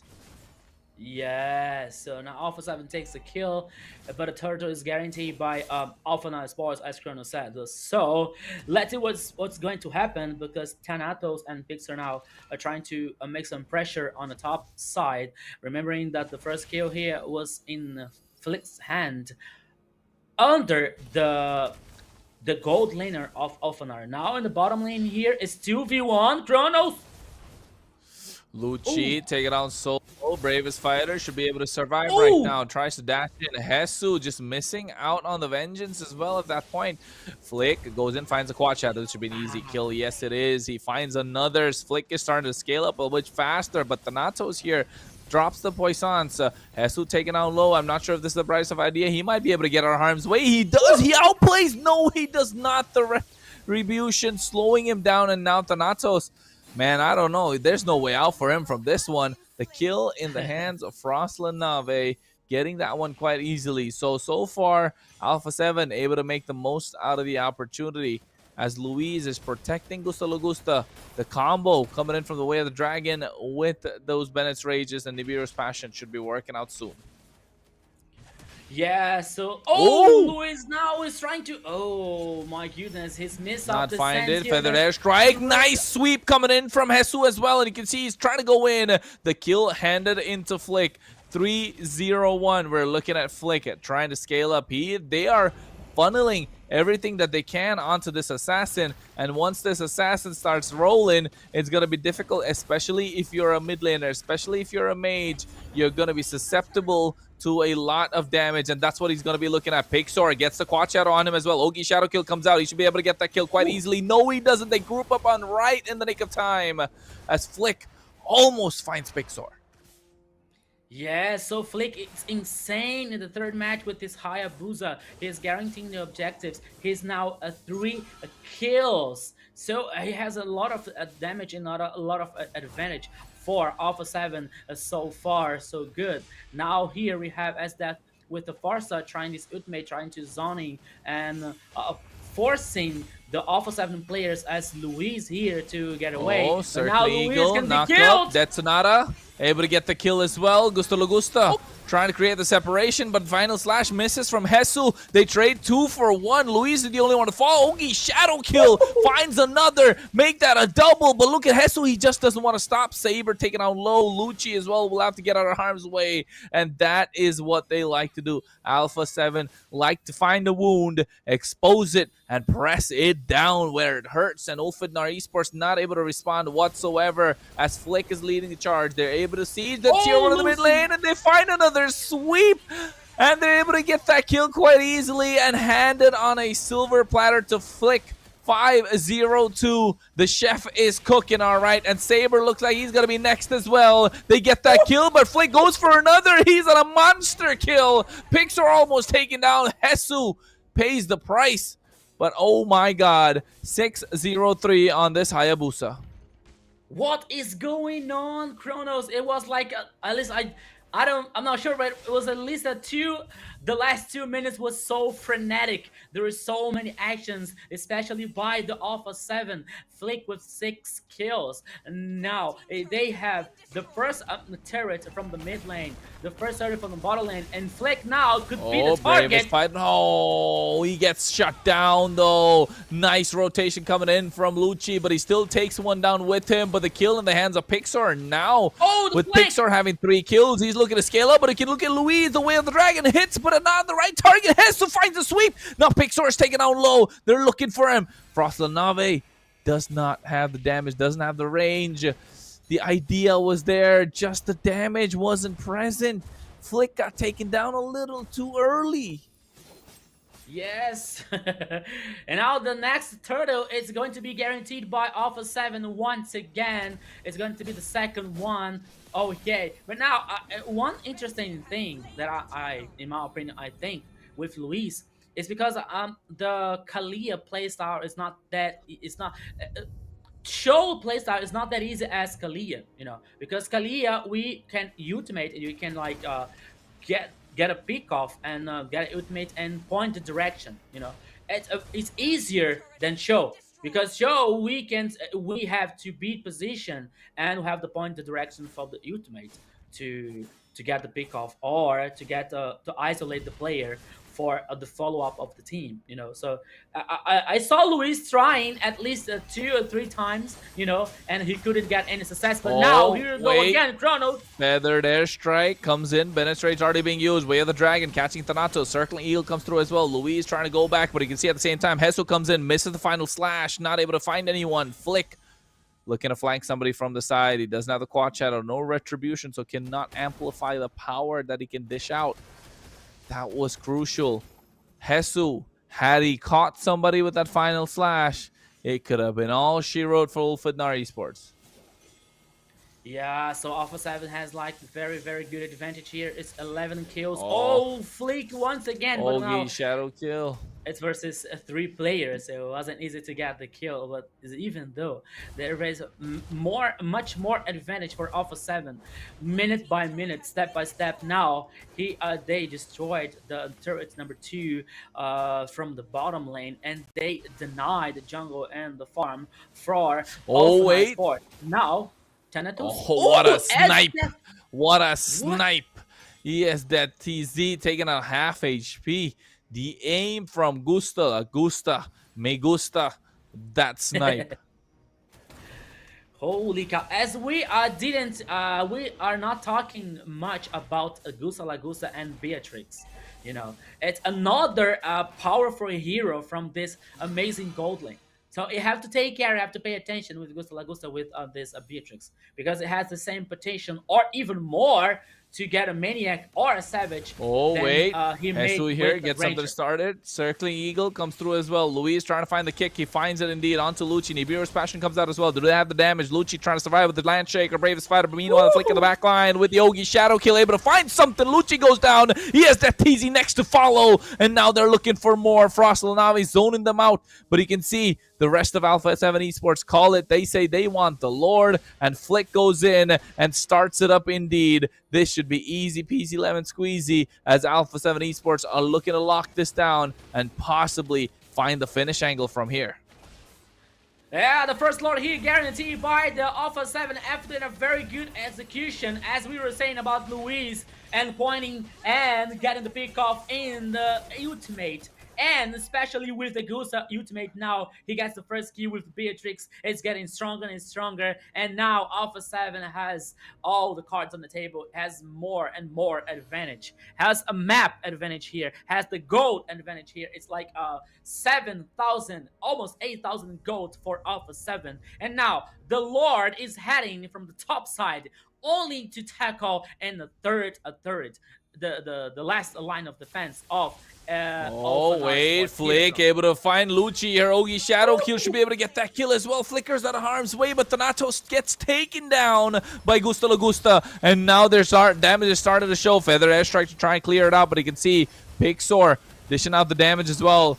He does have damage of his own. Lucci taken out low. I'm not sure if this is the brightest of ideas. Yes, you're right. They get the sweep and they get the kill. And now Hesu is there in the thick of it, just baiting things out left, right, and center. They're able to get the inhibitor in the mid lane, the inhibitor on the top side. And now I think Alpha 7 Esports want to force the equation. It is a 5v4. They find Pixor, Wind of Nature, to survive, and he might just be able to do so. The damage is present, but finally the snipe connects. They take down Thanatos. And now looking for more, and they snipe again!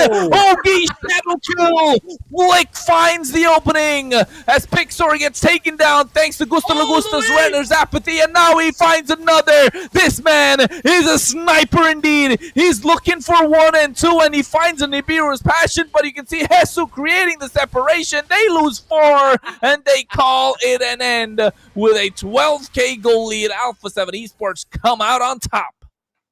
Yes, my friend Kronos, what an epic victory from Alpha 7 from the first minute to the last. Only Alpha 7 here taking more and more advantage minute by minute, step by step, as we always say here. Gusta Lagusta is a monster, is with Beatrix, and now we can see Luis with the show. Showing us one more time that's why he's a very strong player with so many good executions, so many pick-offs and follow-ups from the team of Alpha 7 to cause more damage and especially for him, the future MVP, because Kronos came from the future to say that Flick with Hayabusa will be going to be the MVP, because there is no way of this Hayabusa to be open for the next matches, because man, what a monster. He's a ridiculous player. It was a nice exhibition over there for Gusta Lagusta, well, for Flick, with the Hayabusa. I have to admit, I said it before, and I'm going to take charge of my words, because I said I haven't seen well played Hayabusa on MPL Season 2. I don't know, I don't remember really if I saw Flick playing Hayabusa, but I keep the words.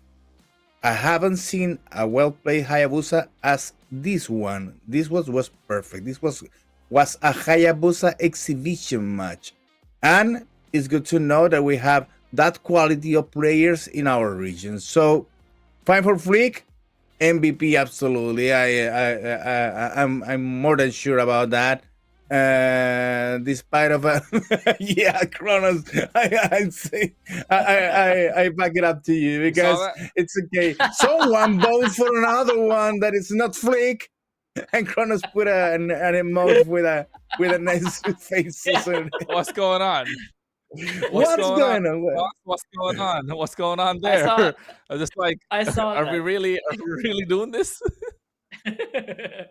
But as we can see now, guys, in a highlight here, it's we can only call highlights or Alpha 7 lights, because it's only Alpha 7 here taking all the actions, making sure the pressure and advantage, especially for Flick with his Hayabusa getting so many kills, and Gusta Lagusta playing so solid with Beatrix. And once again, Luis, a monster here as a Roman player, now with showing us that he can play very well with the show here, showing some pickoffs and trying to follow, giving options to the following of his partners of the team in Alpha 7 to get more kills, more advantage. And that's what he did, and that's what happened here. And this third game, Alpha 7, from the bottom, from the top, from the beginning to the end, always taking an advantage, always controlling the game, always taking the actions. And now he has the victory from Alpha 7 in the first day. Man, I'm telling you, this is the only, I think this is the only time, or this is probably the second time, where we're going to see a 10 out of 10 in the voting for the MVP. right? I think we're going to see a Let's 10 out of see. 10 the voting for the MVP. Look at the casters vote. Even the previous 10 out of 10, it was split. But this time, every single one voted for him. But we saw a different vote there, you see. So that could be Whatever, don't makes count, a man. difference. What? Why? It counts. Nah, I'm just kidding. I'm just kidding. I'm just kidding. But I think Jerry said it best. It's nice to see that there's this quality of players that can that are present in the region, right? The quality of players, Yeah. not just themselves, but the players around them are being lifted at the same time. And I think that being in brings a little bit of pride for the region of LATAM as well, knowing that, hey, we can put on an exhibition match if we want to, and especially when we have an assassin player like Flick, where it has to be respected regardless of the fact that it's a global ban phase. So absolutely amazing. Let's take a look at some of the stats that took out in the game.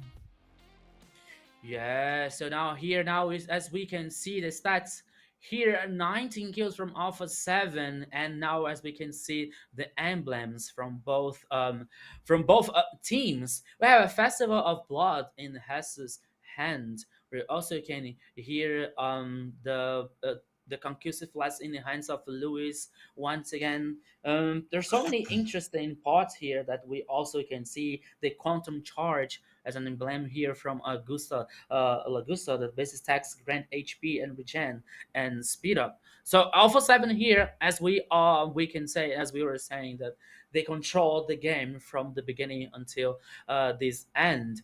It only with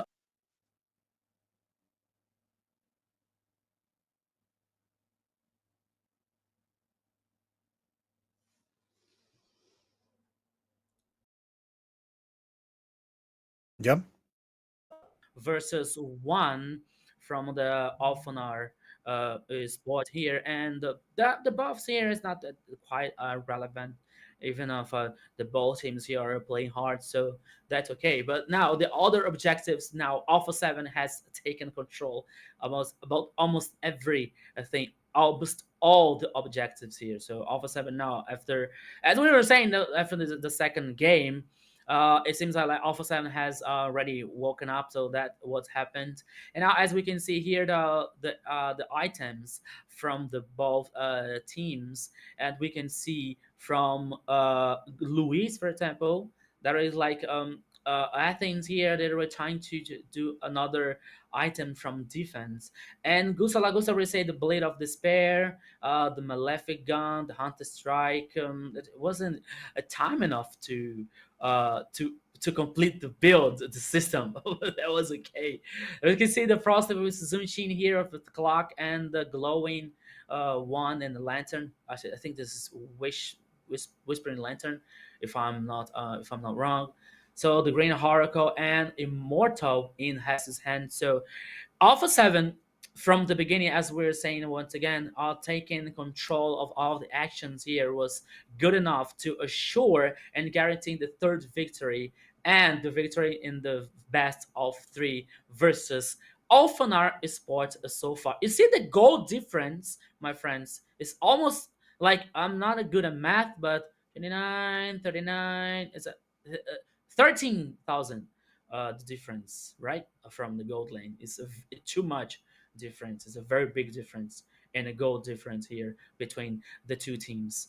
Now it's we can see the graphics also, the difference, the goal difference in overtime. Only red every time here, only getting advantage for Alpha 7. Turret damage only 3.6 thousand in favor of Alpha 9 Sports. 38,000 for Alpha 7. It's all destroyed all the 9 turrets. The damage dealt is of 105 to 200,000 for Alpha 7, and the damage taken, of course, is a good beat to Alpha 9 Sports, and the total heal goes to Alpha 7, showing the total control and pressure and advantage to Alpha 7 after this third game, my friend. So the best of 3, now Alpha 7 gets the first victory. Yes, that's right. It was a nice exhibition for Alpha 7 on this on the last game. That's for Yeah. sure. And we hope to see more of Alpha 7 on this level of gameplay for the next for the whole season, because as I said before, and Kronos remarked that it's good to know that we have that quality of players here in Latin America, but also that the other players are growing, the other players are learning, the other players are managing to give us a show in front of this team. Alpha 7, we know already, is the strongest team in the region, but ULF Esports, that comes from NDL, gave us a good show and gave us even a win in front of the ring champions. Let's meet up the MVP. We already know who will be, but Could be. Come it's on. necessary. It's even out. Could it be It's gotta other be player? Chef Could it be other Flick. player? When it comes to Chef Flick, Flick the indeed. MVP. Hey, look at that. 816 KDA, 31% damage, 74% kill participation, 5,196 gold difference at the end, and of course a damage slash gold. You can see 462. That's the average that he had. Ran the retribution with the Hayabusa in the jungle, the first MVPs of many for him to come in the rest of the season. As you can see, he didn't have the full build. He just kind of swapped it out so he could get that attack speed dagger to try and take down the base a little faster. And you can see some of the highlights from his plays, of course, with the Hayabusa, able to get the first blood. And after that, he just found low target heroes and just started sniping them one after another, just like a true ninja, like Kakashi is. Sharingan no Kakashi. Yeah, I can see you. I can feel it. Omae wa mou shindeiru. Yes. So Nani? it seems Nani. It seems that we were always right about Flick here, and No. Kakashi is See? 8-10. I'm telling. The referee Come on. once again causing trouble for Kronos, and it's time audience also. No, we have not the total of audience and not the total of referee. So now the audience is another troublemaker here. Kronos I mean, is I think 8 of 10. in the Brazilian stream they would have probably voted for Luis, but then come on, referees, Okay. man, come on, referees, man, like, come on, man, like. what's Now going you know on where here? where the references are. Yeah. Now you What's know where going the on? referees are. What's going on? Could be. But I it's mean, okay. that It's was okay. a- We are agreed that we can disagree. Yes.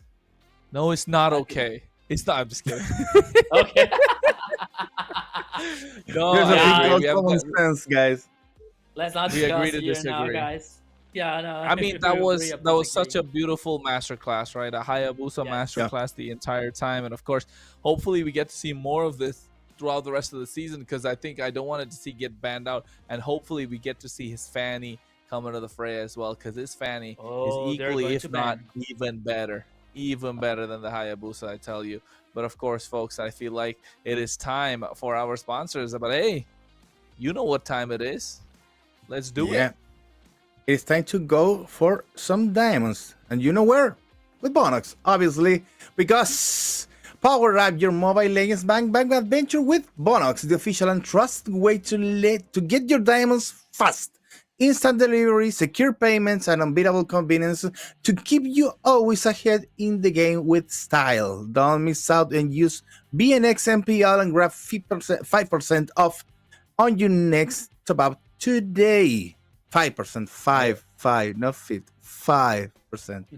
Exactly. So when you're trying to get that 5% top up as well, right? You want to log in through your phone. So when you're looking at your phone, when you're looking to see what you want to get the most advanced one. You want to get the best one that's in the market right now. You want to get something that's futuristic, that will hold up the gameplay that you have. So if production can flip that to the next one that we're about to show, just like that, the magic comes in when Kronos calls for it. We're talking about the Techno Pova, ladies and gentlemen. The power your play with the Pova 7 5G. And of course, ultra battery, blazing speed, and fluid 144 hertz display on a phone. That's absolutely crazy. It's built for true gamers, and don't wait. Experience the future of gaming performance right now.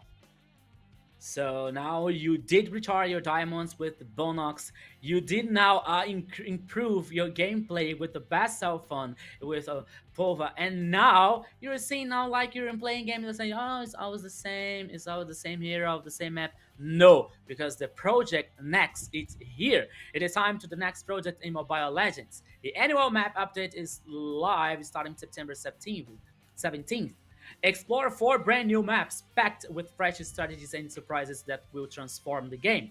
Gather your squad and get ready to experience the new MLBB routes. As we are seeing, my friends, as we saw at the first day here, the flying clouds, the broken walls, the grasses, and the expanded river. So it takes more options to more strategies and more game style. So it's very, very interesting. There's a next project for MLBB.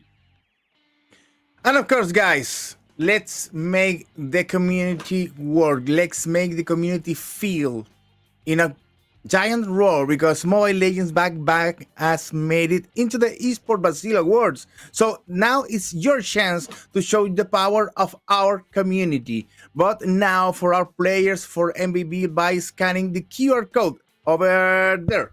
No, there. There. Scan the QR code and be part of this achievement and help MLBB shine on a big stage. Do it. I've been doing it for 4 years until now, because I know for this Premio Esport Brazil for a long time, and I always voted for MLBB. Do it yourself too.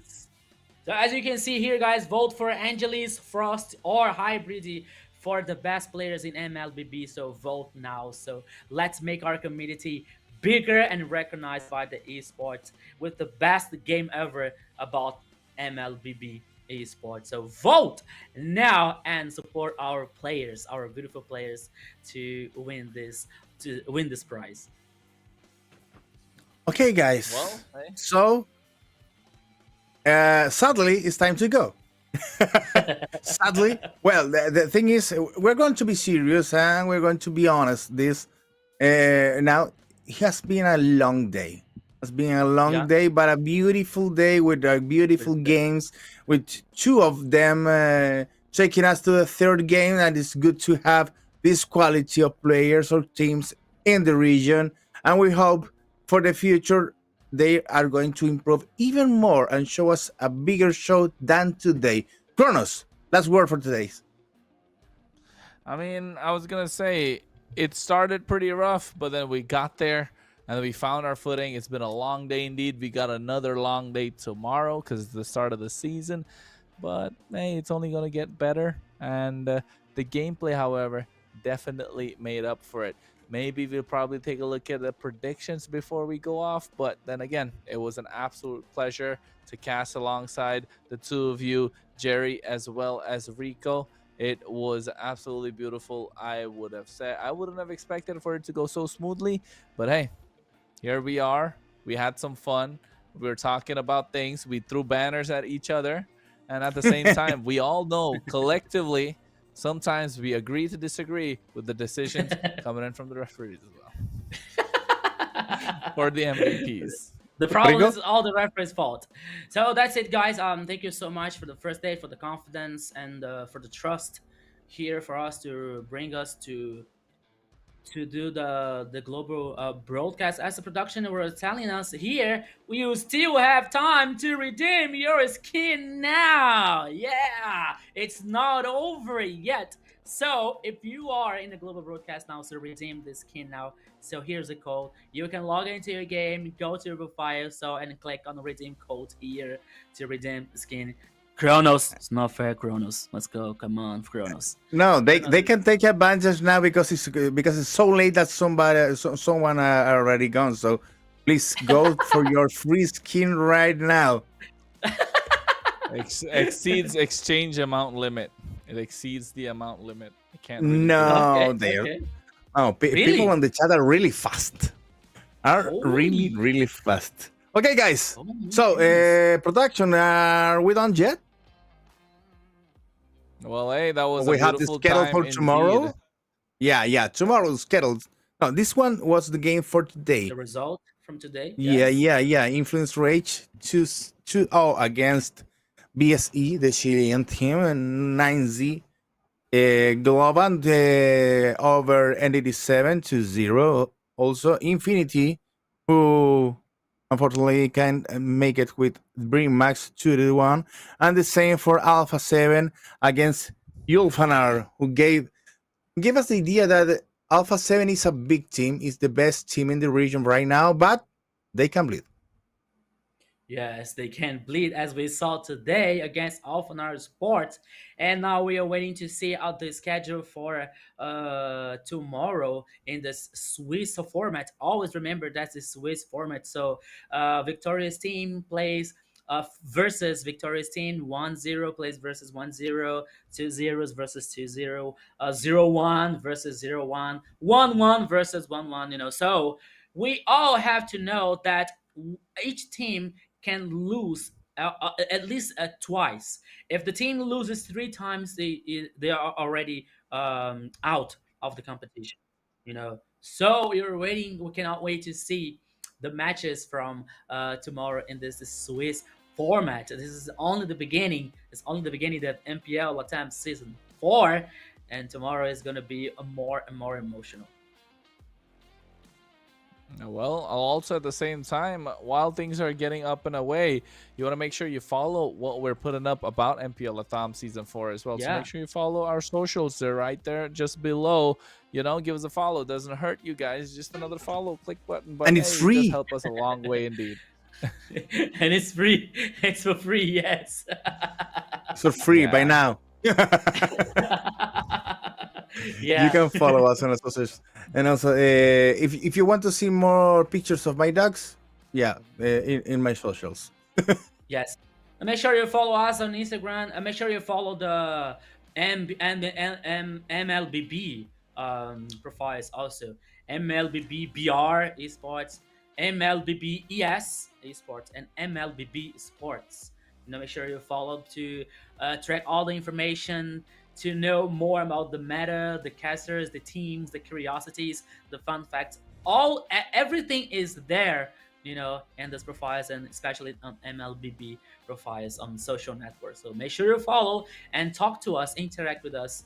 We are here to support you, and we're here to talk with you guys every time. So now tomorrow's schedule, my friends, is starting from 5 p.m. Black Sentences versus Entity 7. Then later we have Alphanar Esports versus Infinity. And then we have Influence Rage versus DreamX. And then the last game, Alpha 7 versus 9Z. Oh my goodness. Only top games tomorrow. Yeah, for tomorrow, Infinite Rage, Dream Max, Alpha 7, and 9Z, and it's going to be huge ones, especially the last one. I don't. I'm not 100% sure, but I believe that was the final of season 2. Let me check that up. I can. I possibly. But there would be a good match. There would be a good No. best of 3. No, Especially I was wrong. But it's gonna be very, very important games for tomorrow. We already said that for the new guys there in the Chilean team, the guys on Black Sentence, when they have to make they need to show what are they capable of tomorrow in front of Entity 7. Yes, it's a real proof tomorrow for both the 4 teams, Influence Rage, DreamX, Alpha 7, and 9Z. It's a real proof to see how are they going, how is they going to during the competition. So Alpha 7, okay, it's Infinity. We could see that that's a new team. There are many new players, but you see what happened. So Infinity won a game against Alpha 7. DreamHack as well and lost the first game, so they have to prove themselves. They have more potential, and they're more than that if they want to be champion of the MPL LATAM season. Okay, let's check it out how this is bracket. Right? How is, yeah, how this gonna look for tomorrow? Great. The Swiss bracket, after what happened, it was 0-0 starting, and now it is moving on towards the 1-0s and the 0-1s. As we know how it goes, BSE moving up against Entity 7, while Ulfidnar will face Influence Rage on the other side. Yeah, I don't think it's right. No. Yeah. It's definitely, it's got to be Influence Rage versus 9Z Global, I think, if I'm not wrong, right? According to the schedule. Yes, and reminding you guys that for the 0-1 teams, the next best of 3, it's very important, because if they lose, the teams that they lose, they're going to be the best of 5 to the 0-2 teams. So it's going to be a best of 5 to see who still survive in the competition and who say goodbye for MPL LATAM Season 4. So especially for the 0-1 teams, it's going to be very, very important best of 3 tomorrow to breathe in a competition, to have another life in a competition, to still running for the glory, to still running for the championship.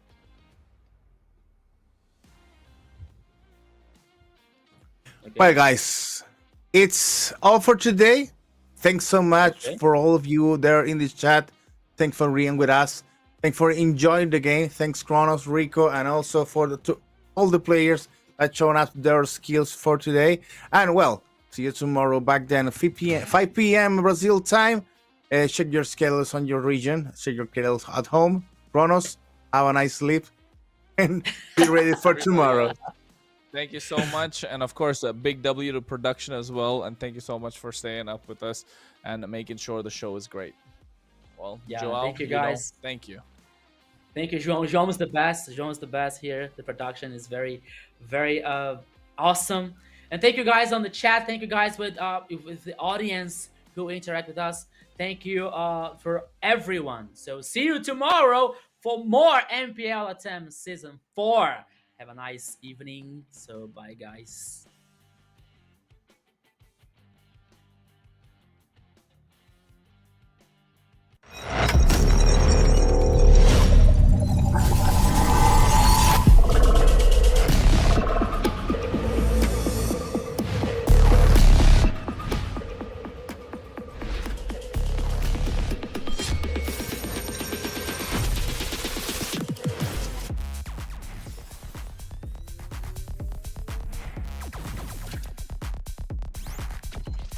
Joao, thank you so much. Peace, my friend.